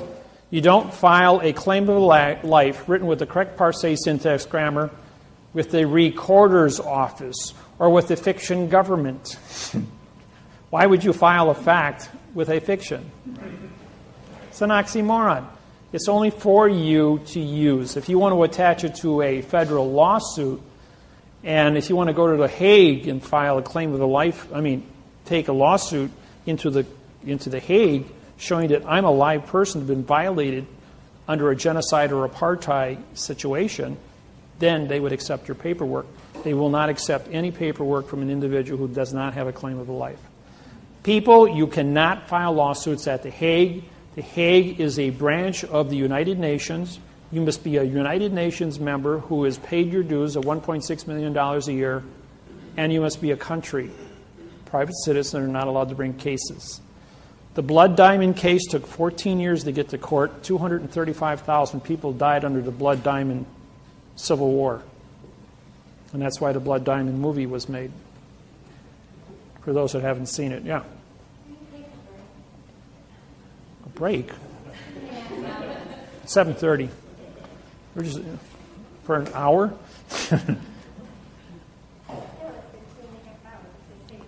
Oh. We're almost done. That's all. We're just answering some questions, and you guys can get out of here. Because I'm the guy standing up here for 8 hours. Yes? There's a Republic, they claim they filed the case. Tim Turner's under arrest. He was arrested a couple days ago, by the way. He's in jail right now. Really? Yes, really. Tim Turner, re means no public. A no public document written in adverb verb is nonsense. So he's trying to promote a negative condition of state in the world of quantum. Therefore, the U.S. Attorney's Office, or the federal attorneys, are now using my quantum technology to arrest any organization in fiction anywhere in the United States that would take money or mislead American citizens. They're going to shut down the whole thing. In May 1993, I went on the radio to do my first quantum radio show. In 6 weeks, 2,800 organizations in the United States were put out of business. There was only 10 organizations left standing. Today, there's only, I don't know, maybe less than a dozen that actually are still in existence. Otherwise, my technology has completely rolled across the planet, and anybody attempting to start anything up, do anything with IRS, or anything, redemption, straw man, UCC, acceptance for value, all nonsense, all being arrested under false and misleading statements. So this is the only program that's replacing the entire planet. Question? Fred and Nina Gutierrez. What? Fred and Nina Gutierrez. What does that mean to you? Fred and Anita. Nina. Fred and Going Nina? around the countryside doing seminars. Set off debt, doctor. Set off debt. They'll probably be arrested shortly for false and misleading statements. I'm serious. I don't know anything about them, but if you show me, if you got a website, something I can look at, a piece of paper that they've written, if it ain't in quantum, or if it isn't in quantum, I should say, it'll be nixed like that. You mentioned also the UCC. It's copyrighted by England. It's private property. Right. And we talk, so how does the UCC affect us over here in the United States? It doesn't, or isn't it still? Lawyers and attorneys work in a foreign vessel in dry dock. The foreign vessel in dry dock of the courthouse is the same in all 250 countries using the same UCC, only in the courthouse, only by judges and attorneys and lawyers. It does not apply to the civilian population anywhere on the planet. So using UCC 1-308? No, it's nonsense. It's all written in adverb. Verb means nothing. Right. Anytime you look up all the words that have a prefix or a suffix, they are in void, a violation of now time. If you're not in now time and you're not correct mathematically, you're not correct, period. Yes? I was just going to ask, as we go along and this technology gets revealed, we'll probably be told these secrets that have been held back for thousands and thousands of years. Well, I have 50 stars on my flag dealing with the 50 tricks and traps and procedures of correct grammar. They don't represent conditions of the states. They represent the conditions of operations. And so it's the operations that I've been bringing out and teaching to the people. And every time the government goes out and they cook up a brand new plan to think they're going to trump me, I just go ahead and pull another trump card out of my thing and I trump them. I've shut the United States federal government down 23 times, the entire government, courthouses, legislation, the Senate, everybody. So I'm a world icon. The whole world knows my name. I'm probably bigger than, when I went to Australia, the Immigration and Customs says, you're bigger than the president of Australia. You've got like 4 times more people on your website than he does.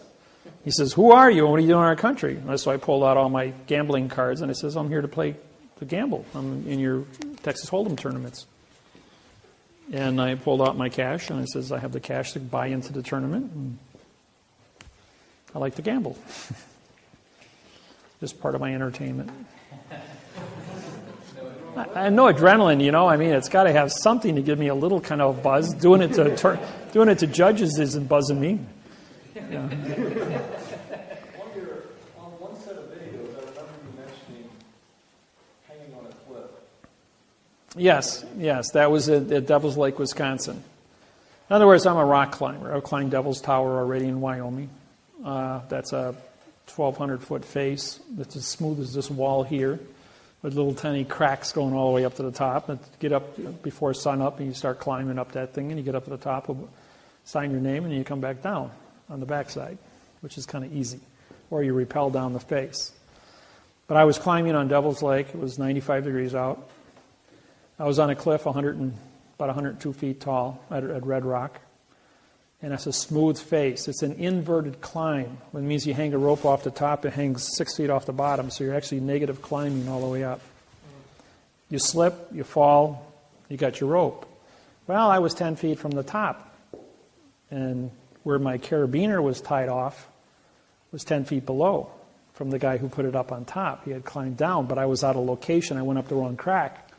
So here I am in a wrong location, and I had to disconnect. So now I'm on a 90-foot cliff after an hour climb, 10 feet from the top, and it's all smooth. All I got is a 3-inch crack in front of me. So I had to put my fist inside the crack and tighten it so hard that I could do a one-arm pull-up and do that hand over hand for 10 feet to get over the top. Otherwise, fall to my death. There was no way up, no way down except to go over the top. The rock doesn't care if you die. So you're there, and you have one responsibility.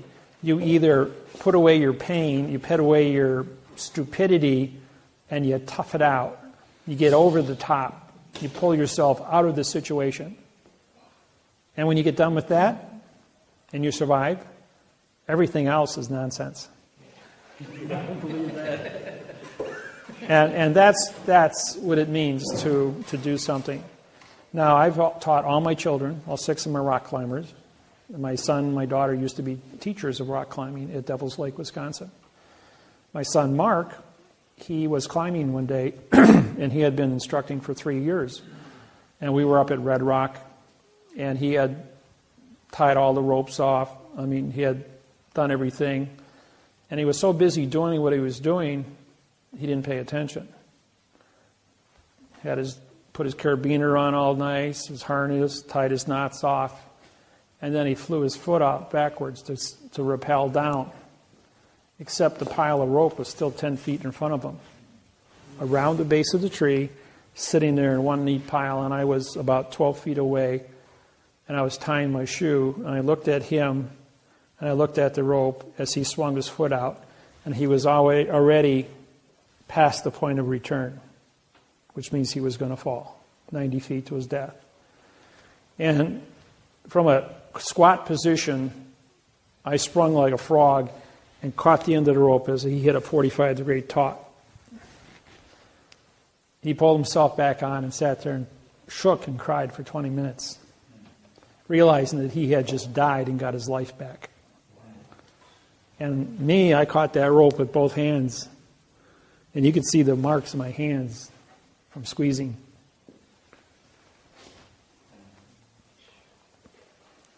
There are relevance in time, just like me dropping the bullet and avoiding things. There are some things that aren't supposed to happen. There are some things that have to happen. And after that, he was the safest climber, does a triple everything. Nobody touches a rope that he touches. He doesn't trust anybody or anything, but he is triple secure at everything he does now. At 18, he's now 38 years old, 20 years later.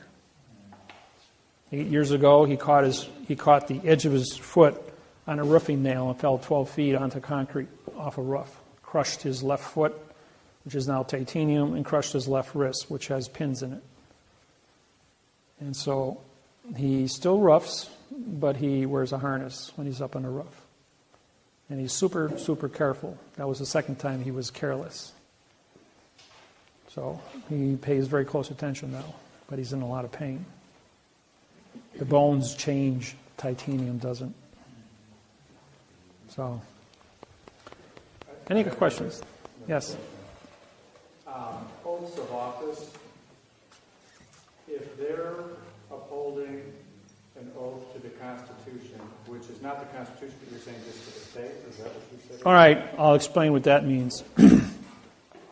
The judge says, I swear to support the Constitution of the United States. Correct? What does the word United States mean? United means no citizen, condition of state. He supports the Constitution of the piece of paper that is in front of him between two or more people. As there are two people that are nom de guerre names on a piece of paper. That piece of paper, which is the lawsuit, yours is traffic, his is divorce, yours is speeding. Doesn't matter what you're there for. Misconduct. Everybody's in court for something. You want to collect rents. The point is, every piece of paper in court is a different constitution of two or more people between him and the person in front of them asking for something.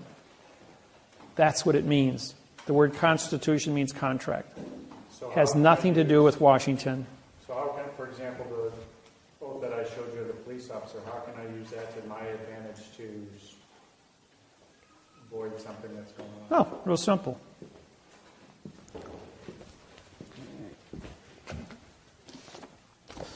Mr. Police Officer, will you please take the witness stand? And he takes the witness stand. You take the oath of office and you hold it up. Is this your oath of office? Yes, it is. Did you write that? And he's going to say, no, that was presented to me. Do you know what the word syntax means? He's going to go, well, no, I don't. I says, you signed a document, but you don't know what grammar means. You know what the word grammar means? Do you know what the word parse means? Do you know what the word syntax means? If he answers yes to all three of those, then you're saying then you understand how to syntax this document, correct? He's going to say, no, I don't. So you don't know what you're signing, which means you don't have an oath of office with knowledge. It says you're saying one thing here, but you're just testified because you don't know what you're doing. Your Honor, this man has just identified the fact that he doesn't have an oath of office. Now, let's say, it says, did you go to college? And yes, I did. I went 4 years of criminology, took college in criminology. Did you study English in college? Yes, I did. Did you study English in high school? Yes, I did. All right, do you know what the word syntax means? Yes, I do. You understand what the word grammar means? Yes, I do. You understand what parse means? It's a French word. If you don't, I'll explain it means parts of a word. Okay, that's fair. You can give him a hint. So now you understand parse, syntax, grammar. Is that correct? He goes, yes, it is. Did you write this? You're going to say, well, it's an oath that I signed. Again, do you understand what it means? He's going to say, well, yes, I do. Then if you understand what this means, did you modify your facts with adverbs and adjectives? Did you change the meaning of the syntax on this document by putting adverbs and adjectives in front of the facts? What's he going to say? Is that your autograph? Yes. He's going to have to say yes. He's going to have to say yes. He understands that he modified. Under false and misleading statements and fictitious conveyance of language and deprivation of rights under coloring of law, you just confessed to 3 felonies, and you signed it. Now, while engaged in criminal activity under Title 42, 1988, states responsible for all fees in this case. Your Honor, this man asked me for $525 fine here. The district attorney is a co-conspiracy with this here, as the two of them work together to ask me for a $525 fine. I'm invoking the Clayton Act for a 4 times damages. I want to check for $2,200 right now, and this man just confessed to treason in front of me. And the state pays all fees. Now you cut me a check because I have a criminal confession by a police officer. Can you take that a step further?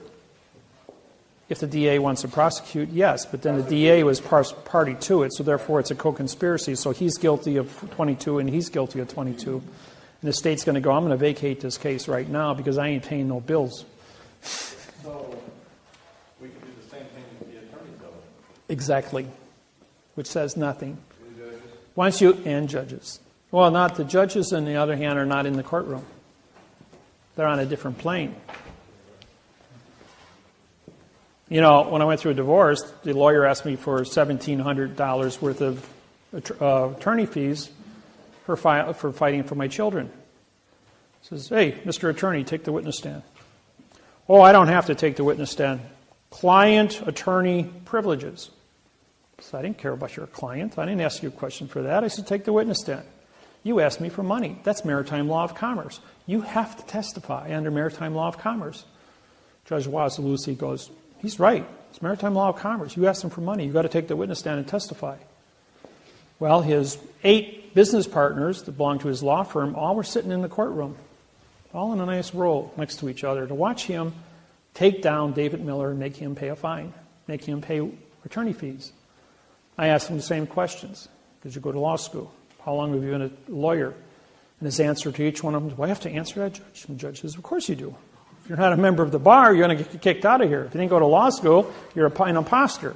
Do you understand syntax? He goes, yes. Do you understand grammar? Yes. Is this your autograph? Yes. Did you write this document? Yes. Did you ask me for money? Yes. Did you modify your facts? Not your nouns, because they're no-nos. Did you modify your facts with adverbs and adjectives? Well, yes, I did. And what do? They modify. Therefore, you changed. And because you intentionally changed, is there any closure on this document for false, misleading information, for modification of the facts into verbs? Well, no. Well, by your own confession, you modified grammar under false, misleading statements, fictitious conveyance of grammar, and deprivation of rights under color of law. And you tried to extort money from me under mail fraud, Title 18, Section 1341. That's $1 million fine and 30 years in prison. You feel lucky today? Judge goes, can he do that to me? Wasilewski is laughing. He had to stop himself from laughing. He was laughing so hard when I downloaded it on him. He says, he's already done it to you. You just confessed the 4 felonies. You will write him a check right now for $6,400 or I'm going to put you in prison. And he did. Pulled out his checkbook and his boss stands up and yells across the courtroom, you're fired. I'm not paying that bill. And ever since that day, there has never been an attorney take the witness stand in my presence. They won't even let me in the courtroom. You said maritime law. Isn't maritime law connected with the UCC at all? No. Aren't you a vessel in a sea of space called Earth? That's maritime. Earth is a vessel in the sea of space, outer space. All things are maritime. And isn't that contract? Well, contract law, right. The contract better be correct or you're going to get nailed for false, misleading information. But UCC is contract also. UCC is copyrighted. It's not allowed to be used unless you're under contract in a foreign venue. Foreign venue would be a spaceship landed on planet Earth from another planet. Declared the fact that they are a foreign spaceship in dry dock under law of the flag, which is fiction, in advertising fiction. Therefore, when you walk in there with no paperwork, you've trespassed on a foreign vessel and nothing you say matters. Because you're not going to talk to them in correct parse, syntax, grammar. And they don't have to listen to you because all 8 billion people are foreign to each other, speak Babel, and that's the truth of it all, folks. Only thing that matters is what you write on paper with a stamp, a flag, and the correct mathematical grammar, and you take responsibility for every word, the laws, rules, regulations, and codes on that paper. That your punctuation is in the correct place. Even if you put something, claimant's knowledge, I just took away the hyphen. Now I just wrote 413341213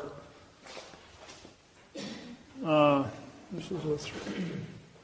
No.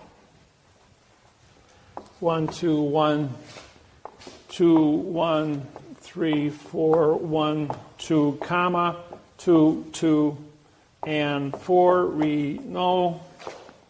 1, 1, 3, 3, 3, 3, 3, 3, period. So that would be a 4. No, that would be a 1, 2. But because of the period, because it's abbreviated, then all of these would become 4s. And then that would become a 4 also. 1, 3, 4, 1, 3, 4, 1, 2. Just have all the answers. Judge says, no, all the facts. The judge says, he has all the facts. Judge says, oh, you do? He says, well, how is that you have all the facts? He says, you can ask me anything you want. He says, I'm prepared for traffic court today.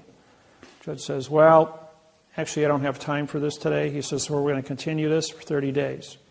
He says, in 30 days, you will come back into this courtroom with all the facts, and you will present your argument, as I'll give you a half a day before this court.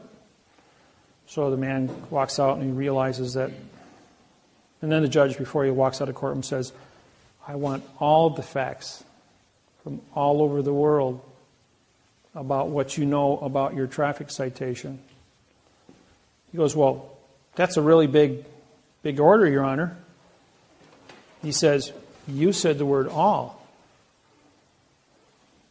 So you said you have all the facts. I want all the facts or I'm going to arrest you for perjury and you're going to spend 30 days in my jail. So he calls me up and says, Dave, he says, I really stuck my foot in my mouth. What do I do? He says, practice the handstanding.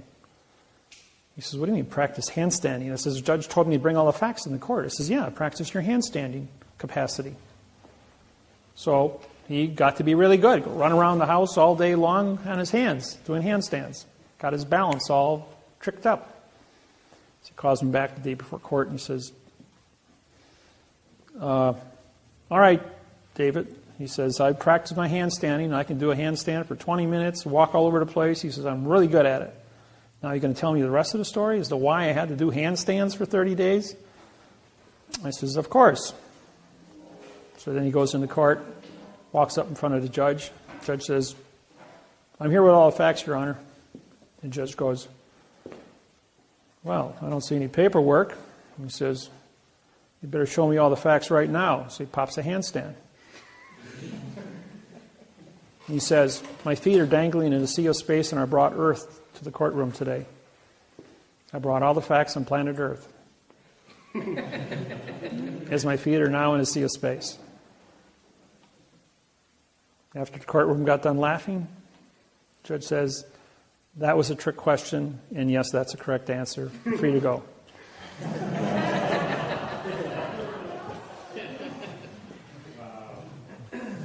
You see, sometimes it isn't about syntax or it's about knowing where to look.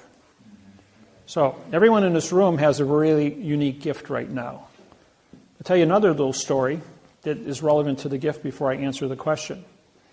Man walks up, Ford, president of Ford Motors, Mr. Ford himself, 1952, holds his annual shareholders meeting.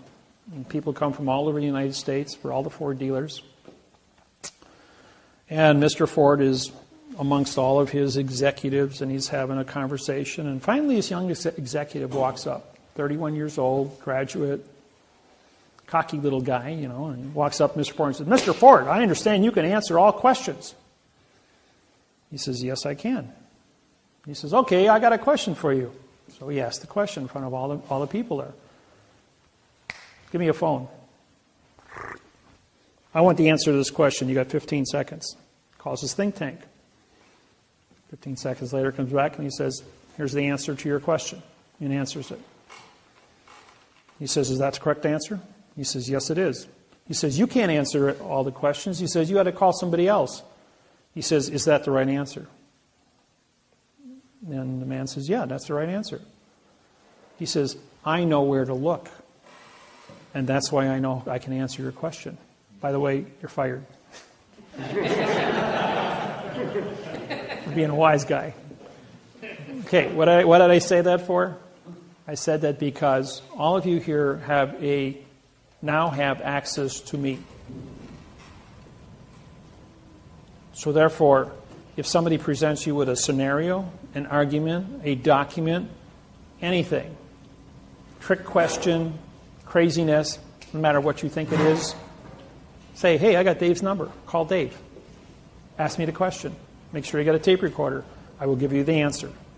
And you won't have to wait, week or so for me to research it. I will give you the answer while you're on the phone immediately. I haven't been defeated in 100,000 questions at 2,500 seminars, so you guys just cook up your best things. I hope I've answered everyone's questions here today and showed you the necessary points of information that are necessary. Yes? I got another question. With all these people that know about you and have your phone number from being on the website, all your students all over the world, how can you have time to answer? I think you'd be getting 2,000 calls a minute. I get 200 emails a day. I hope everybody sends me by email because you can write things out and you get to think about things when you write them out. And so it gives me an opportunity then to answer then when I'm not on the phone, but between the phones and the emails and the lawsuit writing and my day trading and research. I do have a full mental capacity. I don't watch television because that's just... If I'm going to syntax documents or I actually going to sit there and write, I'll watch TV because it gets boring when you're doing numbers at 300 words every half hour. So I watch TV because it's all my right brain does the work while my left brain is entertained watching. Or if I'm talking to you on a phone, I'll be syntaxing at the same time. But I'm always syntaxing. It's just automatic after 12 years, and I don't even think about it. My question was, how do you have time to answer all these questions? I do. I take care of everybody, and I get it all out in record time. Right. People that are doing nonsense don't get through to me. People that are actually legitimate, have a legitimate question for a legitimate reason, and have an emergency do get through to me, and I answer your questions. New people are always going like, you answered your phone. He says, I see how many people you got on your website. The numbers are posted. He goes, how can you possibly get through to me? Well, everybody gets through to me. Since I've been standing here, I've had only 8 phone calls. Kind of disappointed. No emergencies. I know everybody's phone number and what they want to call me about. Where's my form? How do I fill it out? Did I do it right? Same thing, yes. You got that passion up there, but you did show us how that changed. You showed us that it changed too, but not from Oh, this was a compound noun. All my writings have underline on compound nouns. But when you drop this becomes, anytime you have 2 facts, a claimant is a fact, knowledge is a fact. When you put a fact in front of a fact, this becomes an adjective, making this into a pronoun. Except the is an adverb. The only word that the adverb can attach to would be another adverb, but knowledge of becomes a pronoun because it's been modified by 2 adjectives. The first word in a sentence, the authority always runs backwards. And the word and here is a conjunction. If I put a full colon after this, I would break it, and this would become a real fact now. But without it, this becomes a pronoun. The pronoun has to be connected by an adverb. The adverb has to connect, and all does are adverbs. Now making this into a verb, but because there's punctuation here, this automatically becomes an independent pronoun. And these are all pronouns, pronoun, and this then becomes an adverb, making court to be an adjective of the word with, which now becomes a pronoun again. It's not a fact, so it's a nothing, because it's been modified. Here's another one for you. We're at the University of Atlanta, Georgia. 3 PhDs in grammar are in the audience. And I'm about 3 hours into the seminar, and I write this little sentence up there.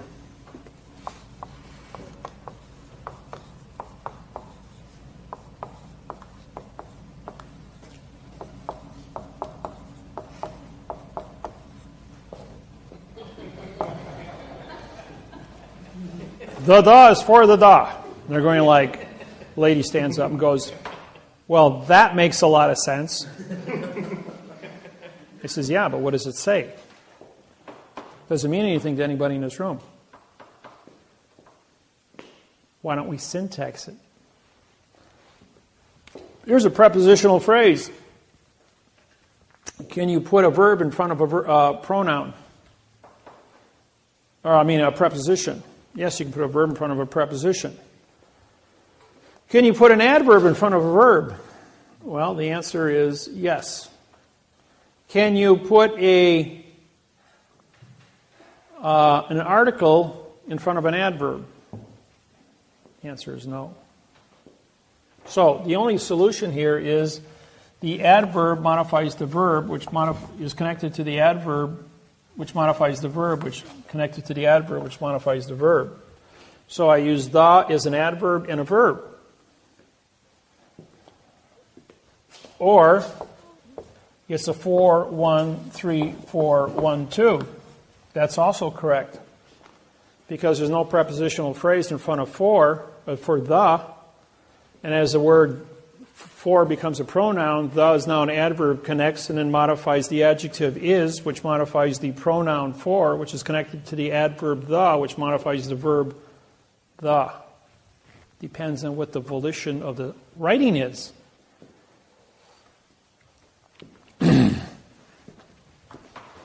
I'm going to read this out loud. Now, everyone in this room thinks in music. You have music in your brains. You've been brainwashed to understand music. Lawyers write in music.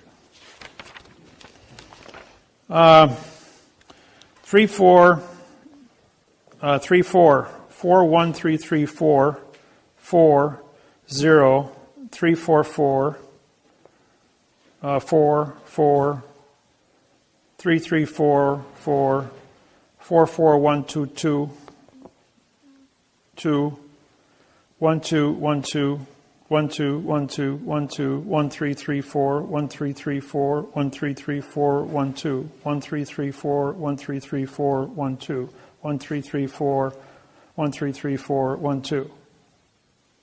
You see a pattern here?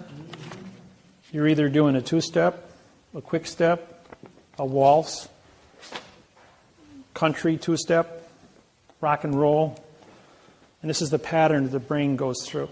So you write with patterns, you read with patterns. And when you start getting into numbers, you see the patterns. Here the guy is using, there's a quick step, 1, 2, 1, 2, 1, 2. A judge would say, this is the way I want it. An attorney who doesn't know what a judge knows is going to go 4, 1, 3, 4, 4, 1, 2. What is my exercise?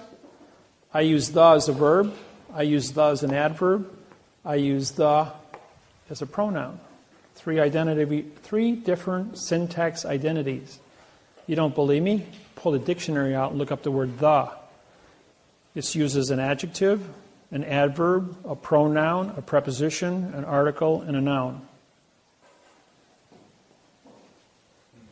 And if I want to do it a different way, I could do a 1, 3, 4, 1, 3, 4. That's also legal.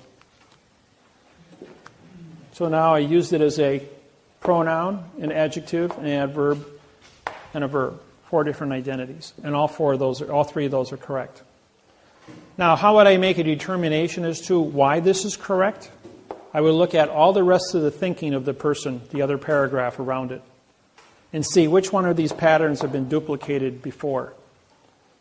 And that would tell me what his volition was when he wrote this part. If one attorney writes continuously in a 1, 2, 1, 2, 1, 2 and hits this pattern, I'm going to say this is his volition. If the next attorney writes this pattern and it's unbroken throughout the document, I'm going to say this belongs to his pattern. This might be Harvard, this might be Yale, this might be Princeton. Each law school teaches different patterns. So you got to know where the music came from. And when you see the music, you know what your thinking capacity is, and you're going to say, oh, Benjamin Franklin wrote this in the Declaration of Independence. But then he went ahead and he helped Thomas Jefferson write the Constitution of the United States of America. But then there was a few other little individuals that got their fingers in the pie. So he wasn't the only guilty party up there. Yes? Do you recommend sending your kids to college? Did your kids go to college? Well, we're only talking about English here right now. If you want to study electronics, mechanics, car repair, motor engines, technical schools, yes, there's nothing wrong. Remember, what is the law of the mafia? You keep your friends close. You keep your enemies closer. Don't forget, who is the enemy? The fiction is the enemy. Smith is going to come after you as Zion. The machine, which is government, is going to try and control you through videotapes, mechanics, automobiles, houses, contracts. So you got two enemies in the world. One is a machine, the other one is a virus.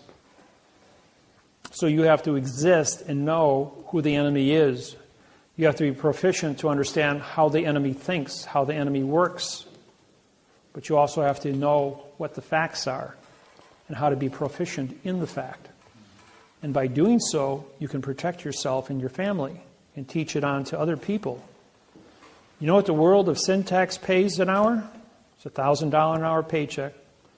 When the world switches gears, they're going to need every document, every topic in the yellow pages rewritten in quantum language. It's $1,000 an hour paycheck if you can write contracts for what is a refrigeration contract, what is a law contract, what is a real estate contract, what is a bank contract, what is a mortgage contract. How much do you think Bank of America will pay you to write a mortgage contract in quantum grammar compared to the 15-page one of nonsense you now possess? I can take that document and probably, that's 6,000 words. Let's see, 18 and 8, 20, 30, probably about 44 to 46 hours I could have an entire 5,000 word document written in quantum grammar to cover all the topics there, all the scenarios of weather, pesticides, pollution, contracts, and do it in quantum. At which time the banks would then pay a very nice paycheck, because how much money is carried in mortgages in the United States? Anybody know that number? Yes, it's trillions. It's a $60 trillion is carried in mortgage in the United States. So therefore, what would be your paycheck if you just know how to write a 15-page quantum document? For Bank of America, Wells Fargo, Citibank, Chase, Wachovia, J.C. Morgan. Do the math. You got 38 major banks. They're all going to want mortgages. Learn how to do syntax. One contract, you're financially independent. There is no substitute for knowledge. The only security you have in life is your own daily capacity to earn. Earn doesn't mean money. Earn means respect, love, ability to communicate with other people about anything. And as you go through life, you have to continually beat your own record every day. That means you will learn and improve yourself every day and be more than you were the day before. Don't cry about the fact that you're in debt. Don't cry about the fact that you can't pay your bills. I worked 2 full-time jobs since I was 12 years old. I was financially I was emancipated at the age of 12 with a paper out of 147 customers in 1961. I had that for 2 years. I made $47 a week as a 12-year-old. My father made $60 a week to support 6 children. I had to turn over my entire paycheck to support my family, my brothers and sisters. At the age of 14, I worked for Sears and Roebuck at 6% commission. I took home $400 a week as a 14-year-old kid.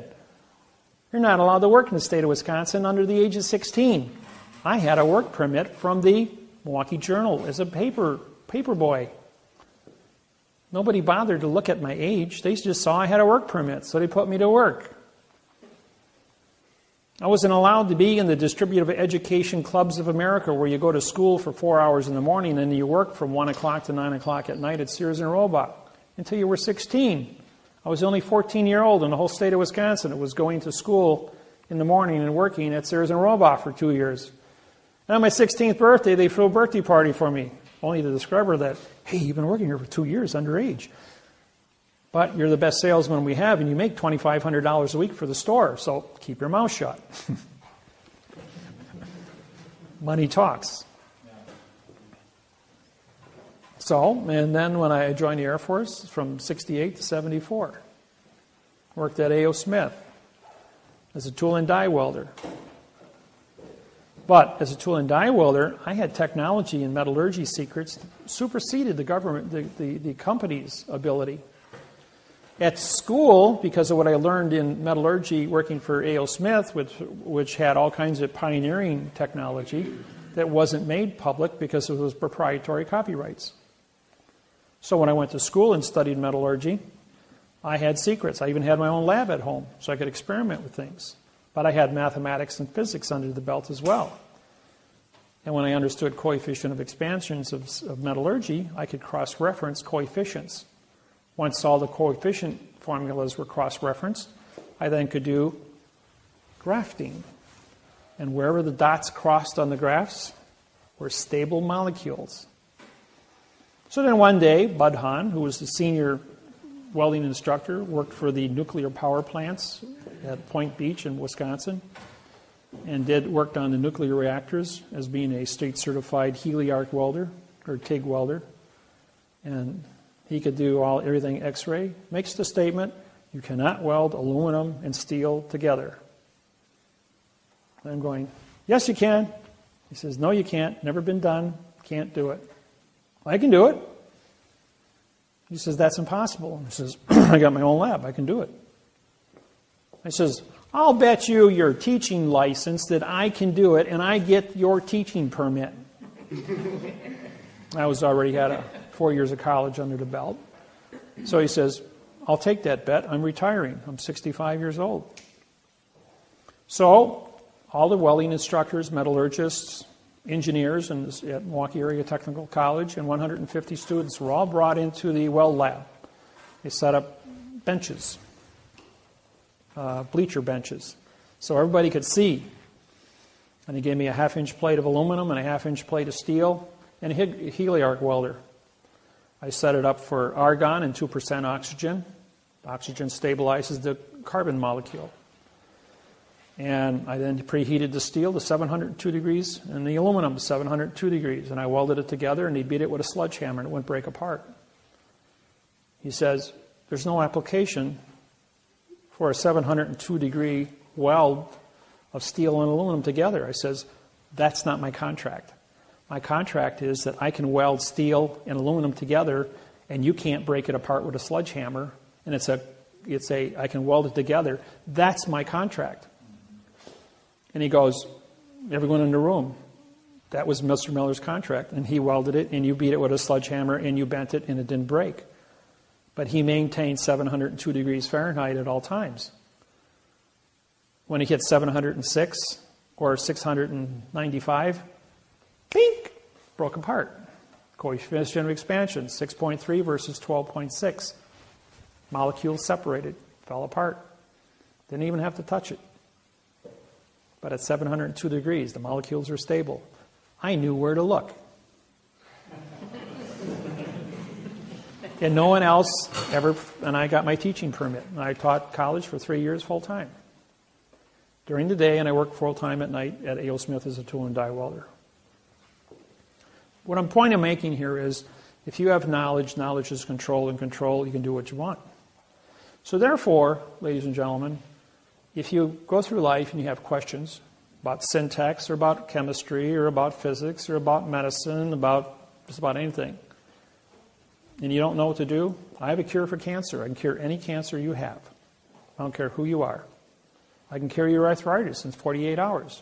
No problem. High blood pressure, eat an ounce of popcorn every day. There's a little tiny molecule in popcorn that will cure your high blood pressure and your artery problem in 14 days. You'll have 105/70 blood pressure. Yes? My nephew just got diagnosed with Throat cancer? 105 degrees Fahrenheit. Atmospheric chamber, 2 atmospheres. That's a barometric chamber used for deep sea divers. Keep you at 32 pounds per square inch air pressure. 28 pounds of air pressure. Stops your blistering at 105 degrees Fahrenheit. IV drip, put the person to sleep. Use sodium pentothal to knock you out for 125 hours at 105 degrees. You'll have tubes in, tubes out for waste, nutrients in. You'll wake up in 5 days. The throat cancer will be dead because no cancer can reproduce itself under fever. It's a 100% cure, no side effects. Mayo Clinic, Minnesota. Mayo Clinic, Minnesota does it. So does Atlanta, Georgia, Mayo Clinic. Only 2 procedures. It was discovered in the American Indians have been doing the sweat tent for 400 years, curing cancer. Remember, they go into the sweat tent. They hallucinate, see the Great Spirit for 72 hours. You hallucinate at 105 degrees. As long as you're in hallucination, your brain is at 105 degrees and so is your body. And because it's in a steam environment of hot rocks with steam, you don't dehydrate. You're inhaling enough water to replenish your sweating. And you drink fluid. All heat. And it's done for 72 hours. That cures about 99%. Some of your things like breast cancer, ovarian cancer, throat cancer, brain cancer. 105 degrees, 125 hours. 2 atmospheres pressure. Oxygen level is 16.8, not 14. 16.8. Because you got to boost the oxygen by 2%. Creates a oxidized blood chemistry. And no cancer can reproduce itself under fever. 105 degrees stops the reproduction, and no cancer cell of the 1,800 different cancers that exist can exceed beyond 125 hours. They will all die, 100% will die without reproducing, and your body will be purged. The human cell can go 90 days at 105 degrees. You only got to do 5. They will have no side effects. Nope, you're asleep under sodium pentothal. Your whole body is completely kept asleep. You have a heart pacer to hooked up, so your heart is electronically monitored and timed so that there's no interruption of your heartbeat. And use an anesthesiologist to create the chemical IV drip that will create an artificial fever. The atmosphere of the barometric chamber is also heated to 105 degrees, so it's stable, both internal and external. But he does not have any money. He's still paying hospital bill that he If you when he had an accident earlier. It's not an excuse for murder, so I gave you the cure. You go to the Mayo Clinic, they'll take care of it. Is it a child? He's old. Oh, because if it happens to your children, the Shriners Hospital in Chicago will take care of that for children that have cancer or birth defects. So would they take care of him? They may if he's poor, but Mayo Clinic will probably take him in if he applies for it. He's also hemophilia. It's a 5-day cure. So my recommendation is go to Mayo Clinic, explain your situation, and you might qualify. Obamacare might kick in.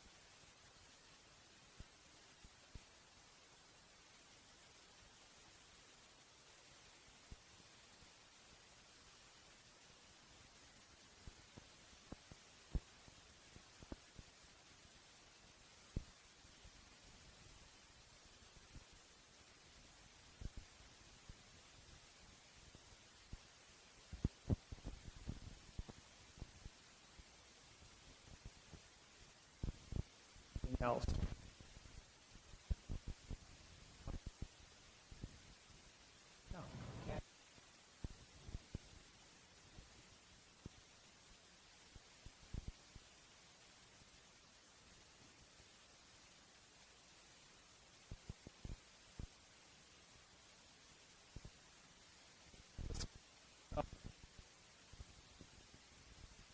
Popped white rice corn.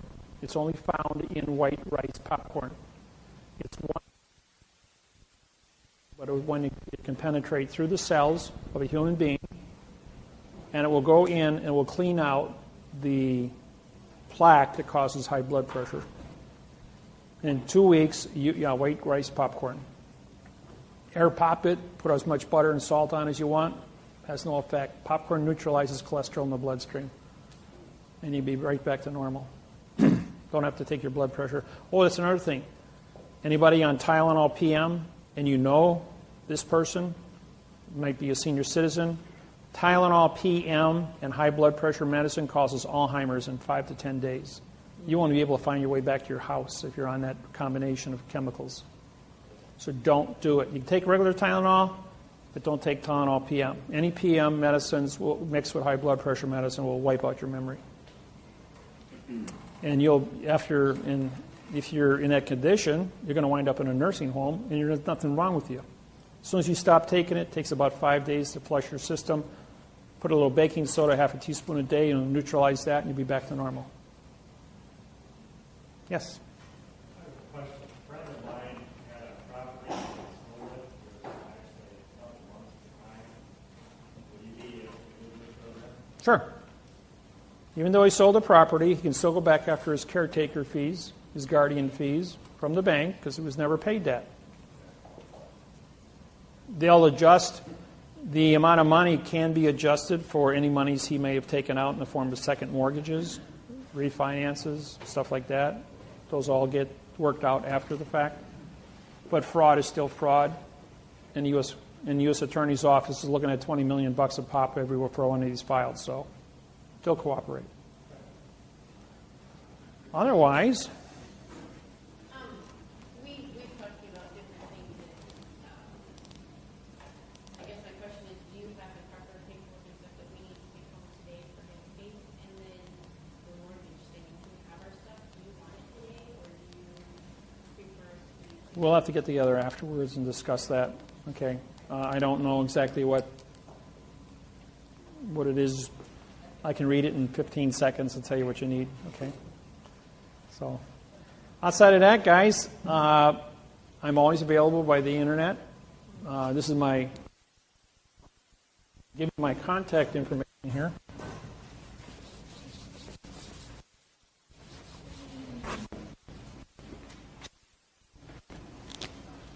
My DWAW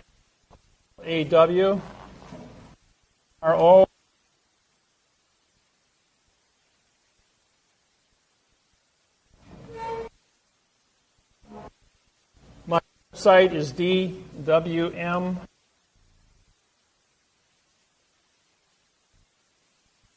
address all correct. And my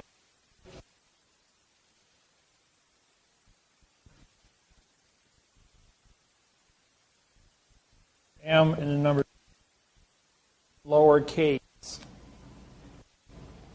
So that's how you get a hold of me. If you want to do video seminars if you have a support group, call me, make an appointment. We'll do a 2-hour video seminar on Skype. I'm going to be unavailable until the 20th of October. I'm going to be traveling. I've got a bunch of seminars I'm doing in California, in Hawaii. So you can always get me on the cell phone and on the internet. I will have internet 24/7 as I have my own independent router it's portable that I travel with. It works anywhere in the United States. If a cell phone works, my router works. So that's about all I got for you tonight. And if you cook up some good questions, send me some emails and I'll answer them. And for those that want to get involved with doing lawsuits with me, contact me. I charge a flat $3,000 for anybody that wants to do the mortgage contracts. And the syntaxing, the fault judgment, any follow-ups that would take place, the contacts with Tyrone Williams in the U.S. Attorney's Office, any court issues that come up where a judge is going to get attitude, be more than happy to participate. It'll be fun. So thank you for coming to my seminar. Thank you.